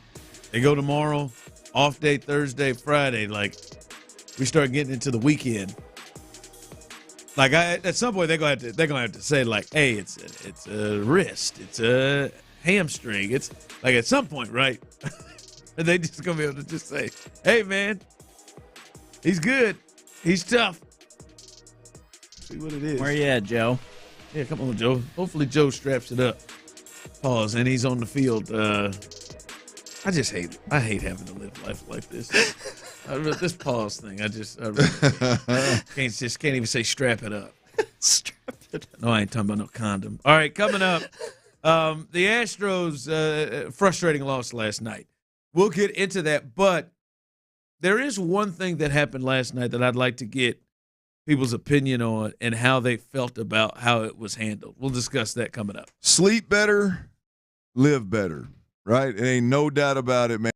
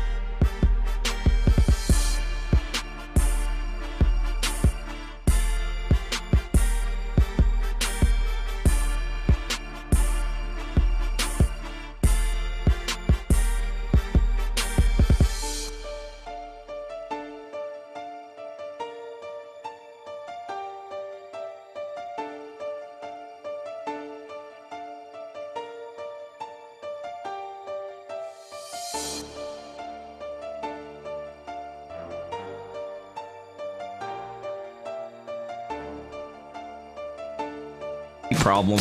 New episodes every week on the free Odyssey app or wherever you get your podcasts. Houston's sports leader, Sports Radio 610.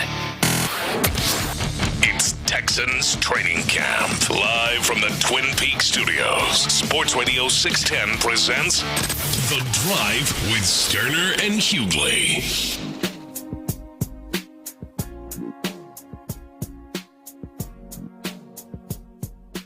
All right, welcome back into The Drive. I'm curious about last night's game and everyone's thoughts, but I do want to first, before we get to that, how'd y'all feel about how the Litmus Diaz situation was handled?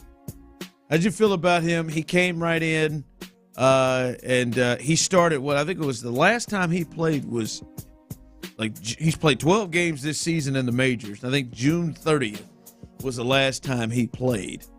Yeah, I thought it was pretty damn interesting that he had just immediately gotten to the lineup. I didn't hate it. Throw him right in the fire, baby. I didn't hate it, but I didn't necessarily love it. But I'll tell you what I did hate is the fact that Litmus Diaz and Chas McCormick were batting back-to-back in the batting order. Like that shouldn't have happened, in my opinion. I know we're all sitting at home being a manager for Espada, but I saw that and I was like, what are we doing? I mean, that's two straight dead spots in your batting lineup, barring a miracle. Yeah, look, I went from being excited. I like the sign. I like Litmus Diaz. I don't understand at all bringing somebody out of the Florida, what is it, complex league, the Florida complex league, Abreu league, yeah, and plugging them in when you've got several guys that can play first base. That have been here, that have been productive. There's no way in hell that you can tell me that you have advanced analytics on a Litmus Diaz that tells you that him from the right side of the plate right now, as of today or as of yesterday, was a better option than the other guys you had at first base. Okay, you cannot convince me of that. Played a hunch. You cannot convince me of that. These are the kind of things, to me, again, that I don't have a problem sitting here and playing manager for Joe Espada. As I said before, I don't think Joe's the guy. I think these kind of little silly-ass decisions are ones that end up biting you in the ass. And it may not, again, because the Astros are so good, so maybe it's a non-factor. But you ask a specific question, how did we feel about Litmus Diaz? I don't like it. I think it's silly. Pulling a guy out of the Florida Complex League, I don't care who he is, pulling that guy out of that league, get him to the major leagues, plugging him in at first base when you've got three different guys that can play that position, that have produced and been parts of this crazy hunt down of the Mariners, and you decide that you're gonna drop Gray Kessinger, and you're gonna throw, which I have no problem, by the way, of dropping Gray Kessinger, but you're gonna drop Gray, bring in Litmus Diaz, plug his ass in at first base out of the gate, and he goes up there and looks like he came fresh out of the Florida Complex League. I got a little bit of a problem with that. I don't like it at all. I wonder, was this just like, hey, first day, man, Diaz gets up and we're gonna go ahead and throw him in right now. I wonder, is he going to enter into the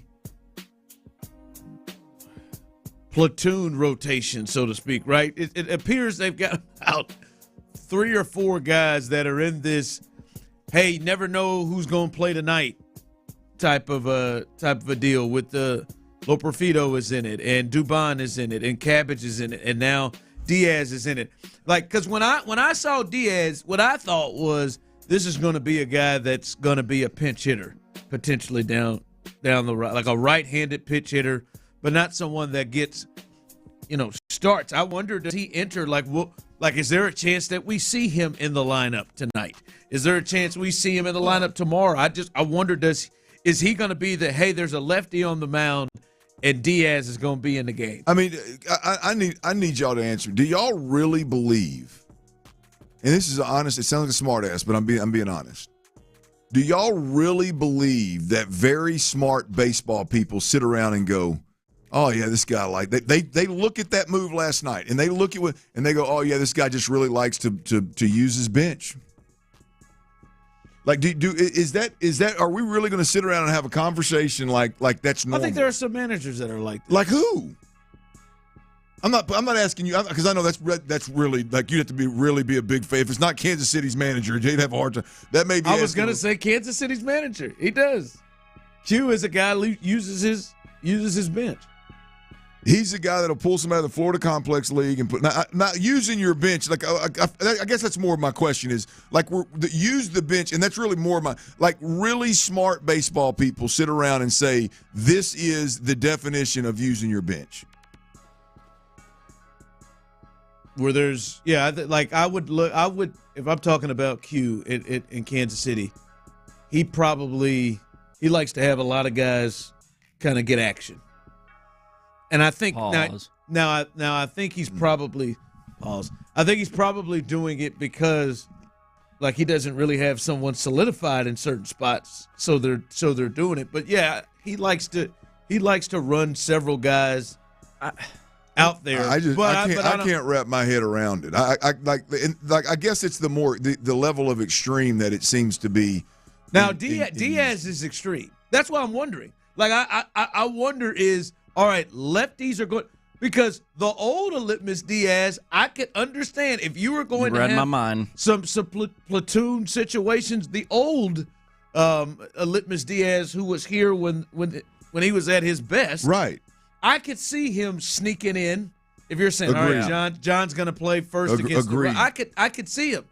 But I don't know that this guy could make it with the A's. No, and that's what I was going to say is the key element. You read my mind, Ron. I mean, the key element here is not necessarily bench usage, but I mean, what kind of talent do you see on your bench when you look down there? And right now for the Houston Astros, the talent they have on the bench, game in and game out, is far less superior than in years past, in my opinion. Well, I mean, but you look at the guy that scares me. If a Litmus Diaz is about to be in the all right, there's a lefty on the mound and he's in. I mean, and a big part of this is injuries. A big part of this year in 2024 for the Astros is injuries. But right now, you do not have anywhere close to the depth and the talent on the bench you have in years Tyler, past. when Kyle Tucker returns in, I don't know. But when Kyle Tucker returns, nobody does, bro. Like it's still going to be a deal at least in right, in left, and at first. Like there's still going to be some platoonish, and then you add DH in there with whatever they do. I mean, but unless you make a trade, like we're already platooning those. This my point is not like you've got a Litmus Diaz in Dubon. You've got options at first base in Dubon, Singleton, and what's the young fellow, Loperfido. I mean, if you're that hard up to rotate first baseman, you got plenty of options. Like why pull a guy from the Florida Complex League and before he even the Brady League before he even gets his clock set on Central Standard Time, you got him in the starting lineup. He hadn't had that set yet, but that seems extreme to me, and I just I don't like it. That's one thing. I just want to see if he continues. If this is he's going to be a guy that's not just a pinch hitter. Like some of these guys just have to be pinch hitters. Some of these guys have to be, all right, Chaz or somebody has started and I want a better matchup. I want a righty to come up in the seventh. Not hey man, he's going to start 2 or 3 times a week. Like that one is interesting. All right. You're trying to figure out who the number one receiver is on the Houston Texans. Clint said, stop. It's easy. It ain't even an argument. There ain't even a discussion. He will not have it. He will just move on and have the next beer and keep on going. That's what he says. We'll tell you who that is coming up next. Oh, just like the number one receiver is a no-brainer, the number one beer is a no-brainer.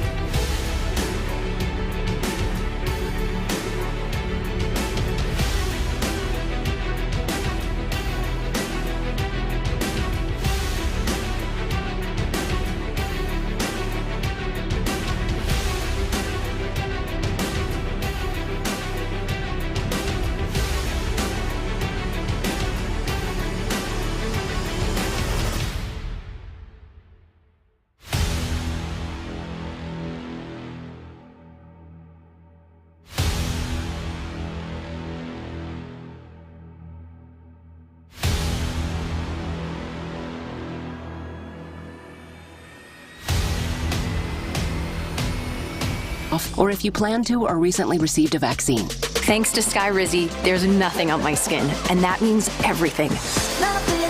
Ask your doctor today about Skyrizi, the #1 dermatologist-prescribed biologic in psoriasis, and visit skyrizi.com or call 1-866-SKYRIZI to learn more. It's Texans Training Camp, live from the Twin Peaks studios. Sports Radio 610 presents The Drive with Stoerner and Hughley. Coming up here just a second, Clint's going to let you know who he said it's not even an argument anymore. I mean, I think it's at least been one where it's thought to be a discussion. I think even Tyler put a poll out on it. Oh yeah, on who the number one receiver is for the Houston Texans. We'll get to it in just a second as Clint settles in. I just saw this commercial. When's the last time y'all have had Domino's? Ooh, been a while. Not even hating. I just not where I go if I want pizza. Well, it took me a long time to get past Domino's. Kind of had this. Like I just for some reason someone told me like, oh they use ketchup for their tomato sauce, and they had a bad rap for a minute, I believe. And like I just never had Domino's. I think I probably had Domino's like 3 times in my life. I've definitely eaten my fair share of it. The commercial they make it looks decent. That just ain't one I've had a lot. I've had it quite a bit, and I stayed like the ketchup thing. Bad. I stayed away for years. They got you with that one. Huh? Well, I believed it, and then I remember they started doing a commercial for like a new sauce that they did, a new mixture of sauce they've done. Well, did you ever find out if it was true? I was hammered though. Oh, you were hammered when you heard it? No, the times I remember, the guy is drunk. I was either really drunk because in downtown Kansas City there's like a Domino's. I've run into that so I didn't realize. I just ate it, just took it out. And then I remembered like maybe a birthday party, kid's birthday party. They've had it. Someone texted in, Domino's sucks. I had it the other day. That S is nasty. I will say their wings are trash. Given them a shot once or twice, and it was like it is like if I'm gonna order pizza, especially from the the order ones, like that. I have never gotten Domino's. I've never gotten there. I wouldn't have any input, boys. No carbs. No, right now, definitely. No carbs his whole life. I'm not. Well, you're not. No, you're not a pizza guy anyway. Well, no, I mean, I like pizza. Really like pizza. I don't really.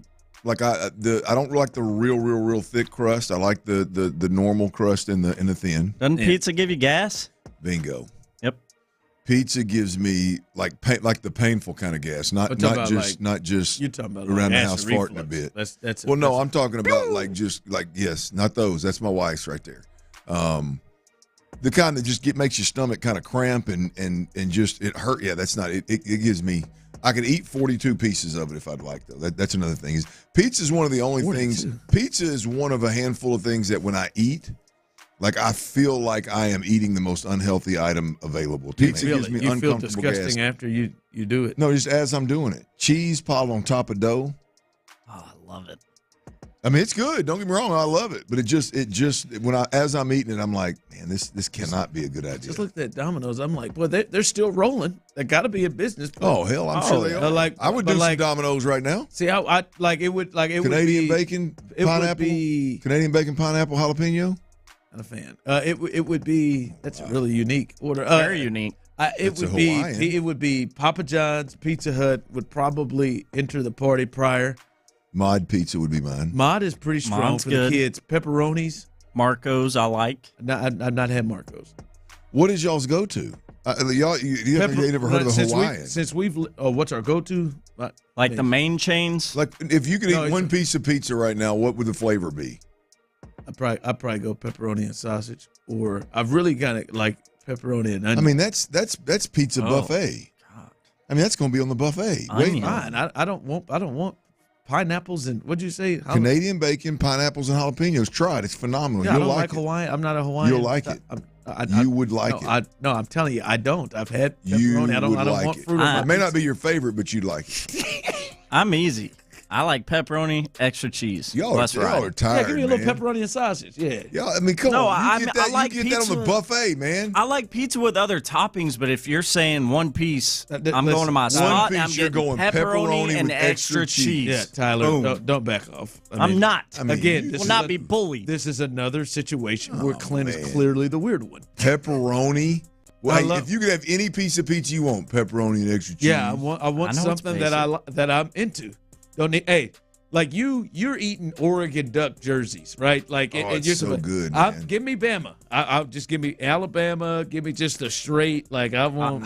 I'm not saying this because you bullied me. It's more like Penn State. I'm not saying this because you bullied me, but my go-to actually would also include green bell peppers. I love green bell peppers on the pizza. With pepperoni? Yeah. Okay. See, now we're getting somewhere. I like a little pepper. I like a little pepperoni onion, but pepperoni sausage. Ron went with the two longest lasting meats ever. back in the 42. Back in 42, when they first invented pizza, they put sausage and pepperoni on it. Yeah, and you want to go pineapples. Well, I've always been a Canadian bacon. I've always been a Canadian, even when Canadian bacon wasn't considered the Hawaiian. I've always been Canadian bacon over anything else. Good on that. Then I added jalapenos because I thought, jalapenos on my pizza, that sounds great. And then I saw something where you could add pineapples, and I said, let me give her a shot. Yeah, I don't want fruit on my pizza. I'm good. See, I actually don't mind pineapple on pizza. I've had it multiple times, and it tastes good. Ron would love it. I never order my pizza with the pineapples. But if I'm somewhere and they got it, it is tasty.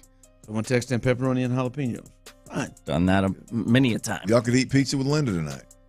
I can't get past you, Ron, like an onion. Years old. I just don't like onion on anything. Oh, yeah, pepperoni. Onion. No, that'd be good. That's solid. Oh, solid. Not an onion fan. I'm a fan, yeah. Not a sausage fan either. Hamburger, pepperoni, mushroom, bell pepper. See, now you get a little too much. I think that's also, for me, I don't like a whole bunch. That's a veggie pizza. They just talking about, wasn't it? What they said hamburger, pepperoni, mushroom, bell pepper, and onion. I used to be a big-time meat lover. I used to, give me all of that, but I don't want too much now. There's not many meats I don't like. Pause. But sausage is one of them.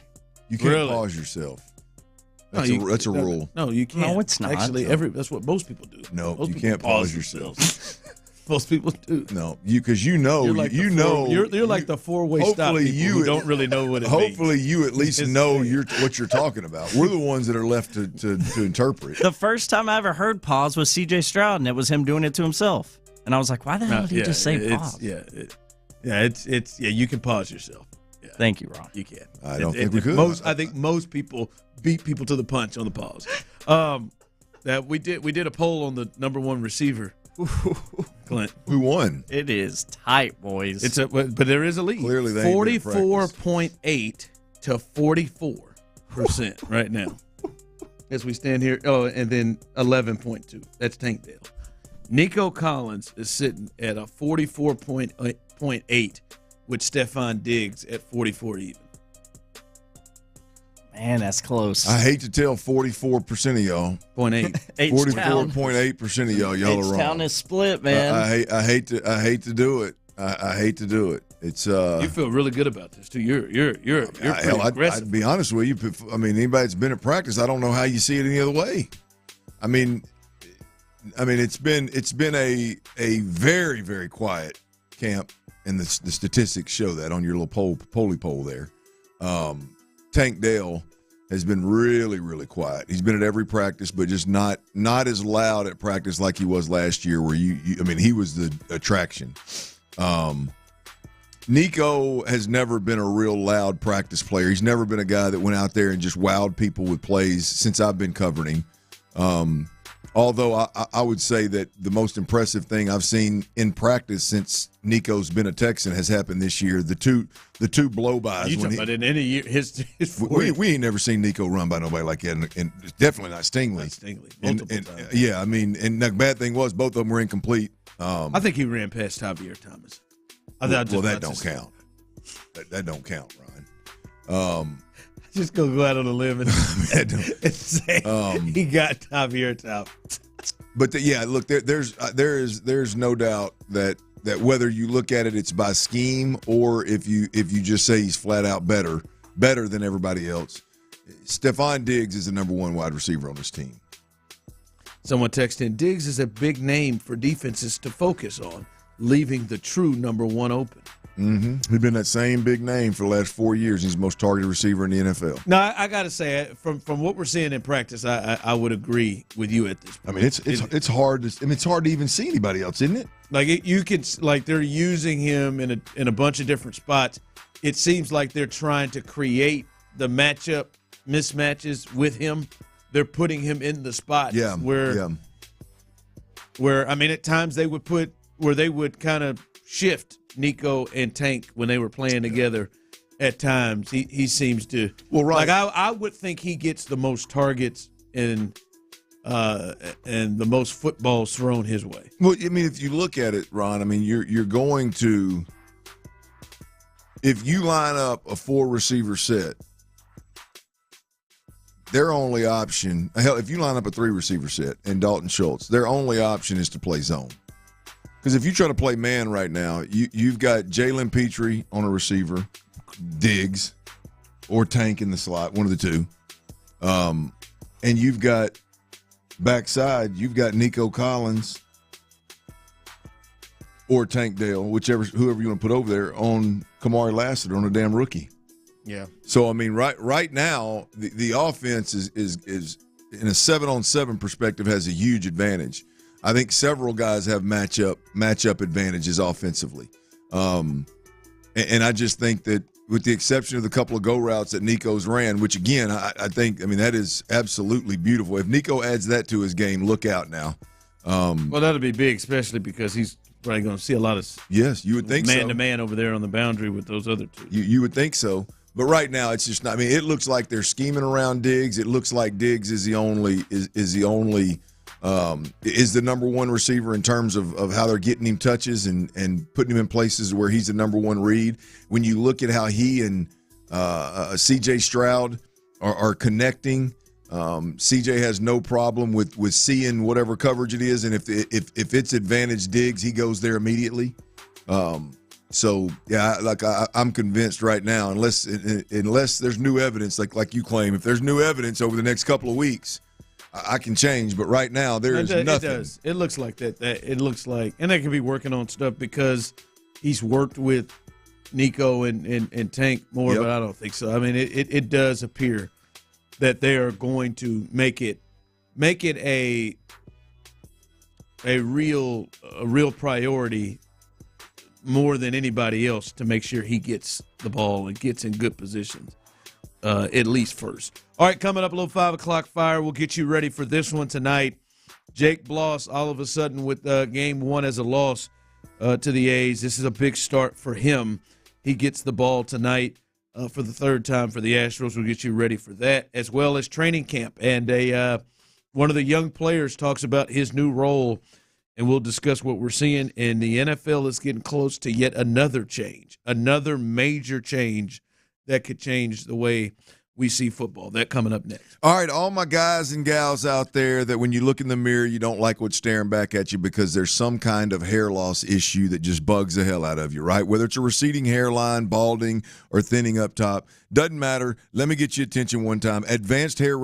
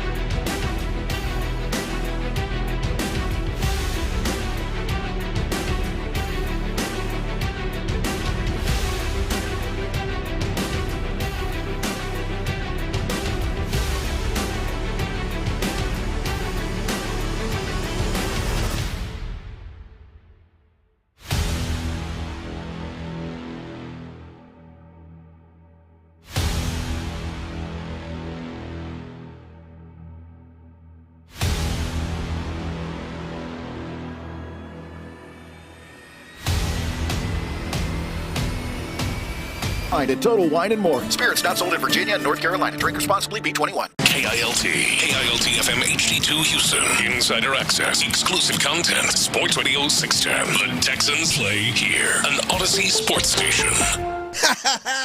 Welcome to 5 o'clock fire. Sports Radio 610 presents The Drive with Stoerner and Hughley. It's the 5 o'clock fire. It is 5 o'clock. Congratulations. Hopefully you're off work, but luckily for you, Old Dirty and the Massive Mill. The big deal. The Massive MILF. Is that one of your tapes that you used to rent out in high school or something? That threw me off. I wanted to try it. And Psycho T, a.k.a. T-Bill, a.k.a. Massive MILF. Moneybags. That's awesome. You did a little winning last night, didn't you? I mean, yes, but the ultimate outcome was a red number. Yeah, okay. Yeah, so you were in the red. All right. Didn't see you boasting. Didn't see any photos last That means night. I was in the red, too. Well, I know. Well, we know you were. What do you mean you know? Just from what you said earlier. Man. What you said earlier. I'm a winner. You said you won the Alvarez bet, but then... 1 for 3 don't get it, boys. 1 for 3 don't get it. It's all right. And you guys are jumping on it again tonight. So if I know that, you guys, obviously the very opposite of me, I get in a hand at a blackjack and I lose a round. I'm gonna get up and walk off. Yeah, I'm gonna take a break. Hold on, show. I'm gonna grab a break. You two are coming more. You don't believe in seeing another one, huh? Not for a little bit. Just give me a break. What Grab me a drink. about one of the most productive lineups in baseball recently, of late? Okay. Going to bed for 4 games. You think the 5th game is the wake up? Might. Put a little money on it, man. Go ahead. You guys are gonna do it. Apparently you are. Tyler, you've already locked in. How many locked in? About 5 or 6 today? Let me check. I'll let you know. I know it's a full slate. Oh. It's a full slate. It's going full slate. Yeah, that's right. Tyler's going after. He gonna take it up. Maybe last night wasn't enough. 12. 12 bets? Yep. Yeah, you might have a problem. What? That's not even a heavy day. What do you mean? 12 bets? I mean, it's not light, but it's not heavy. It's like a medium slate day for me. His response to you saying, "I'm 12." Yeah, you might have a problem. His response to you was, "Oh hell, that ain't even a heavy day." I mean, and then he retracted just a little bit and said, "Well, I mean, it ain't light, but it ain't heavy. It's more medium." I mean, I didn't say 20. Well, good luck. Thanks for that Cash App just now, Stoerner. No problem, Bob. You jumping in on something tonight? Maybe take it. Yeah, no, look, I feel pretty good about a couple, but I'm going to let it simmer for a minute. Why not? Yeah, smart move. Well, I got to see the lineup, Bub. Got lineup, West Coast baseball, so the lineup isn't out yet. I'm sure we'll get that to you as soon as that comes through. But the good thing about yesterday's 4-0 loss to the A's is the Mariners lost as well. They were leading most of that game 1-0 until they gave up the lead late. They lose 3-1. So the Astros and the Mariners remain tied atop the West, up against the 2 last place teams in the West, the Angels and the A's. And this is where things kind of get important, all right?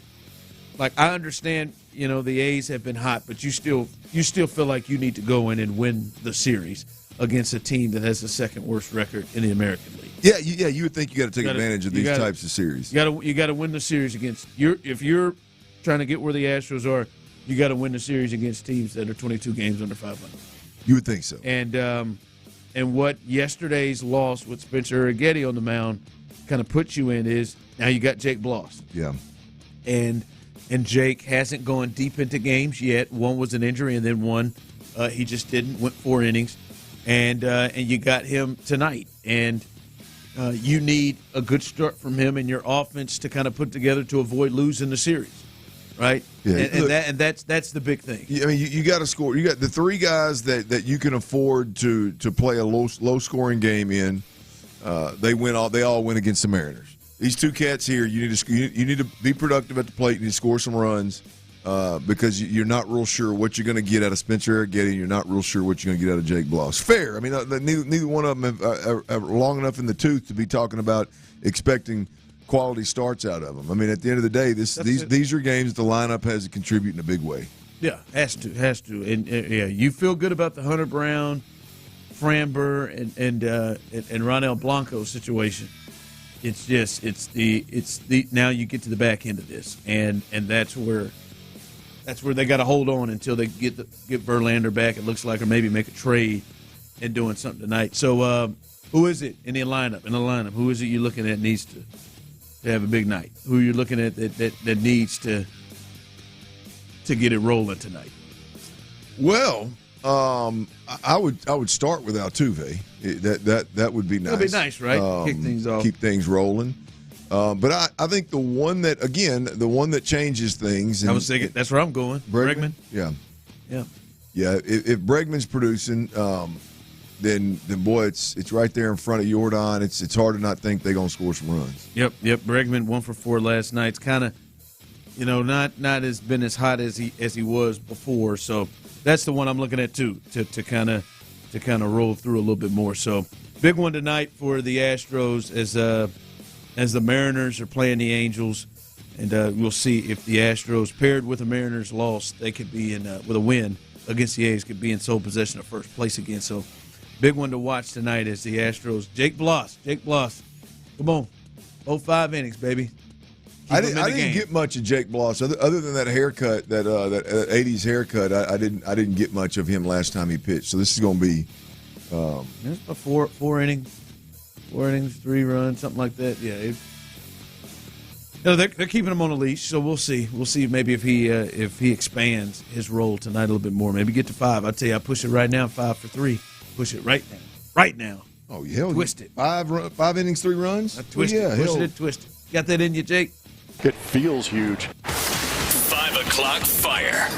All right, I want to get to some news that you all listening are responsible for with the Houston Texans. But first, training camp today, and one of the young players that clearly it looks like has a new role, Jalen Pitre. He spoke to the media today, and he talked about his new role, not just playing deep safety like he did at times, but playing more closer to the line of scrimmage, that nickel slot corner. That's a good question. It's a lot of similarities, more similarities than differences. I would say you could go coverage to coverage. That's a good question, though. I'm going to have to get back to you on that. It's a lot of similarities, though, for sure. Talking about the similarities between nickel in college and in the NFL, which it looks like he is going to be playing a lot of nickel, especially since the start of camp, since the start of the offseason. He has been playing in that nickel role. And Clint, I know you watched him. We've watched him this week. We love what he can do in terms of potentially in the run game and what he can do in the blitz game. But it is going to come down to maybe one of the differences in college is you're not running into Stefan Diggs.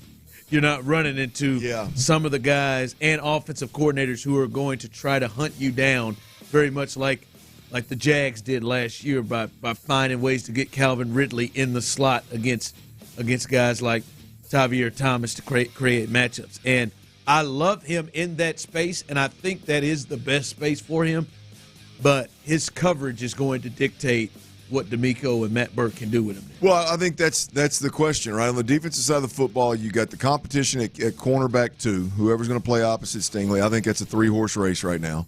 You've got the interior defensive line, which we have not been able to see a whole hell of a lot from because today was the first day in pads. And to be honest with you, if we look at today, it didn't look real promising.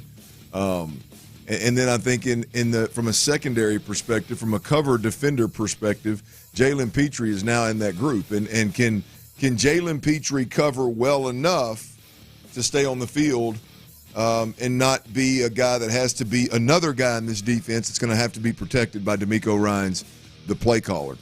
Because in obvious passing situations where he's going to have to play man-to-man or the defense is going to be very predictable and just be a heavy zone team, he's going to have to play man-to-man, and the jury's still out on whether he can or can't cover. Now, Stefan Diggs beat him like a drum today. He was panicking, arms and elbows and knees flying all over the place trying to catch up with Diggs. on the throw down in the red zone where CJ missed Diggs. He was open. It was an easy throw. CJ wants that one back big time. But the he's not going to be covering Diggs the entire time. He's going to get a lot of reps covering in camp. And so we'll see. I think the jury's still out on whether he can cover or not. But that's a big question for this defense. And the hope is that it's not a talent thing. Like the Tavier Thomas situation was never going to get better because Tavier Thomas, it was a talent thing. Yeah, he was a linebacker trying to cover receivers. It did not matter if he knew exactly where to be, if he knew what route was going to be run, just because that just wasn't the role for him. I think the jury is still out. Is if this is a talent thing? Is it something that he can't do, or is it more of a, hey man, I slipped up. I kind of got caught. I guess wrong against Diggs, and that's what happened. Well, I mean, here's the deal: is if they do play man to man, and Pitre gets matched up on Diggs or he gets matched up on someone's best receiver, that's on. It's either a major mistake on his part, singled up, or help. Yeah. or it's DeMeco Ryans' fault. Like you just simply cannot it's got to be a match if you're going to do that. Like he has the tight end, Stingley comes over and has Diggs, right? He has the tight end, whoever your third corner is, Jeff Okudah, C.J. Henderson, or Kamari Lassiter, whoever that next corner is, they come in and take Stefan Diggs. Although those aren't great matchups, it's better than a safety nickel defender matched up on him. If you're going to play man, there has to be a plan to counter whenever they try to get the matchup of their best receiver on your nickel defender. It's the same thing with a rookie cornerback. If you're going to play man with Kamari Lassiter in the game, you better be in a match man where Derek Stingley follows Amari Cooper everywhere he goes, and Lassiter takes the other receiver. Lassiter takes the other wide receiver, or takes whoever. But you can't allow, especially with this roster and these quarterbacks and these skill groups that are coming in here, you can't allow, and the play callers, you can't allow those guys to go in the locker room at halftime and make the adjustment and go, hey, we're going to come out, we're going to make this adjustment, boom, we're going to get Pitre on this guy. We're going to get Pitre on our best receiver, and we're going to know it's man, and we're going to go eat. Like you can't afford to do that. So we'll see how much. He may be great. I don't know. He may be great. He may be really good in coverage the more he does it. But that's a big question mark for this defense. Yeah, and to be honest with you, that's why you look. It's a difference between, because I think he can do. I'm not saying he's this player. I think he can do some of the things that Kyle Hamilton can do with the Ravens, who comes up and plays in the box a lot and has great instincts. But Kyle Hamilton can cover well enough to be able to mix things up and do those things. So that is. But it's the same. It's the same with Kyle Hamilton. Like Kyle Hamilton can cover, but if you tell me we're gonna sit out there and the defense is going to allow you to get Diggs matched up with Kyle Hamilton, I'll take that matchup all day long. I'll take Diggs and eat all day long. Yeah, you know what I mean? It's still a mismatch. It's still the same mindset of like, yes, he can do a bunch of those things, but it can't be, which I think is your point, like it can't be where the guy just can't cover it all. No, he can't. Yeah, it can't be. Like he's got to be able to cover Thomas. Right. It can't be that. Correct. Sorry. Which I don't think it is. I don't. I feel bad. I just can't be barbecue brisket. You can't be barbecue brisket, man. You don't even put barbecue on brisket until you get to see later stages. Man, I don't know how I get roped into this kid Tommy or Thomas. It's too easy, man. Who is he with? The Bucks. 5 o'clock fire. I think he's enjoying life in Tampa. All right, Clint. This I wondered if you ever thought you'd see the day of this.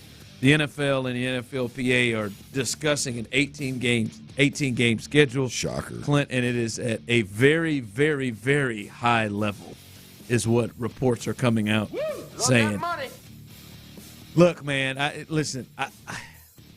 don't know that 18 gets there, Clint, but one of just the natural built-in, because the health of players in sports that they're not really giving a damn about as much here, but like one of the things that football has that the other sports doesn't have is like they have a finite amount of games, and you are just left wanting more with football, right? You're like, you can argue that's why it's the most popular. And that's why it's the most popular. Yeah. Like, I'm not saying 18, but man, like they've got to slow it. They just can't get too crazy with this thing to where now it's just happened. It's just more and more. Like it's happening more and more, and I don't know, man. 18. Well, it's clearly money's driving it. At the end of the day, the owners are saying if we're going to give up, we're going to bend on all these different rules and change everything in the off season and essentially preseason games are going to be worse than they've ever been. Then y'all have got to give us something. It wouldn't shock me at all, Ron, if they went to 18 game schedule, 2 byes. Now that would even prolong the sport. I'm sure other sports around it just are thrilled by that. that football. It wouldn't surprise me if they didn't eliminate a preseason game. I would if I'm the players, I would at least have that, like eliminate a preseason game. Give me another bye, something like that. I just think and I think college football's flirting with it too. Just the more you add, the less oh man, I'm missing it. The less that you want it, right? And you're not getting to 82 and 162, but I just to flirt with it, and I think you're probably messing with the play. Like the play maybe not as you got 18 games, more injuries, more beat up bodies. Maybe the play suffers a bit. So we'll see. 18 games. It feels like that's going to happen. Sooner rather than later. Coming up, what did Kenyon Green look like his first day in pads? That's been a major question and a major test that he needs to pass. We'll discuss what he looked like today. Before we get there later.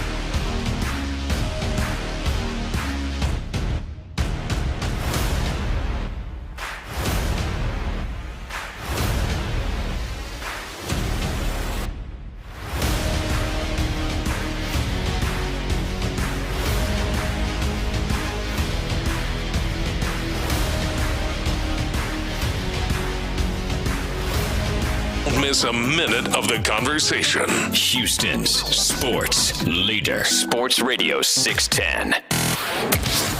It's Texans Training Camp. Live from the Twin Peaks studios. Sports Radio 610 presents The Drive with Stoerner and Hughley. Come kick it with your boys coming up on Thursday as we will be at Buffalo Wild Wings. And it'll have a good time. We'll have a good time with us. Good food, good drinks. Get you some wings. Get you some beer. The staff is always great. We will be out at the Buffalo Wild Wings off Tomball Parkway near Willowbrook Mall. So come hang out with us, Tomball Parkway near Willowbrook Mall. Come hang out with us on Thursday, not tomorrow. Thursday, and we'll have a good time as we do. If y'all hadn't gotten out there to them Thirsty Thursdays that we've had out there, when we was doing Buffalo Wild Wings during the season, it's a treat you don't want to miss. Our unofficial tagline, I don't think Parker's going with, but our unofficial tagline is, come on out, make a bad decision. And we really had people embrace it. Yeah. That's a good one. Hell yeah. People really embrace it. I mean, I think you should. It's got a low lit lounge feeling. Every one of them. Every one They're of them, consistent. man. I mean, a super cool staff. I mean, everybody's always low key, man. It's just the right spot. It's the right spot to get in there, get your Thursday evening started. If you don't make a bad decision there, you probably will later on in the evening, and it's a good way to start your Thursday, man. Good way to start your weekend. I saw someone said they're off off on Thursday. They're gonna make their way out there. Shout out! Let's party. It's up there now. All right.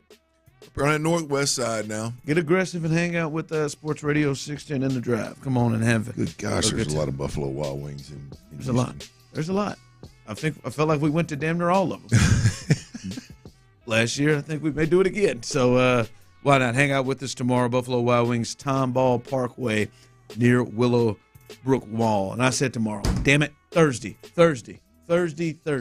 not tomorrow. Don't do it. Don't go out there and just say, damn it, Ron. You did it. Take a picture of yourself. You did this. No, it's Thursday. Thursday, please. Come out tomorrow. Not tomorrow. Thursday. You caught it, bro. You're good. I just want to make sure. All right, man. For me, Clint, I have been stage for stage with Kenyon Green. All right? With the ultimate outcome, hoping, Clint, that he can just be a serviceable left guard. Because, listen, I'm no fool. I'm looking at the situation right now. The Houston Texans, whether that be DeMeco, Nick, whoever, they have made the decision coming into this offseason and what they've done throughout the offseason, getting ready for training camp right now, that they've made the decision that they want him to take the job. They have not really created real competition in my eyes for him to take that gig. They want him to take the gig. There's not, to me, a huge battle there. They want him to take the gig.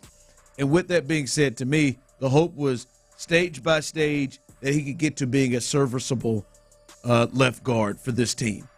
And Clint, he has passed, blown out of the water, to be honest with you, every single stage leading up to it. From what does he look like when he comes to OTAs? His body obviously changed and shifted. What does he look like as he's going through practice and mandatory minicamp? He seemed to handle the practices it was night and day compared to what it was and what we saw the previous years. You know, what does he look like after the break? Past that one. We were looking at him at the start of camp last week. He looks good, moving well.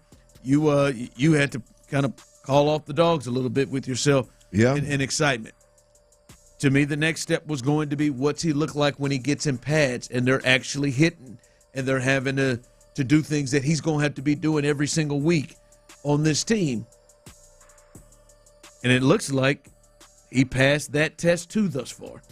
Yeah, look, without a doubt. I mean, we're just talking about passing tests. I don't know what he's going to look like on Sunday, but all the signs are pointing towards he's going to be ready to rock and roll. You laid it out. You laid it out perfectly. I'll go back to yesterday's practice. I'm watching Kenyon Green with a pretty close eye, and yesterday, after one of the team periods, yesterday was a frustrating day for the offense because the defense. I mean, look, the period was set up. It was second. The practice was set up. It was second and third and 12 situations. I mean, you're behind the eight ball. It's tough to have success. Well, the defense overwhelmed the offense, to put it nicely, and at one point, I'm watching Kenyon Green. I try to watch him between, like when he comes off the field, what does he do? Because the last couple of years, he comes off the field, he takes a knee. The trainer's over there, they're pouring cold water down his back. They're massaging something, they're stretching something. It was always something. So I'm watching him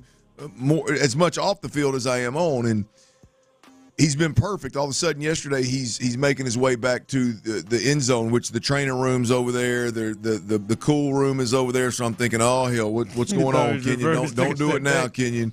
Well, I look up and there's a screen that's replaying the series of plays that just happened. So he's actually sitting back there pulling a C.J. Stroud. He's sitting back there watching the video, learning, trying to see what the defense just did and why whatever they did didn't work. So think about that. Think about a 180, man. Instead of trying to get through practice, getting showered with cold water, getting stretched, getting checked on, he's standing upright, didn't appear to be breathing hard, and is back there watching film late in practice. I mean, that's a huge shift. Then you get to today, you put on full pads, and look, I know it's not game-like, but it's as close to game-like as you're going to get. And based on today, all things considered, I understand what the situation is. And everybody out there, it's not a real game. It's obviously your own team, and they're not tackling all the way to the ground. But if you watch today, the entire offensive line did a great job of getting push, creating space for the running backs to make decisions, creating lanes. But specifically on several of the plays, I watched Kenyon Green. On all of the run/play action period plays, I watched Kenyon Green. And Kenyon's feet are significantly better. They're noticeably different than some of the other linemen. His get off, he's getting off. He's physical as hell getting off the football. He's literally moving guys and forcing his way where he's getting leverage on players. He's getting up to the next level. I think you put it right. He's just checking boxes at this time. And pads on, physical get off, good footwork that we saw in drills and in individual drills. Did it translate into this portion of practice, which is team, 11 on 11, good on good, full pads? And the answer is absolutely yes, it is. Is he starting to make you change your potential expectations for him? In which way? Just for the season, what you've watched up to this point, as you no, said, he's validating what I feel. Like when he changed his body for me, that was a huge statement. I said right there, okay, this guy's got a real chance to if he could just get right. I think he's a starter, and definitely a starter. Starter, hold his own, right? That's what you were. Well, yeah, definitely a starter with this team, can hold your own. Yeah, and I mean, you're not somebody that Bobby Slowick has the game plan around, right? No, I would go beyond that. I would say it's changed a little bit. Yeah. I mean, in a positive way. I would say at this point, like I'll be shocked if he's not a quality starting guard. Look, when you go out there and you got the Chiefs and Chris Jones, and you got the Titans and Simmons, and you got out of the gate it's Indy and what's Buckner. I mean, you got some defensive lines this year. Ain't no doubt about it. I'm not saying that the defensive lines aren't going to win some, but I think Kenyon Green is going to be a quality starting guard for the Houston Texans. I've not seen any signs tell me any different at this point in time. Wow. There you go. I mean, I'll be honest with you. I'm shocked that we have not seen the on a knee, trying to catch his breath, water poured over his head. Like, I know I was saying that tongue in cheek, but that's legit what we were watching the last 2 years. Yeah. Like, I'm shocked we hadn't seen that yet. Like, You think he's cognizant of it? You think he's really thinking about hopefully, it? Yeah. Hopefully he's in significantly better shape, which it appears that he is, and it's not. But yes, hopefully at this point he's cognizant of how bad of a look that is. Clearly he is, Clint. There ain't no faking that. Yeah, I don't care. agree. I don't care if you as cognizant as you are. Your ass got to grab. You got to do something if it get to you. From experience. You ain't worried about anybody watching? Well, you can't control it. Hold on, like Joe. at some point where it's like, all right, yeah, I mean, I'm gonna be tougher this year. I've done this. I'm tougher this year, man. I'm not gonna let this conditioning get to me. Man, shoot, when you got to run 1640s and 8 or 10 seconds they had us doing it. 12, I was down. You're done on 12. I'm down. You go see it. Okay. This was never the hands over the head thing. That can kiss my ass. That never worked for me. Never. Damn. I got to go to the knees. The hands over the head. Breathe. No, that's not working for me. Gives you more lung capacity. Listen, I'm certain that's probably correct. I just think the Lord made me different. I'm a lot. The Lord made me a grab a knee. When I get blowed, I'm a grab a knee guy too. I can't if people would tell me, people stand up, put your hands up. No, it don't work for me. Pause. Well, blowed. I didn't like doing it because I didn't like people seeing my armpit sweat, which is typically pretty bad. Thinking about today. that when if you were you're doing thinking anything about in that, practice, everything would be sweating. I mean, you would have been just standing there. I'll tell you, boy. Let that last. Said, I mean, I got special armpits. That last drill, helmet's coming off, and I'm hitting the deck. I'm crossing the finish line, hitting the deck. I was the guy when I finished, and I crossed that finish line. I felt like the carburetor popped, the muffler went, just different things that came apart on me. All right, coming up, the Astros lineup is at. We'll let you know that, and we got to discuss something that you all have done, and now the expectations have to change with that. All of that coming up next right here live on The Drive. Hey, man, check this out. If y'all are out there and you are suffering from allergies,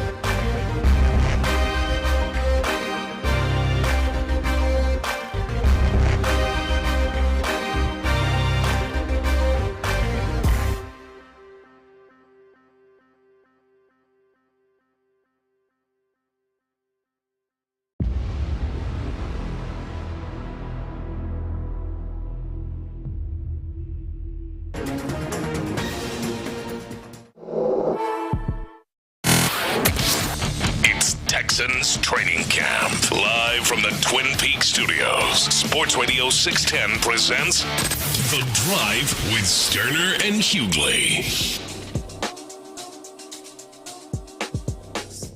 Multiple texts rolling in. Study came out a few years ago that proved that the arms over your head don't actually help. Been study said it's complete BS. I'm with it. Never worked for me. Never did. May have worked for you, Tyler. May have worked for Jim out there. Nah, not really. That's just how it was explained to me. That's what was told. And I would tell him, and I'd try it. I really did. I tried it. But I just had to get comfortable. Grabbing a knee is a good one. That helps me. I had to grab a knee with Red today. You did today? I'm kind of battling a left knee problem. I am. Yeah. Like, I need to go. I probably need to go get it looked at. I'm probably battling. He's trying to be helpful with it. He said, "But you think that knee can handle bear crawl?" I don't want to be no punk. Be like, yeah, I mean, we can see it. And actually, it's weird. Like, that full bent position doesn't really hurt. It's really jumping and landing and stuff like that. That really gives me problems. I hit that bear crawl. And he saw the first one. Oh, look, you got that. Extended it longer. It got me off of the smaller mat and then took me down the long one. Right. How'd that go for you? Oh, man. I had grabbed a knee on the spin, like to come back, down and back. Down and back's one. We did 3 rounds of it. Oh, damn. So in a row, straight? Well, I mean, he gave me a little time. He gave me a little break in between. Oh, no, check that. I had the abs machine in between. 10 on the abs machine. Let me get about 30 to 60 off. Red is up. That's what he does when time's over. Time's up. Up. Okay. How did bear crawls treat you? It's rough. I mean, if there was any kind of soreness with the knee, I forgot all about it when my lungs were on fire, and I just when your lungs started hurting, my knee quit. I think I was thankful to him, because I'll tell you, because if he's sick, because he generally no matter how I do it, get your ass down, he yells it no matter. Right. I think he let it go today. He just said, this kid's battling. You had a knee problem, man. Got a left knee problem. Guys injured, showing up, giving effort, man. Don't be too hard on him. Yeah. By the way, Clint said that he needed to see the lineup out before he starts making some bets. Lineup is out. Here it is. Altuve leading off, Bregman in the 2 spot, Alvarez in left field tonight. Diaz is the DH. So Vic comes back. Vic plays. He is the DH. Diaz, Singleton is in at first base, tonight. Payne yet short. Jake Myers in at center. Victor Caratini is catching tonight with Joey Luperfido as well. So that is the lineup. Make you feel a little funky? Make you want to jump a little bit with that lineup? Yeah, I'll probably make a couple moves. Make a couple moves. There you go. Tyler was so happy about wanting you to get it done today, huh? There you go. Get it back today. Let's ride. Yeah, let's ride. Go ahead, Russ. Let's ride it on out here. Ryan Jake Bloss. Hey, gotta get a W today. With me, you never lose. Never's a long There he is. Tyler's regular old dangerous.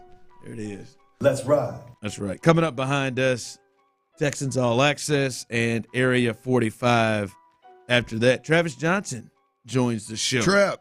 There he is. He joins the show, so stay tuned. Listen for that coming up right behind us as they look at day 5 of camp as well. Area 45, Bijani and Creighton. They'll probably have a little pregame action heading into the A's and Astros tonight. They'll be on until 11, so live and local until 11 o'clock. Stay tuned with it. I did want to shout out the Houston Texans as they were able to sell out season tickets this year. sold out the season tickets already early for that, which, I mean, coming into the year, we were hearing more people letting us know they had gave up their season tickets. They're out. And there was a waiting list for years here. Gave up their season tickets. They have sold them out already. Here is DeMeco Ryans, the head coach, giving his thoughts and excitement on them being able to sell out those season tickets. When you hear about the season tickets already being sold out, you just feel that. I feel that excitement from our fans around town. No matter where I go, I feel it when we come out to practice. So it just shows, man, it's humbling to see just the amount of just support that our fans here in Houston have for us already to have sold out season tickets. It shows that they want to be a part of it. They want to show up. They want to be loud. They want to support us. So I'm very thankful for the fans, right, who sacrificed to purchase season tickets and to be there to make our place at a home field advantage for sure. You know, and I want to stick to what he just said at the end. Let me zip my jacket. All right, let me see. Oh, you're getting serious. Calm down. Disrobing. Sorry, it's July. But I'm going to zip it down a little bit. Okay, pull my sleeves up. I want to stick to the end of what he said. Turn your head around? Yeah, turn my head around. That's what my dad used to do when he gets serious with us. As he said, a real home field advantage. I'm just going to come and be honest about it. There were times over the last several years, Clint and Tyler, you were there at the games where it was like, damn, they are taking over this thing. And it's one thing when you see teams that travel, the Steelers who travel, they do it.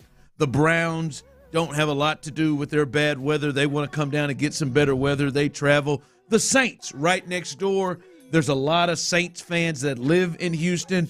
They travel. We've seen that. Denver, they travel. It was a little much, probably later in the season when the Texans had kind of established themselves.